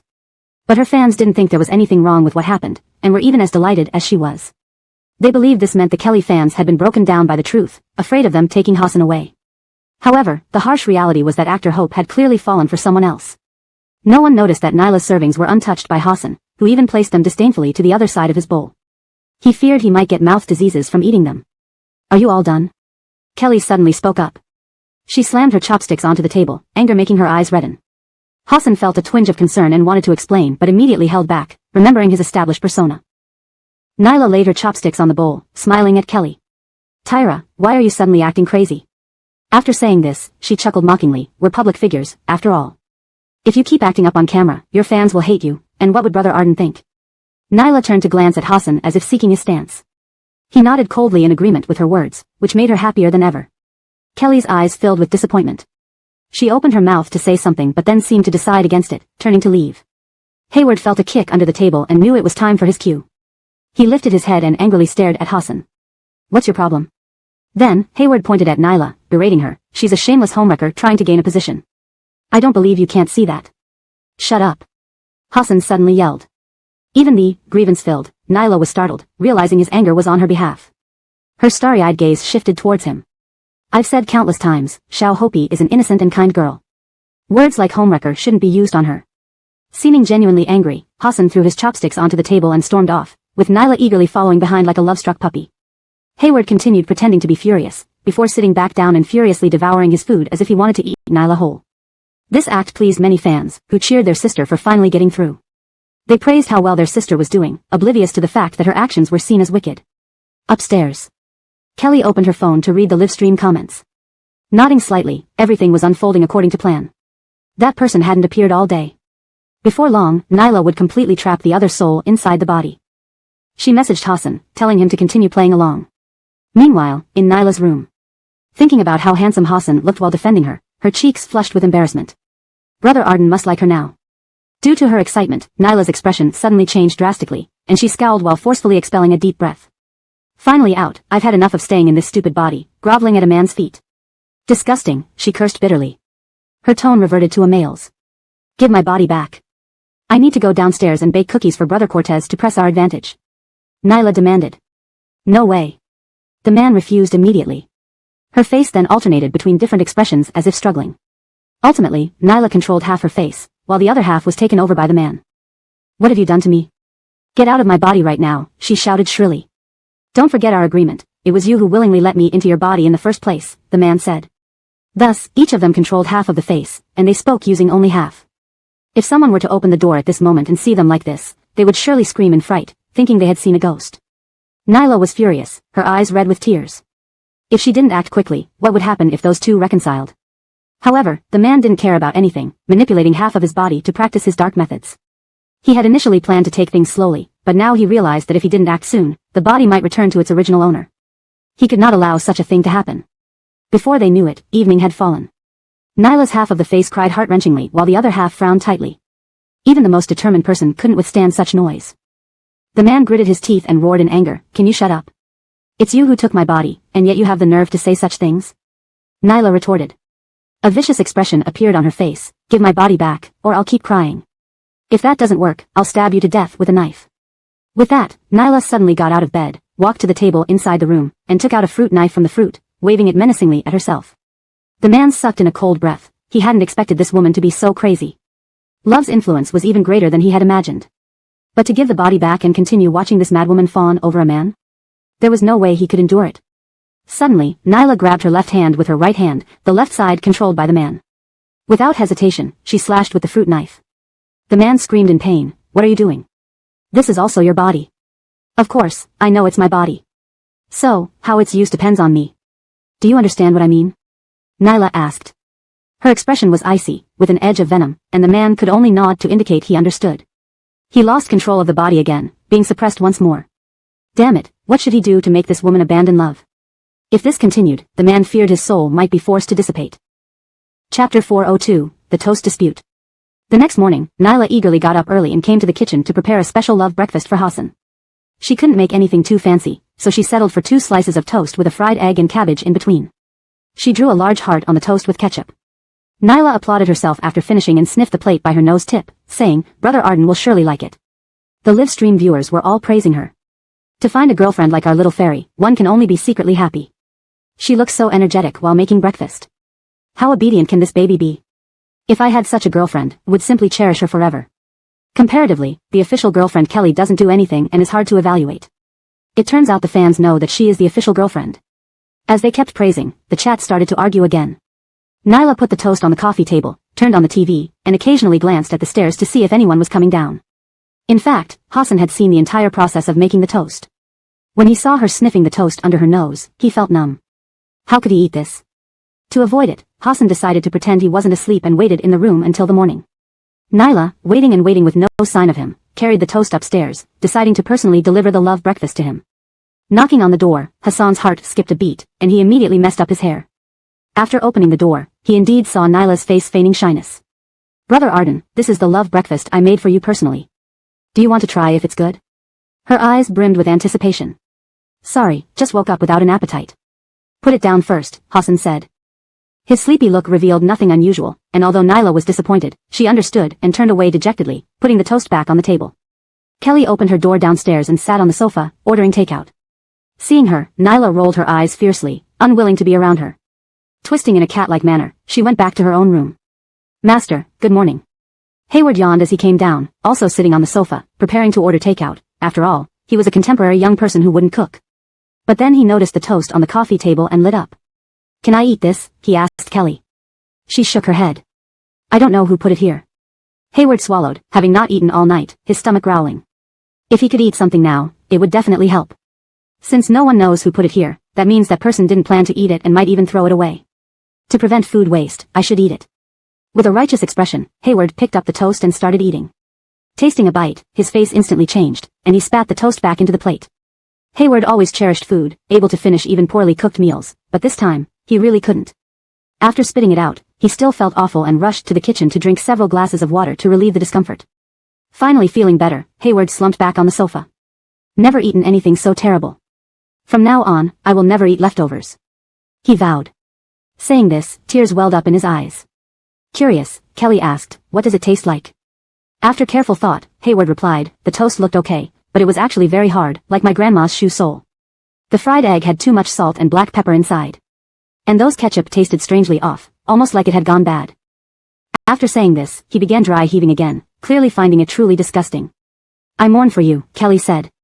Hayward, trembling at the corner of his mouth, leaned against the sofa, feeling that he deserved it. Watching live, Hassan laughed uncontrollably, not daring to imagine how uncomfortable he would have been after eating that toast. Cleaning up, he finally came downstairs. The three indicated they weren't in the mood to coordinate, each ordering takeout individually. Soon, Nyla also came downstairs. Seeing Hassan, she immediately broke into a smile, excited to make him eat the love toast she made. Sorry, I can't eat what others have tried. Pointing at the mangled toast with his clear-cut fingers, Hassan watched Nyla's smile slowly fade, looking at them in disbelief. How did this happen? I just finished making it. After saying this, her eyes fell on Kelly, her expression turning ugly. It must have been you. If you didn't want Brother Arden to eat the toast I made, you could have just said so. Why did you do this? I put in so much effort to make it. Nyla felt increasingly wronged as she spoke, and tears even welled up in her eyes. Kelly was baffled. She glanced at Hayward beside her, who was pretending nothing had happened. Thinking about the taste of that toast, he couldn't help but dry heave again before speaking. I was the one who accidentally ate that toast. I thought no one wanted it, but you should be glad I ate it. It really tasted terrible, and after eating it, an emperor like Hope might not be able to eat for days. After saying this, Hayward rubbed his arms. Goosebumps were already forming on them. Nyla had been putting on a performance, but hearing these words, her face twisted horribly. She had worked so hard on it, it absolutely couldn't be bad. He was doing it on purpose. Brother Arden, they're bullying me. You have to help me get justice, she cooed. Hassan frowned. Enough, talk less. Hearing this, Nyla looked triumphantly at Kelly, unaware that those words were directed at her. Another day passed with their interactions, and that man didn't appear today either. Kelly calculated the days. If this suppression continued, the man would be lively this week.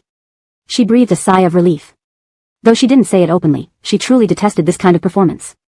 The main issue was how difficult it was to act alongside Nyla, that drama queen. Now, all over the trending lists, this program had taken over. Hashtag SugarCP's relationship changes hashtag. Hashtag Nyla is the third-party hashtag. Hashtag discussing how low Alice fans can go hashtag. Comments under the trending topics were almost split into two camps. Alice fans seem mostly brain-dead. If your dad found a third party, would you have to serve her and call her mom every day? Can Kelly's fans shut up? Our little fairy is different, okay? And as you saw, your sister just talks nonsense all day, upsetting Jeff. Getting dumped is her own fault. Chapter 403, The Fisher and the River Clam in Conflict. A week passed in the blink of an eye. During this period, Adrian had been acting coy constantly, but that man never showed up. She repeatedly brought up whether Hassan should break up with Kelly, clearly wishing to take her place sincerely. However, each time he just ignored the question without answering. As a devoted admirer, Adrian naturally didn't have the face to keep asking and could only stare at him pitifully, trying to convey how much she wanted to be his official girlfriend. The relationship between Kelly and Hassan had reached its peak. They almost argued every time they met, yet they did not break up. Every day in the live broadcast room, people discussed when the two would leave each other. However, there were still a large number of SugarCP fans who pleaded with them to maintain the current state instead of breaking up. Today was the day that man disappeared. Kelly posted the words, closing net, in the small group chat with Hassan and Hayward on her phone and sighed deeply. Finally, the day had come. Almost at the same time, the three went downstairs. Since it was close to the end of the performance, Hassan's expression wasn't as cold as before, which eagle-eyed fans noticed. Wow, has the SugarCP made up? They aren't arguing. Jeff keeps looking at his wife. One glance is enough to tell that he really likes her. In fact, I like the way the two argued a few days ago better. That tense atmosphere was absolutely perfect and thrilling. You upstairs should check your statement carefully. But their looks do match perfectly.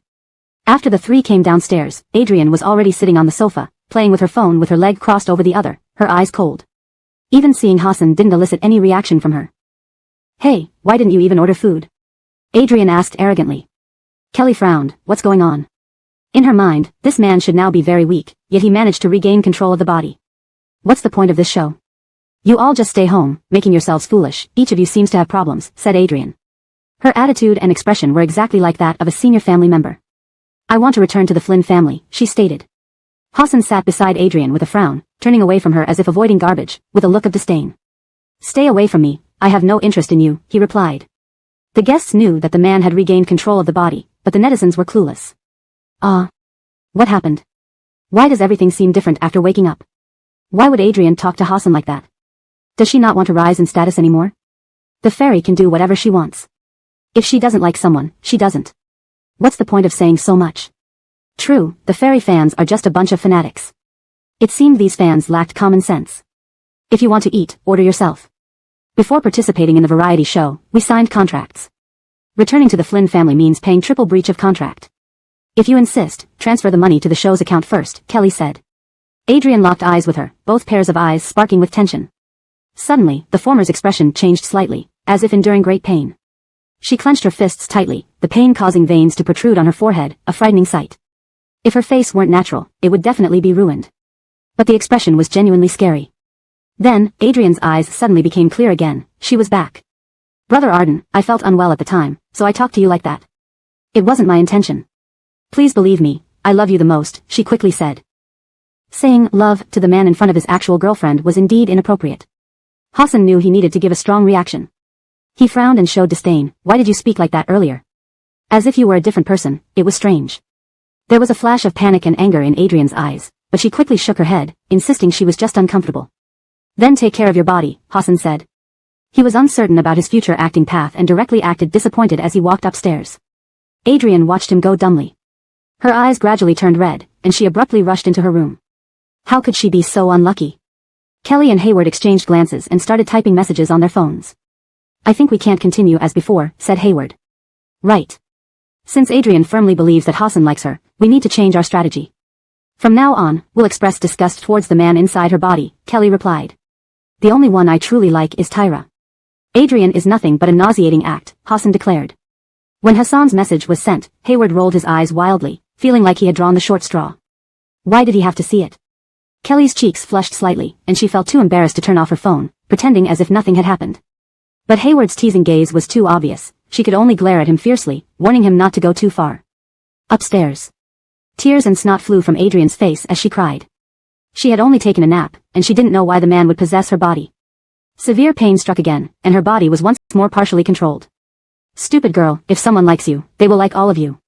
Look at Hassan just now, how he actually walked away. Adrian, I need you to be clear-headed and not be deceived by flattering men. We are now one body, do you think I would harm you?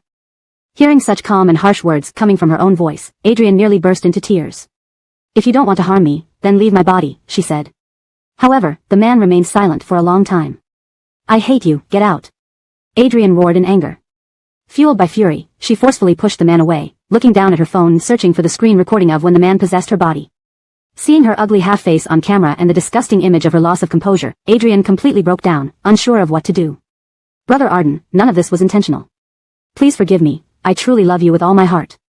I will do everything I can to drive this thing out of my body, so from now on, only I will be by your side, Adrian said. The man inside her body gasped at these words, feeling uncomfortable while clenching his teeth. He hadn't planned to kill her so quickly, but since she showed no restraint, it wasn't his fault. The man mumbled incantations under his breath, causing Adrian immense pain as she writhed on the bed. Yet, her mind kept thinking of Hassan. She couldn't die, she had to date him. In extreme pain, a person's potential is often limitless.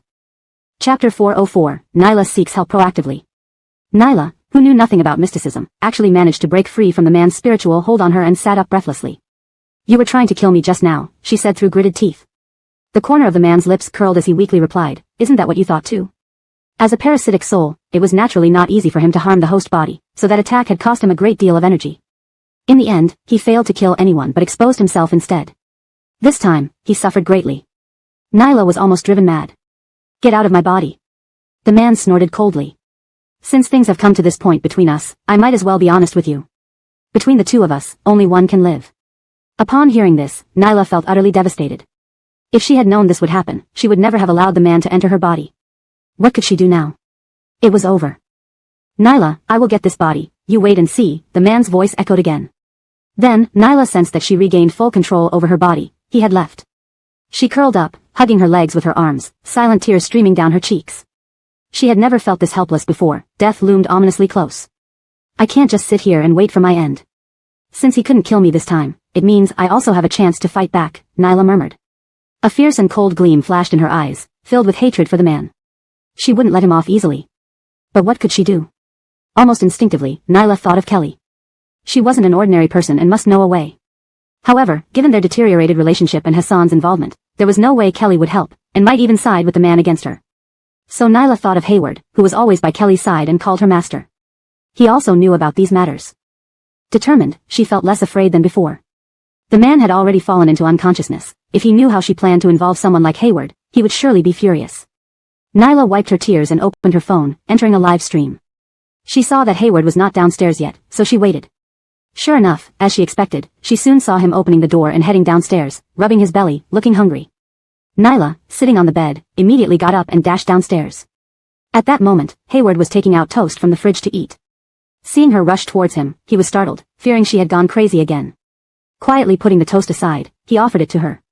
"If you're hungry, you can eat first. I'll get something else myself," Hayward said. He then prepared to open the fridge again. Nyla pulled his hand and led him upstairs without a second thought. Hayward didn't realize what was happening until he found himself forcibly brought into the room. He quickly shielded himself with both hands, warily watching Nyla. "We are still filming. If you dare to do anything inappropriate to me, I'll call the police right away." He remembered how she tried to lure him with fried chicken and red wine that day, and he couldn't be too cautious. Nyla, who had no such intentions, choked on her response, then rolled her eyes. Yet seeing Hayward's guarded demeanor made her feel slightly angry. No matter what, she was still a renowned beauty in the industry. Why did he look at her like she was a venomous snake? "Don't worry, I won't do anything to tarnish your purity. I just need to talk to you," Nyla explained. Relaxing his arms, Hayward sighed in relief but still looked at her disdainfully. "What do we possibly have to say? Kelly is my master, and someone like Hassan betrayed her. I won't do anything." His words were righteous, making Nyla flush with anger. If not for needing his help, she would have slapped him hard for his nonsense. She clenched her teeth and said, "A few days ago, a man told me that he wanted to share my body with me. He's inside my body now but seems to be unconscious. But yesterday, I never expected him to try to drive the original owner of this body out. Since you're from the mysticism world, can you think of a way to help me?" Hayward narrowed his eyes in shock. He hadn't expected her to tell him all this. It seemed they were closer to achieving their goal. Victory was near. "Sharing one body with two souls, and it happened with your consent, how can I possibly help?" Hayward asked. Hearing the word, consent, Nyla's eyes welled up with tears, regret overwhelming her. Why did she agree to this? "Let me go back to my room and think about it. I'll contact you once I have an idea." "Okay?" Hayward asked. Seeing that he did not intend to ignore her, Nyla heaved a sigh of relief and immediately nodded in agreement, watching him leave the room. Unbeknownst to her, the netizens were now filled with question marks. What did these two do just now behind our backs? Could they have hooked up? Wow, this three-way romance is getting harder to understand. Nyla, who do you actually like? Do you want to control both men and become a big shot? Initially, I thought she was shameless and nothing but who knew she has ambitions to be the main female character. I can only say she's bold. Nyla is indeed something. To do such things on live stream, it looks like she doesn't care about her career in the entertainment industry anymore. All I want to know is, if Hassan kissed her and then the other guy also kissed her, would that count as an indirect kiss between the two men? Hassan's fans nearly broke down looking at the comments, wishing they could shout that their idol had nothing to do with this woman. What bad luck to encounter her exactly. After returning to his own room, Hayward's calm demeanor vanished instantly. He took out his phone and started messaging. "Do you know what happened just now? After pulling me into the room, Nyla told me about the man inside her, saying that the man tried to kill her and asked me what to do next." Upon seeing the message, Kelly was unfazed, typing away on her end. "Just tell her directly that only one can survive between the two. If she wants to live, she must fight for it herself. Of course, give her appropriate guidance." Hayward replied with an okay emoji but couldn't resist adding another message. "Master, isn't this considered beauty causing trouble? With little effort, she managed to set those two against each other like this. I really think it's impressive." Hassan, who hadn't spoken in the group chat, twitched his lips slightly. He took a deep breath, closed his eyes, and clenched his teeth, audibly grinding them. "What do you mean? Don't you want to keep your life? Do you need me to pay you a visit in your room to take it?" Chapter 405, One Death, One Galenth. Hayward withdrew from the small group chat of 3 people, shrinking his neck. He was absolutely not cowardly, it was just a gut decision. Opening the chat with Nyla, he told her everything Kelly had said just now and explained that they needed to have strong consciousness to drive that thing away. The typing indicator kept blinking on the other side for a long time without any reply, indicating that Nyla's mood was very complicated at this moment. Hayward closed the chat window and started searching online for delicious local foods, preparing to try them out in a few days. After all, staying idle in the villa gave him nothing to do. He was just an occasional guest who appeared when needed. Now, his script should be wrapping up soon. Inside Nyla's room, she ultimately didn't send any message. She took a deep breath and closed her eyes, recalling how that man almost drove her to death. Isn't being mentally strong what it takes? She could do it. As long as she could survive, Nyla would do anything. She took a deep breath and recalled Hassan's reaction earlier, sensing that he might be angry. Nyla went downstairs, poured herself a cup of honey water in the kitchen, and then headed to Hassan's room, knocking gently on the door. "Big brother Arden, I've come to see you," she cooed. The door opened after a while, and Hassan looked at Nyla coldly, his eyes filled with dislike. Her heart felt pierced at that moment, her hand holding the cup trembling slightly, tears welling up in her eyes. "Big brother Arden, those words weren't meant to be said by me, Nyla bit her lip, seemingly unable to finish her sentence. "Are you telling me the words coming from your mouth aren't yours?" Hassan asked, sarcastic. He snorted and glanced at the honey water in her hand. Don't give me this cup of water. I'm afraid you've poisoned it. The door slammed shut, leaving Nyla in tears, overwhelmed with pain. She had worked so hard to get closer to Big Brother Arden, but now everything was ruined by that damned man. Anger and fighting spirit grew stronger in her heart. No matter what, she had to get rid of that man inside her body and prevent him from affecting her life. She didn't know when she could mend things with Hassan. Would he choose to side with Kelly at this crucial moment? Thinking about these things made Nyla extremely upset. She really didn't know what to do. If only she could take her heart out to show Big Brother Arden, she was entirely devoted to him. The fans and livestream viewers were also bewildered by the love-hate drama among these celebrities. Just a moment ago, everything seemed fine, and now it had turned sour. Help, it's true that these celebrities are unpredictable. Old buddy, I seriously feel like they're all top-notch. Don't argue yet. Let me clear my head. These two were about to get together, weren't they? But because of attitude issues, they ended up having a cold face-off. This kind of man seems like a scumbag and very irresponsible. If it were me, I wouldn't be with someone like him. Nyla, you're too love-brained. Don't even say it. This is probably the dumbest thing I've seen all year. People, who gets it? Initially, I thought the little fairy and actor Hope suited each other perfectly, but now it feels like he doesn't deserve our sweet, innocent, lively, and adorable fairy. A man with such unpredictable emotions should lock himself up with Kelly. Nyla's fans began dragging down their rivals, regardless of gender, believing that their little fairy was the best in the world. Night fell. Nyla, lying in bed, suddenly opened her eyes. Her gaze clearly showed that another person had taken over. Only during this woman's sleep can I emerge. How stifling. To die for a man and even go against me. What does she think? Her brain must be malfunctioning. I wish I could open this fool's head and see if there's anything besides men and romance in there. The man cursed under his breath, crossing his legs to practice his dark arts. He had to possess this body. Once he completely swallowed Nyla's soul, he could gain all her memories and truly become her. No one would notice anything wrong then. But shortly into his cultivation, the man's face twisted in pain. His eyes rolled back as he fainted again, and Nyla woke up, breathing heavily, her eyes venomous. I knew you wouldn't give up easily. You're indeed trying to cause trouble behind my back. I will never let you occupy my body.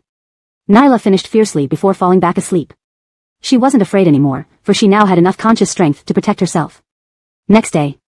As usual, after waking up, Nyla immediately went downstairs to prepare breakfast. This time, the sandwich was even more elaborate than last time. However, Hassan only curled his lips after seeing it and had no intention of eating it. His eyes were fixed on the steamed buns from a food delivery service. Seeing how he could enjoy even ordinary steamed buns so much, tears welled up in Nyla's eyes. Big Brother Arden, are you still upset about what happened yesterday? She asked.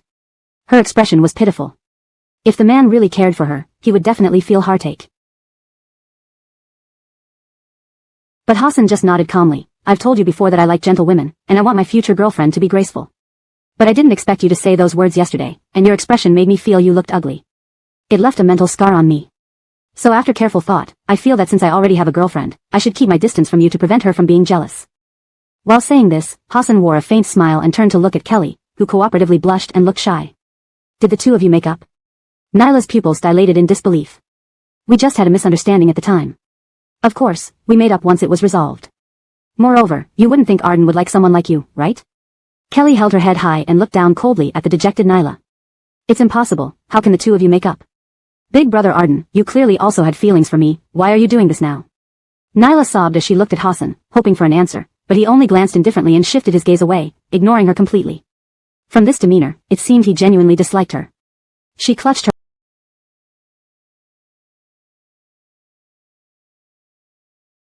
heart and sat there, suffering. The hatred towards him grew stronger in her heart, and her consciousness became increasingly powerful. Inside her body, the man roared angrily and pounded violently against the barrier. What does your fickle man have to do with me? Why are you tormenting me? Damn love-struck brain, let me out. Chapter 406, Departure to the Amusement Park. However, in response to the man's breakdown, Nyla did not react at all. She had fallen into a deep sleep. And even if she were awake, seeing his fear would only confirm to her that what she did was right, encouraging her to do it again next time. The next day, Nyla woke up feeling incredibly refreshed. Her dreams last night were filled with scenes of beating the man harshly. She hadn't felt this good in a long time. After last night's exertion, the man no longer had any strength left to cause trouble. He simply rested quietly inside her body. However, both of them were wary of each other, fearing that one might take the opportunity to eliminate the other. The man initially thought this woman was foolish and would be easy to handle, but he never expected her to change so drastically. If he had known, he should have chosen to possess someone else. It was truly a missed opportunity.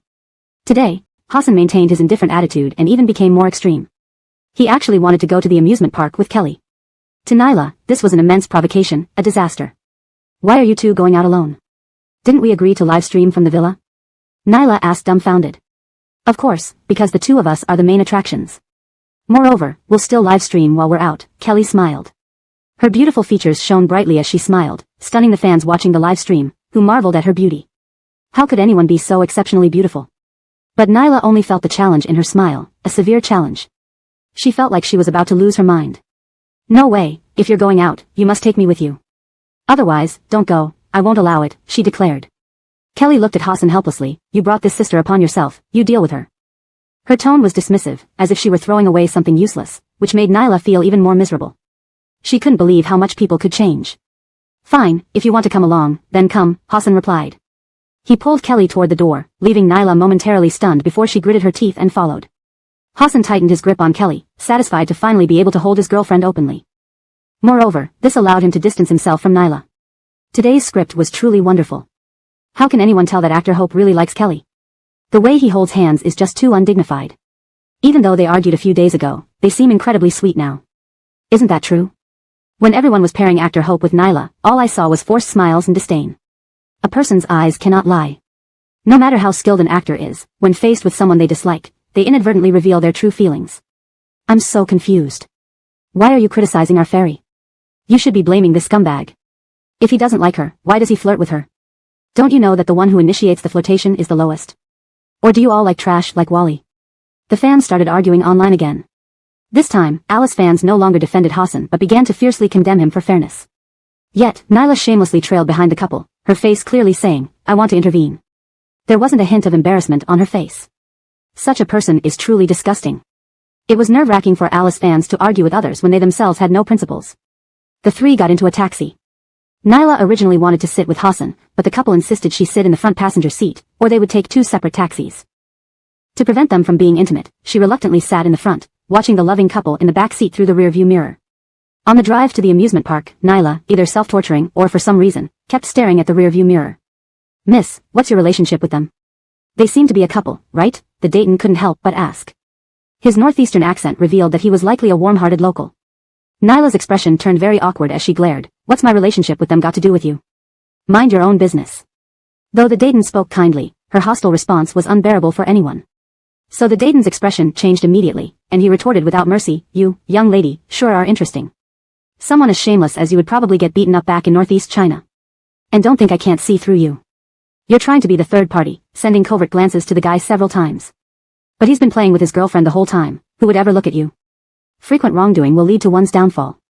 Being a third party has no future. I advise you to take care of yourself. The Dayton's words resonated with the live stream viewers, while Alice fans were furiously typing insults directed at the Dayton through their screens. Nyla was so enraged that her body trembled, tears continuously rolling down her cheeks. She turned around and looked at Hassan pitifully. Brother Arden, look at him. I'm just your little sister, how could he talk to me like this? When she called him Brother Arden, her voice was particularly coquettish, causing the Zachariah almost to lose control of the steering wheel, giving him goosebumps all over. Oh, you're even calling him brother now. His girlfriend would have beaten you up long ago for that. But his girlfriend is much prettier than you, she wouldn't mind at all. Upon hearing this, Hassan nodded in front of Nyla. She gritted her teeth, feeling on the verge of collapse. How could everyone bully her like this? Being a vulnerable woman being scolded like this truly caused significant emotional distress. Gallantal did she know, the audience was laughing their heads off. Who here understands? Every time Nyla calls Arden brother, I want to comment but Chapter 407, Riding the Ferris Wheel. In response to the Zachariah's reminder, Hassan smiled and nodded. This confirmed expression shattered the hearts of those who were shipping him and Nyla as a couple. Clearly, the two were about to be together, but why did things change so suddenly? Men, their names are synonymous with heartlessness. Nyla, having alighted from the taxi quickly, didn't hear any of it. She only stared anxiously at her beloved brother Arden, hoping he would get out of the car soon. Hassan and Kelly immediately held hands after getting off the taxi, their affectionate appearance causing netizens to whistle in admiration. The fairy fans and Nyla herself were incredibly jealous, wishing they could tear apart the tightly clasped hands of the two. Want to go on the Ferris wheel? Hassan glanced sideways at Kelly. She nodded. Sure. I'll join you, the Ferris wheel can seat 4 people. I'll sit opposite you with the cameraman, Nyla interjected immediately. Jealousy was evident on her face, she had to prevent these two from having any intimate moments together. Sorry, I don't want anyone to disturb us, Hassan frowned, his tone very firm. Nyla pouted, tears welling up in her eyes. But Hassan completely ignored her, pulling Kelly into the amusement park and buying tickets at the Ferris wheel counter.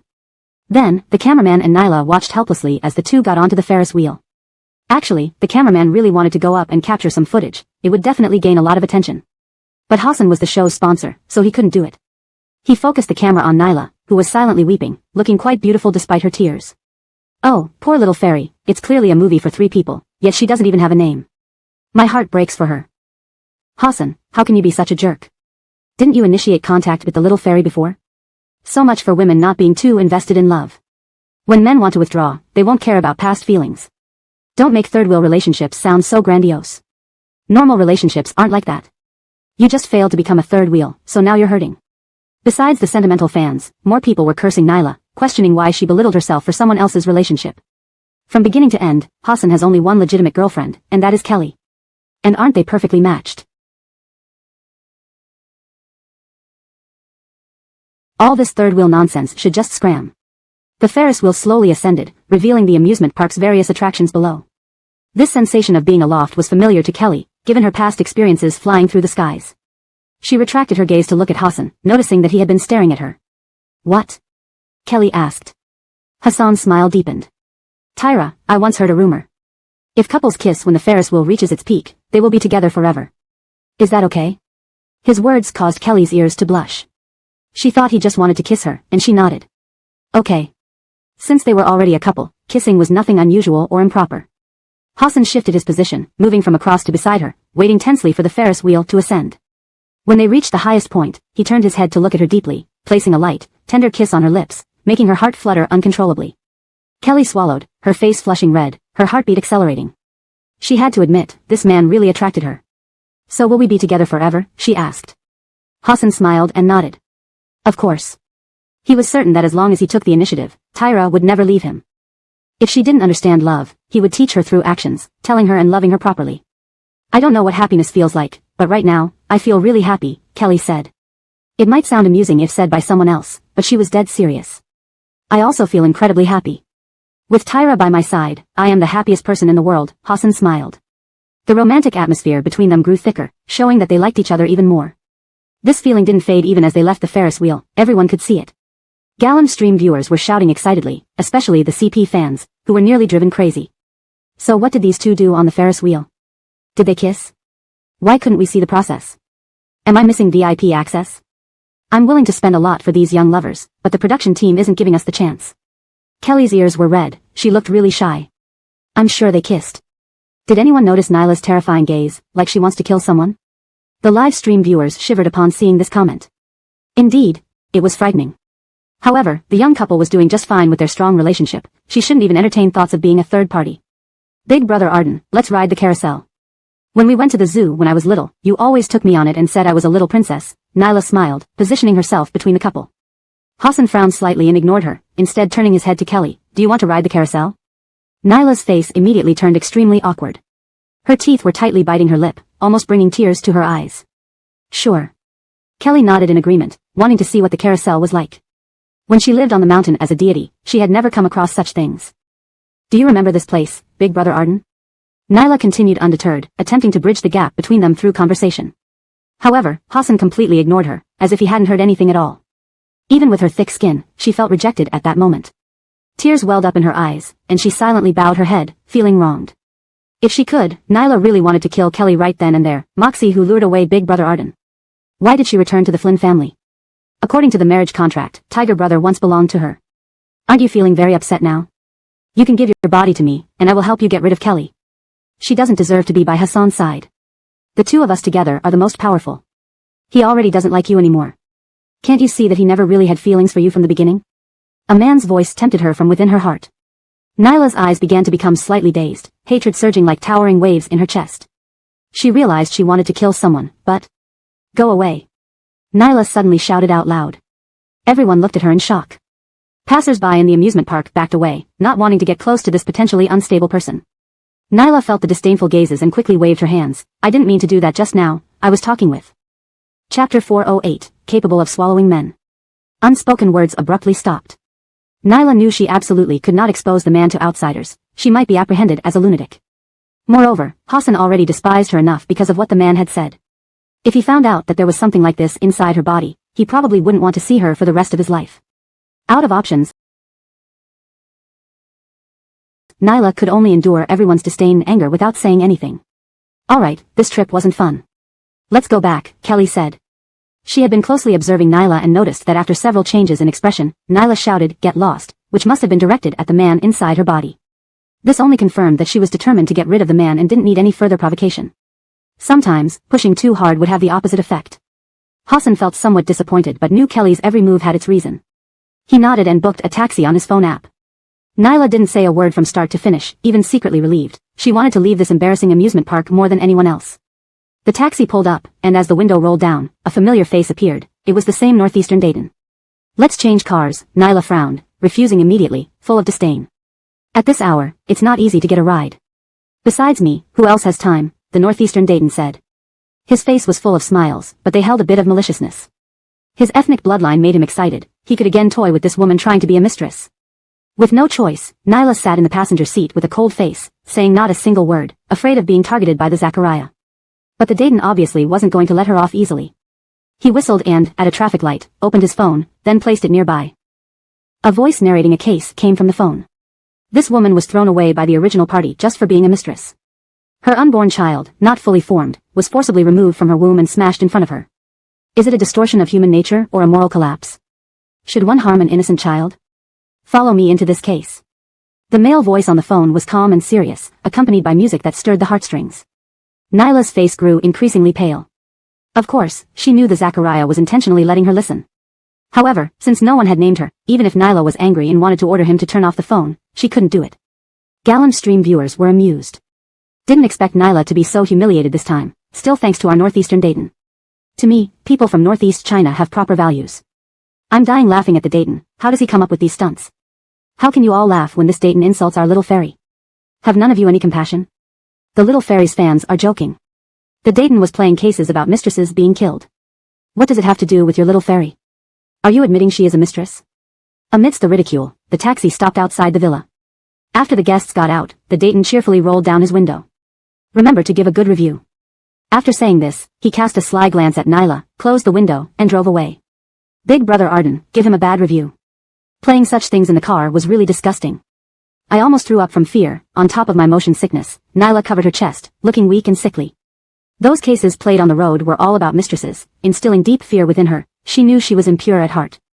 I actually think those cases were quite good. It serves as a warning to everyone watching the live stream. Don't look for a mistress, don't be a mistress, Hassan said. After finishing his sentence, he gave the Dayton a 5-star rating right in front of the live stream camera, moving so fast that Nyla couldn't stop him. Tears welled up in her eyes, feeling hopeless and anguished. How could Big Brother Arden do this to her? He did it on purpose. Nyla glared viciously at Kelly, convinced that this bitch must have said something terrible on the Ferris wheel to make Big Brother Arden treat her this way. The more she thought about it, the angrier she became. She turned around and went straight back into the villa, rushing to her room and slamming the door shut. Hassan shrugged indifferently and looked at Kelly, who smiled back without a word. They both didn't take the crazy behavior of Nyla seriously. The angrier she was now, the better. It was best for her to channel her anger into getting that man out of her body. Indeed, Nyla was doing just that. She immediately sat cross-legged on the bed as soon as she returned to her room, using the method she had discovered over time to suppress the man, successfully hearing his agonized cries. Don't move around anymore. Do you really want to kill me? I have a way to get rid of Kelly for you. Didn't we agree? We'll talk about our matters later. First, let's deal with that wicked woman. The man tried to appeal emotionally, but it was useless. Since the day he intended to harm her, Nyla had resolved that she must eliminate him. That night, she felt refreshed as she exhaled a foul breath and sensed the man's soul becoming increasingly weaker. It seemed like there were many unfamiliar memories in her mind. As Nyla cleared them, her eyes suddenly brightened. Your memories are actually in my head. Does this mean that if I completely destroy you, I can inherit your abilities and memories? As she spoke, she opened her hand, and blackish sinister energy spread from her palm. The man was now so weak that he could barely speak. He did not know why he ended up in such a situation, having chosen what seemed to be a very pliable woman. But, he was about to be consumed by her. He must leave this body, even if it meant temporarily drifting as a wandering spirit in the world, rather than dying after being completely drained of all abilities and memories. The death of a soul was true death, without rebirth, only complete annihilation. He had planned for half his life and did not want to end up like this. The man exerted all his strength to break out of Nyla's body. She narrowed her eyes, sensing his intention and laughed aloud. If I didn't know I could plunder your memories and abilities, I might have let you go. But it's too late now. You will stay here forever, for me to enjoy. Nyla's laughter was manic, and she began to apply more force. The man's cry grew even more piercing this time. Now that she knew how to use the sinister energy, she would certainly finish him off faster. In no time, the confinement within her body vanished completely. Nyla took a deep breath. The taste of freedom was truly beautiful. Chapter 409, Tremendous Power. Memories surged into her mind, causing a throbbing pain. Adrian frowned and began to sort through the chaotic memories carefully once more. At this moment, she understood why the man and Kelly had conflicts. So that was it. Adrian's eyes sparkled with enlightenment. Now she knew why she always lost to that wretch. It turned out her identity was anything but ordinary. Kelly was actually a deity. If an ordinary person heard about a god, they would first think of admiration and respect. But Adrian grew increasingly insane. She had already discovered from the man's memories how to kill a deity. She must kill Kelly. Afterward, with all of the man's power, she would definitely be able to live a better, happier life. Moreover, Hassan would also be hers. Recalling how one hanger would even hurt himself to save Kelly, jealousy filled Adrian's heart like sour water, fueling her murderous intent even more. Though controlling these dark energies made her much stronger, there was a severe downside. Her thirst for blood grew ever more intense. Now she had to hide it, ensuring Kelly noticed nothing unusual. Adrian opened her phone to see who was downstairs, taking a deep breath. She needed to stay calm. With such formidable power, how could she panic? What Adrian didn't expect at all was that Audrey was downstairs. They were having a meal and chatting happily, completely ignoring the fact that one person was still missing. Netizens were all shipping couples. These two pairs seemed like a great match. The innocent girl paired with Ice King Hayward, the coldest exterior hiding the most hilarious soul inside, so entertaining. I can't even imagine how cute their kids would be. Shouldn't the country let such genetically superior people have more children and then share them with us ordinary folks? Wow, how dare you think that? I wouldn't dare. Adrian hasn't come down yet. Has something happened? Did she die in her room? I'd be happy if she did, but it's highly unlikely. Seeing the overwhelming hatred from netizens, Adrian gripped her phone tightly, her face growing darker. From now on, she would absolutely live well, while those who spoke ill should die. Adrian wanted to test the extent of her new abilities. She picked a random comment and started focusing her dark energy to lock onto the sender. Closing her eyes, she saw a completely black scene appear before her, with only a man lying on the bed, the phone screen illuminating his face as he watched the show. I can't believe everyone dislikes Adrian so much. I'm satisfied. Such a bitch should just die. Being alive is a waste of air. Bitch, you probably never expected that the waitress you bullied back then now has the power to make so many people curse you. Aren't you pleased by the comments? The man's face looked particularly grotesque, and when she heard those words, Adrian scrutinized him closely. She vaguely recognized his features. Back when she was a celebrity, she had filmed a campus romance drama where the female lead gets coffee spilled on her by the supporting actress, which Adrian portrayed. The scalding coffee had burned her skin red, making her scream angrily. Despite the manager apologizing profusely, she refused to forgive. Being scalded by coffee felt awful. She thought it was a minor incident but didn't realize the other party harbored a grudge all this time, even launching cyberbullying against her now. Just thinking about that day filled Adrian with rage. That cup of hot coffee had reddened her skin. And this despicable man dared to blame her. After seeing the comments, I do feel gratified because I can find you via these comments. You remember the coffee incident? How surprising. Adrian's voice echoed in Elspeth's room. The man froze in confusion, immediately turning on the bedside lamp, looking around frantically but seeing nothing. You can't find me. And I will make you die. Adrian said coldly. Then, the man felt something choking his neck, his face turning crimson and tongue protruding uncontrollably. What method did you use? Killing someone comes with consequences. Using all his strength, the man managed to speak, but Adrian paid no heed. Would the police be able to catch her even if she faced consequences? It was a joke. The man died right there on the bed. Just as his soul left his body, Adrian tore it apart instantly. Returning to her room, she couldn't help but laugh maniacally, thinking about how he looked when he died. Looking down at her hand that had strangled the man to death from a distance, Adrian's eyes flashed with savagery. I can't believe I now have such tremendous power. With this, I can kill countless people who bullied and wronged me. But it's not the right time yet. I need some time to learn how to control these dark energies better. They will eventually run out, so I must learn to cultivate them on my own. After saying this, she suddenly felt a bit hungry. Adrian stood up and walked downstairs, a smile on her face, clearly in a very good mood. Those who had finished dinner and were chatting on the sofa turned their heads at the sound of her movement. I just checked the live stream. You guys have already eaten, right? I'll go make some instant noodles, Adrian said with a smile. Her expression was dignified, showing none of her previous madness. And she wasn't clinging to Hassan anymore because she now had the power. Adrian was absolutely certain that if she wanted this man, he wouldn't be able to escape her. So, why bother clinging to him? Kelly looked at her carefully, clearly finding her behavior strange but unable to pinpoint what was off. Could it be that the man was already missing? Daphne, let's continue our conversation, Audrey said. You really told me you could teach me how to keep my skin elastic, smooth, and fair? She blinked her eyes, full of anticipation. For any woman, this was an extremely important topic. Mostly because Kelly's skin glowed white and looked incredibly delicate, clearly indicating excellent care. Yes, the best way is to go jogging every day. Moderate exercise can help your body detoxify. I happen to have some free time lately. Why don't you move somewhere else, and I can jog with you? Kelly said this very seriously, but Audrey's initial excitement turned into an indescribable feeling, finally clearing her throat. Well, I think it's fine actually. Sometimes looking at my slightly ugly self feels quite okay, she said with an awkward laugh. Chapter 410, Adrian's Peculiarity. The chat room was filled with praises for how genuine Audrey seemed to be. Actually, I also wanted to know how Kelly maintains her beauty just now. Now I feel it might be good to look a bit uglier. After all, I'm this ugly. To ask me to get up and run is equivalent to asking for my life, let alone in the early morning. With this time, I would rather sleep for another moment in the quilt. So, this proves that if you want to become beautiful, besides hydrating and going to beauty salons for various treatments, exercise is the most important thing. Without money for beauty treatments or time and energy for exercise, sometimes being ugly can also be accepted. After all, it's your own fault. Adrian held a bowl of instant noodles and sat on the sofa. She smiled at everyone, as if she wanted to know what topic everyone was discussing. However, no one cared about her. Kelly and Audrey were using their phones, both focusing on things they found interesting. Hassan and Hayward were playing games. Recently, it has been known that they have excellent cooperation in the game and often hear sounds of their victories. Except for Adrian not fitting in, there were no problems among others.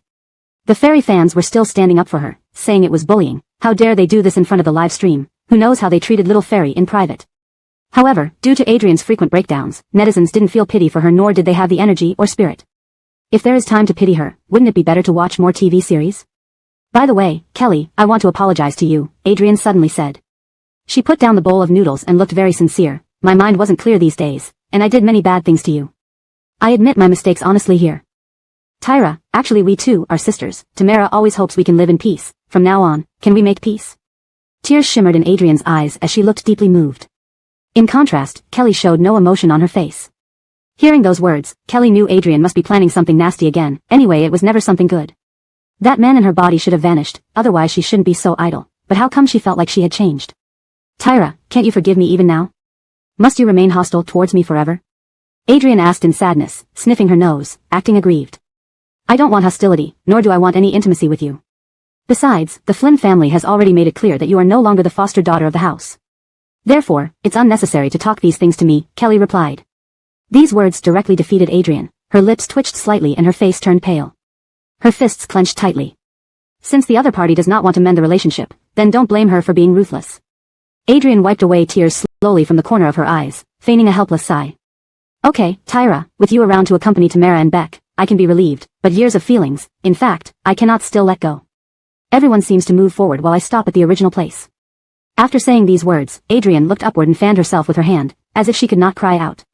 Fans were heartbroken. What sins did our little fairy commit? How did she meet this family? The real daughter came back and left the foster daughter unattended. It's disgusting. Mainly, Kelly has bullied her all along, but she hasn't told anyone anything, letting everyone misunderstand. The kindest fairy in the world, why are you so kind? Adrian's fans knew, the same person can turn black into white. People with brains can tell who bullies who. Do you really think netizens haven't watched these shows before?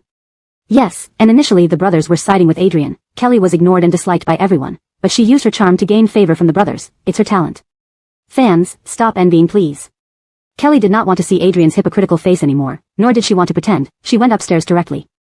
Hassan immediately put his phone aside and followed closely behind her. Hayward stared blankly at the screen where his friend had quit the game. What happened? He shouted helplessly. Ultimately, due to the absence of teammates, they lost the game. Everyone angrily reported Hassan. Under the gaze of netizens, Hayward secretly clicked on the report button too. He was sincerely angry. He clearly said electronic sports have no emotions, yet how come now when his girlfriend leaves, he starts rushing over? Men, useless men. Hassan and Kelly no longer needed to pretend, so he directly pushed open the door to her room. Is something wrong? Upset because of those words just now? He asked gently. Kelly shook her head. Not really, I just feel sorry for my parents. In the past, they loved Adrian so much, but in a blink, they turned into bad people who treated their children poorly. How did she have the nerve to utter such slanderous and black and white reversing words? As she spoke, Kelly felt even more indignant. She genuinely regarded the Flynn family as her own kin now. Because that's the kind of person she is. Think about Helena. Hassan said. He sat down beside Kelly, took her hand, and his eyes were serious. Tyra, don't get angry or upset over unworthy people. Hearing this, Kelly nodded and took a deep breath. Her recent emotional fluctuations had indeed been a bit large. When are we ending the variety show? Hassan asked. Kelly's expression turned slightly heavy. Adrian seems off again today. Let's wait and observe for a few days. Her eyes gleamed coldly as she thought of that man, and her mood seemed to worsen compared to earlier. All right, as long as she doesn't bother me. Hassan sighed deeply, his handsome face full of helplessness. Kelly nodded. She probably has no intention of bothering you now, but it's unclear what she plans to do. No matter what, Hassan felt satisfied as long as he wasn't bothered. He reached out and pulled Kelly closer. Can I stay with you in your room a bit longer? She nodded, sure. Downstairs, Adrian ate instant noodles while opening her phone, pretending to browse the live stream casually. In reality, she was scanning with her eyes, hoping to see when Hassan would come out. The longer he stayed, the more agitated Adrian became, wishing she could drag him out of the room right now. Men should know better than to always go into other people's rooms. Didn't he know he should keep his distance from those women outside? Chapter 411, Going Out to Hunt. After mentally marking Hassan with her name, Nyla became increasingly uncontrollable and peculiar. She was desperate to get him, but how could she possibly compete with Kelly? As the deity of Lulin Mountain, dealing with her wouldn't be easy. Audrey's round eyes rolled around as she watched Nyla, who radiated ill intentions all over, and pondered. Hey, you've been eating your instant noodles for so long? Audrey asked aloud. Nyla then looked down at her noodles, which had swollen from soaking too long and now looked utterly unappetizing. A fleeting look of disdain flashed across her face. She lifted her head and pressed her lips together, pretending to be embarrassed. I usually eat quite slowly. Maybe because when I was little, my mother taught me that aristocratic etiquette required chewing slowly and never showing food in one's mouth. At this moment, Nyla resumed her former appearance, looking fragile like a lily of the valley, with a faint smile always on her delicate face. It was this very image that won countless fans online. Audrey felt goosebumps all over her body, pursed her lips, gave an awkward smile, nodded, and returned to her phone. The fans were incredibly touched. The fairy has finally come back. She's most beautiful this way. Can she please keep smiling for us? I don't know what happened recently. She seemed completely deranged, not like herself at all. Is it possible that your fairy is naturally like this, and this smiley face is just an act? To the person above, I know you must be a Kelly fan, but there's no need. Our main girl said she wants to reconcile, but your side refused. She caused so much harm. Just saying, let's reconcile, how presumptuous. The fans in the comments were divided, but this time more spoke up for Nyla. It was clear that playing the innocent girl was very effective. That night, Nyla sat cross-legged on the bed, quickly absorbing the man's memories, learning many things. For example, how to make ancient dolls, how to kill without leaving traces, and how to cultivate Sha-Chi, negative energy. To cultivate Sha-Chi, a living human body like hers needed to act at night, preferably by killing those filled with resentment, absorbing their anger and despair at the moment of death for faster results. This was how the man cultivated. He was too lazy to do it himself. And Nyla didn't want to endure the hardships of cultivation either, so she decided to kill. She checked the villa's security cameras on her phone, confirming they were off, then left quietly. Imitating the man's behavior, Nyla wandered the streets, knowing that people with resentment came out more frequently at night. These people were either homeless or fond of drinking. Beauty, what are you doing? A strong smell of alcohol wafted over. A drunk man held a bottle, his eyes bloodshot, hair messy, face unshaven, and his steps unstable. He staggered toward Nyla, belched, his smile becoming more sinister, eyes narrowing, whistling. With no one around and a significant physical disparity between them, the man felt this beautiful encounter was heaven sent. He couldn't wait, tossing the bottle aside, its shattering sound ringing out. Nyla watched the bottle turn into shattered glass. Her eyes lit up, already envisioning how to kill the man. Honey, I'm all alone at home, feeling so lonely. Do you want to come play with me? Nyla purred, a seductive smile curling her lips, her voice coy. The drunkenness in the man's eyes turned to clarity as he swallowed hard, followed by elation. Goodness, a beautiful woman wanting to offer herself. What a stroke of luck. Though he wanted to strip and start right away, he knew this place wasn't suitable, with cameras everywhere. I'll go to your place, the drunk man agreed. Nyla nodded, turning and walking forward. The drunk man hurriedly followed, not daring to lag even half a step. His heart pounded, thinking today was his lucky day. Beauty, you seem familiar. Did I see you on TV before? Are you a celebrity? The drunk man asked, gazing at her beautiful profile beside him. She proudly nodded, her smile widening. Yes, I've starred in a few TV shows. It's normal for you to recognize me. The drunk man mused. I remember you had a particularly bad relationship with another female celebrity. What was her name? Kelly. But that celebrity is truly stunning. I've never seen anyone so beautiful. It's a pity she already has a career friend. Otherwise, I might have a chance with her. The drunk man stroked his chin, feeling quite pleased with himself, completely oblivious to the worsening expression of Nyla beside him and the anger in her eyes. If not for the cameras here, she would have immediately gutted this man to see what kind of mischief was inside. Bastard. But don't worry, actually, I think you're pretty good too. Just don't know if it'll be enjoyable later.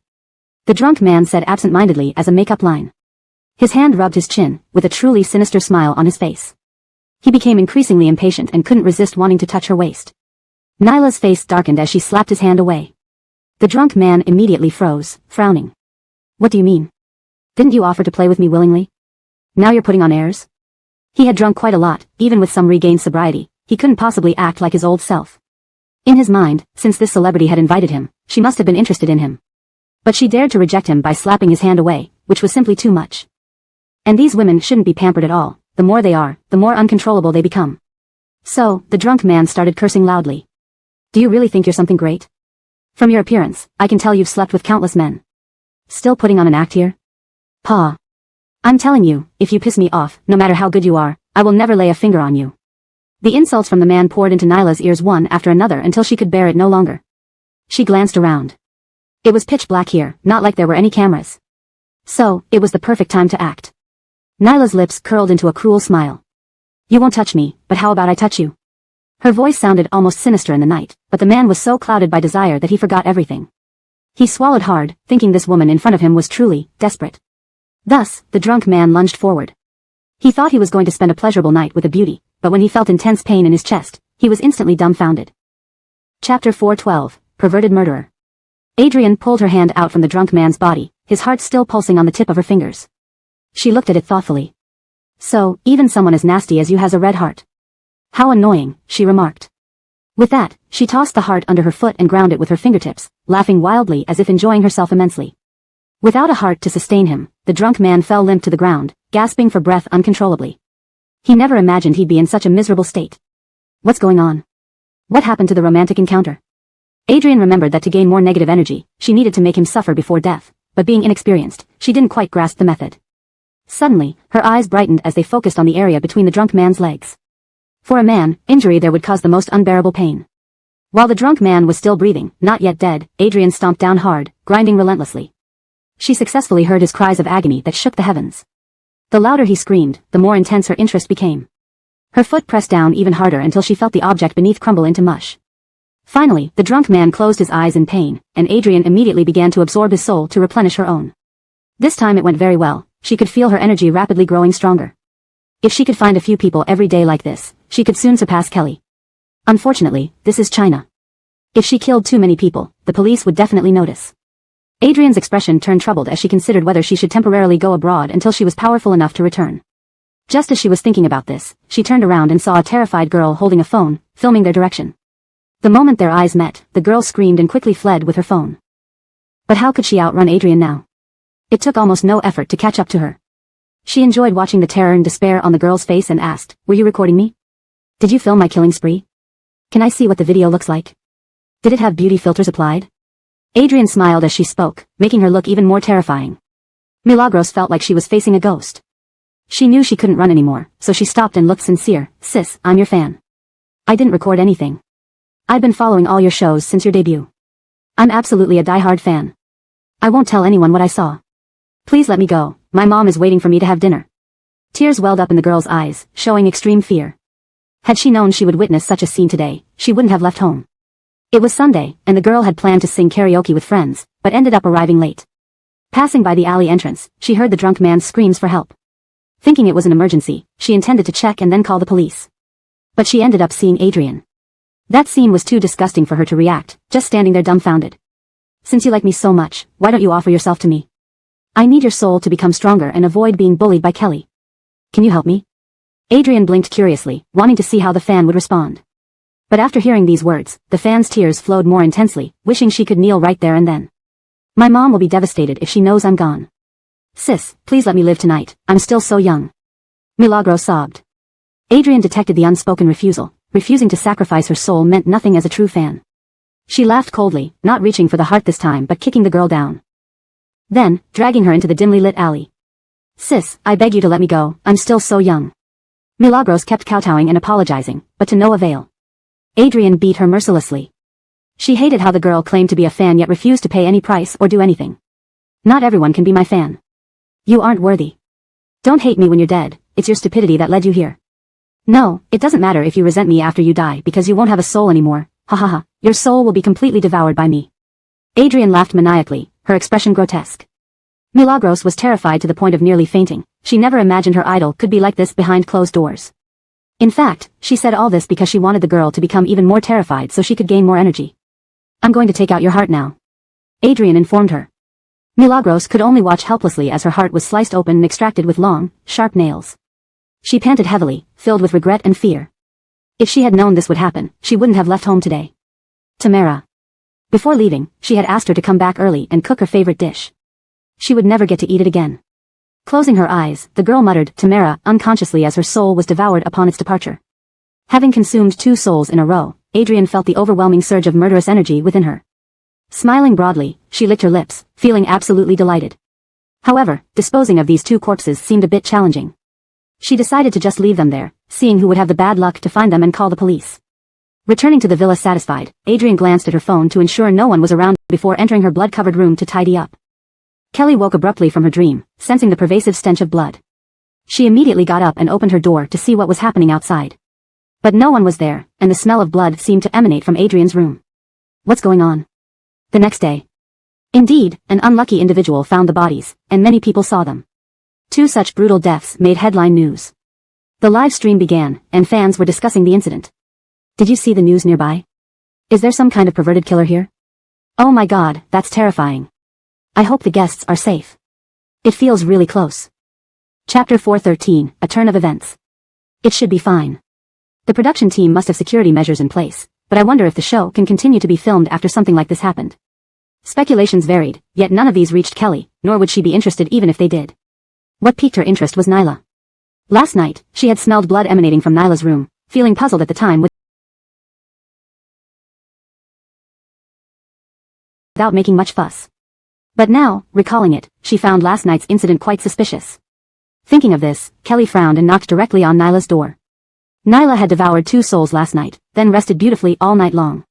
Her energy replenished fully, she now looked rosy and radiant, with eyes as clear and bright as when she first debuted. Her entire aura was particularly vibrant. But Kelly immediately noticed something was off with her. She observed an ominous look on her face and a hint of imperceptible dark aura beneath her eyes. Furrowing her brows, Kelly cut straight to the chase. Where were you last night? Nyla brushed her hair casually, feigning innocence. Why do you ask? Do I need to report to you wherever I go? She acted nonchalantly, showing no signs of guilt on her face, which made Kelly somewhat uncertain. At that moment, the cameraman responsible for filming Kelly arrived. Upon seeing the 2 together seemingly quarreling, he immediately started recording, capturing that accusatory question Kelly posed. Seeing this, Nyla quickly reddened her eyes, saying in a manner that seemed gravely wronged, Sis, I know what you want to ask. Could you possibly suspect me of committing last night's murder? Yes, I did go out last night because I wasn't in a good mood and went for a walk. I only just found out about the murders. As she spoke, tears slid down her cheeks. This scene instantly got the fans watching the live stream riled up. They flooded the chat room, questioning what Kelly meant. Some lost their cool and started cursing right in the live stream. Isn't Kelly sick or something? I watched this morning's news, 2 people died. Not only that, they died with their hearts dug out. Our little fairy is delicate and can't even take care of herself, any sensible person wouldn't suspect her. Yeah, I think Kelly is just jealous of our little fairy's beauty. She just wants to capitalize on this. I'm just a casual fan, purely sharing my thoughts.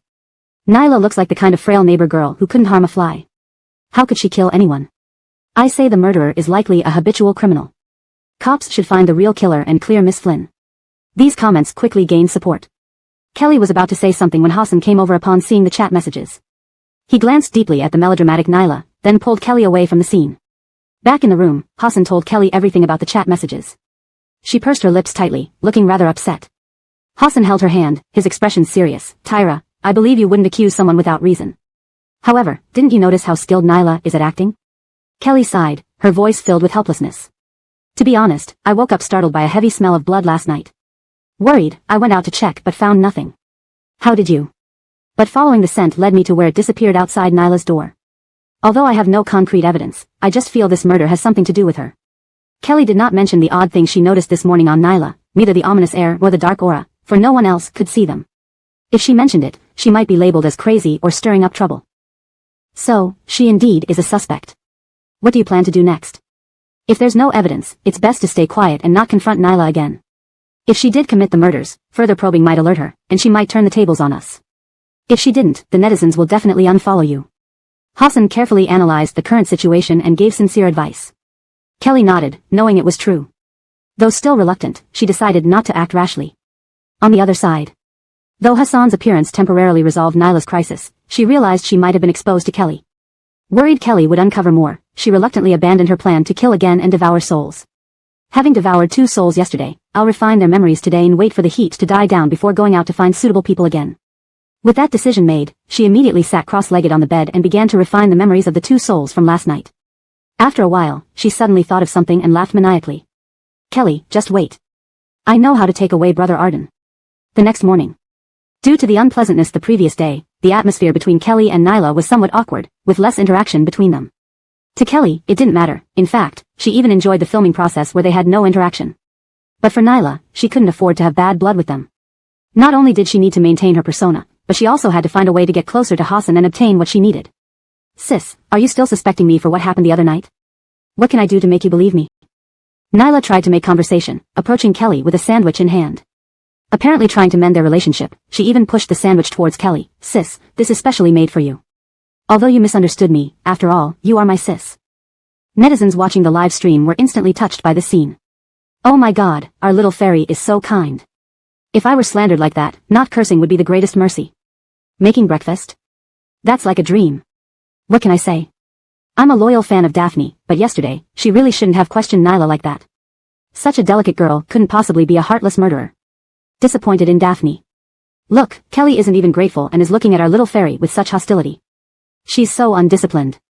Nyla felt smug inside but maintained an innocent appearance. Kelly raised an eyebrow, glancing at her expressionlessly before moving closer to Hassan. Chapter 414, Something is off with Hassan.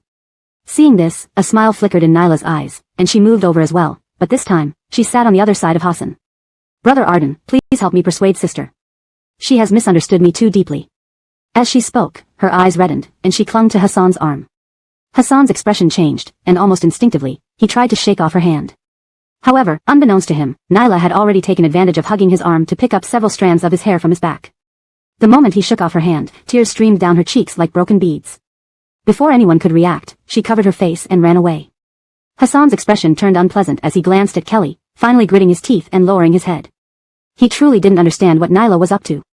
Knowing full well the relationship between him and Wei, she still acted so inappropriately in front of the cameras.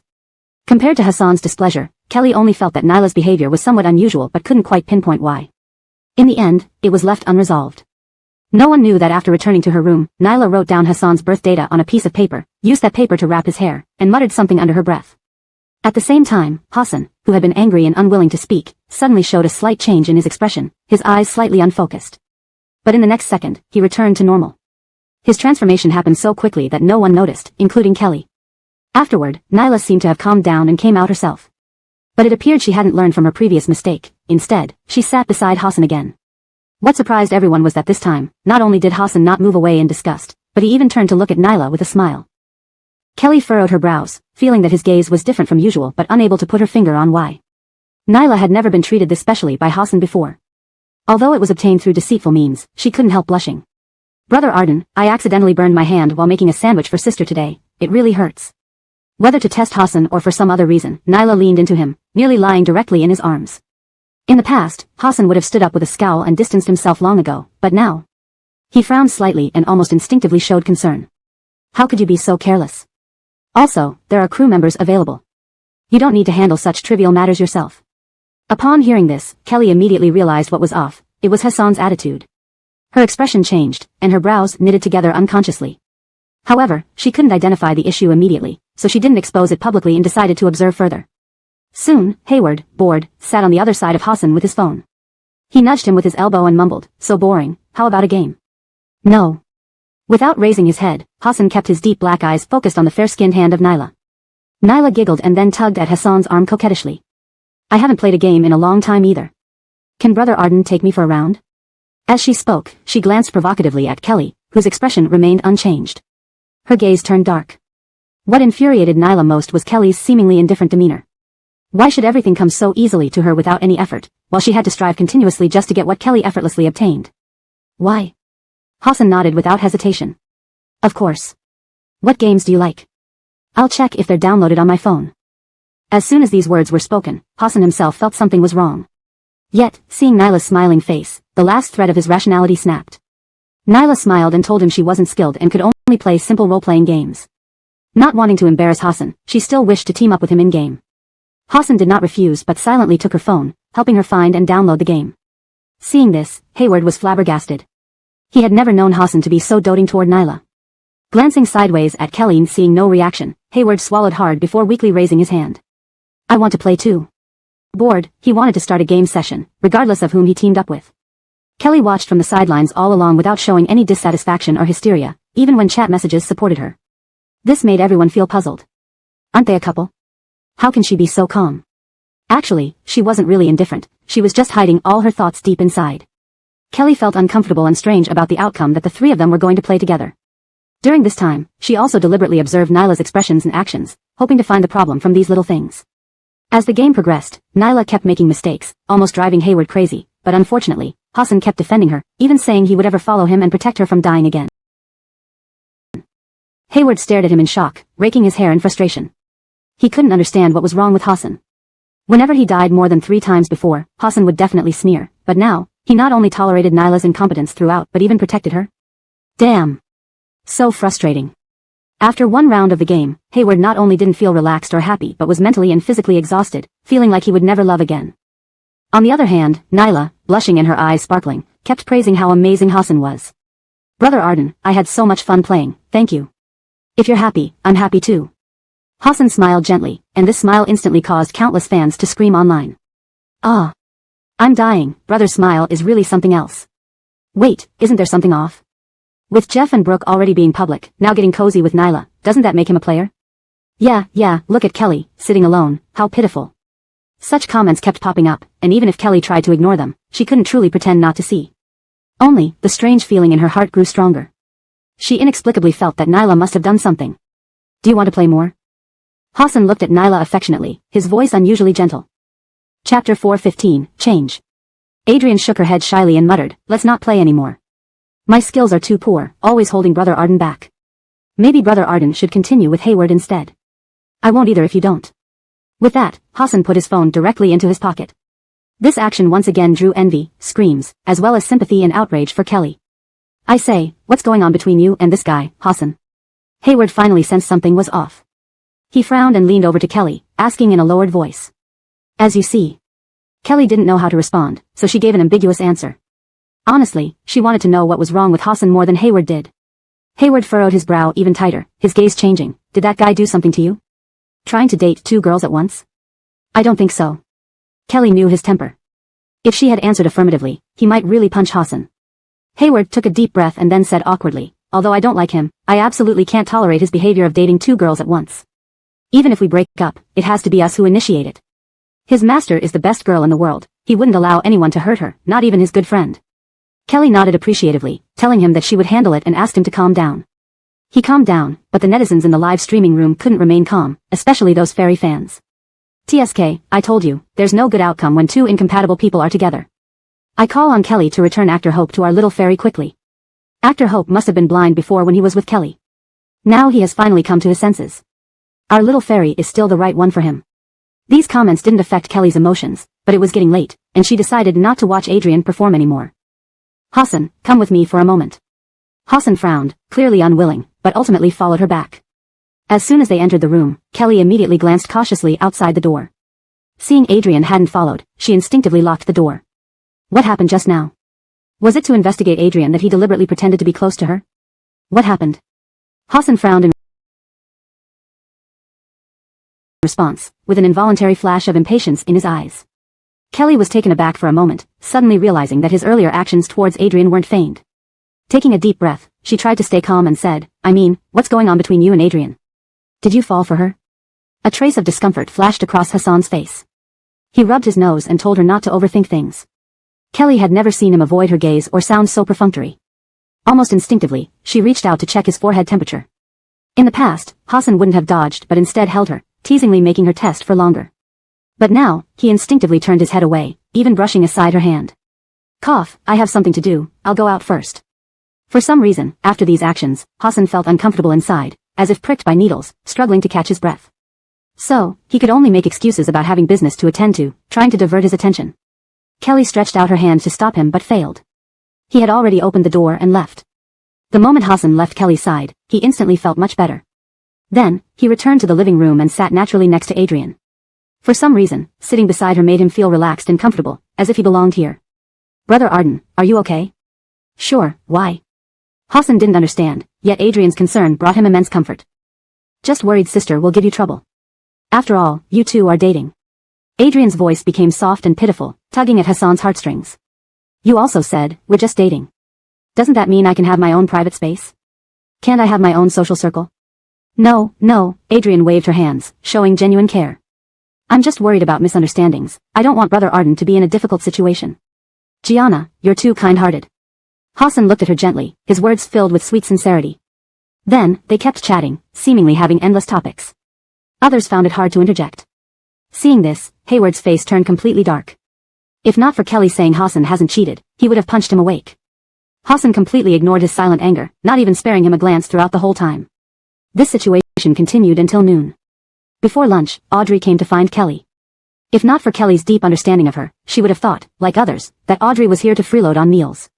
At the dinner table, Hassan gently and considerately kept peeling shrimp shells and removing fish bones for Adrian, taking good care of her attentively. Adrian wore a smile all along, with pride and happiness shining in her eyes. Others had become accustomed to how Hassan interacted with Adrian, so apart from Audrey, no one found it unusual. Jeff, shouldn't you give this shrimp to Sister Brooke? What was going on? Could it be that she hadn't woken up properly and was hallucinating? Hassan frowned, his voice unpleasant. The shrimp I peeled, I can give to whomever I want. Does Kelly want to eat? Doesn't she have hands to peel it herself? This reply seemed to come out without much thought, instantly darkening Audrey's face. What do you mean by that? Have you forgotten who your career friend is? What was he playing at? If she hadn't witnessed his affection for Sister Brooke, she might have thought everything before was fake. I am her career friend, true, but I don't have an obligation to take care of her all the time. Hassan's voice turned cold, even casting an unhappy glance at Kelly. Kelly, I didn't expect you to be so petty. Xiao Hopi burned her hand making you a sandwich this morning. By peeling shrimp for her now, I'm helping you make up for it. Kelly? Did she say anything? Adrian had never been defended so firmly by Hassan before, feeling both proud and happy inside. But, she still needed to put on a show, as this was happening in front of cameras. Brother Arden, don't get mad at sister for me. If she wants to eat, I can let her have it, I don't mind. Her tone was piteous, with tears welling up in her eyes, looking extremely pitiful. Chapter 4:16, Unprecedented Conflict. Adrian's aggrieved appearance, along with her words, infuriated Hassan. He glared at everyone with pursed lips. I'm putting this out here today. What I give to you, no one should even think about snatching away. Even my girlfriend, Kelly. Hassan's voice was heavy, and a careful listener could hear the grit in his teeth. Audrey's face turned red with anger, and she couldn't help but roll her eyes and mumble, what kind of person is this? To not see through Adrian's conniving schemes made him utterly useless. The Sugar and Cream CP fans were greatly hurt. Hassan, explain what you're thinking. Getting so mad at your own girlfriend for another woman? Are you even a man? Help, never thought someone could change so quickly. Yesterday he was so good with Tyra, and now he turns against her instantly for Adrian. That just means our fairy is more charming and attracts men. Someone like Kelly, who's cold and doesn't understand romance, deserves to be abandoned. Not really, you guys are being a bit too harsh. Also, it's clear from the fans what kind of person the main character is. Putting men as the top priority in life, rejoicing at getting any attention from them, how can they live like that? The Sugar and Cream CP fans fiercely criticized, successfully making the fairy fans too scared to speak up. They all clenched their teeth in frustration, hoping the main characters would snatch the man back and tear apart that evil cult CP. Nowadays, the most popular couple in the live stream is the Ginginyu YCP. From Adrian's reign, homophonous to you, and Hassan's Y, homophonous to Y. Hassan had laid everything bare, while Kelly put down her chopsticks with an expressionless face, her beautiful phoenix eyes gleaming with cold light. Come back to the room with me. Without waiting for his answer, she got up and left.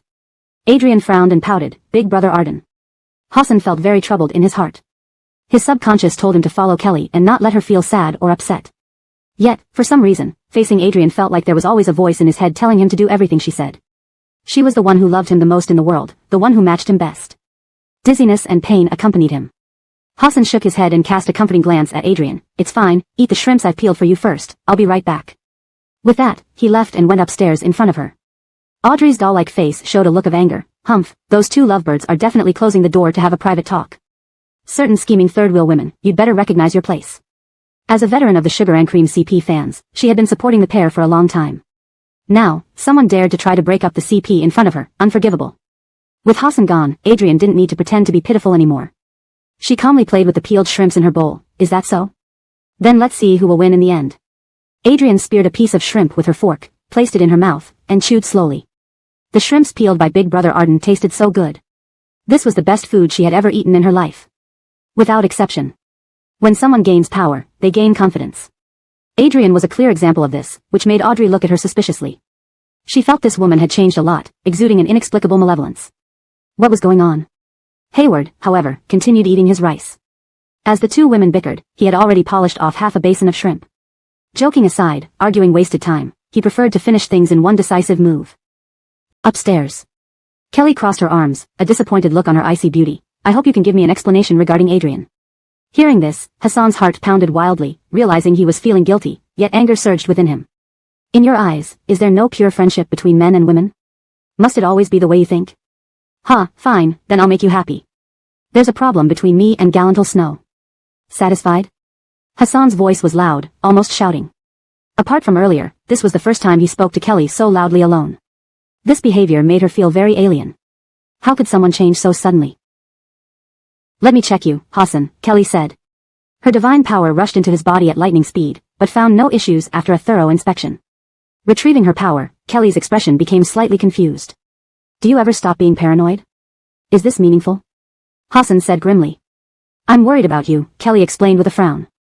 Suddenly, Hassan roared, enough. There's nothing left for us to say. You're just a jealous wife. After he shouted, he turned around and left the room in large strides, leaving Kelly sitting bewildered by the bed, unsure of what had just happened. The camera clearly captured Hassan's demeanor as he left the room, causing the online audience to become extremely excited. Especially the fans of the Gingyuy CP, who felt that their favorite characters were about to become a couple. As for whether it was seamless or not, they didn't care, they just wanted the main characters to start sweet moments. Didn't Audrey just say that the two lovebirds closed the door to have private talks? Does it look like they talked calmly? How fast the backlash came. This is clearly a case of too many words leading to discord. They've already parted ways on bad terms, and might even have broken up. Last poster, if they did break up, I hope they'll get together with the fairy soon. I just love watching those two. You brainless fans are impossible to reason with and lack intelligence. I hope your career friends suddenly find little childhood friends to take away your girlfriend's places. Why are you so vicious, last poster? May you have no anus when you give birth. The comments became increasingly offensive, but Kelly didn't see the chat messages. She remained motionless for a long time.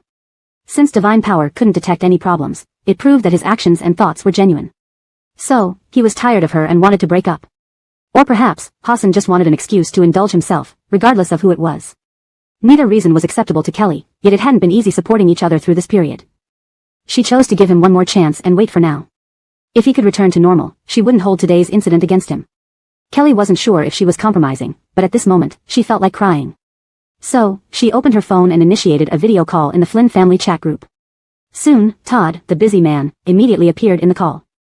Tyra, aren't you recording the show? How do you have time to call home today? He asked with a smile, though his voice carried a hint of caution. Nothing, I just miss home, Kelly choked back tears. Chapter 417, Meet at the Edge of the Mouth. The Flynns couldn't help but cherish Kelly every day.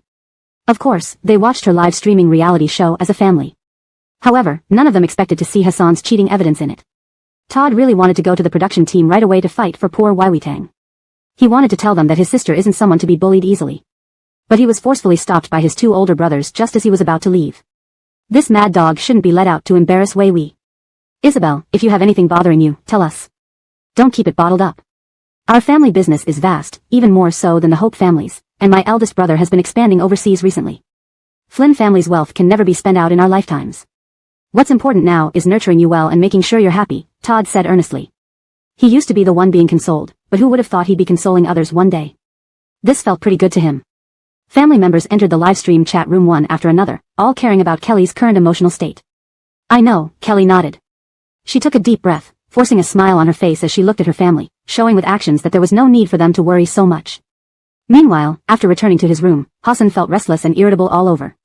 He walked into the bathroom and splashed cold water on his face hard, which finally cleared his head a bit. But shortly after regaining some clarity, he became even more irascible. There came a knock on the door. Big brother Arden, what are you doing?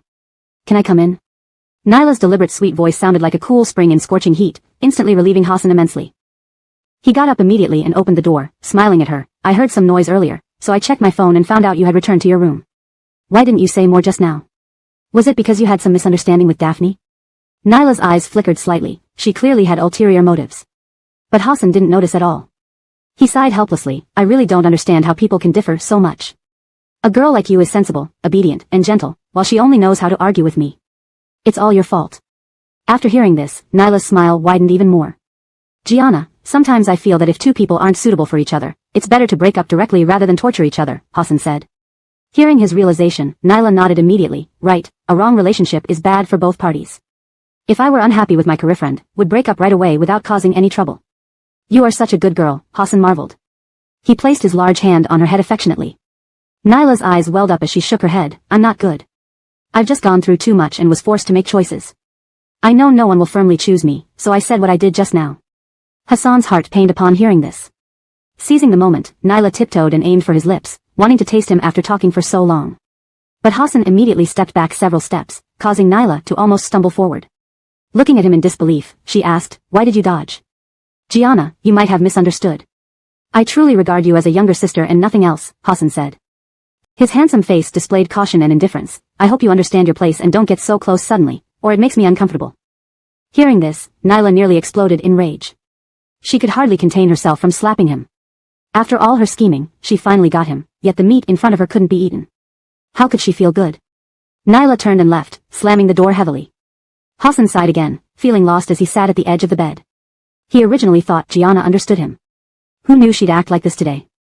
TSK, thinking back, anyone involved would have wild imaginations, let alone an outsider like Kelly. Guilt overwhelmed Hassan, making his breathing feel restricted. Huh? Why do these two look so unhappy? Aren't fans saying they're dating? Believe those fans? You really can't describe it. Ha ha ha, Hassan seems like he doesn't want to offend either side, treating everyone equally. This kind of person is the legendary top-level playcory who can't be faulted. How could he not be faulted? I think what he said at the dinner table was disgusting. Netizens chimed in one after another, successfully plunging Hassan's reputation into the abyss, while he remained completely unaware. Nyla immediately sat cross-legged on the bed upon returning to her room and continued to assimilate memories. She had another significant discovery. A faint gray line connected her and Hassan, which was the artificially created thread of fate. If she wanted to engage in intimate acts with him and make him more proactive, she needed to strengthen this thread of fate. In the end, it all came down to power. Desire for power flashed in Nyla's eyes. She decided that tonight, she would go hunting again. In any case, she needed to obtain Hassan as soon as possible to avoid complications. In Nyla's mind, even if Kelly later found out he had been bewitched, she would definitely despise him, especially if they did some adult things. Just thinking about it made her feel excited. That night, under the cover of darkness, Nyla stepped out wearing high heels. Her target for tonight was still drunk men, who provided more feedback energy. Due to 2 recent murders, the area had become desolate. Barbecues and bars dared not operate late at night, fearing accidents involving customers. Therefore, despite walking around for a long time, Nyla saw no one. Folks, rumor has it that this place is haunted recently. I have the most yang energy, ghosts will be scared of me. Let me show you what true courage looks like. A loud male voice echoed, and Nyla's eyes instantly locked onto the source. 2 men were holding cameras, cursing and boasting loudly. Better if it turns out to be a female ghost, ha ha ha. Just saying a few words. If anything really happens, don't panic in the live stream. Besides, your grandpa isn't afraid of anything, so don't embarrass me by being afraid. The 2 men laughed and joked, intentionally circling the area where people had died. Chapter 4:18, Did they murder someone? Adrian admired the bold. She licked her lips slightly, imagining how delicious their terrified souls would taste. The 2 streamers had separate live streams, but the comments from netizens in both were more or less the same. You 2 really aren't afraid of risking your lives by streaming here. You guys are really going all out, you deserve a carnival. Is there anyone willing to throw these 2 a carnival? I find this environment creepy just looking at it. And with no one around, it feels like danger could strike at any moment. Throwing them a carnival wouldn't do much good anyway. They might not even live long enough to spend it. To be honest, my 6th sense has always been accurate, and I have a feeling these 2 won't make it through tonight. Netizens' messages came in rapid succession, yet the 2 streamers paid no heed. Die? We won't die until after you all do. No joke, among all the streamers, our lives are the toughest. They slapped hands afterward, grinning self-satisfiedly. What they didn't know was that Adrian was standing nearby, waiting for them to end their stream. I want to eat their souls, so hungry. Adrian hadn't expected to become almost unhuman, now controlled by her insatiable hunger, craving souls more than ever before. My phone's dead. Mine too. There were so many people watching tonight, and we streamed for way too long. The two fiddled with their equipment, clearly frustrated. If they could, they'd continue earning money. But the equipment simply couldn't keep up. When the audience heard this, they started teasing them. Well, if your equipment is acting up, be careful your lives don't follow suit. Without all of us providing positive energy, you'll definitely be done for. Ha ha ha, if these two bite the dust, can you transfer the money from their bank accounts to me? Mainly because I'm poor. The possibility is low, but not impossible. You'd need to rob a bank first. For the sake of my life, I'll stay poor. Let's not talk about robbing banks. Fans loved to chat nonsense in the comments, something the streamers were used to. So they found it amusing but took it seriously. Alright, I really have to wrap it up. Same here. They shut down their streams and then began counting how much they'd earned today. With the high traffic, even scattered donations added up to nearly 3,000. Not to mention the generous donations from those who loved their adventure streams. Combined, the two earned almost 100,000 yuan, proving just how profitable the streaming industry could be. They'd only been chatting while pretending to be scared. With this much money, what should we do today? How about finding some girls for fun? We've been busy with work lately, haven't had time to play with the girls. I'm craving it. They chatted while smoking, acting casually and spitting on the ground. Adrian, standing nearby, couldn't help but wrinkle her nose. The thought of dealing with these two made her feel sick. Forget it, they're hard-earned prey. Do you want to find those girls for fun? Why not play with me? Adrian's voice echoed eerily, intending to terrify them since they were doing horror streams anyway. She now mastered illusion, allowing her to stand before them without being seen. Their cigarettes fell as they trembled in fear. Did you hear a woman's voice just now? Very high-pitched, very thin. It seemed like she was inviting us to play with her. Damn, I thought I was hallucinating, but you heard it too. Run. Reacting instantly, they tried to flee, honed over years of horror streaming. However, even their best speed wasn't enough against an illusionary maze. Adrian watched them run in place, from vigorous to breathless. A little ridiculous, yet oddly adorable. Unable to hold back, she laughed melodiously. The two screamed and ran even faster, not daring to stop. Don't you find that despite running for so long, the scenery seems unchanged, like we're running in circles? One man said suddenly. He stopped walking, but his companion continued to run frantically beside him. Yet they faced each other with eyes full of terror. Ah! Help! Someone help us! Is there anyone who can save us? They started shouting for help at the top of their lungs, resorting to cursing in a bid to muster courage as per the old methods. However, while ghosts might be scared off by this, Adrian found it amusing, like watching an absurd puppet show. You won't escape, your only option is to leave your life here. I want to eat your souls. Didn't you two just say that a female ghost would be great? Why don't you like me now? Were you lying to me? Upon hearing these words, the two men trembled even more, nearly on the verge of kneeling down. And they weren't unwilling to kneel, it was just that their bodies had become so rigid from fear that they couldn't manage to kneel. One of them suddenly let out a scream as Adrian's sharp nails tore into his flesh, deeply slicing into his skin. The smell of blood spread, and her eyes grew increasingly hazy, lost in the pure pleasure of torment. Half an hour later. Adrian was satisfied after consuming the two souls. She took a deep breath and looked at the pile of barely recognizable minced meat on the ground. This mess would only cause trouble if left behind, better find a way to dispose of it. She bent down, picked up a phone, and used her fingertips to touch the minced meat. Wrapping the debris in a dark aura to dissolve it, this was a skill she had learned while absorbing memories earlier. It allowed the man to kill so many without getting caught. The dark aura had an intense corrosive effect, turning flesh and bones into ashes. As for the phone, Adrian casually found a pond to throw it into. Recalling Kelly, that troublesome woman, Adrian didn't return to the villa right away. Instead, she found a place to change her bloody clothes and cleaned herself thoroughly, making sure she smelled fragrant before going back. But as soon as Adrian opened the villa door and stepped inside, she met Kelly face to face. Where have you been? Why do you reek of blood? Did you kill someone? Kelly fired her questions one after another.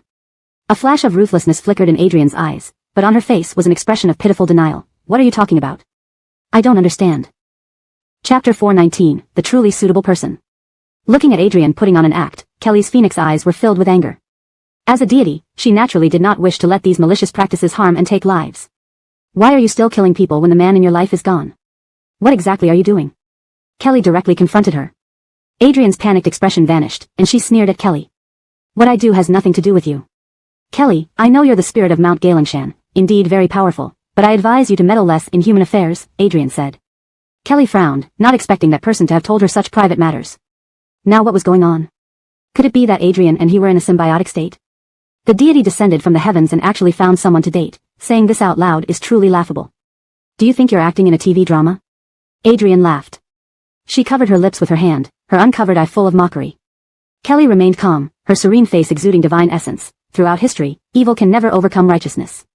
You will receive punishment if you persist in your delusion. There's another old saying, good men don't live long, while scoundrels thrive for 1,000 years. Rest assured, I'll live longer than you, Adrian retorted.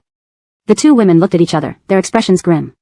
Footsteps approached, and both women lifted their heads simultaneously. It was Hassan. Adrian's eyes immediately brightened, using the malevolent energy from devouring souls to reinforce their love line. Hassan stood before the two of them. What are you two arguing about?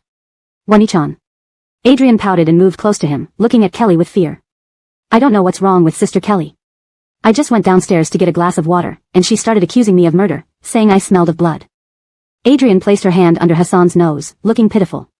Do you smell anything? He smiled faintly and took her hand. Of course not. Turning his gaze to Kelly, Hassan's expression turned cold. What nonsense are you spouting? Could someone as frail as Galantal Snow possibly kill anyone? Kelly frowned. She could keenly sense that something was definitely wrong with him, but her divine power revealed no issues. Perhaps only by using her divine eyes would she see the true signs. Not wanting to continue entanglements with them, she turned and walked upstairs. A hint of hesitation flashed across Hassan's eyes but was quickly suppressed. Even now, he didn't know what he was doing, he only wanted to stay by Adrian's side.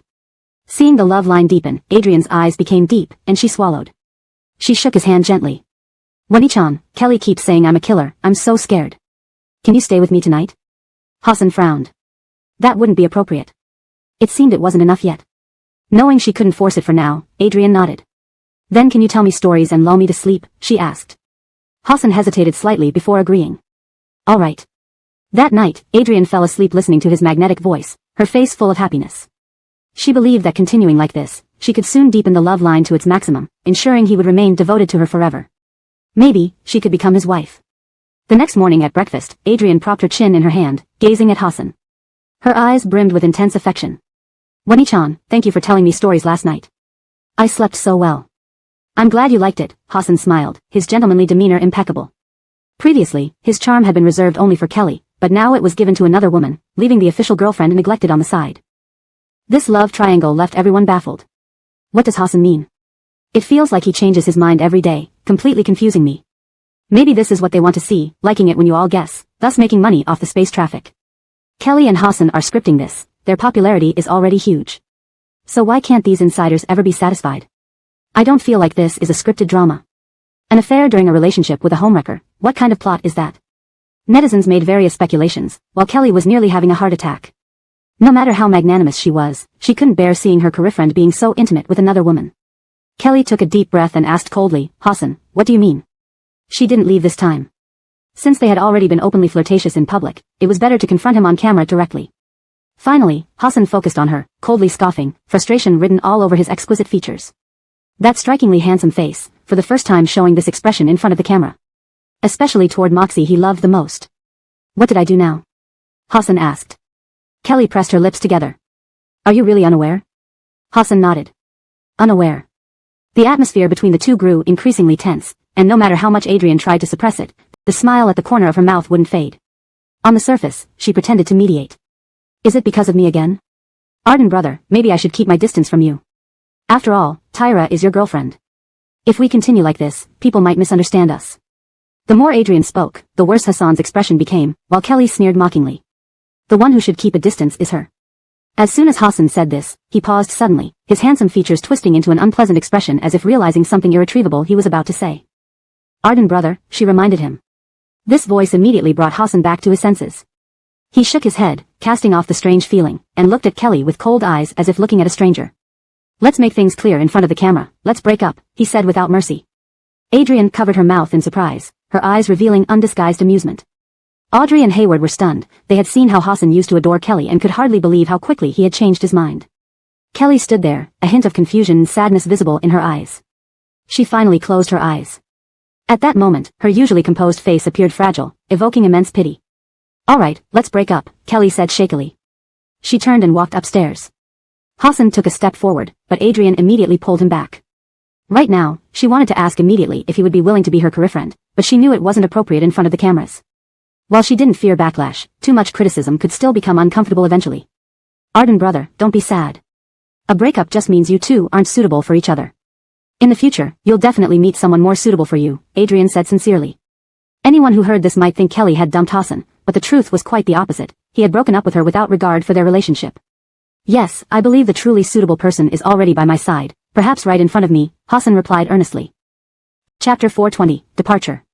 Hearing Hassan's words that sounded like a confession, Nyla's face immediately turned bright red, not out of shyness but excitement. Could it be that she was really going to be with him?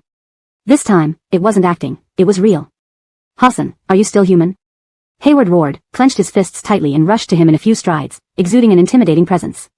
You would forsake my master just for this woman? He pointed at Nyla.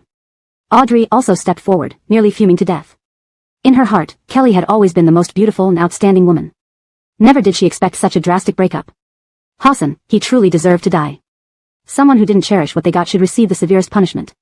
No need to say more to him, Kelly's voice echoed. Several people looked upstairs and saw her holding a suitcase, pushing it toward us. Hayward hurriedly came forward to help. Thank you, Kelly said. Seeing this, Nyla rolled her eyes. Some people act so well on the surface, who knows what they really think. Maybe they've already colluded in secret, yet here he is helping with the luggage. Her tone was sarcastic and clearly targeted Hayward and Kelly. Hassan snorted beside her, believing these words. However, Hayward found it utterly absurd. When helping with the luggage earlier, he had been very careful and hadn't touched Kelly at all. Now, this was being brought up again. It was laughable. Even more nauseating was Hassan's attitude, he believed it. Forget the parties involved, even the live stream viewers couldn't tolerate it. We've indeed shipped Kelly and Hayward, but that doesn't mean there's any real issue between them. On the contrary, their relationship seems perfectly normal from what we can see. How can you treat Kelly like this, Hassan? I remember how much you loved her before. Has your heart changed just because of one program? I once genuinely believed Jeff was a good idol, so I watched his live streams, TV shows, and variety programs even though I didn't follow the entertainment industry closely. But now it seems I was wrong, a little green tea girl could twist him around. Dating a man like this is simply disgusting. Is the person upstairs even capable of speaking properly? What does green tea girl even mean? Our little fairy is the kindest one and never lies. She must have wanted to remind us of Kelly and Hayward's inappropriate relationship just now. Nyla's fans were skilled at pretending to misunderstand things, brainwashing everyone about how excellent and kind their sister was. In reality, these remarks were riddled with loopholes and laughter-inducing. Kelly dragged her suitcase over to Hassan. Since we've broken up, we no longer need to care about who each of us is with. Goodbye. Even at this moment, she remained graceful, giving off a serene impression, which left a favorable impression on others. On the other hand, Nyla stood beside her like a triumphant general, chin held high with arrogance. Hassan watched Kelly leave right in front of him, walking out of this villa. His heart felt extremely heavy, as if a large piece was missing somewhere. I came along with Master, so since she's leaving, I won't stay either, Hayward said. Without another word, he went upstairs to pack his belongings. Audrey wasn't originally a guest on the show, she just came to visit, so she had no luggage and directly followed Kelly. Originally, the lively program only left Hassan and Nyla. This separation caused most of the live stream viewers to leave. The remaining ones were mostly true fans of Hassan and hardcore fans of Nyla. These true fans wanted to stay to see what their idol really meant. They hoped it was all an act. How could someone they admired for so many years be trash? Hayward also left the villa. Only then did Nyla pout her lips adorably and ask, Arden brother, everyone signed contracts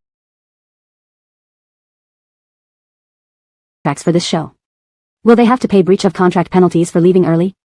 Hassan frowned, thinking about the contract and shook his head. Besides you, no one in the entire production crew signed a contract. Nyla's deliberately feigned expression paused momentarily before she quickly realized this was evidence of their trap for her. But these people probably didn't expect that she had taken away the crucial Hassan. She wrapped her arms around his arm. Then since I'm bound by a contract and can't leave, Arden brother, you must stay by my side, don't let me get bored alone. Hassan nodded with a smile. Of course.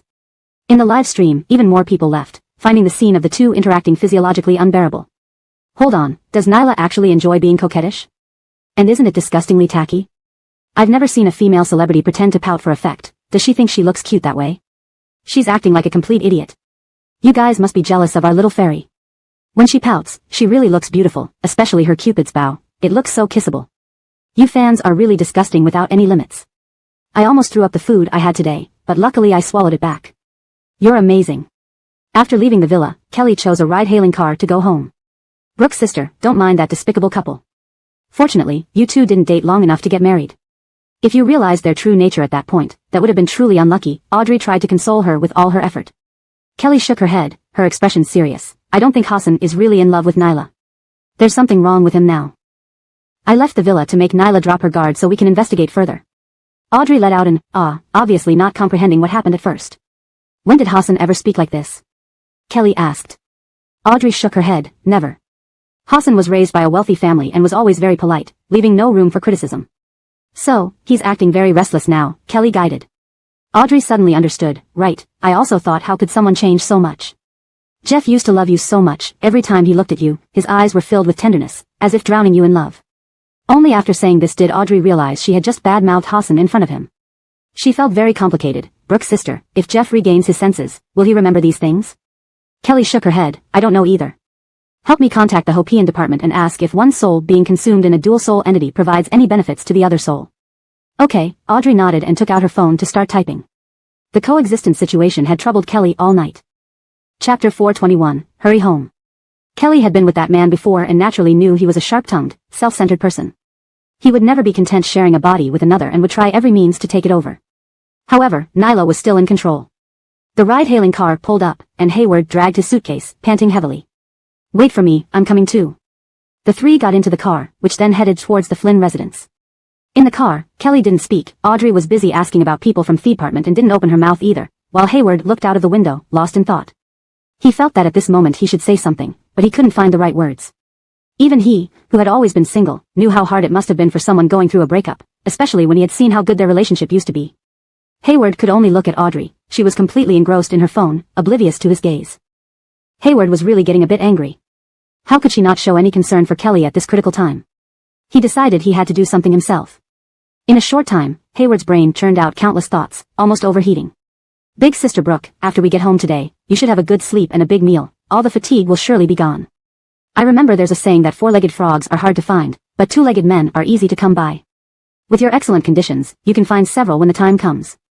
The Zachariah, hearing this, laughed heartily, amazed by Hayward's wisdom. And importantly, he was also a man. You can't find several men at once, you might catch diseases, joked the Zachariah. Hayward scratched his head, I'm just saying. But looking at the young lady's conditions, what you said makes sense. With such a face, finding several would be easy, replied the Zachariah with a chuckle. Hearing this, Hayward felt as if he'd found an ally and nodded vigorously in agreement. Then his expression turned furious, gritting his teeth, making his handsome face look somewhat comical. But can you believe it? A good person like my master is cheated on, that's outrageous. And that guy has long been involved with the mistress, even flaunting it in front of my master. It's utterly unbearable. Hayward grew angrier, wishing he could punch the car door twice. Audrey was finally drawn away from her phone chat, her expression turning complicated. No. She had forgotten to tell him about Hassan. Audrey turned to look at Kelly. Her expression seemed fine except she was staring out the window. She looked like someone truly saddened by love. The Zachariah was also emotional. After hearing Hayward's story, he immediately honked several times. How could anyone be so terrible? How can you leave quietly and let the bastard and the mistress stay together? You should go back and break their legs, I'll join you. At this moment, the Zachariah's righteousness soared. He wasn't thinking about the legal consequences but only wanted the scoundrels to receive retribution. If no one like him stood up, who would help the original partner fight against the mistress? I think the same, master, shall we go back? Hayward asked. His clenched fists were ready to act, and Audrey couldn't find the words anymore. Kelly knew he was upset for her but remained composed, simply shaking her head. It's okay, it's not necessary. The Zachariah sighed deeply. Gallant old girl, it seems you took this relationship seriously. Even at this point, you don't want him to get hurt. You're about the same age as my daughter. Just thinking about her possibly going through something like this breaks my heart. Mentioning his daughter made the Zachariah both happy and melancholy, afraid of the pain he might feel when his lovely daughter finds a career friend in the future. Upon hearing this, Kelly quickly divined and her face immediately changed. After we go down this bridge, your home isn't far. Go home quickly, she said. The Zachariah was confused by these words and didn't understand why this beautiful young woman suddenly wanted him to go home. Your daughter is in danger, Kelly added urgently. As they approached the bridge exit, she became increasingly anxious. Hayward reacted quickly, pulling out his police badge from his pocket. We're from a special national department, and my master might have divined something. Just listen to her, she wouldn't harm you, he said. The Zachariah was still half believing, starting to suspect that they might be professional scammers. Just now, he talked so much to lower the Dayton's suspicion, and now suddenly saying to go home could likely be a scam or something happened to his family. In that moment, the Zachariah had already decided to take them to the police station, heading straight for the police with the police badge. Audrey noticed the Dayton's suspicious expression and quickly searched for Kelly on her phone. Look, she is a celebrity, she absolutely wouldn't scam you, she said. At this moment, traffic ahead was congested. The Zachariah glanced over and immediately exclaimed. No wonder I thought you looked familiar, and you're too beautiful. So you're a female celebrity, Kelly, right? My daughter really likes you. The Zachariah finished speaking, then the cars in front started moving again. He turned toward his own home direction, and only then did Kelly breathe a sigh of relief. It was still in time. The Zachariah was still smugly saying, although I don't know why you want me to go home, if you really come to my house, remember to sign for my daughter and encourage her to study hard. She's in her senior year of high school now, saying she wants to get into a good college, aiming higher just like her idol, which is you. This guy was indeed a chatterbox. Hayward looked back at Kelly. Master, why are you in such a hurry to go to his house? What happened to his daughter? Hearing about his daughter, the Zachariah fell silent instantly. He remembered this female celebrity was indeed very popular. His daughter once mentioned that this celebrity could predict things accurately. She is about to be forced, Kelly said. What did you say? The Zachariah's face changed dramatically as he raised his voice, nearly slamming on the brakes in shock. I don't lie. Your daughter is in grave danger. She has been deceived. If we don't make it back in time today, someone will take inappropriate photos of her and post them in her class group. Her classmates will upload them to the internet, and because she feels unable to bear the humiliation, she might jump from the building, Kelly said seriously. The Zachariah's first reaction was disbelief. His daughter was so obedient, how could she be involved with men? But Kelly seemed too calm and serious. Chapter 422 Punishment.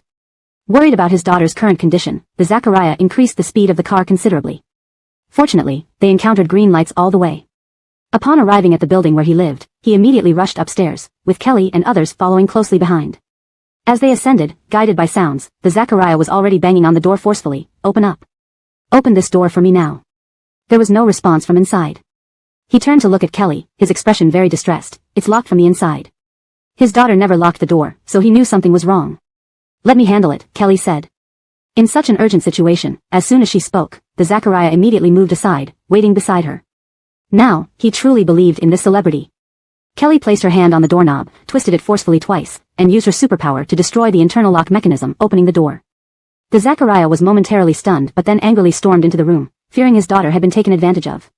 Kicking open his daughter's bedroom door with a single kick, he saw his daughter lying on the bed in a daze, held by a man. The man was holding a phone, recording video, with a lecherous smile on his face, just about to touch her clothes. What the hell? You dare to bully my daughter? The Zachariah lunged forward in a rage, pushing the man down and kicking him mercilessly. The man hadn't realized what was happening, instinctively using his hands to protect his head, howling in pain.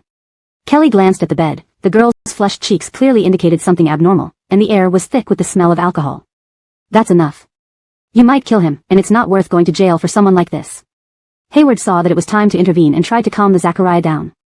Brought back to his senses slightly by anger, the Zachariah gave the half-dead man another vicious kick, breathing heavily. Thank you so much today. If it weren't for you, I don't know what would have happened. He said. Kelly nodded. Check your daughter's phone. It's best to document the evidence before anything else. The person was trying to lure your daughter. Privacy wasn't important in this situation. The most crucial thing was to bring the criminal to justice. The Zachariah followed her advice, unlocking his daughter's phone next to the pillow and opening the social media app. A profile picture of an anime Cory seemed to have been chatting with her continuously. The last chat interface showed that his daughter mentioned that no one was home today, inviting him to play together. Scanning through the conversation, the Zachariah found many dirty messages. At our age, isn't everything intense? Don't you want to experience something outrageous? It's really annoying being controlled by parents all the time. Sometimes I also want to feel like the movies. It must be exhilarating. Huh, you ask what kind of movie? Naturally, certain types of movies. Someone like you, who's obedient, seems easy to bully. Of course, I don't mean to bully you, but you seem soft and gentle, which I like. As he scrolled through the conversation, the Zachariah's hands trembled uncontrollably. His precious daughter had nearly been ruined by this trash. Moreover, it was clear from the conversation that this man had ulterior motives from the start. After taking screenshots of all critical parts, the Zachariah sighed deeply and put the phone back next to his daughter's pillow. He then gave the unconscious man a few more angry kicks. The man appeared to be older than the girl on the bed but still looked somewhat immature, perhaps just reaching adulthood. The sound of sirens came from downstairs, and the Zachariah froze, thinking the man had managed to call the police while being beaten. He spat on the ground. You shameless bastard, actually having the nerve to call the police. Hee, go to hell. I will never let you off. Hearing what the Zachariah said, Hayward scratched his head awkwardly. Actually, I called the police. The Zachariah paused, then smiled and nodded gratefully. Good job, thanks. When leaving for the police station with the man, if he felt any reluctance beforehand, he still entrusted his daughter to Kelly. Mostly because he only trusted her now. Before leaving, the Zachariah even took Hayward along, afraid the man might harm his daughter again. With everyone gone, the room fell silent again. Audrey gave a thumbs up. Sister Brooke, you saved a young girl. You're amazing. Kelly glanced at the girl still passed out on the bed from drinking and said softly, let's talk outside. Audrey covered her mouth and nodded. They left the room and sat down in the living room. Only then did they notice the tea table cluttered with empty beer cans. How much did she drink? No wonder she was so drunk earlier. Audrey exclaimed in shock. Even she wouldn't have been so foolish as to drink blindly. She had no guard up against that man, thinking he treated her like a close friend. Gallantal did she know how dangerous this world is, Kelly said coldly. Her beautiful face was marred with anger, feeling disgusted at the thought of that man earlier. Kelly certainly didn't let him off either. The Zachariah inflicted physical harm on him, while she struck at his soul. The reason the man suddenly stopped moving while being beaten was because Kelly used the judge's pen to sketch out an utterly miserable dream for him. After experiencing it in the dream, the man would likely fall apart completely. However, he deserved every bit of it. When Kelly saw the man's face earlier, she calculated and discovered that he didn't just lure one girl this way, but 6. In just half a year, 6 girls suffered the same fate. As a woman herself, Kelly wished she could kill him right away. The man's name was Desmond, but he wasn't worthy of it at all. At the same time, Desmond was being beaten by the Zachariah, but when he opened his eyes, the pain vanished, and the scene before him became strange. He stood there watching the bustling crowd on the street, thoroughly confused. What happened? Did he travel through time? The scene clearly differed from real life. Desmond, being a fan of novels, grinned widely. Did he travel to another world? Would women come to him willingly next, making him the protagonist of this world? Just thinking about it made Desmond's blood boil, feeling extremely invigorated. Suddenly, someone slapped him on the buttocks, snapping him back to reality.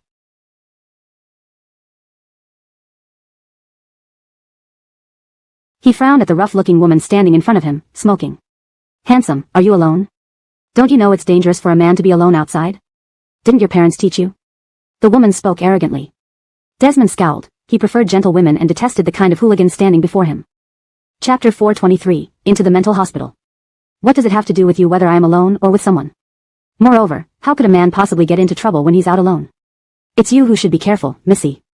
Desmond said coldly to Moxie, turning to leave. However, his hair suddenly hurt. Moxie had grabbed him by it. You've got some nerve, talking to me like that. Do you really think you're something special? Let me tell you, I was just being nice earlier. I didn't expect you to be so disrespectful and say those things. The woman pulled him around, cursing wildly on the street. Desmond's face burned from both anger and embarrassment, feeling that this woman was utterly absurd. Is there something wrong with her brain? Why is she getting involved in other people's business? Let go of me right now, or don't blame me for hitting you, Desmond warned through gritted teeth. But at that moment, Moxie seemed to hear the greatest joke in the world. She burst out laughing loudly, her voice shrill. A man like you actually dares to say you'll hit me, a woman? How were you raised? Do you have any decency left? Pfft, go ahead and try to hit me, don't think I won't hit back. Provoked and insulted, Desmond felt a surge of rage and immediately tried to pinch Moxie's hand that was pulling his hair. But at that moment, he suddenly realized something was wrong. What happened to his strength? Desmond used to be quite strong, easily lifting over 100 kilograms without much effort. But now, he found himself panting even with slight exertion. Well, that's all you've got. Moxie taunted. She then mercifully released him, but followed up with a hard punch to his back. The intense pain made Desmond cry out, his face contorting in agony as he dropped to one knee. That wasn't all. The woman kicked him in the buttocks and whistled, not bad, your butt is pretty perky. Good kick feel too. Too bad your face doesn't match your figure, what a waste.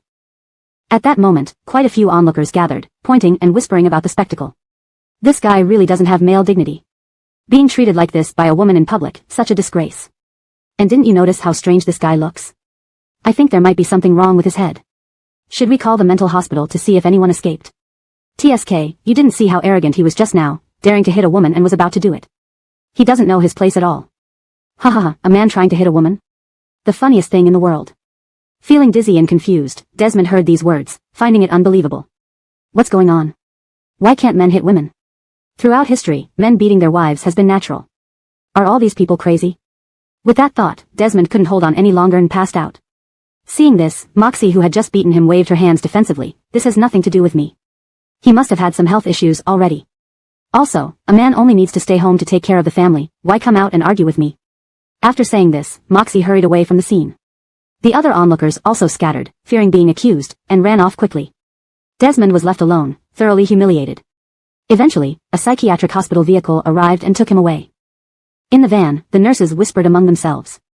Not bad body, though his clothing style is terrible. He dresses like a woman. Once he's admitted to our hospital, we can change him however we want. We're in charge here. I can't imagine how much fun I'll have with him. The nurses talked, smiling lecherously. When Desmond regained consciousness, he found himself tied down on a bed, unable to move. He roared in fury. What kind of nonsense is this? You dare to lock me up? Untie me. I'm a legal citizen, and you have no right to do this to me. I will pursue this legally. Yelling at the top of his lungs, Desmond finally saw the door open as 3 women walked in. The one leading them wore a doctor's coat, holding a medical chart, looking menacing. The 2 behind her were dressed as nurses, watching Desmond with interest. They hadn't seen such a fiery patient in all their time working there. This was intriguing. Let me out. Desmond shouted angrily. After our evaluation, we've confirmed that you have a mental illness. Therefore, staying in the hospital for treatment is far more important than yelling to go out, one of them replied. Treating your mental illness is also for your own safety. We're doing this for your own good, the doctor said in a patient but condescending tone. But the terrifying look on her face made Desmond not believe a single word she said. You letting me go would be doing me a favor, he said coldly. Seeing that he wasn't going to cooperate, the doctor pouted and exchanged glances with the 2 nurses behind her. Just deal with this patient as you see fit. Do whatever you want with him, just don't damage him too much. He still has a big role to play here, the doctor said before turning and leaving. Desmond couldn't understand what this ugly woman was up to. The door to the ward was closed, and the 2 nurses began to take off their coats. After some time, Desmond, breathing heavily, stared at the ceiling with an extremely excited expression. He never imagined that this world, though topsy-turvy, could offer such benefits. Both nurses were quite attractive, and they had muscles and abs, something he rarely encountered in his previous world. Most importantly, they were so open-minded. I really like both of you. If you 2 want to continue playing with me in the future, I can always oblige, but first, can you untie me? Desmond asked. He thought it was reasonable. Women generally tended to be lenient towards men they had been intimate with, so they would surely agree. Moreover, judging from their enthusiasm earlier, they clearly liked him. But the 2 nurses rolled their eyes at his words. We told you before, once you're in a mental hospital, you can't get out. Your task from now on is to serve us well. Don't think too much. As long as we're happy, we might occasionally take you out for a walk. The nurses laughed at what they had said, their expressions very excited. It was only then that Desmond realized something was wrong. He observed their unbothered appearances and remembered the people on the street. It seemed like there were no men around. Chapter 424, Domesticated. There were still men, but their numbers on the street were very scarce, and each of them was wrapped up tightly, making it hard to identify who they truly were. What is the role of men and women in your world? Desmond asked. The 2 nurses curled their lips upon hearing this, knowing that something was wrong with his mind, and simply ignored the words, this world. Of course, women come first, and men should listen to women. Also, as a man, you absolutely must not expose yourself on the streets like you did. Right, a woman can have several men, but a man can only serve one woman. The words of the 2 nurses swirled in Desmond's mind, making him dumbfounded, so much so that even after they left, he remained staring at the ceiling in a daze. Where had he traveled through time to? Heaven, this was an outright terrible start. Far from the treatment of a protagonist, heaven wanted him dead. Desmond now wished he could roar at the sky, questioning what was happening, but he didn't dare. Because the 2 female nurses were chatting right outside the ward, and if he listened carefully, he could hear their topics, which were basically about which psychiatric patient in the hospital was more comfortable. They practically treated the entire mental hospital as their harem. At this moment, Desmond deeply regretted allowing those 2 nurses to get their way just now. No wonder they were dominating all along. No way, I am a man standing firm under the sky, and I will not be buried in such a world. Maybe heaven cannot tolerate those women ruling and sent me over here. Yes, I must change this world. As Desmond spoke these words, his eyes grew brighter, feeling an immense burden accumulating on his shoulders, and he had the responsibility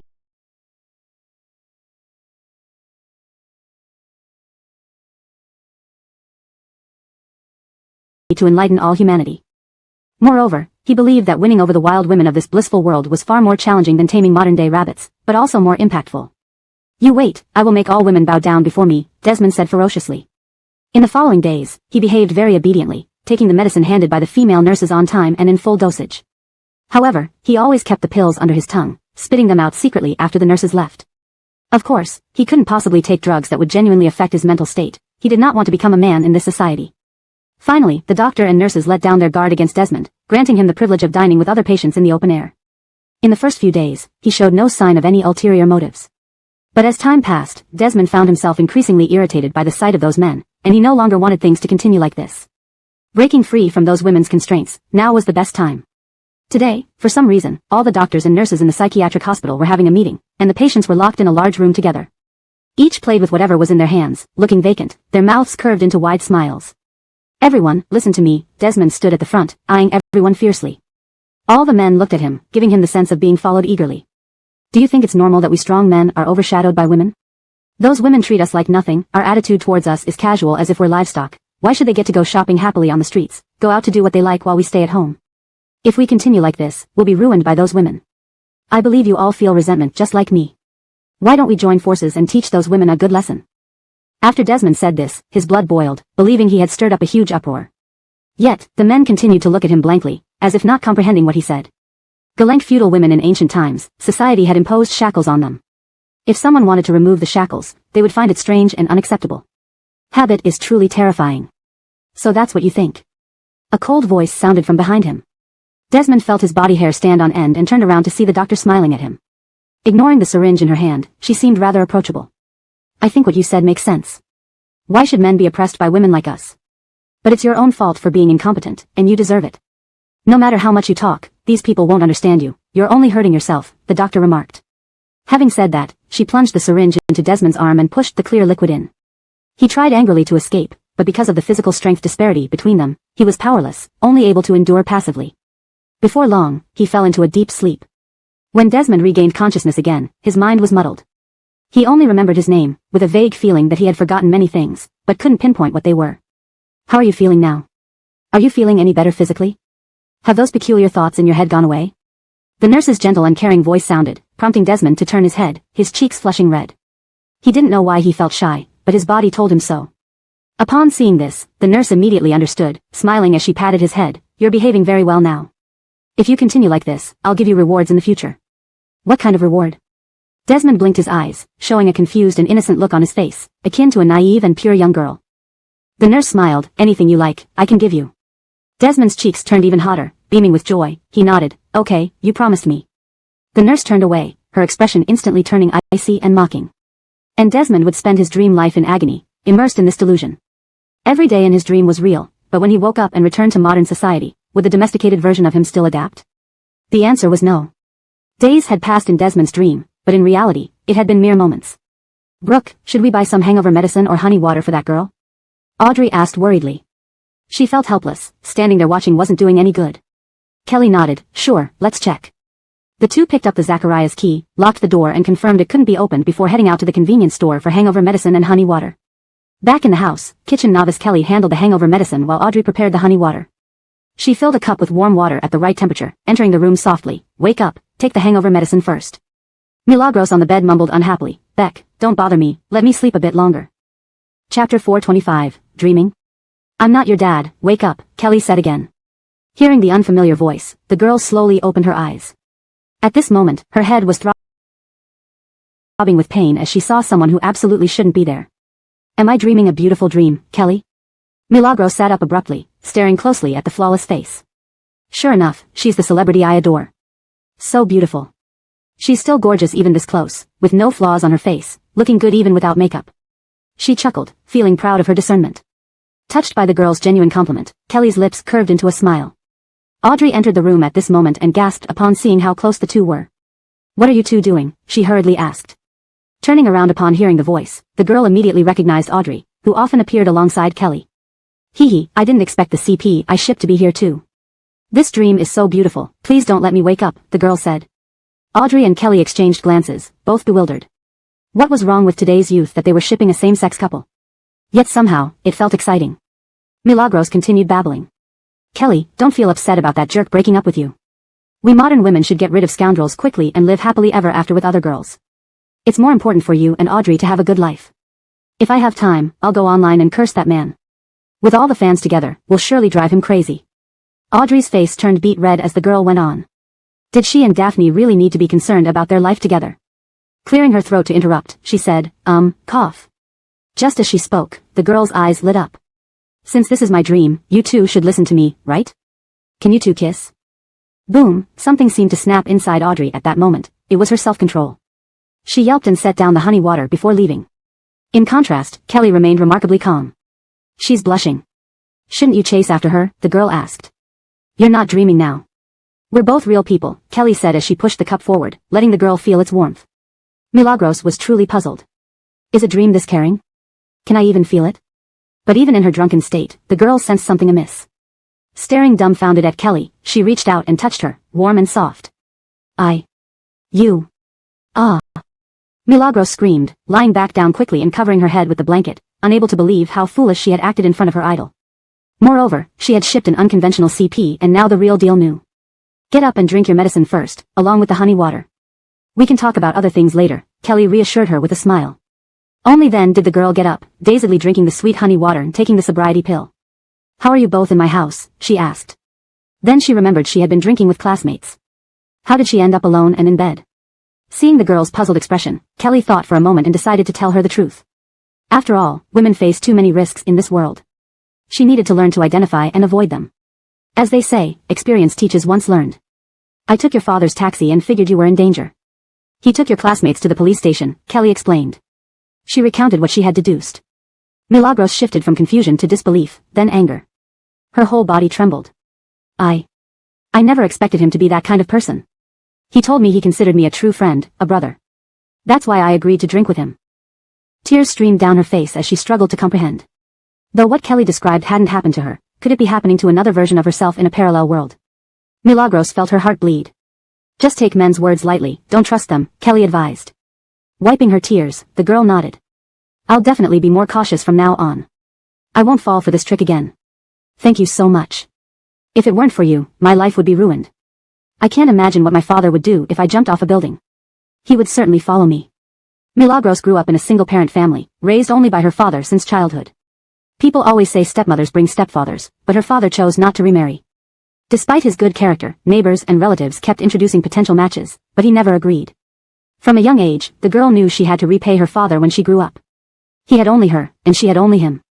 Kelly's fingers calculated the girl's future, a smile gradually forming on her lips, and warmth grew in her eyes. Due to the incident, the girl developed a disdain for men and started avoiding them, unwilling even to speak to them. With her mind free of distractions, her academic performance soared, eventually placing her among the top students in her grade. Ultimately, the girl became a lawyer, defending countless unfortunate women and securing the best outcomes for them. She became a feared adversary, mentioned by men with dread. Every case she handled ended in victory for the women involved, resounding victories at that. Noisy sounds came from outside, snapping Kelly out of her thoughts. It's probably your dad coming back. Milagros immediately sat up from the bed, found her slippers, and ran out of the room.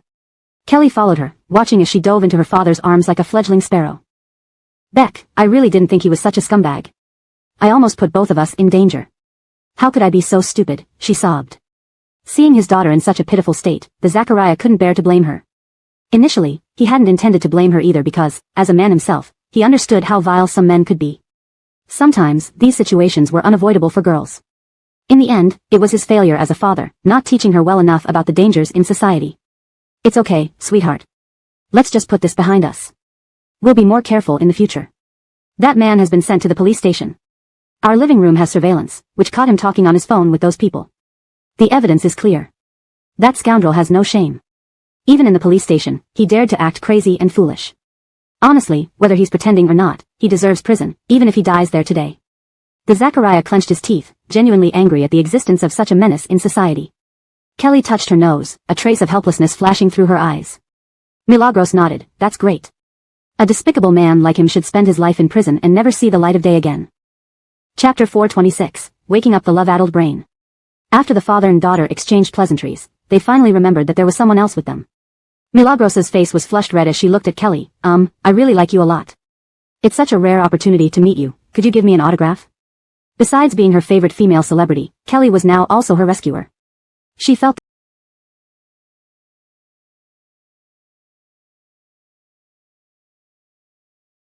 that she would never be able to quit this fandom.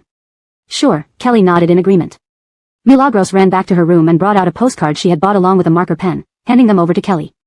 Kelly signed her name decisively. After some thought, she added a few words below.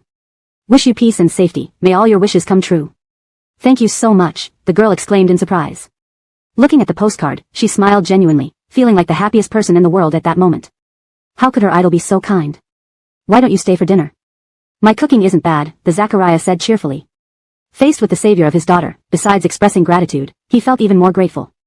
Kelly picked up her phone from the coffee table and saw many missed calls, all from Alea. She sighed helplessly. No need, I need to go home. But it felt great to have a mother who cared about her. The Zachariah arranged for his daughter to stay at home alone before immediately driving Kelly away. He felt indebted since she saved his daughter and insisted on giving her a ride without taking any money. Back at home, the girl filmed the process of receiving the signed postcard, recounting the harrowing experience, and posted it in her fan group. Everyone was taken aback. Heaven. That was so dangerous, but I feel you were incredibly lucky to bump into Kelly at a critical moment, get rescued, and even get an autographed postcard. I envy you so much. So, girls, we must be extra careful around men. Who knows what they're thinking? If anything goes wrong, it will only hurt us. Can I post this online? Let everyone see how warm-hearted Kelly is, instead of those fairy fans always tearing each other down. Sure, do it quickly. Fans organized the screenshots of the postcard and the girl's story and posted them online. Even non-fans felt warmed by this incident. Hashtag Suway saves nearly fell girl fan hashtag. Hashtag mutual affection between fan and idol hashtag. There were plenty of trolls on the internet, and after the news was released, besides being moved, many people stood up to say it was fabricated. Milagros quickly stepped forward to personally explain, releasing footage from her home security camera to prove that she hadn't lied. Since the victim herself came forward to clarify, the trolls couldn't say much more, but they felt deeply dissatisfied. It's just because she can do a bit of magic tricks, she keeps bragging about it endlessly. There are many powerful people in this world, why aren't they marketing themselves? After returning to the Flynn family home, Kelly was immediately surrounded by the entire family. They all looked at her worriedly, afraid that she had been affected by Hassan's infidelity. What's wrong? Why do you all look so serious? Kelly laughed and hugged her parents' arms from both sides. In the whole Flynn family, she seemed to be the one who should be most hurt. However, the Flynn family clearly thought that she was forcing a smile to avoid worrying them. Tears welled up in Alea's eyes as she looked pitifully at her daughter. If I had known what kind of person Hassan was earlier, I wouldn't have agreed for you two to be together. It's my fault. Don't blame yourself. Even I didn't see it coming. Originally, I thought since both families knew each other well and the kid grew up with us, there shouldn't be any problem. But it turns out he kept things hidden. Todd remarked sarcastically. He was very upset, wanting to rush over to the Hope family right away upon thinking about his beloved sister being bullied. However, despite everything, the good relationship between the two families over the years couldn't be ignored. Todd couldn't cause a scene. Most importantly, Uncle Hope and Chelsea Hope were both decent people. How did they raise such a rotten son? Farrell let out a heavy snort, his face showing anger. Tyra, if you need to cut ties with the Hope family completely, forget all the collaborations. Whatever it takes, your happiness is the most important thing. From his expression, it was clear that he meant it. Hayward and Audrey, who had been ignored like background characters, were both shocked. They didn't expect the Flynn family to dote on Kelly this much. How enviable Sister Brooke seems. It's not that serious, and there might have been reasons behind it, Kelly said. Adonis's thin lips were tightly pursed. What kind of dilemma could there be? It was his own decision to get close to Nyla. We saw it clearly on camera, nobody forced him. At this point, you still want to speak up for him. Yet he dared to treat you like that, it's truly unacceptable. Usually calm, Adonis couldn't help but become agitated at this moment. Tyra was the precious gem they all cherished in the palm of their hands. They would never tolerate her being hurt in any way. Realizing she couldn't persuade her family easily, Kelly sighed and opted for a compromise. Can you let me handle this matter myself? If Hope Jean-Hui really dares to betray me, I will not forgive him once I uncover the truth, but if there are circumstances, please give him another chance. Hearing these words, everyone in the Flynn family felt mixed emotions. Tyra actually used the word please with them and was protecting that despicable man. But since she had spoken so earnestly, they had no choice but to reluctantly agree with darkened faces. To wake her sister from her love-addled brain, Todd immediately turned on the live stream of the variety show upon returning to the living room. For some reason, despite all the guests having left, the program was still live streaming, showing only Hassan and Nyla. They seemed to have a very good relationship now. During the live stream, they acted like newlyweds, being intimate with each other. One hang brother, I heard there are many couple-themed restaurants nearby. Do you want to go with me? I'd like to have a couple's meal, Nyla said in a coquettish voice. She looked at him with eyes full of passion, as if she wanted to devour him whole. Hassan smiled gently, his eyes brimming with affection. Of course, wherever you want to go, whatever you want to do, I'll accompany you. Does Galantal Snow want to eat right now? Should I make a reservation now? Seeing how indulgent he was with her, Nyla pouted and shook her head. Let's skip it.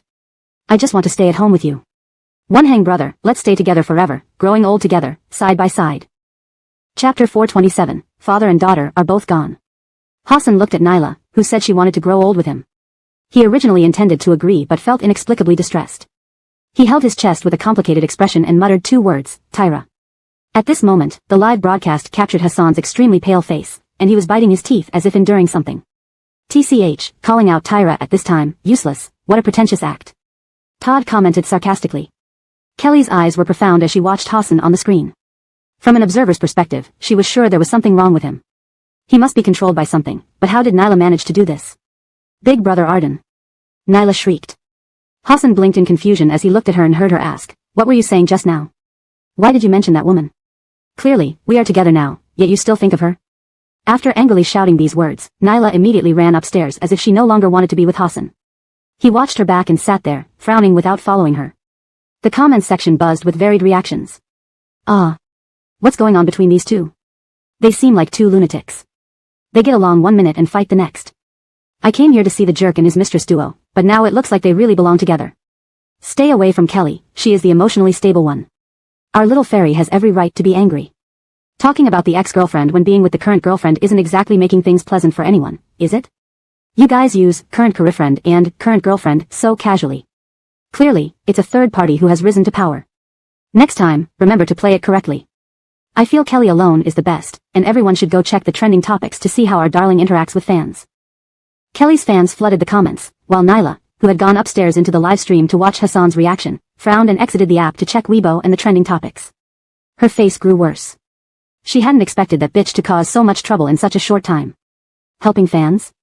Looking at those positive reviews, Nyla felt unbearably upset, as if someone was stabbing needles into her.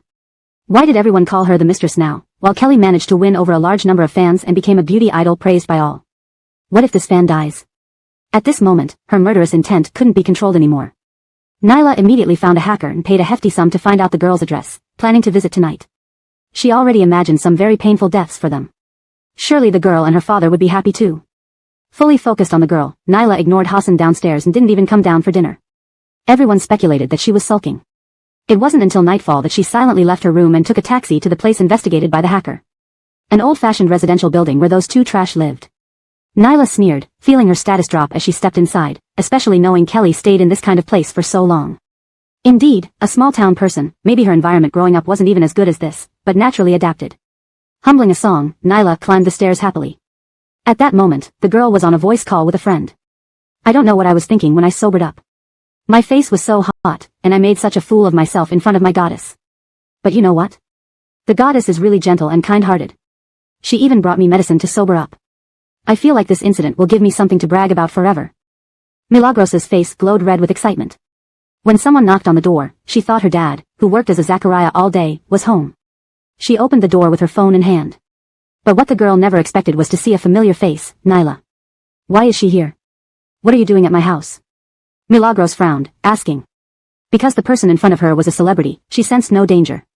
Nyla gave an eerie smile. I'm here to take your life. You're the one who said online that Kelly saved you. Milagros swallowed hard, immediately sensing something was wrong and hurriedly tried to close the door. But it was too late. Nyla supported the door, appearing frail yet unexpectedly strong. Being saved is indeed something worth remembering, but why did you post it online? Why did you join those discussions? I really hate Kelly, so anyone she saved is also hateful to me. You're finished. With a soft voice, Nyla said these words. In the next instant, she pierced the girl's chest with her fingertips, causing her to close her eyes without even speaking. The Zachariah, who had come out to get some water, was stunned to see the door open, his daughter lying on the ground, and a beautiful woman standing at the doorway. He initially thought his daughter had merely fainted or fallen. However, as he approached, he caught the scent of blood. What happened? My baby. The Zachariah frantically tried to move his daughter's body, hoping to wake her up, but it was in vain. The father and daughter were now separated, and the Zachariah's eyes turned red with tears. You killed my daughter, you murderer. Poor thing, Nyla sniffed, wiping away non-existent tears from under her eyes, looking pitiful. Since you're so upset, I'll be merciful and let you reunite with your daughter underground. After saying this, she immediately strangled the Zachariah's neck. This time, she didn't kill him instantly but watched him slowly die from suffocation. Throughout this, Nyla failed to notice the girl's phone still on the call. After consuming the souls of both victims, UXIN left. The next day, a neighbor who had just woken up and was about to go to work saw the opposite door wide open and couldn't help but glance inside. Seeing the father and daughter lying on the ground, the neighbor was frightened, assuming they had both fallen together. He hurried into the room to try and help them up. The smell of blood hovered in the air, and the neighbor gasped, realizing they were already dead. He screamed in horror. The police arrived quickly to gather evidence and seal off the scene. Everyone in the neighborhood was ordered to stay home and could only leave after being questioned. Meanwhile, news of this spread online. Due to the girl's experience with Kelly, she had gained quite a bit of fame on the internet. Her death became public, leaving everyone shocked. Wasn't she just saved yesterday? How did she die today? I feel like my skin is crawling, and they both died together. Milagros didn't seem to have revealed her exact address, right? It might not be related to those people online. Perhaps it was someone with a grudge in real life, or maybe it was the parents of her career friend. She was happily chatting in the fan group yesterday, and now she's gone. Chapter 428, Xiao Hopi made another mistake. When Kelly woke up and saw the news, she was momentarily dazed, unable to believe that the girl had really died. Yesterday, when she was divining, she clearly saw that the girl would have a more perfect life ahead. How could it turn out like this today? Indeed, a person's fate changes every day, even a trivial matter might influence subsequent development. But in Kelly's view, after the girl survived such a major disaster, her future had been set. She took a deep breath and called Cliff, asking him to send over the scene photos so she could verify her suspicions. Soon, bloody pictures without any censorship or blur appeared before her eyes. Kelly became unequivocally convinced that the girl's death was indeed related to Adrian, and once again, her heart had been crushed. Anger built up inside her gradually, reaching its peak.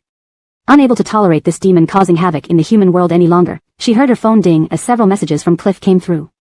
Who knows what's happening recently? Such incidents keep occurring one after another, driving me crazy. I wish I could ask what the murderer is thinking. If we continue to fail catching the culprit, our superiors will definitely find trouble with us. I have basically locked onto who the killer is, but it will take some time to capture them. You'd better go into full alert for the coming days, especially assign more manpower in remote areas. Try not to let anything happen. Kelly sent a voice message. After receiving this, they should understand what she meant. Sure enough, Cliff responded with 3 exclamation marks and an okay gesture. Kelly put down her phone, lost in thought about how to deal with Adrian. Before she could come up with a plan, a knock came on the door, followed by the familiar voice of the nanny. "Miss, come down for breakfast." "Okay," Kelly replied. After tidying herself up, she rushed downstairs. Everyone in the Flynn family and 2 guests were already sitting at the table waiting for her. Kelly didn't feel awkward about keeping them waiting since they were all very familiar with each other. During breakfast, they talked about the trending topic. "Daphne, what happened?" "We worked so hard to save that girl, now she's gone, I can't eat a thing," Audrey said. As she spoke, she sighed several times, mourning for the poor girl in her heart. She was so young, with infinite possibilities in her future, yet she was separated from this world forever. "I suspect that this incident was caused by Adrian. She's behaving strangely lately," Kelly said. Hayward cleared his throat and opened his mouth awkwardly. "I spoke with the Grandmaster yesterday and learned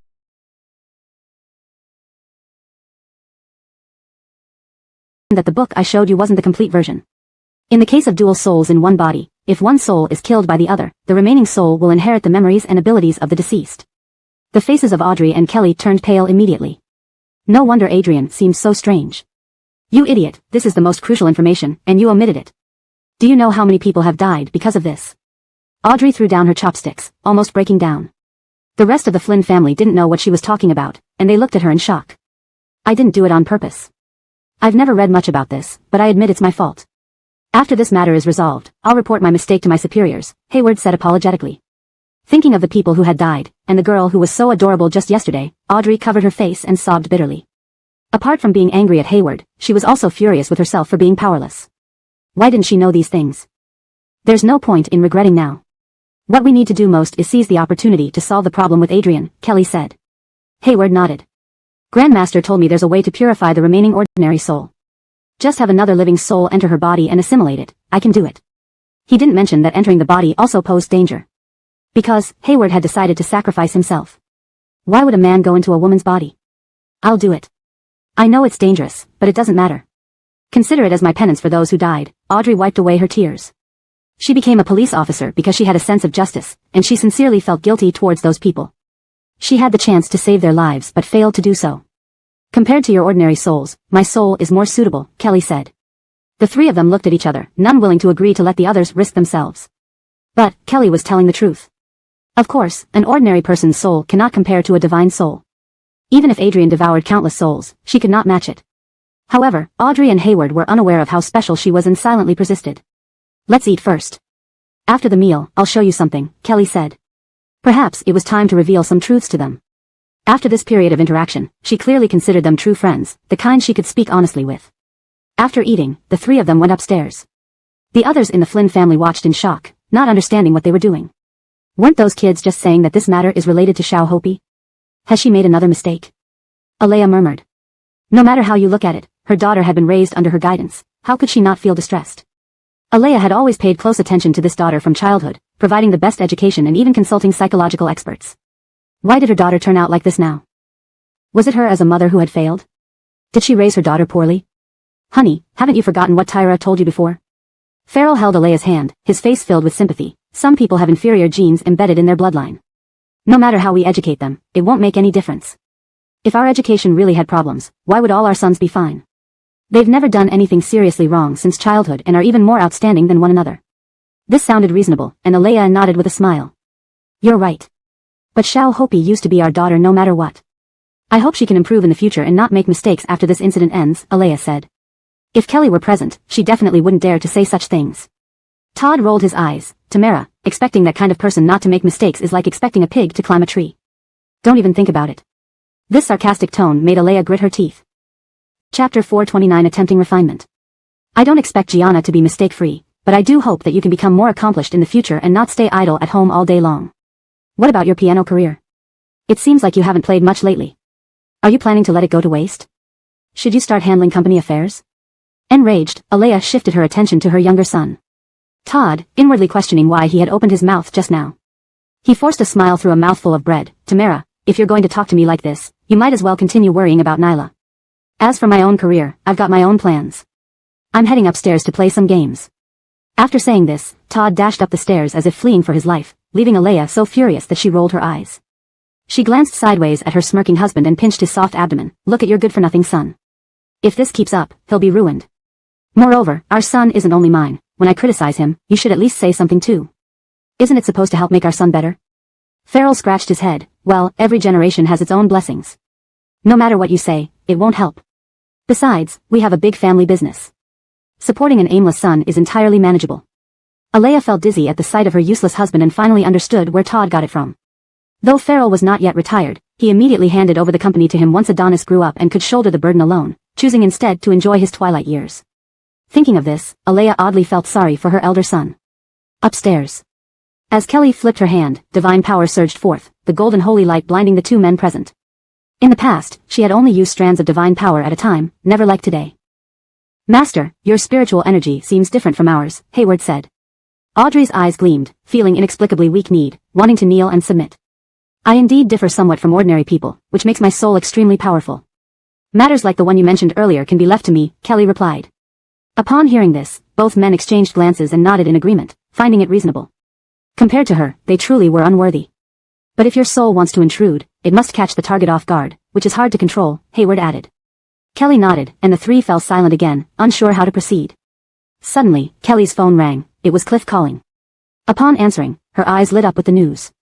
Indeed, when one is sleepy, someone sends a pillow, quite fortuitous. After hanging up, she smiled and said, now is a perfect opportunity. Audrey and Hayward looked at each other, feeling inexplicably excited. Cliff had called to inform them that during Nyla's murder of the female student, witnesses overheard her voice while chatting and even recorded it. The trio promptly headed to the police station. Nyla had already been summoned and was under interrogation. The three observed her performance via the surveillance room. How would I know? Maybe it was a malicious fan causing trouble. Those voices are obviously synthesized. I've never been there. Besides, I get scared just by killing a chicken, let alone a person. Nyla's expressionless face clearly betrayed her lie, yet with no other evidence besides the recording, everyone was at a loss. However, Kelly noticed her tightly clenched hands on the table and knew she was extremely nervous. If further provoked. She whispered to Hayward, soon, go in and claim you saw her, with photos. Pretend to pull out your phone and adjust the pictures. He nodded in understanding and entered the interrogation room after informing Cliff. Meanwhile, Kelly moved into a separate room and instructed Audrey, you must keep watch for me, alert to any attempt by Nyla to enter my body. Hayward had warned them earlier that, besides the risk of a soul being devoured, there was also the possibility of body swapping. Audrey nodded, understood. Her insulated gloves were ready. If Nyla dared to come, she would act instantly. Inside the interrogation room, Hayward began his act while Kelly closed her eyes, allowing her divine soul to forcibly detach from her body, floating freely into the room. Nyla's fists tightened until they turned white. You can't possibly have evidence. I didn't kill anyone. There's no need for you to interrogate me. Hayward, no matter what, we're still friends.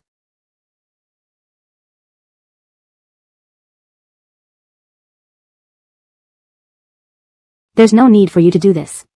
And you look like a lapdog right now. Her tone grew sharper and more insulting, visibly attempting to provoke him, trying to anger him. However, Hayward just nodded expressionlessly. Not everyone gets the chance to be a lapdog like me. You know how powerful my master is. As he said this, he slowly flipped through his phone, searching for the so-called evidence. Seeing his confident demeanor, Nyla, who was previously certain that they had no evidence, now swallowed hard and felt dizzy. She began to wonder if she had been spotted when she made her move, but then thought that if she had been, these people would have stopped her given their personalities. Yet, Hayward's current appearance couldn't be faked. Sensing the fluctuations in Nyla's whole being, Kelly's divine soul immediately attempted to intrude into her body. Ah! A tearing pain surged, and Nyla almost collapsed. She clutched her head, gasping in shock. Why did it hurt so much? It felt like her entire body was about to explode. At this moment, Hayward put away his phone and watched her. He was extremely nervous, hoping Kelly would succeed. Nyla's soul was resisting the invader but to no avail. Kelly squeezed into the body that served as the vessel, feeling nauseous due to the malevolent aura within. Besides the malevolent aura, there was also an inherent gloomy energy in this body, which was equally uncomfortable. She immediately began refining according to what Hayward had told her. Nyla screamed, trying to get up and throw things around. What person is inside my body? Get out right now. Don't make me hurt you. Ah, it hurts so much, I feel like I'm going to explode. Why is this happening? Hayward, did you tamper with me? How disgusting, all you righteous people behind your backs play dirty tricks on me. Nyla ranted one sentence after another, wishing she could stab these people in front of her. Her fingertips grew sharper, and her temper became uncontrollable. Hayward inwardly cursed, telling everyone to leave immediately. In this situation, retreating was the priority, they must not provoke her. Chapter 430, Gallon King Dog Fans. At this moment, Kelly, inside Nyla's body, was also in great discomfort. The light surrounding her soul began to gradually weaken, and her face became increasingly pale. For some reason, she felt like she was being consumed. But clearly, it shouldn't be. Kelly tried her best to resist the fluctuations from the outside world, but to no avail. Suddenly, Nyla burst into laughter. Her eyes were bloodshot as she stared at the camera in the room, as if trying to see the people behind it. You want to kill me and make the power I worked so hard for disappear, right? Haha, after all these years, you still haven't improved one bit. But I'm different now. Nyla's face was extremely distorted.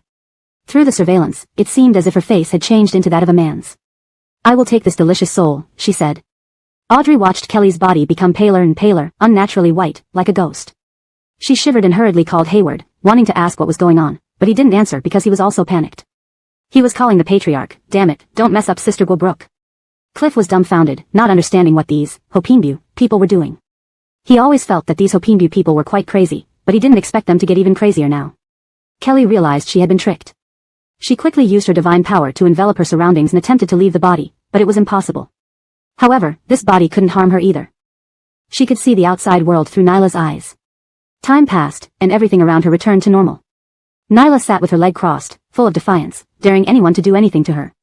She wasn't afraid at all, after all, it was just a simple recording that could be explained in various ways. She knew Kelly was inside her body, but found it quite amusing. After leaving the police station, Nyla decided to find a place to hide first. She needed to let Kelly watch her kill and be powerless to stop it, which would be very satisfying. Are you done yet? Since there's no evidence, let me go. You're wasting my time. I'm currently filming a variety show. Every second I disappear from the lens lowers my income. If your police department can't figure out anything, please compensate me, said Nyla. Her arrogance and disregard for the police infuriated everyone, yet they had no way to handle her. Without concrete evidence, even their suspicions were futile. Let her go, Cliff gritted his teeth. The police watched helplessly as Nyla left. She even hummed mockingly as she walked out, extremely provocative and disdainful. Kelly, since you like staying in my body, then stay. In a few days, your own body will die completely, and you'll disappear from this world. In these few days, I want you to watch me kill and be affectionate with your career friend, taking everything that belongs to you. No matter how much you hate me, you can't do anything. Everything is mine. Nyla laughed maniacally while seated in her car, otherwise, she might have scared passers-by. She opened her phone and saw messages from her fans. Gallantal Alice, are you okay? We fans believe you're not related to this murder case. You're not stupid enough to kill someone who's such a big traffic generator. Those people are just targeting you. They're so mean. The fans are already organized. If you aren't released today, we'll wait outside starting tomorrow until you're freed. I'm really worried about you. You're my favorite female star. Nothing should happen to you. Baby, I always believe you're innocent. Ignore the gossip. Today, as usual, I'm enchanted by our Gallantal Alice's beauty. With such a pretty face, it doesn't matter even if you killed someone. Ordinary people living in this world are just wasting air anyway. Seeing these comments from her fans, Kelly felt dazed, realizing how alike they were to their idol. Neither were good people, and neither had any sense of right and wrong. Nyla laughed heartily. She often posted ambiguous statements in fan groups to lead them according to her wishes. Since my fans love me so much and think it doesn't matter even if I kill someone, let's live stream a few words to them. Kelly, do you have such loyal fans? As she started the live stream, Nyla asked in a boastful manner. She knew that the other party couldn't answer now, so she laughed out loud, looking like she had won. The live stream began, and fans immediately flooded in. Upon seeing her background was inside a car, they all breathed a sigh of relief. Looks like our little fairy is innocent. Those black fans should shut their mouths. Humph, our little fairy didn't kill anyone at all, it's them who wanted to kill. Talking nonsense. Why is our little fairy so obedient? Although she ends up in the station every few days, I feel like there must be some officers who like her, otherwise why would they keep bringing her in? I also agree with the floor above. A helpless little girl like her, those people actually believe she could kill an adult man. Ridiculous, I don't believe it either. Huh, which other female celebrity is as fan-loving as her, willing to do live streams for fans even during her private time, and only fans in the group can see it. Remember not to screen record, it wouldn't be good if outsiders saw our perks. Be careful not to let others sneak into the fan group. Seeing the comments from her fans, Nyla's smile gradually widened, appearing eerie and terrifying, but in the eyes of her fans, she was just beautiful. I am indeed innocent. I wonder why those people keep targeting me. Fortunately, I have you loyal babies supporting and believing in me. Always remember to support me like this, she said. Hearing this, the fans screamed in response, shouting wildly that they would absolutely stay by her side. Oh right, today, I don't know what happened, but I also saw Kelly, Audrey, and Hayward. They seem to be following me like ghosts.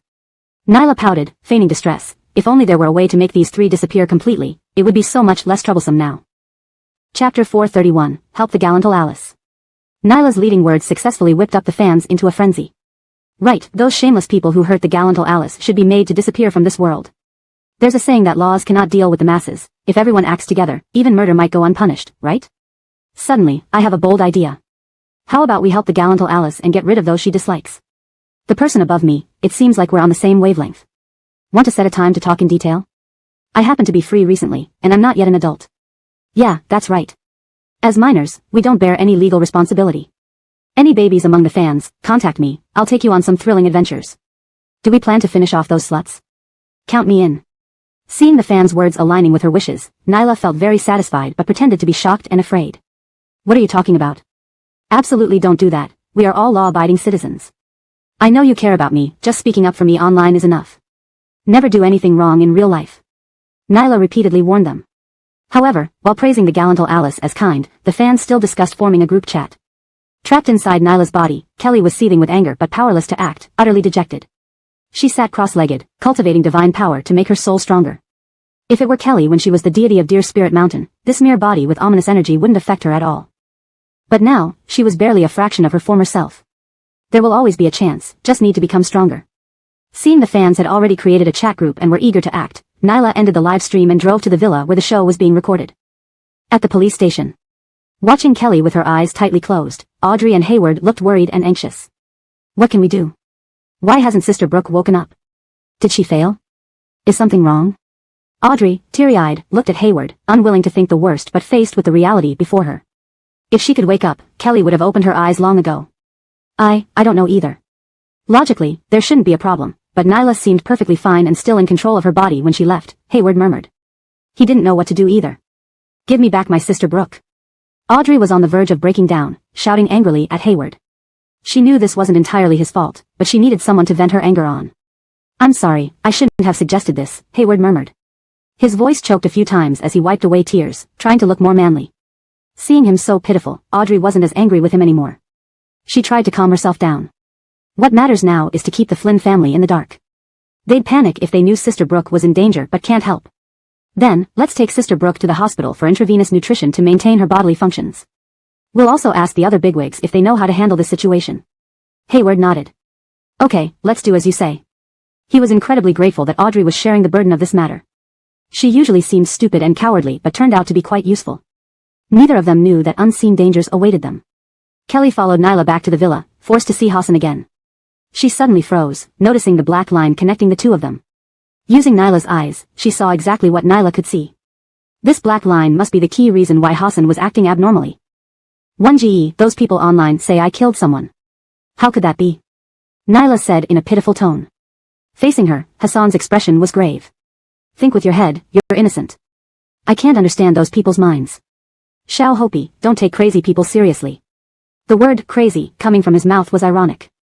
Nyla blushed looking at him, enchanted by his protectiveness. Thank you, 1GE, for believing me and defending me. I knew you cared about me the most. Her tone was sweet, as if she wanted to drown him in it.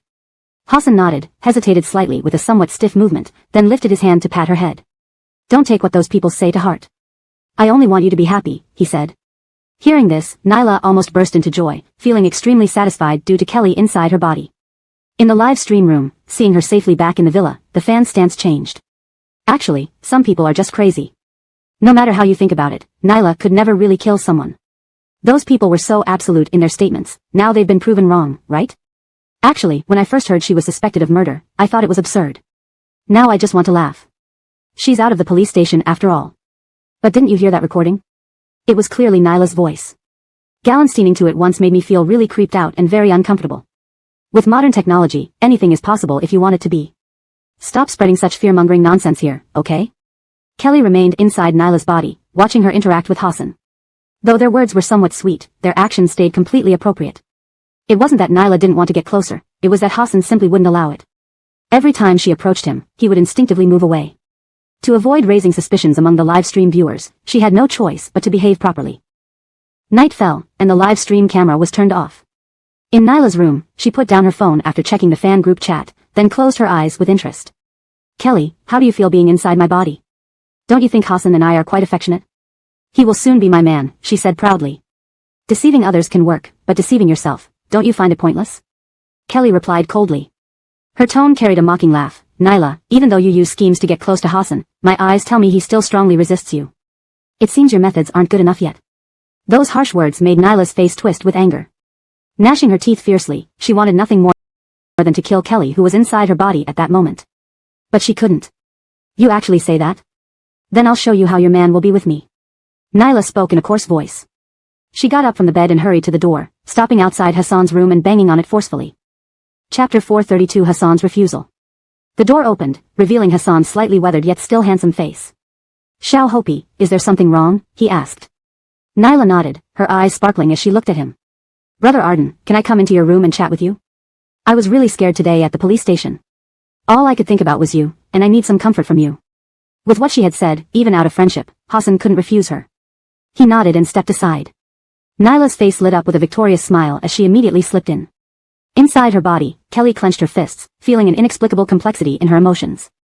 Even now, she still believed in Hassan, he would never be tempted. Brother Arden, is the air conditioner on? I feel so hot, Nyla fanned herself and pulled down her collar. Hassan frowned as he felt the surrounding temperature, it felt cold to him, but he sensed no heat. However, seeing Nyla like this, he couldn't deny her discomfort and picked up the remote to lower the temperature. A cold breeze swept through, sending goosebumps all over his body.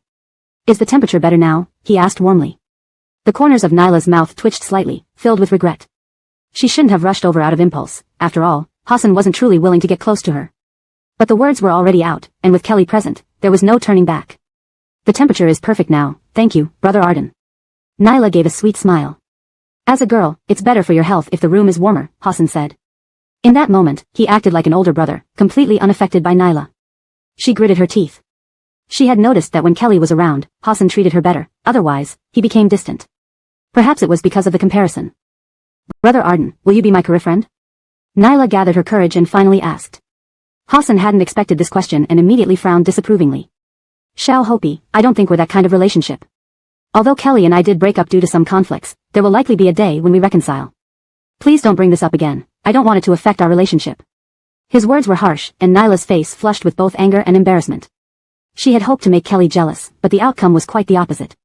Now, Nyla had become the laughingstock. Yet, she couldn't give up. Could it be that even with secret techniques, she couldn't win his heart? Nyla clenched her hands into fists on her knees, taking a deep breath. Brother Arden, please give me a chance. Kelly doesn't deserve you. If you let me be your girlfriend, I'll put you first in everything, respect you, love you, only you. When Kelly was with you, weren't you bothered by the many men around her? Could you accept that?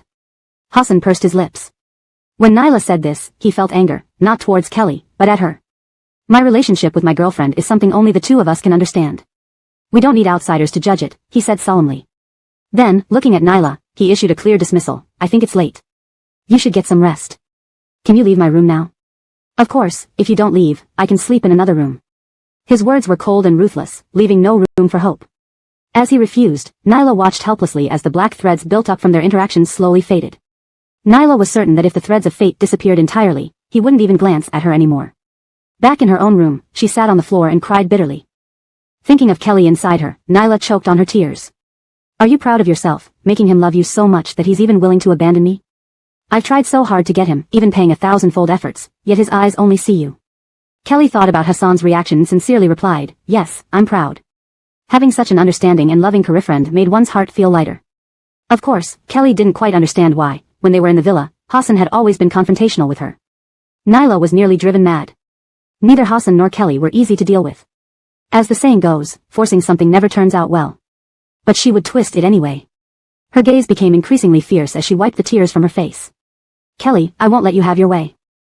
Hassan, I will definitely get him, even if it means paying 1,000-fold price, Nyla gritted her teeth and said. After uttering these words, she got up and opened the door. What are you going to do? Kelly frowned and asked.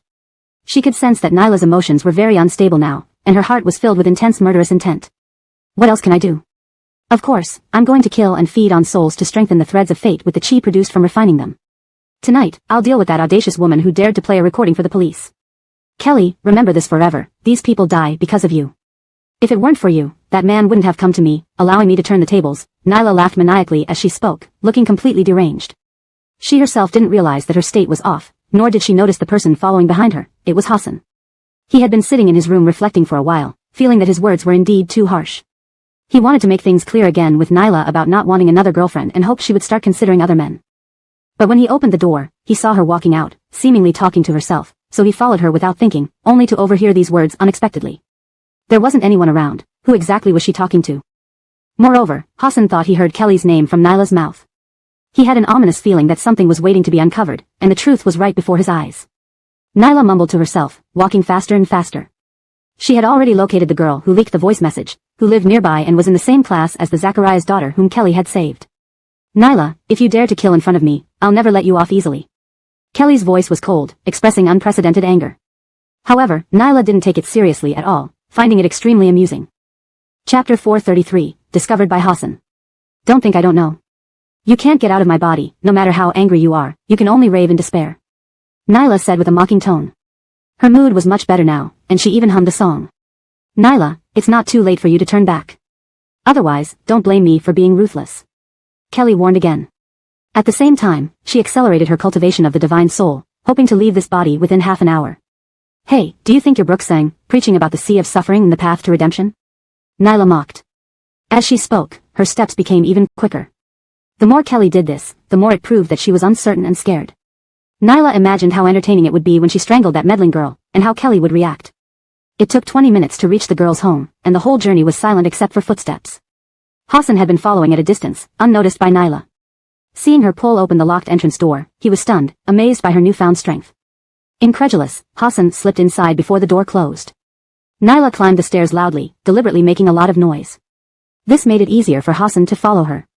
As he looked at the dark staircase, a sense of foreboding grew stronger in his heart. He felt something unforgettable was about to happen. On the 5th floor, Nyla stopped and glanced at several households before settling her gaze on the one to the right. I remember this is where it should be. Time to start hunting, she said. With those words, she reached out to twist the doorknob. The door opened easily, and Nyla walked into the house happily. Her eyes immediately fell on a family portrait hanging in midair, with everyone smiling radiantly. It was glaringly bright and happy. Unhappy herself, she hated seeing others' happiness. Instead of searching for people inside, she paused in front of the family portrait, looking around until her eyes landed on a teacup on the table. She picked it up and smashed it hard against the family portrait.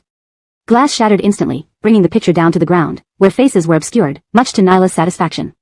This is perfect, a broken image matches their future. What's going on? Who's outside? A wary male voice called out. Nyla wore a bloodthirsty smile as she rushed to the door and twisted it open just before the man could. Hello, I'm here as a guest. Have you seen me? She asked. The man recognized her face because his daughter had shown him information about the celebrity, warning them to be cautious. But he never imagined the star would come to their home at night and make such a ruckus. He didn't believe Moxie before him could kill him, finding it absurd. Was this some reality show? Your daughter posted a recording about me online, so I came to ask her why she meddles, Nyla said with a high-pitched yet eerily terrifying tone. Hassan stood behind the partly open door, frowning at what he heard. The man pressed his lips together. I don't know what you're talking about. My daughter didn't release any audio. Please leave my home, or I'll have to be rude. Nyla wasn't afraid at all, her eyes gleaming brightly as she watched him. Wow, you look really intimidating. How rude will you be? Kill me like you did? Or beat me up? Or do you have other ways to be unfriendly? Upon hearing this, the man frowned deeply, unable to hold back his insult. Crazy person. Nyla nodded. You're right. To ordinary people like you, I do seem insane, but also interesting. And next, you're going to die. After saying that, she immediately stretched out her hand. The man watched helplessly as her fingers elongated into long, bony claws like those from old kung fu movies. Is this humanly possible? Just as the man was confused, the opposite room's door opened, and the girl shouted, throwing white glutinous rice at Nyla. Evil spirits, leave, she yelled. However, Nyla showed no pain from the attack, only turning to stare sinisterly at her. You want to chase me away? She asked. The man shouted hastily, Maggie, stay out of it and go back to your room. He was about to reach out to grab Nyla, but she was evidently faster, curling her fingers toward the girl's face. Milagros crouched down and covered her head, which gave the man the opportunity to catch Nyla. Being toyed with by the father and daughter, she was genuinely angry. She screamed as she aimed to plunge her fingers into the man's chest. At this moment, Kelly's heart clenched in terror, trying to forcefully break free from the body's restraints, yet still unable to do so. Was she going to watch helplessly as the father and daughter died before her eyes without being able to stop it? At this moment, Kelly felt very heavy-hearted, her entire face pale. Xiao Hopi, what are you doing? Hassan's voice sounded. He knew Nyla was acting very bizarrely, but he couldn't just stand by and watch innocent people die a terrible death. She retracted her extended fingers, turned to look at him, and froze in place. Brother Arden, why are you here? Nyla asked instinctively. But in an instant, her expression visibly turned vicious. You actually followed me. Hassan, quickly call the police for us. You saw it too, there's something wrong with this woman. She's not normal. My classmate was killed by her, the girl immediately shouted. Nyla turned her cold gaze on her, warning, shut up. You have no right to speak here. Do you want me to kill you? Milagros tried to speak again but was forcibly silenced by the man covering her mouth. His eyes darted around as he gently pushed his daughter backward, leaving Hassan to face the female ghost alone. They clearly knew each other, and because of him, the female ghost had given up on killing. So, he would be safe. Nyla didn't care at all about the fate of the father and daughter now, her whole focus was on Hassan. Her eyes flashed with intensity. Brother Arden, can you believe me? I don't want to be like this. I really can't help it. Why can't you? Hassan asked in confusion. Nyla pursed her lips, wanting to say something but unable to speak.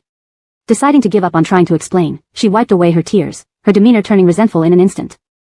Chapter 434, Not Minding at All. Adrian glared at Hassan, suddenly very curious about how he would react if he knew these things. Yes, I did kill them, she admitted with a raised eyebrow.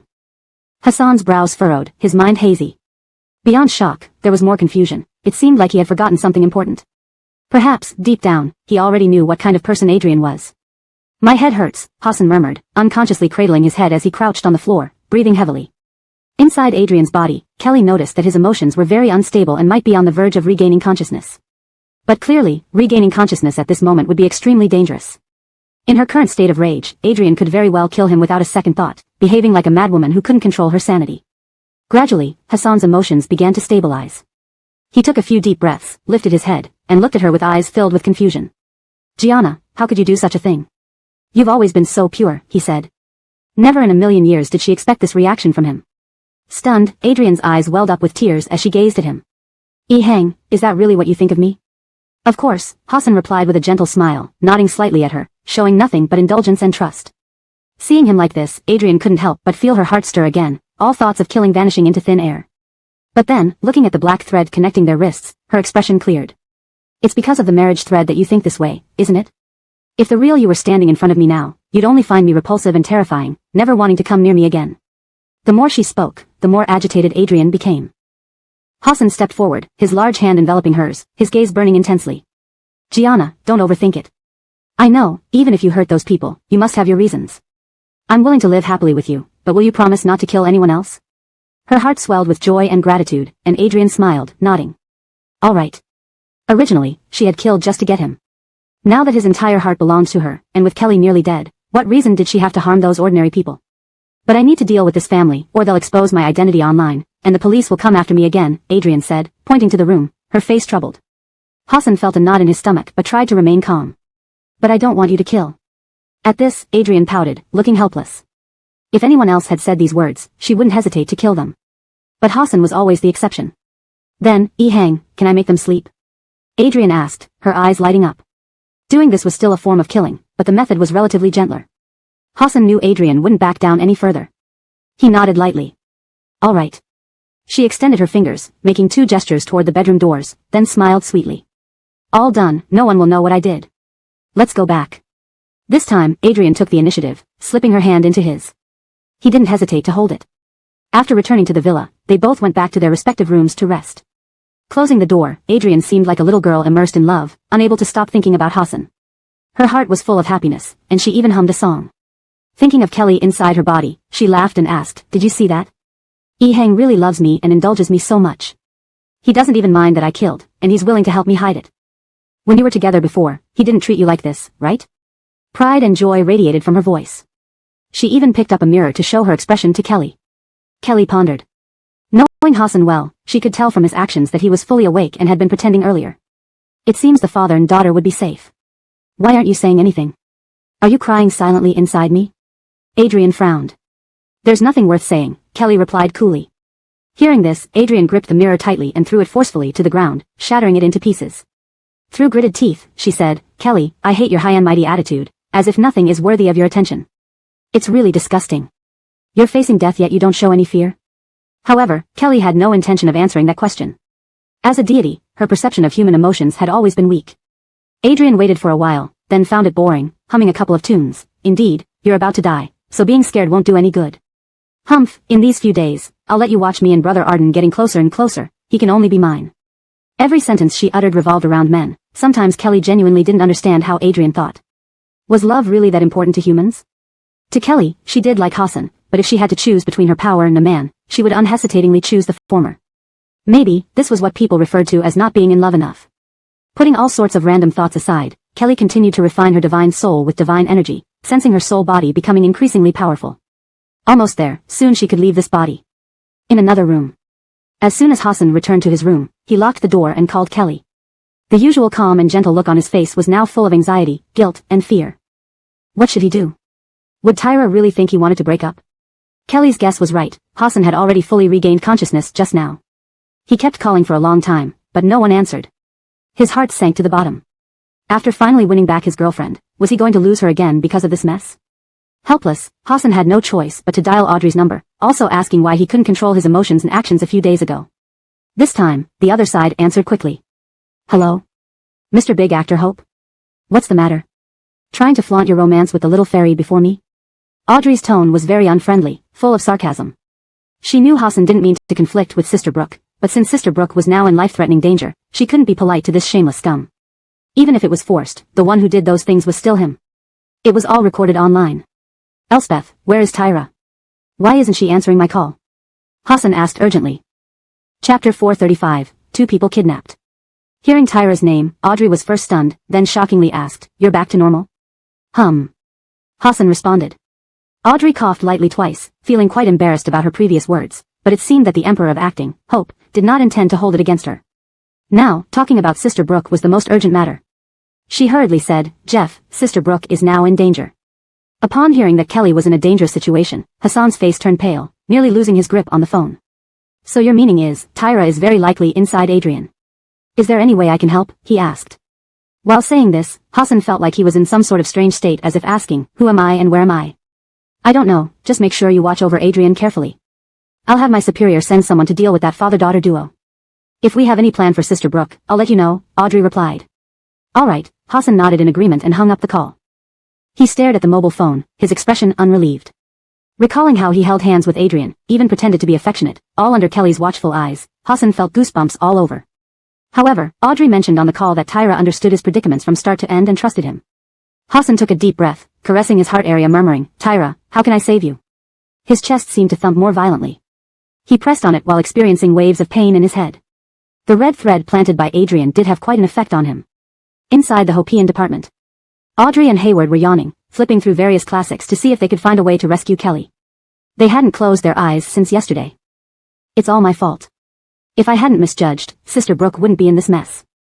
If anything happens to her, I could never forgive myself," Hayward said in a thick voice indicating he must have cried many times in some corner. Audrey had shifted from anger to resignation, acknowledging that no one wanted things to turn out this way. "Don't worry. Sister Brooke will be fine, good people always have fortune favoring them. But you need to take care of yourself," Audrey consoled. Hayward looked at her blankly, tears welling up in his eyes again. Admittedly, though he appeared somewhat naive, his looks had great allure. Looking at Hayward like this, Audrey inexplicably thought of the term young puppy. Her cheeks heated up. I think you're about to catch a cold. Take medicine immediately. It affects progress when you're sick. Hayward nodded vigorously, understanding. I'll order some cold medicine right away.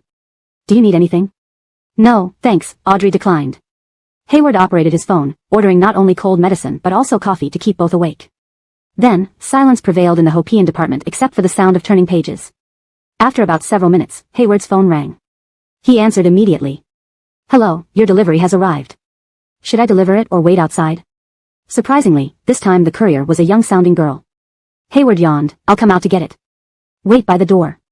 After hanging up, he got up to go out, and Audrey followed. Let's go together. Might clear our heads to walk a bit.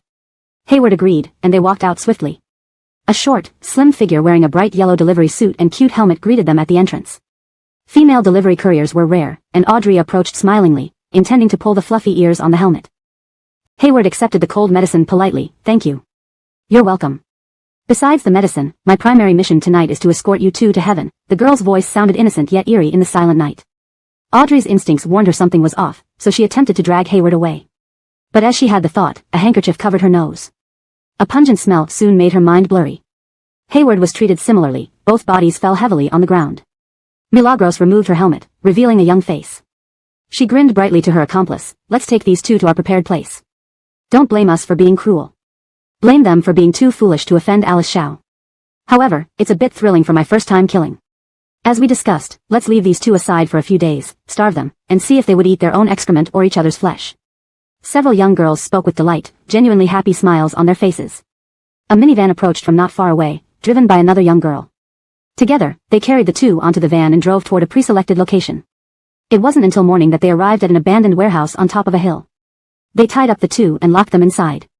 The gallant Alice is live streaming. Let's check it out quickly, one of the girls said. They hastily sat down and pulled out their phones to open the live stream. Adrian had just regained consciousness. With the idea of being a good girlfriend in mind, she entered the kitchen and started following the video instructions carefully to prepare a meal. Recently, she had eaten her own cooking and knew it didn't taste great, but breakfast was just frying an egg and heating a slice of toast, which should be fine. The several girls were pleasantly surprised. Wow, how adorable is the gallant Alice. If I were a guy and had such a girlfriend, I'd be overjoyed and dote on her immensely. Why does the gallant Alice have such strict standards for choosing a partner? Can't girls like her too? I really love her and would give up my studies for her. Haha, it's still better to focus on our studies and get into college. That way, we can earn more money after graduation and provide a good life for the gallant Alice. No matter how much we talk here, it's useless. The gallant Alice's soul has already been captured by that man, Hassan. I really envy him. As the girls chatted, Audrey slowly opened her eyes in the warehouse, drawing a sharp breath when she saw her hands and feet bound. Turning her head, she saw Hayward, who had his eyes tightly closed, looking disheveled and in poor condition. Realizing she wasn't the only one kidnapped, Audrey sighed with relief but also felt frustrated, giving a strong kick to the unconscious man beside her. What kind of physique is this, even worse than hers? Chapter 436, Get fully armed quickly. Hayward's eyes snapped open, stung awake by the pain in his leg. He first looked around him with confusion before suddenly realizing he had been kidnapped. Audrey rolled her eyes furiously, finally understanding how infuriating it felt to turn a lump of iron into steel out of frustration. Daring not to make any sound, she could only kick him a couple more times with her legs, and only then did Hayward turn his head to look at her.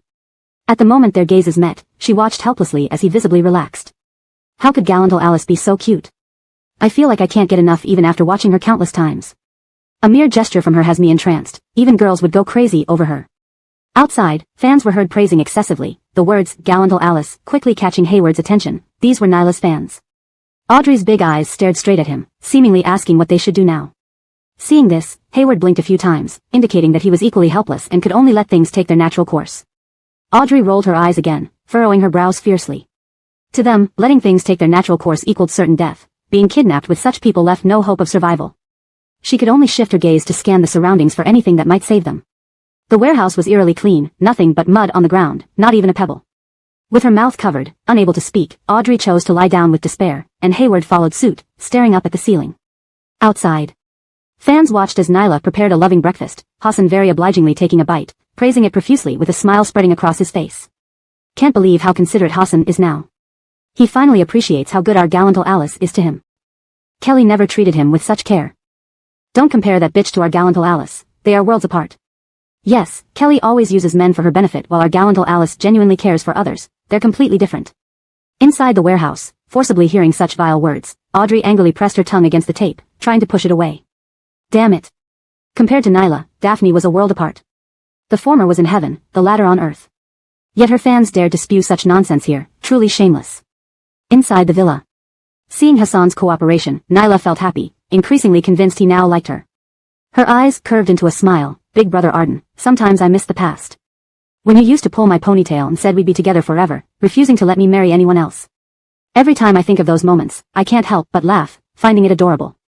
Nyla's words made Hassan feel bewildered. He didn't recall ever saying such things. Was this just something in her mind? But now, he could only go along with her. Hassan nodded. Indeed, I also miss the past. Then, should we get married? Nyla asked expectantly. Hearing this, Hassan's face showed incredulity, as did the audience in the live stream, surprised how it escalated to marriage proposals all of a sudden. Did you see the look on actor Hope's face? Clearly shocked. This scene is hilariously unexpected. I wouldn't blame him, even I yelled out when I heard get married. Nowadays, celebrities move so fast. Nyla must have already planned out names for their children. I don't plan on getting married anytime soon, Hassan smiled gently. Upon hearing this, Nyla pouted, about to get upset, until he hastily added, and we've just confirmed our relationship. We need more time to get to know each other. Rush marriages often don't last long, right? His voice held an allure that subtly guided one's thoughts. You're right, agreed Nyla. With a sweet expression, she hugged his arm. I want to be with Big Brother Arden forever, for a long, long time. Okay, Hassan agreed, suppressing goosebumps all over his body. In the live stream, Nyla's fans were fangirling intensely, considering the pair the sweetest couple in the entertainment industry. However, anyone with eyes could see something was off in their interaction. Outside the warehouse. Several fans, satisfied with the lovey-dovey display of the couple, thought their ship had finally come true. Hassan confirming their relationship with their gallant Alice proved they were officially dating. Their gallant Alice had finally achieved her dreams, defeating the bitch Kelly and winning true love, which wasn't easy. Thinking of Kelly, they abruptly remembered the jailbird accomplice locked in the warehouse. The two people inside should be awake by now. Should we go in and check? One of them said. Upon hearing this, Audrey hesitated slightly but chose to keep her eyes closed, pretending she hadn't woken up. Hayward, on the other hand, stared intently at the door with a dazed expression. The door opened, and as the fans looked inside, they were met with his expectant face. Wow, didn't expect you to wake up so fast. Do you know you've been kidnapped? The leader, a purple-haired girl, whistled, grinning. As she got closer, she found Hayward's face quite attractive, though he seemed too much into eating and not very smart. But before he dies, can he make some contributions? The purple-haired girl thought. In her school days, she never had a career friend as handsome as him. Hayward could only emit some muffled sounds through the tape on his mouth. He turned to look at Audrey, only to find she had closed her eyes, pretending to still be asleep. If he had known earlier, he would have faked it too. Loosen the tape on his mouth, and that woman's too. Anyway, no one will hear them here. It's fine if they speak, the purple-haired girl said. Her companions immediately tore off the tape, causing Audrey to gasp from the pain, inwardly cursing them. Just wait until she regains mobility. These people will regret their actions. Why did you kidnap me? Don't you know kidnapping is illegal? If you release us now, I might consider not pursuing charges, Hayward said coarsely. While speaking, he discreetly pressed a button on his shoulder. As a special national agent, Hayward had many devices on his body for safety, like this button which could connect him to the police and provide real-time location data once pressed. So what if it's illegal? Sue us then. We're all minors, even if we dismember you here, it doesn't matter, the purple-haired girl laughed maniacally. On the other end, Draper sucked in a breath. Get fully armed and move out quickly, he shouted. Chapter 437, Cliff's Smooth Rescue. If something happened to Hayward, this person who is as protected as a panda, Cliff would surely be killed by the Hopian department. Inside the warehouse, the purple-haired girl squatted down. She faced Hayward, her gaze falling on his lips. However, if you're willing to please me, I might let you go. With that, she pressed her fingertips against his lips and rubbed them. The other girls froze when they saw this scene, then screamed and cheered, clearly thinking it was cool. We want to too. If we can play with someone so handsome, it would be worth it. These underage girls spouted filthy words, leaving Hayward completely baffled. He never imagined he would be teased by little girls one day. Audrey, who was pretending to be unconscious nearby, almost burst out laughing from seeing his predicament. How fortunate Hayward was, it all depended on whether he could handle it. The tickling sensation on his lips made goosebumps rise all over Hayward's body, feeling extremely nauseated. Get lost, he roared. Seeing the purple-haired girl still unwilling to remove her hand from his lips, Hayward spat in her hand. Ah! How disgusting you are.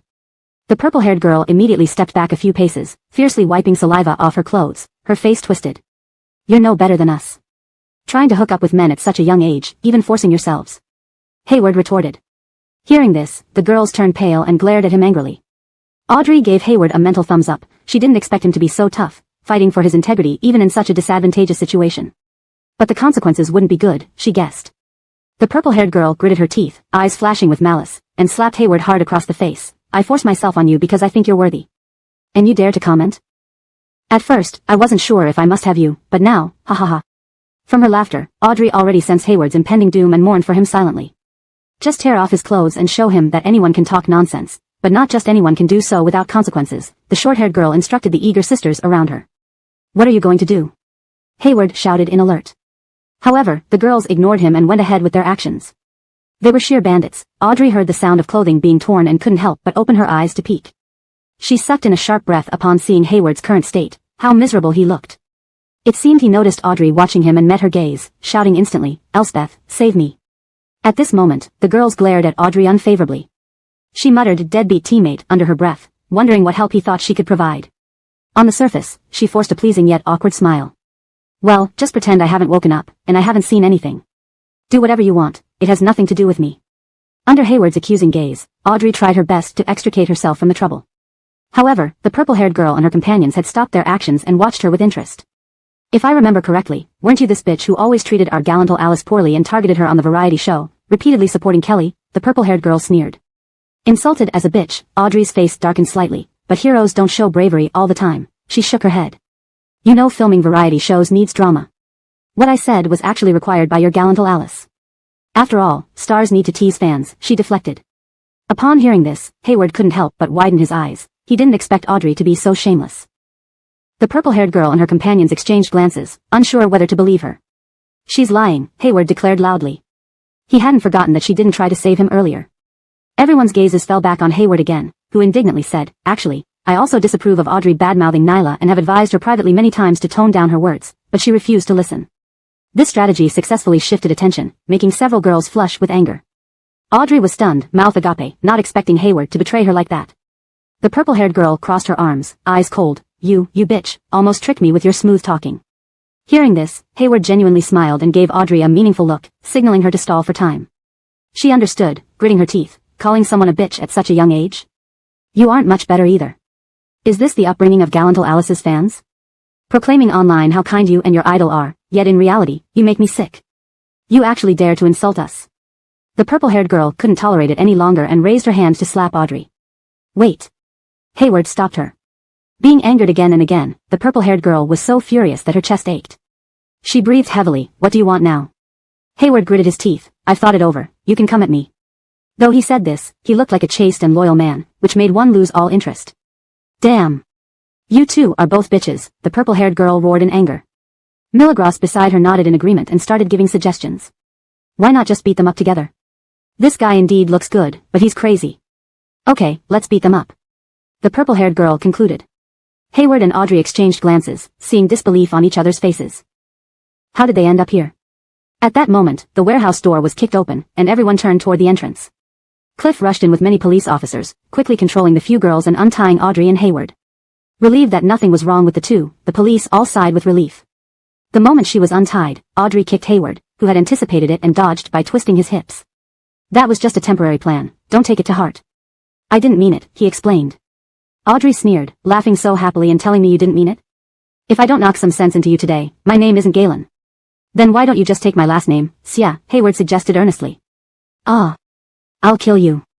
Audrey roared in anger. The two chased each other around the warehouse, behaving like elementary school kids. Cliff held his forehead, feeling utterly embarrassed.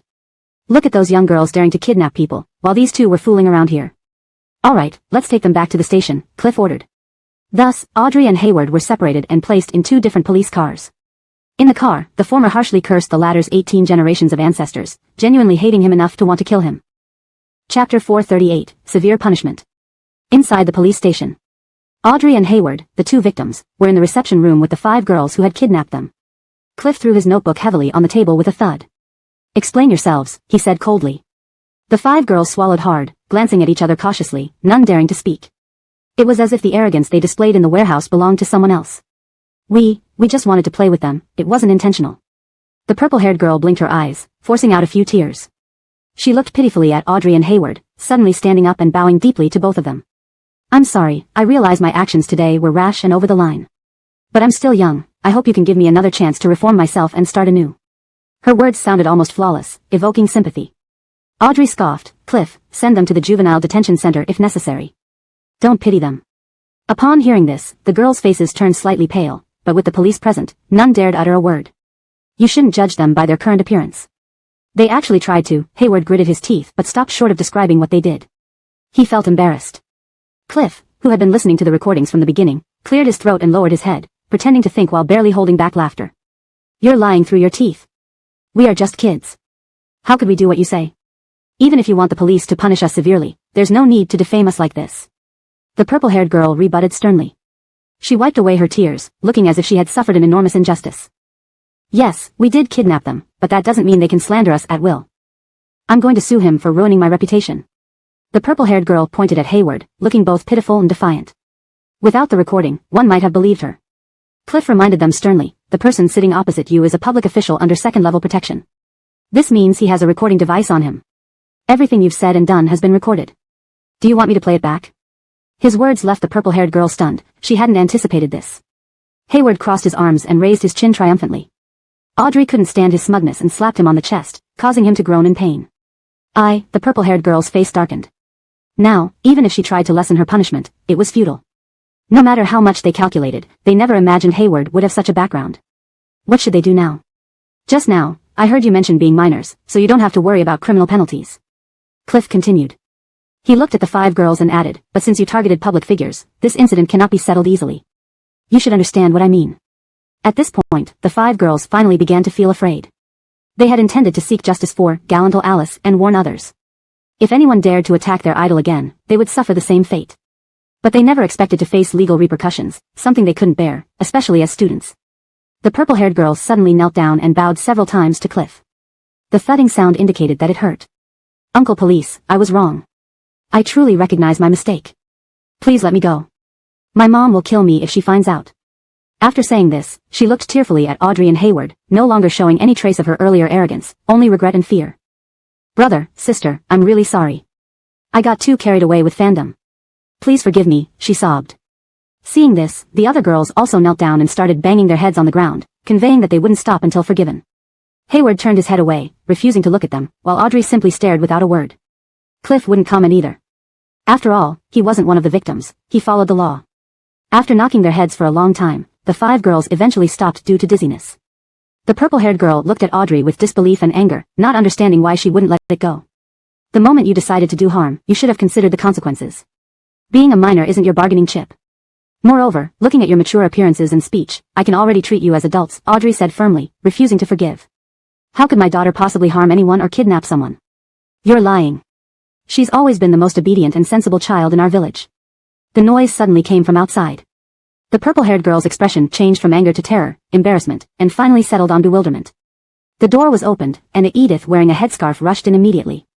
She locked her eyes onto the purple-haired girl with disdain. I've told you countless times that this wig doesn't look good, nor does it make you seem like a good person. Look at you, the police must have misunderstood you because of this wig.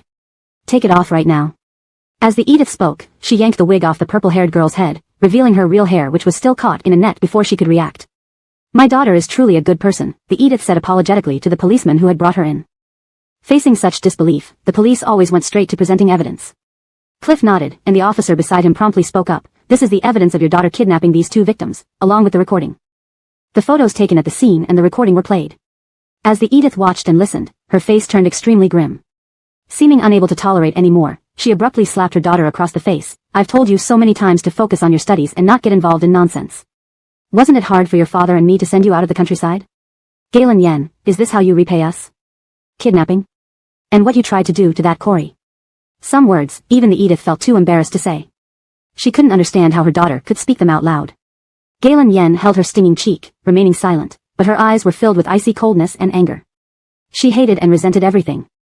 After hitting her daughter, the Edith started crying again, wiping away tears. It wasn't easy for us to send our daughter to study in the city. I know this happened because I didn't watch her closely enough. She made a mistake, but please be lenient with her. She's still just a child. If I take her home, I promise I'll scold her and punish her properly. I won't let her pose a threat to society ever again. The Edith knelt down and started banging her head on the ground just like Galen Yen did earlier. In both behavior and speech, the mother and daughter were eerily similar. Chapter 439. You should not have appeared. We will proceed according to the law, Cliff said. The Edith was so anxious that she stamped her feet, yet there was nothing she could do but continuously wipe away her tears. She was better than her daughter in this regard, not shameless enough to beg the victim for forgiveness. Throughout, the Edith did not dare to raise her head to look at Audrey and Hayward. Besides, we also need them to issue a public apology on the internet. This can also serve as a warning to those ill-intentioned minors, letting them know that no matter their age, they will be punished for committing crimes, Audrey stated firmly and calmly. Cliff nodded in agreement. Immediately, the police brought out a camera and pointed it at the 5 girls' faces. They all looked extremely uneasy, clearly unwilling to record themselves, but had no choice in the matter. Thus, the 5 stammered through their recount of their plan to kidnap and the execution process. As Cliff listened, his expression grew increasingly stern. He pointed to an address on one of the girls' cell phones. Go immediately to this place to strike against the illegal group. These people were obviously those who sold drugs to minors. The incident hadn't fermented online yet, those people wouldn't have time to escape. Cliff felt very satisfied with this unexpected gain today. Actually, he had been trying to catch these people for a while now, but they were like rats, slipping away every time he tried to nab them. Since it's none of our business, we'll take our leave, Audrey said seriously. She still needed to go check some classics. After sleeping during the kidnapping, her energy was now fully replenished. Knowing their situation, Cliff waved them off. All right, you may go. As Audrey and Hayward left, they happened to meet the police returning with the criminal gang, both raising their eyebrows in surprise. Cliff indeed had good luck today. With the criminal gang caught, Cliff posted videos related to the 5 girls online. Because it was released from an official account, it initially didn't attract much attention until Hayward and Audrey reposted it on their personal accounts, causing a stir. Everyone was shocked. Isn't it true? Adrian's fans are so bold that they actually went to kidnap someone. I wonder how many heads they have to lose. Oh, disgusting, they're so vicious at such a young age, it's unimaginable what kind of people these girls will grow up to be. Ha ha ha ha ha, they can be as wicked as they want, but thinking about men here, Hayward, because you're too handsome to be remembered, you're really pitiful. One can only say that kids nowadays are really mature. When we were that age, we were still playing in the mud, who would have thought so much? Due to these 5, the reputation of Adrian's fans plummeted once again, and naturally, she wasn't doing any better. Idiots, couldn't even do a proper kidnapping. With fans like this, I've drawn blood from 8 generations. After watching the video, Adrian threw her phone onto the bed, full of resentment, not realizing that her fans had done this all for her sake. Moreover, after going through this, their lives would be completely ruined. Adrian knew that being angry now was useless, the most important thing was to stabilize the remaining fans. Kelly said coldly, don't you understand? Evil cannot triumph over righteousness. No matter how much harm you cause through your fans, you will always be the loser. Adrian, you had so many choices before, and even had parents and siblings who loved you, as well as the protection of your fans. Why did you choose this path with no return? When Kelly spoke these words, she was genuinely confused. At first, was Adrian targeting the original owner just because of the identity difference? But who said that real and fake heiresses can't coexist peacefully and must kill each other? Path with no return? Adrian muttered, laughing. How do you know if the path with no return in your eyes is not someone else's ladder to heaven? She put down her phone, which was ready to start live streaming, and pressed her chest forcefully as if trying to strangle Kelly inside. You should not have appeared. All this is because of you. If you didn't appear, I would always be Miss Flynn of the Flynn family. My parents and brother would always belong to me, and Brother Arden originally belonged to me too. Kelly, you took everything away from me, and then asked why I chose this path with no return. Don't you find yourself ridiculous? Playing the part of a saint is really enjoyable, isn't it? Adrian's words were clenched with gritted teeth, her eyes filled with sinister and cold light. However, Kelly carefully sorted out the relationships. If counted by bloodline, everything you have is stolen. No. Adrian screamed, covering her head. You're lying. Everything is mine. I never stole anything. Kelly raised an eyebrow, knowing that those who pretend to be asleep can never be woken up, so she didn't say anything. After composing herself, Nyla's face lit up with a smile as she opened the live stream again. Hello babies, I saw today's video, and it made me very sad. She pretended to be troubled. I know you all did it for my own good, trying to help me by taking action against those 2 people. But we are law-abiding citizens, and there's really no need to go that far. Babies, your safety is most important to me.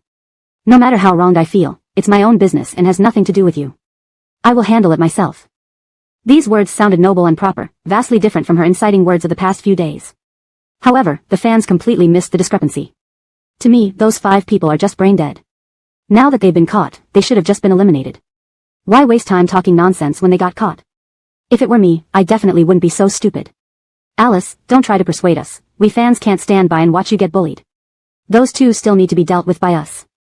We've told you before to talk about these things privately, not in front of Alice. She's so gentle that she wouldn't even step on an ant. She'll surely be scared. Yes, and if our live stream has recordings, outsiders might think Alice is deliberately guiding us. The fans were extremely lenient, and each one was eager to clear Nyla of any wrongdoing, easing her initially nervous mood. Babies, I have some matters to attend to, so I can't chat with you much longer.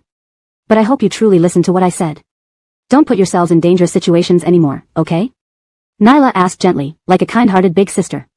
The fans flooded the screen with goodbye messages, reluctantly seeing her off. But as soon as the live stream closed, their demeanor changed instantly in front of the black screen.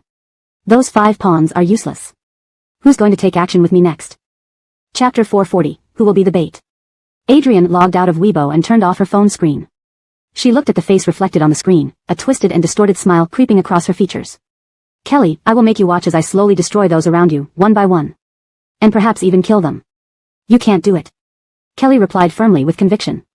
Hearing this, Adrian rolled her eyes but inwardly believed she could pull it off. What Adrian didn't know was that Kelly's soul had gradually stabilized, and within 2 days at most, she would be able to leave. However, using a large amount of divine power to mend her soul came at a cost. The faith power was once again drained. At the moment when the faith power was drained, Kelly felt incredibly complex, like someone who had worked hard for decades only to be thrown back to square one overnight. Every time she managed to accumulate enough faith power, something would happen, forcing her to use it. Sometimes, Kelly felt like there was a big hand pushing her from behind, leaving her both in pain and helplessness. She could only take one step at a time, moving forward slowly as she did now. The next day, Adrian woke up very early as usual. After tidying herself up, she went downstairs, intending to prepare a loving breakfast as before. To her surprise, she smelled something delightful upon reaching downstairs. It was Hassan. He wore an apron meant for men, placing meticulously prepared breakfast dishes on the table. Adrian let out an exclamation, her face blushing red, surprised by his thoughtfulness. Big brother Arden, did you prepare all this for me? She asked with shining eyes. Hassan smiled and nodded. You've been busy taking care of me these past few days, so of course, I can't just accept your kindness without returning it. Adrian was touched to tears. I offer my kindness because you are you, and you deserve it. Hearing this, the warmth in Hassan's smile seemed to deepen. Did you sleep well last night? Do you feel uncomfortable anywhere? He asked gently. Adrian shook her head, puzzled. I've been living in this villa for so many days already. What could make me uncomfortable? Unbeknownst to her, Hassan's eyes, while looking at her, were speaking directly to Kelly inside her body. After finishing a delightful breakfast, Adrian stuck close to him, watching happily as he washed the dishes. She truly thought he was handsome no matter which angle she viewed him from. Besides being gentle, he was also industrious. Such a man could be described as a heaven-chosen husband. Netizens clearly felt the same way. If my husband were half as diligent as Hassan, I wouldn't have to be so exhausted all the time, doing everything at home alone. I'd consider divorce. In fact, I don't mind how much work it is. If I could be with a man like Hassan, I'd willingly bear 3 children and be a full-time housewife tirelessly. Unfortunately, such a handsome man in the entertainment industry is one of a kind. Never did I think he'd end up with Adrian. Personally, I think he suits Kelly better. They always give off a sense of inexplicable attraction. Mentioning the ex-girlfriend in front of the current girlfriend is just unacceptable, and Jeff cooked for our gallant old Snow voluntarily. The real owner of your heart doesn't get this treatment, right? Are you envious? Comments poured in, causing spectators who came to enjoy the spectacle to grow tired of the arguments and quickly exit the live stream. 2 more days passed. Hayward and Audrey still couldn't find an appropriate solution. Meanwhile, Kelly lay in the hospital, having not eaten for 2 days and only receiving nutritional fluids. Her whole body appeared unnaturally pale, and her lips had lost their color entirely. It was easy to see that if things continued like this, she might die. Suddenly, she opened her eyes. Upon regaining consciousness, Kelly first detected the smell of disinfectant. She then noticed the 4 drip attached to her arm. Silently, she removed the needle, watching blood seep out from her hand. Sigh, what should we do next? Doctors keep asking whether we need medical checks and treatments for Master, arranging equipment for vegetative state patients. It's just because you're useless, unable to think of a way to save Sister Brooke. Come on, both of us are equally helpless. Familiar arguing voices reached her ears, followed by the door being pushed open. Kelly looked toward the entrance. Hayward and Audrey entered, shoving each other like primary school kids. Don't worry, I'm awake, Kelly said. They stopped at the sound of her voice, staring at her in disbelief. Sister Brooke, you really woke up. Audrey exclaimed joyfully. In a few quick steps, she rushed to the bedside, examining Kelly closely, confirming it was indeed her before bursting into tears. You have no idea how miserable I've been these past days. I wish it had been me who went into Adrian's body instead. Sister Brooke, as long as you're safe, that's the best news. Audrey choked with emotion, declaring her loyalty. Hayward stood beside her, sweating profusely, trying to think of something to say or perhaps cry like her. But as a man, he ultimately remained silent, standing by without uttering a word. It's okay, if you had gone instead, things might have turned out worse, Kelly said with a smile. She reached out to stroke Audrey's head, realizing how scared the young girl must have been. Master, it's the best that you've woken up, Hayward muttered dryly. Kelly nodded, acknowledging their concern and efforts during her absence. Their intentions were heartfelt. By the way, be careful in the coming days. Adrian is inciting her fans to target you. Those 5 people were just the first wave. There might be others who will act next, Kelly warned. Hayward nodded, understood, I'll make sure we're prepared. He wouldn't let the high-tech chip leave his side no matter what. We can't let Adrian get away with this any longer. She needs to be arrested as soon as possible, Kelly insisted. She took out her phone and dialed Draper's number, her expression icy cold. After several rings, the call was answered. Kelly, are you feeling better now? Draper's first words were filled with concern. Kelly replied, I'm back in my body. Please help me apply for an expedited arrest warrant for Adrian.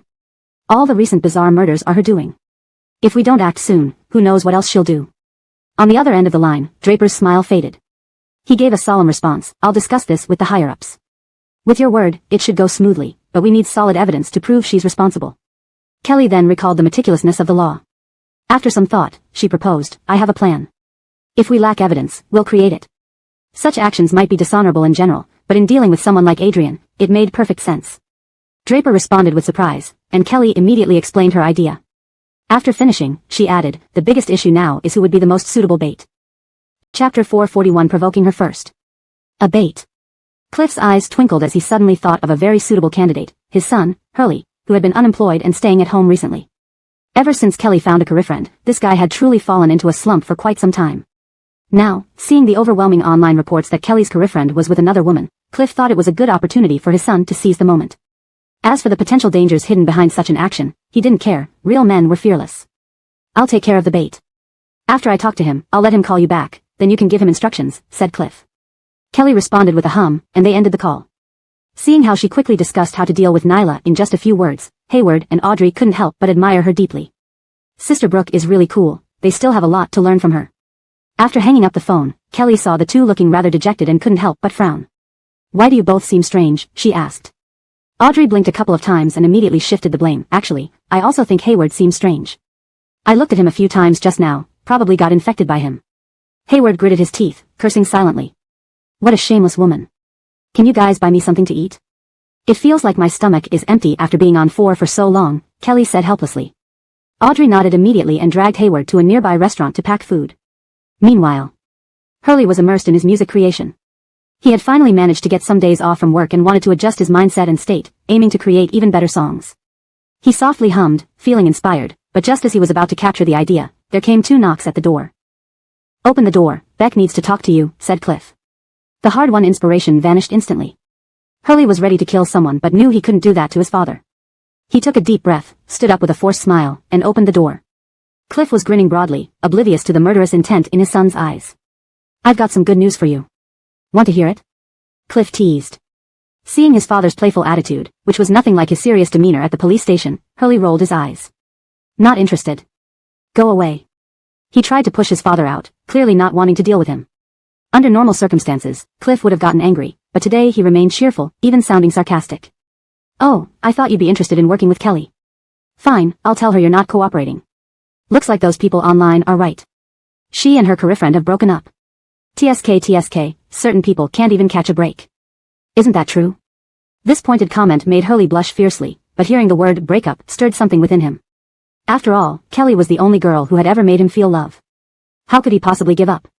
Hurley's hand stopped midair as he asked, blushing like a monkey's bottom, Beck, how does Kelly want to work with me? Is it for a variety show or a promotional video for your bureau? Cliff rolled his eyes. Galenk, you'd qualify for a promotional video with your image. That's impossible. The cooperation I'm talking about is a bit dangerous, but if you succeed, she will definitely look at you differently. Then, Cliff began explaining the recent mysterious deaths, causing Hurley's face to darken. He genuinely felt his father wanted him dead. Beck, you want me to be the bait? Aren't you afraid something might happen to your only son? Sometimes, Hurley truly felt like he wasn't the precious only child of the Dunk family. Cliff nodded. What's there to be afraid of? Your mom and I are getting old, but we could always try for a second child and raise them perfectly fine. So, are you going to do it or not? Be a real man and don't embarrass me. Given the situation and the chance to work with the girl he liked. Hurley gritted his teeth. I'll go. Cliff gave him an approving look. Finally showing some spirit. Galenk father, like son. Hurley's mouth twitched slightly. If he had a choice, he wouldn't want to be his father's son. His father had never really protected him growing up and had often put him in difficult situations. I've already talked to Kelly. Once you agree, you'll communicate with her directly. The rest is for you young people to handle yourselves. I'm just here to set up the connection, Cliff said. He waved Yueshin out, wearing a proud father's smile, once again hoping to gain this daughter-in-law. After all, one must always have dreams, no matter what. After Cliff left, Hurley stood in a daze and closed the door. He brought up Kelly's name from his contacts but hesitated to call. Their last communication seemed like ages ago. Did she still remember him? Should he console her about her breakup first or dive straight into the collaboration when he called? The more Hurley thought about it, the more agitated he became, and the less he could bring himself to make the call. He even felt like his current behavior wasn't manly at all, feeling exceptionally timid. If his father saw him now, there would definitely be another round of ridicule. Suddenly, his phone rang. Hurley looked down and cursed inwardly who was so clueless to call him at this moment. He decided that whoever it was, they would get a harsh scolding. But unexpectedly, the caller ID showed Kelly's name. She had actually taken the initiative to call him. Hurley suddenly felt extremely excited. He swallowed hard and cleared his throat before answering the call. Hello? Kelly's voice came through the phone, and Hurley instantly felt beads of cold sweat forming on his forehead. Yes, I heard from my dad just now. I'm willing to cooperate with you, he said. Kelly hummed in acknowledgement. Good. What you need to do is provoke Nyla until she wants to kill you. I'm not sure how to do that exactly, Hurley admitted. Hearing this, Kelly couldn't help but pause slightly. If Cliff were present, he would undoubtedly berate his son for being shameless. Just speak as you normally do. Trust yourself, you'll do fine, Kelly replied. Hurley sighed silently, briefly considering hanging up the phone. He felt like she was being sarcastic. Alright, I got it. I'll contact her soon, Hurley said. Okay, make sure to call me back after you've successfully made her angry, Kelly said. Chapter 442, Confronting Adrian. Making others angry, this task is indeed interesting. Hurley opened Adrian's live stream with a contemplative look. She and Hassan were assembling Lego together. Adrian gazed at him with starry eyes, looking extremely admiring. But the expression seemed forced no matter how you looked at it, giving off goosebumps. Her overly sweet voice transmitted through the phone speaker. Wow, I never thought it could be put together like this. It's true that there's a gap in brains between people. Someone like me would never be as good as Brother Arden. It turns out this flower looks so beautiful when put together. Unfortunately, I've never been able to do it like this before. Brother Arden, how on earth is your brain wired? You seem way too smart. Audience members in the live stream were pairing the two, constantly praising how adorable Adrian was and how she provided a lot of emotional value. Many netizens commented that if they had such a pretty and articulate girlfriend, they would be overjoyed. Hurley immediately frowned, disbelieving what they were saying. After glancing at the profiles of those who posted these comments, most were females, he understood. Real men wouldn't be interested in women who talked tediously and gave surface-level compliments. They would only find it annoying. The barrage of flattery became unbearable for Hurley. He quietly typed a line of text. If someone just did a 1 + 1 = 2 calculation, and then someone kept saying how impressive they are for being able to do this, would you think they're complimenting or insulting you? Not long after Hurley's comment, shock spread online. Holy crap, why is he here? Did he also secretly watch variety shows and pair couples? Mr. Attitude, you're making sharp comments again, right? The fans spamming earlier was intense. I also felt Adrian seems too fake. Why can't you guys appreciate our little fairy's romance? Get lost if you can't get it. Fans were furious, lashing out at anyone. As Hurley has many female fans, hearing that their idol was visiting the live stream, they rushed over. Unexpectedly, they saw their brother getting criticized upon arrival. How could this be tolerated? Thus, the chat exploded into 3 waves of curses. 2 groups attacked Adrian's fans, whose combat effectiveness paled in comparison to the fanatical girlfriend fans. Adrian remained unaware of the internet drama. Knowing this might infuriate her to death. Watching the frenzied fans, Hurley seemed to have mastered the art of agitation, delivering more sharp comments continuously. He scrutinized Adrian's behavior, offering a male perspective on whether such actions were appealing. His fans revered his words like edicts, watching intently, learning, and joining in with sharp critiques. They even started pointing out errors during moments he wasn't evaluating. Adrian's fans were utterly enraged, their screens flooded with insults but to little effect.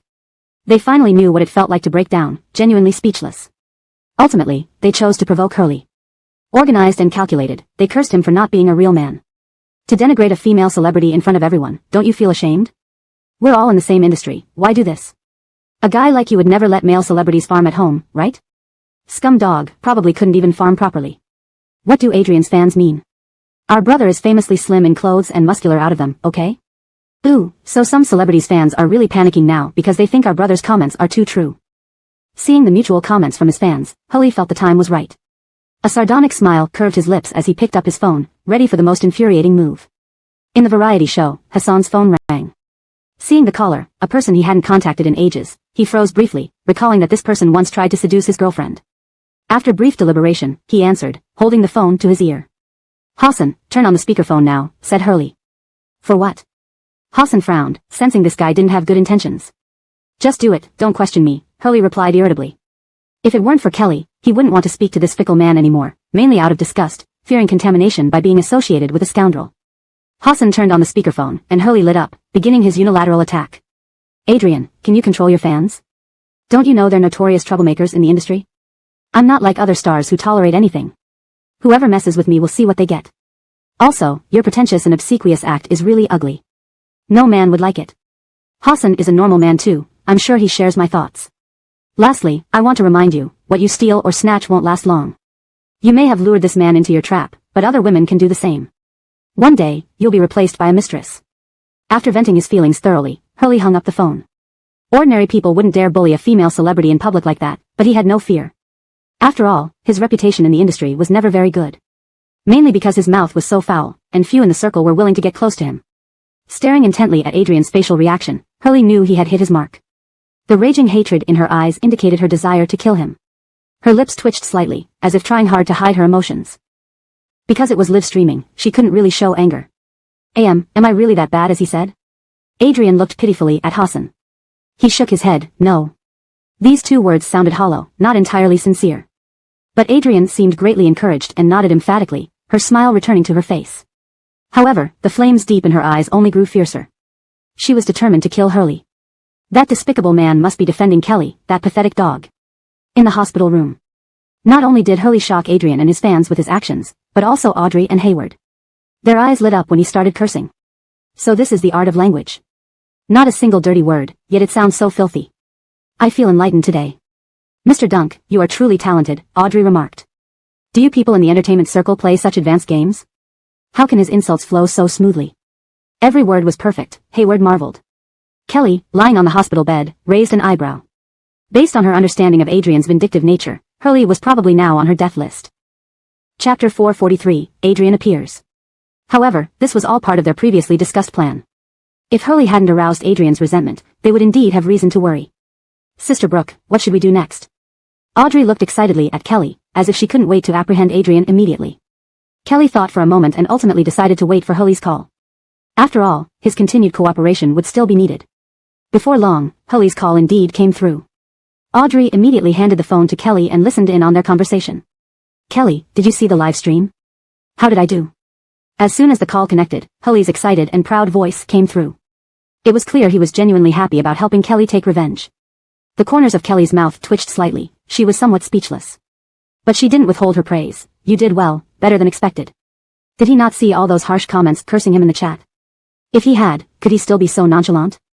Hurley's ears turned red, and he unconsciously scratched his head.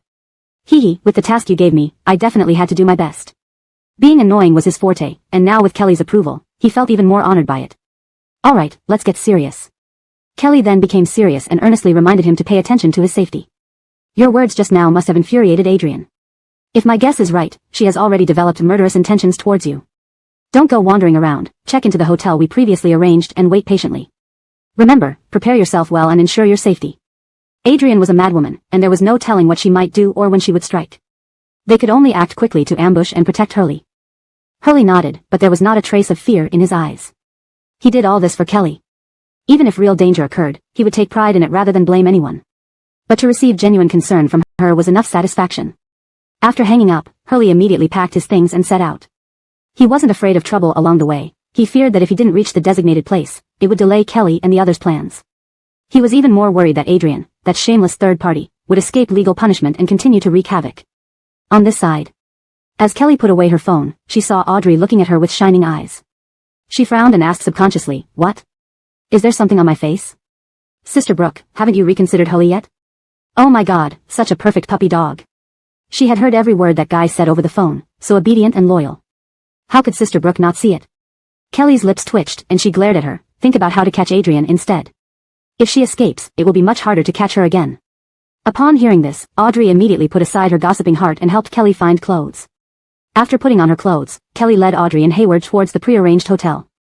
At that time, to lure Adrian, they had booked 2 rooms directly. Now, with Hurley staying in one room and them hiding in the adjacent room, they could rush in instantly if anything happened on his end. After checking in, Hurley couldn't help but think about the cases Adrian had committed before.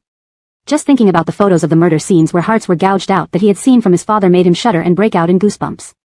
Rubbing his arms, he felt he had to do something, otherwise, before Adrian walked into the trap, he would scare himself to death. But as soon as he turned on the TV, it was showing reports of those brutal cases. Hurley's face fell, and suddenly he felt terrified. He was still young. If that crazy psychopath really got him, he wouldn't be able to see Kelly again. Thinking of this, Hurley instinctively took out his phone and found Kelly's contact number. At that moment, he missed her desperately.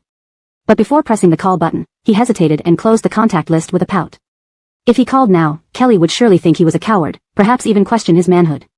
No, he couldn't call. But waiting idly scared him and bored him to death. After much deliberation, Hurley went online and found some friends to team up and play games. Surprisingly, once he started playing, he forgot everything else and could almost revert to his old self, sarcastically bantering with his teammates. Time flew by, and Hurley's sense of panic gradually subsided. When his teammates said they couldn't stay up any longer and wanted to sleep, he realized it was already 2 in the morning. Yawning, he bid farewell to his friends and logged off directly. After washing his face, he dived into the bed covers and fell asleep shortly after. Hurley was awakened by an urge to urinate. It was 4 in the morning when he opened his eyes. He rubbed his eyes and fumbled to turn on the bedside lamp. Just as he was about to get out of bed to go to the bathroom, he suddenly sensed something. Turning his head stiffly, he saw a dark figure sitting on the nearby sofa chair, staring at him unblinkingly. He nearly wet himself from fright. Almost instinctively, he grabbed the bedside lamp and shone it over. Only then did he see clearly that the person sitting there was none other than Adrian. She stared at him, her mouth curled into a strange and terrifying smile. Damn! Hurley swore in fear, then subconsciously grabbed the ashtray from the bedside table and threw it at her. Adrian gave a cold laugh and moved. She rushed towards him in a bizarre manner, terrifying Hurley so much he wanted to curse. But he wasn't foolish. Reacting immediately, he took off running without stopping. Adrian's face was grim, with nothing but vengeful murderous intent in her beautiful eyes. Help! Murder! Help! To buy time to escape, Hurley shouted loudly, Are you crazy? Do you know who I am? If you dare to mess with me, my father will never let you go, no matter where you run. Adrian smiled sinisterly and replied softly, Hurley, I didn't plan to take your life originally. You should blame yourself for showing up in my live stream room and causing trouble. She had long found this dead loyal dog irritating, and now that he dared to touch her sore spot, it was unlikely she would spare him. Before Hurley could say more, he saw the damaged door. Cursing under his breath, he sprinted towards the door. Realizing his intention, Adrian hurriedly ran toward the door, seemingly trying to intercept him before he could escape. Unfortunately for her, she was just a step too late, and Hurley managed to pull open the door and run into the hotel corridor. Chapter 444, Adrian falls into the trap. At this moment, Kelly and others arrived just in time. Upon seeing Hurley wandering around aimlessly, Kelly and her group were momentarily stunned. Before they could ask what was happening, they saw Adrian chasing relentlessly. Seeing them, Hurley felt as if he had found a lifeline and immediately hid behind them without any hesitation. Kelly, that bitch Adrian is trying to harm me. She even shamelessly peeked at me. What a vile woman, she really hates people like her who are so improper. The corners of Kelly's mouth twitched, but she still whispered words of reassurance. The moment Adrian caught sight of them, she finally realized that she had been outwitted. She glared at Kelly fiercely, with murderous intent flickering in her eyes. Bitch, how dare you scheme against me? Kelly, looking at the powerless and enraged Adrian, spoke coldly, I've said before, evil can never triumph over good. Since she dared to do wrong, she should have known there would be a day of reckoning. But the consequences she would bear were far beyond her ability to endure.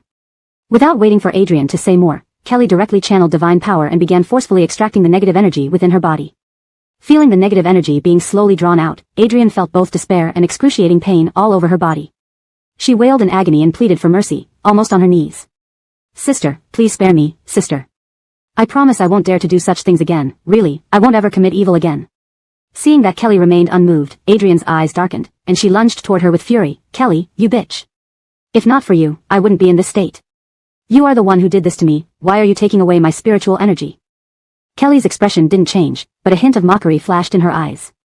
See, people always tend to blame others for their own mistakes. But when she gained from her wrongdoing, did she ever think that it was wrong or that she would face retribution? Adrian blamed everything on Kelly. But what had Kelly done? These were all the results of Adrian's own choices to do evil. In no time, all the negative energy in Adrian's body was completely extracted by Kelly, leaving not a trace behind. Adrian collapsed in despair, crying uncontrollably, unable to do anything else. She knew she was finished, everything she possessed would soon leave her. She couldn't understand why this happened. It should have been Kelly who lost everything. Just as Adrian wept bitterly over losing everything, Cliff arrived with his team. When they saw the disheveled Adrian, they felt not a shred of pity, even thinking she deserved it. As Cliff and his team escorted Adrian away, Hully scratched his head and appeared, "Well, I'm not cowardly. I just thought men shouldn't use force against women, which is why I didn't lay a hand on Adrian." Sniffing, recalling what had just happened made him feel utterly embarrassed, wondering if Kelly would look down on him because of this. Kelly chuckled softly, choosing not to reveal the truth. Moreover, deep down, she didn't think he was cowardly. Back then, Adrian wasn't a delicate young girl but a puppet controlled by negative energy. If he had tried to fight, Hully would have been thrashed. "Are you okay?" As she asked, Kelly examined him up and down, genuinely concerned. Hully felt moved and immediately raised his hand to show he was fine. Then, somewhat bashfully, he asked Kelly if she had time, as he wanted to treat her to a meal. Seeing this scene, Audrey's eyes lit up, filled with the thrill of gossip. Kelly helplessly glared at Audrey and nodded. If not for Hully's willingness to sacrifice himself as bait, they wouldn't have been able to catch Adrian so easily. Out of gratitude, she felt it was only right to thank him properly. Audrey and Hayward, noticing this, promptly offered to excuse themselves, saying they had other matters to attend to and left without waiting for Kelly to speak. Kelly and Hully exchanged an awkward glance before leaving together. With Cliff handling the hotel arrangements, they didn't need to worry about door damage or compensation. It was nearly 6 o'clock, and the sky was just starting to turn light. Apart from some breakfast stalls, no restaurants were open yet. Fortunately, neither of them was fussy eaters, so they found a reasonably hygienic small stall and sat down. "What would you like?" Not knowing Kelly's preferences, Hully asked instinctively. "Dumplings will do." "All right. Boss, 2 bowls of dumplings, 2 tea eggs, and a steamer of buns." Hearing his familiar order, Kelly couldn't help but smile. Apparently, he must often eat these for breakfast, otherwise, he wouldn't have placed the order without asking. While waiting for the food, Hully gazed at her pensively and asked impulsively, "Kelly, what is your relationship with Hassan now?" If that guy had been betrayed, any girl would probably not be able to accept it, right? If they break up, then for himself, would he have a chance? At this thought, a flicker of eagerness flashed across Hully's eyes. But the next second, he felt like he had been doused with a bucket of cold water. "We haven't broken up."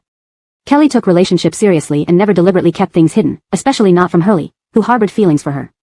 Hassan's strange behavior recently was due to being influenced by someone else. Those actions weren't his own will. Kelly didn't want Hully to misunderstand or have any misplaced thoughts, so she made her statement clear. Hully was momentarily stunned, then couldn't help but let out a bitter laugh. "Yeah, I understand."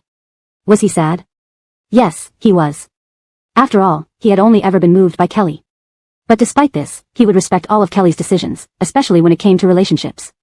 Neither of them spoke after that, silently eating their meal. After finishing, Hully voluntarily paid the bill before leaving with her. When they parted ways, he couldn't resist asking the last question that weighed on his mind.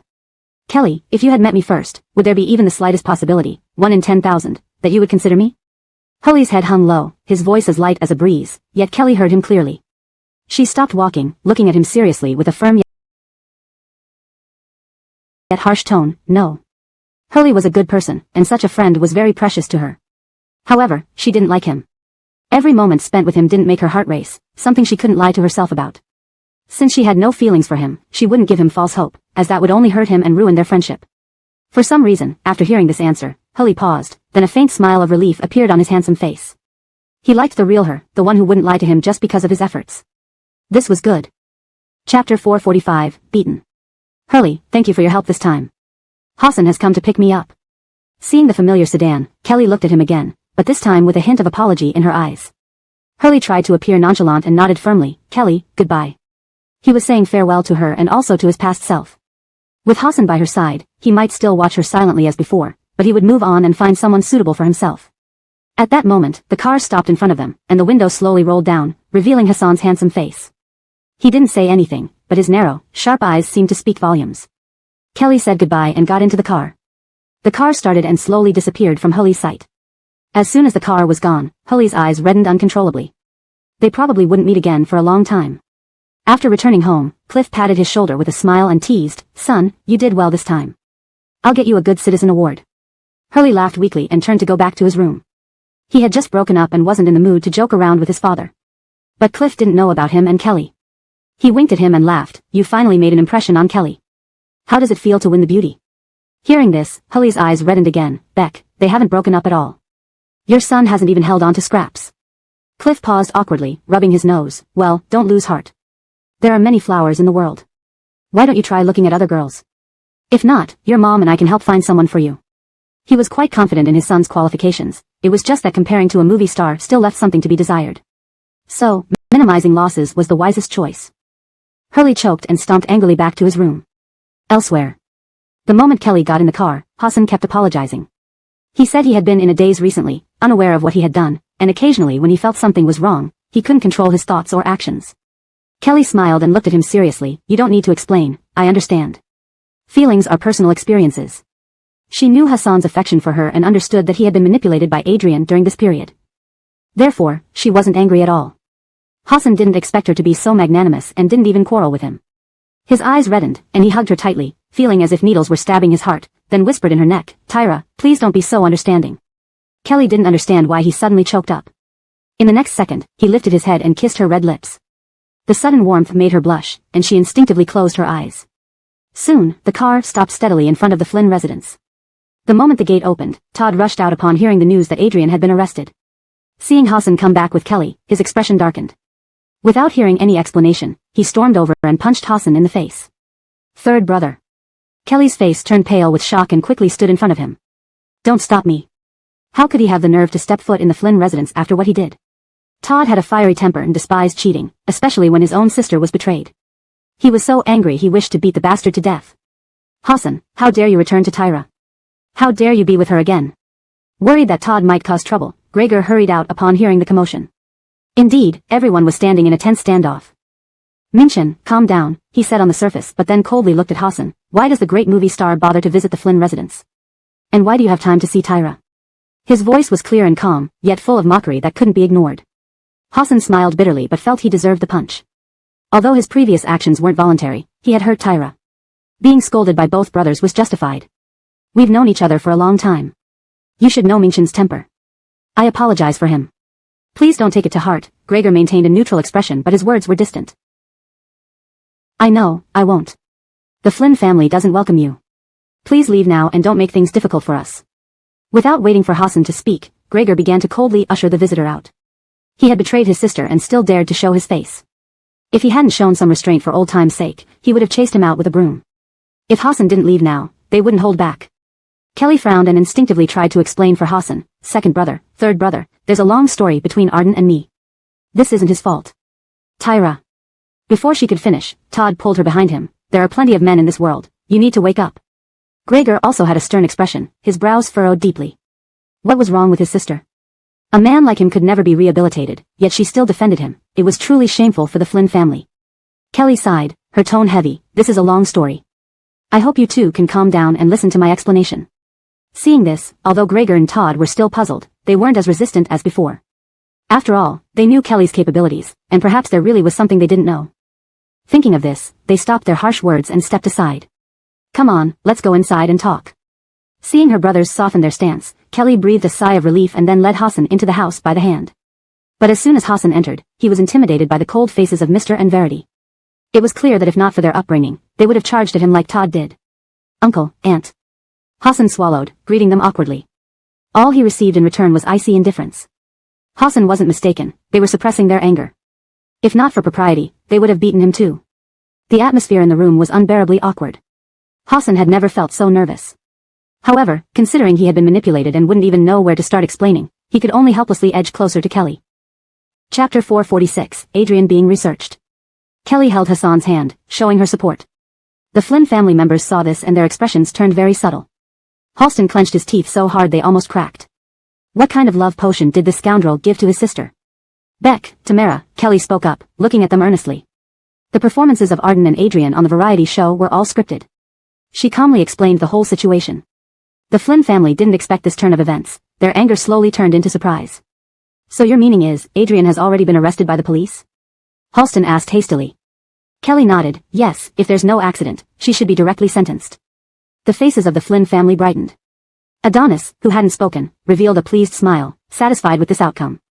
He was the one in the Flynn family most severely harmed by Adrian. The worse she suffered, the more comfortable he felt, even finding it easier to look at Hassan, the prime culprit for stealing away his sister. Well, since Arden did all that to catch the murderer, we can understand. Moreover, he didn't have any physical intimacy with Adrian, so he didn't betray Tyra, he said. Hearing this, Halston twisted his mouth but didn't comment. Gregor looked a bit gloomy. Alea's expression immediately warmed up, feeling relieved as she said to Hassan, Arden, you wouldn't believe how badly I felt. I always thought you weren't that kind of person, but you really put on a convincing act. With acting like this, no wonder you could win an Oscar. Hassan smiled lightly and nodded. I scared Chelsea, my mistake. Oh, you dear child. Alea laughed heartily. With this matter resolved, Hassan secretly let out a sigh of relief. Meanwhile, Adrian, who was mentioned by everyone, was undergoing severe punishment. She was forced to sit on a chair with her hands and feet tied, with wires plugged into various parts of her body and head. What are you going to do to me? I am a celebrity. Adrian screamed at the top of her lungs, her voice piercing through. On the other side of the one-way glass, a group of experts watched her with gleaming eyes, as if she were some treasure. They all held notepads. One of them said, begin. A button was pressed, and Adrian instantly stiffened, unable to utter a single word, drenched in sweat. Her mouth was wide open, struggling even to breathe, her eyes filled with intense pain and panic. Outside the one-way glass, the experts' pens scratched rapidly, recording data. Her body seems tougher than ordinary people. This high voltage isn't having much effect. Let's increase it and see. Another button beside the first one was pressed, causing Adrian to scream uncontrollably. Her body began convulsing involuntarily, and her hair stood on end. Just as she neared death, the experts finally showed mercy. Enough. The pain disappeared from her body, and Adrian let out a heavy breath. She no longer had the earlier arrogance. Her eyes were full of fear and pain. Who, wasn't I supposed to be taken to the police station? Why am I here? What are you going to do to me? She muttered. After being injected with an anesthetic while being taken into the police car, Adrian lost consciousness. When she woke up again, she found herself in this ghost place. All around her was white, along with cold instruments, seats, and no one else. You're here to cooperate with our research. As a murderer, you will play your greatest role. Adrian was sweating profusely now, recalling stories she had heard about people being dissected. She never thought this would happen to her. She took a deep breath, forcing herself to remain calm. I don't know what makes me worthy of your research. To be able to contain evil energy within the body and even use it to kill reaches our research standards, the expert replied. Adrian's heartbeat quickened, inwardly cursing these madmen. If I provide you with a more valuable subject for research, will you let me go? Her eyes flickered, a triumphant smile spreading across her face. If Kelly fell into the hands of these experts, she'd surely get proper treatment. Outside, the experts listened to the one recording data, who reported, her heartbeat and overall data are stable, she's telling the truth. This made the experts very excited. Go on. Adrian said in a low voice, Kelly. You should know that I once killed her opponent inside me, and his memories are stored in my brain. So I know that Kelly isn't truly herself, but rather the goddess of Lulan Mountain. You can verify this by reviewing previous live shows. It's easy to find signs that she became abnormal after leaving Lulan Mountain, and often asks people to worship the mountain deity. Hearing the term God, which only appears in legends, the experts' hands began to tremble as they wrote, partly out of shock and partly because they couldn't believe it. How could that be possible? Could there really be a God in this world? I know you won't believe me, but just look at the variety show, and everything will become clear, Adrian said. She is still telling the truth, the person responsible for recording the data exclaimed in surprise. The experts reacted, check the variety show immediately. At the Flynn family residence. It was almost evening. Because of the incident with the variety show, the Flynn family members still felt uncomfortable around Hassan, so he could not stay overnight. Kelly saw him off at the door. Have a good sleep tonight. Hassan held her hand and gently shook it, his handsome face showing a touch of grievance. Tyra, remember what you promised me. Of course, we'll find the strategy on our phones tonight and set out in the next few days, Kelly replied. Okay. Hassan smiled faintly, reluctantly turning to leave. He found that Tyra was someone who responded well to softness, not toughness. Upstairs, the three Flynn brothers and Farrell clenched their teeth, annoyed. For some reason, even though they knew the truth, they still felt that something was off about Hassan. No matter how they looked at him, he seemed like a scoundrel, while Alea was quite satisfied with him. The reality show produced by Hassan ended unexpectedly today, leaving fans bewildered and causing a stir online. Edison released a statement on behalf of their artist, stating that the shooting period was decided by them, and Adrian had to cooperate unilaterally. The fairy fans went berserk. So you guys were fooling our sister, right? Are you two together or not? If not, don't blame us for ruining your square. Hassan, I didn't think you were annoying before, but now, honestly, I'd punch your head open to see what happens when you terminate the show. Actually, I think this action is truly disrespectful to fans. Is it that hard to give notice before terminating it? Is it an impossible task? Chapter 447, Can your idol really get out? As we all know, Hassan's fans are very loyal, but this is how your idol treats you. I really feel upset for the fans. Nyla's fans should just scram. A pair of shameless ones. Our Film Emperor fan doesn't need to deal with you. Stay out of our business and don't try to create discord between us and our idol. Nyla's fans had no other choice but to ask for help from their idol directly, as her agent did not dare to show up, which made the company furious. They invested a great deal of effort and resources into her, yet never expected she would actually be arrested. To prevent disputes, the police called Nyla's agent immediately after she was taken in. He was stunned when he got the call, clearly informed by the caller that his client was being held on murder charges, a big issue indeed. The fans went mad waiting in vain for any word from their idol. Furious, they started lashing out everywhere and even confronted Hurley. They began to guess that yesterday's strange words caused the collapse of Galantal Alice and Hassan's relationship and halted today's variety show recording. Hurley has never been the type to accept things lying down. If someone dared bully him, he would strike back 100-fold. Thus, faced with these frenzied and irrational fans, he retaliated fiercely. Weibo post from Hurley, no matter how much certain fans protest, it won't change anything because your idol might never come out again. So stop crying. Unable to see this Weibo post, the fans became even more enraged. Help. What kind of infuriating man is this brother? That someone like this even has fans is beyond me. Hurley, what do you mean cursing that our Galantal Alice can't get out? Are you telling us that Galantal Alice was taken in by the police? Why are you still following the train of thought of this infuriating man from the previous comment? He's only trying to pull down our sister. Crazy. Enough, Hurley, you must understand that fans have lives too. If you continue this way, I will not hesitate to fight back. But didn't you notice, amid all the uproar online, there hasn't been any response from Nyla at all. This isn't normal. Hassan, who had been checking fans' comments all along, liked the last reasonable one. Nyla, right now, couldn't respond even if she wanted to. Once inside such a place, no matter how many legs she had, she couldn't get out. As an insider, Hurley felt incredibly good, enjoying every bit of it, and believed she deserved what she got. Seeing a ghost sitting on his bed upon waking one night left a deep psychological mark on him. He felt that he wouldn't dare sleep without lights on for the rest of his life. Thus, Hurley harbored deep hatred towards Nyla and her brainwashed fans. He engaged in a fierce debate late at night against the fans, none of whom could match his fighting spirit. Of course, most of Hurley's fans followed their idol closely and were unmatched in verbal battles. This battle ended with Nyla's fans being completely defeated. His fairy fans were frantically asking him to step forward to dispel online rumors and counter Hurley, but it was useless. Even the most loyal fans couldn't help but wonder if Galantal Alice had indeed run into trouble. Meanwhile, at the Research Institute, experts worked through the night analyzing Kelly's previous records and found significant changes in her facial microexpressions and personality. More importantly, Nyla was correct. She frequently referred to the god from Deer Spirit Mountain. So, she really had issues. All experts were incredibly excited. Finding a true god might rewrite human history. Perhaps from now on, everyone could become gods, with endless life, boundless power. Can you confirm that Kelly is a god? The expert asked, extremely excited. Nyla knew they had verified it and smiled confidently. Of course. Why would I lie to you when I'm already in this situation? If Kelly doesn't let me off easily, then she shouldn't expect mercy either. Revealing her secret is justified. The data recorder noted that her heartbeat was very fast, but she wasn't lying, said the data handler. At this moment, the experts' breathing quickened, faces flushed red with anticipation and longing for the future, but one person shattered their hopes. A god is not so easily controlled, and the government may not allow us to proceed, considering a god could be on our side. If we accidentally enrage Kelly, can you bear the consequences? He asked. Everyone could not help but frown upon hearing this, their minds beginning to speculate. Damn, they really couldn't afford it. Humans were too weak compared to gods, simply insignificant. But to give up the chance to study a god like this, I'm unwilling. For us, this might be an opportunity we need to wait for thousands of years to encounter. If we can gain a life like a god's, from now on we can devote more passion to research experiments. What do you think? The leading expert said in a deep voice. His sharp gaze swept over those behind him, only to find that their expressions were filled with hesitation, unwilling to take the risk.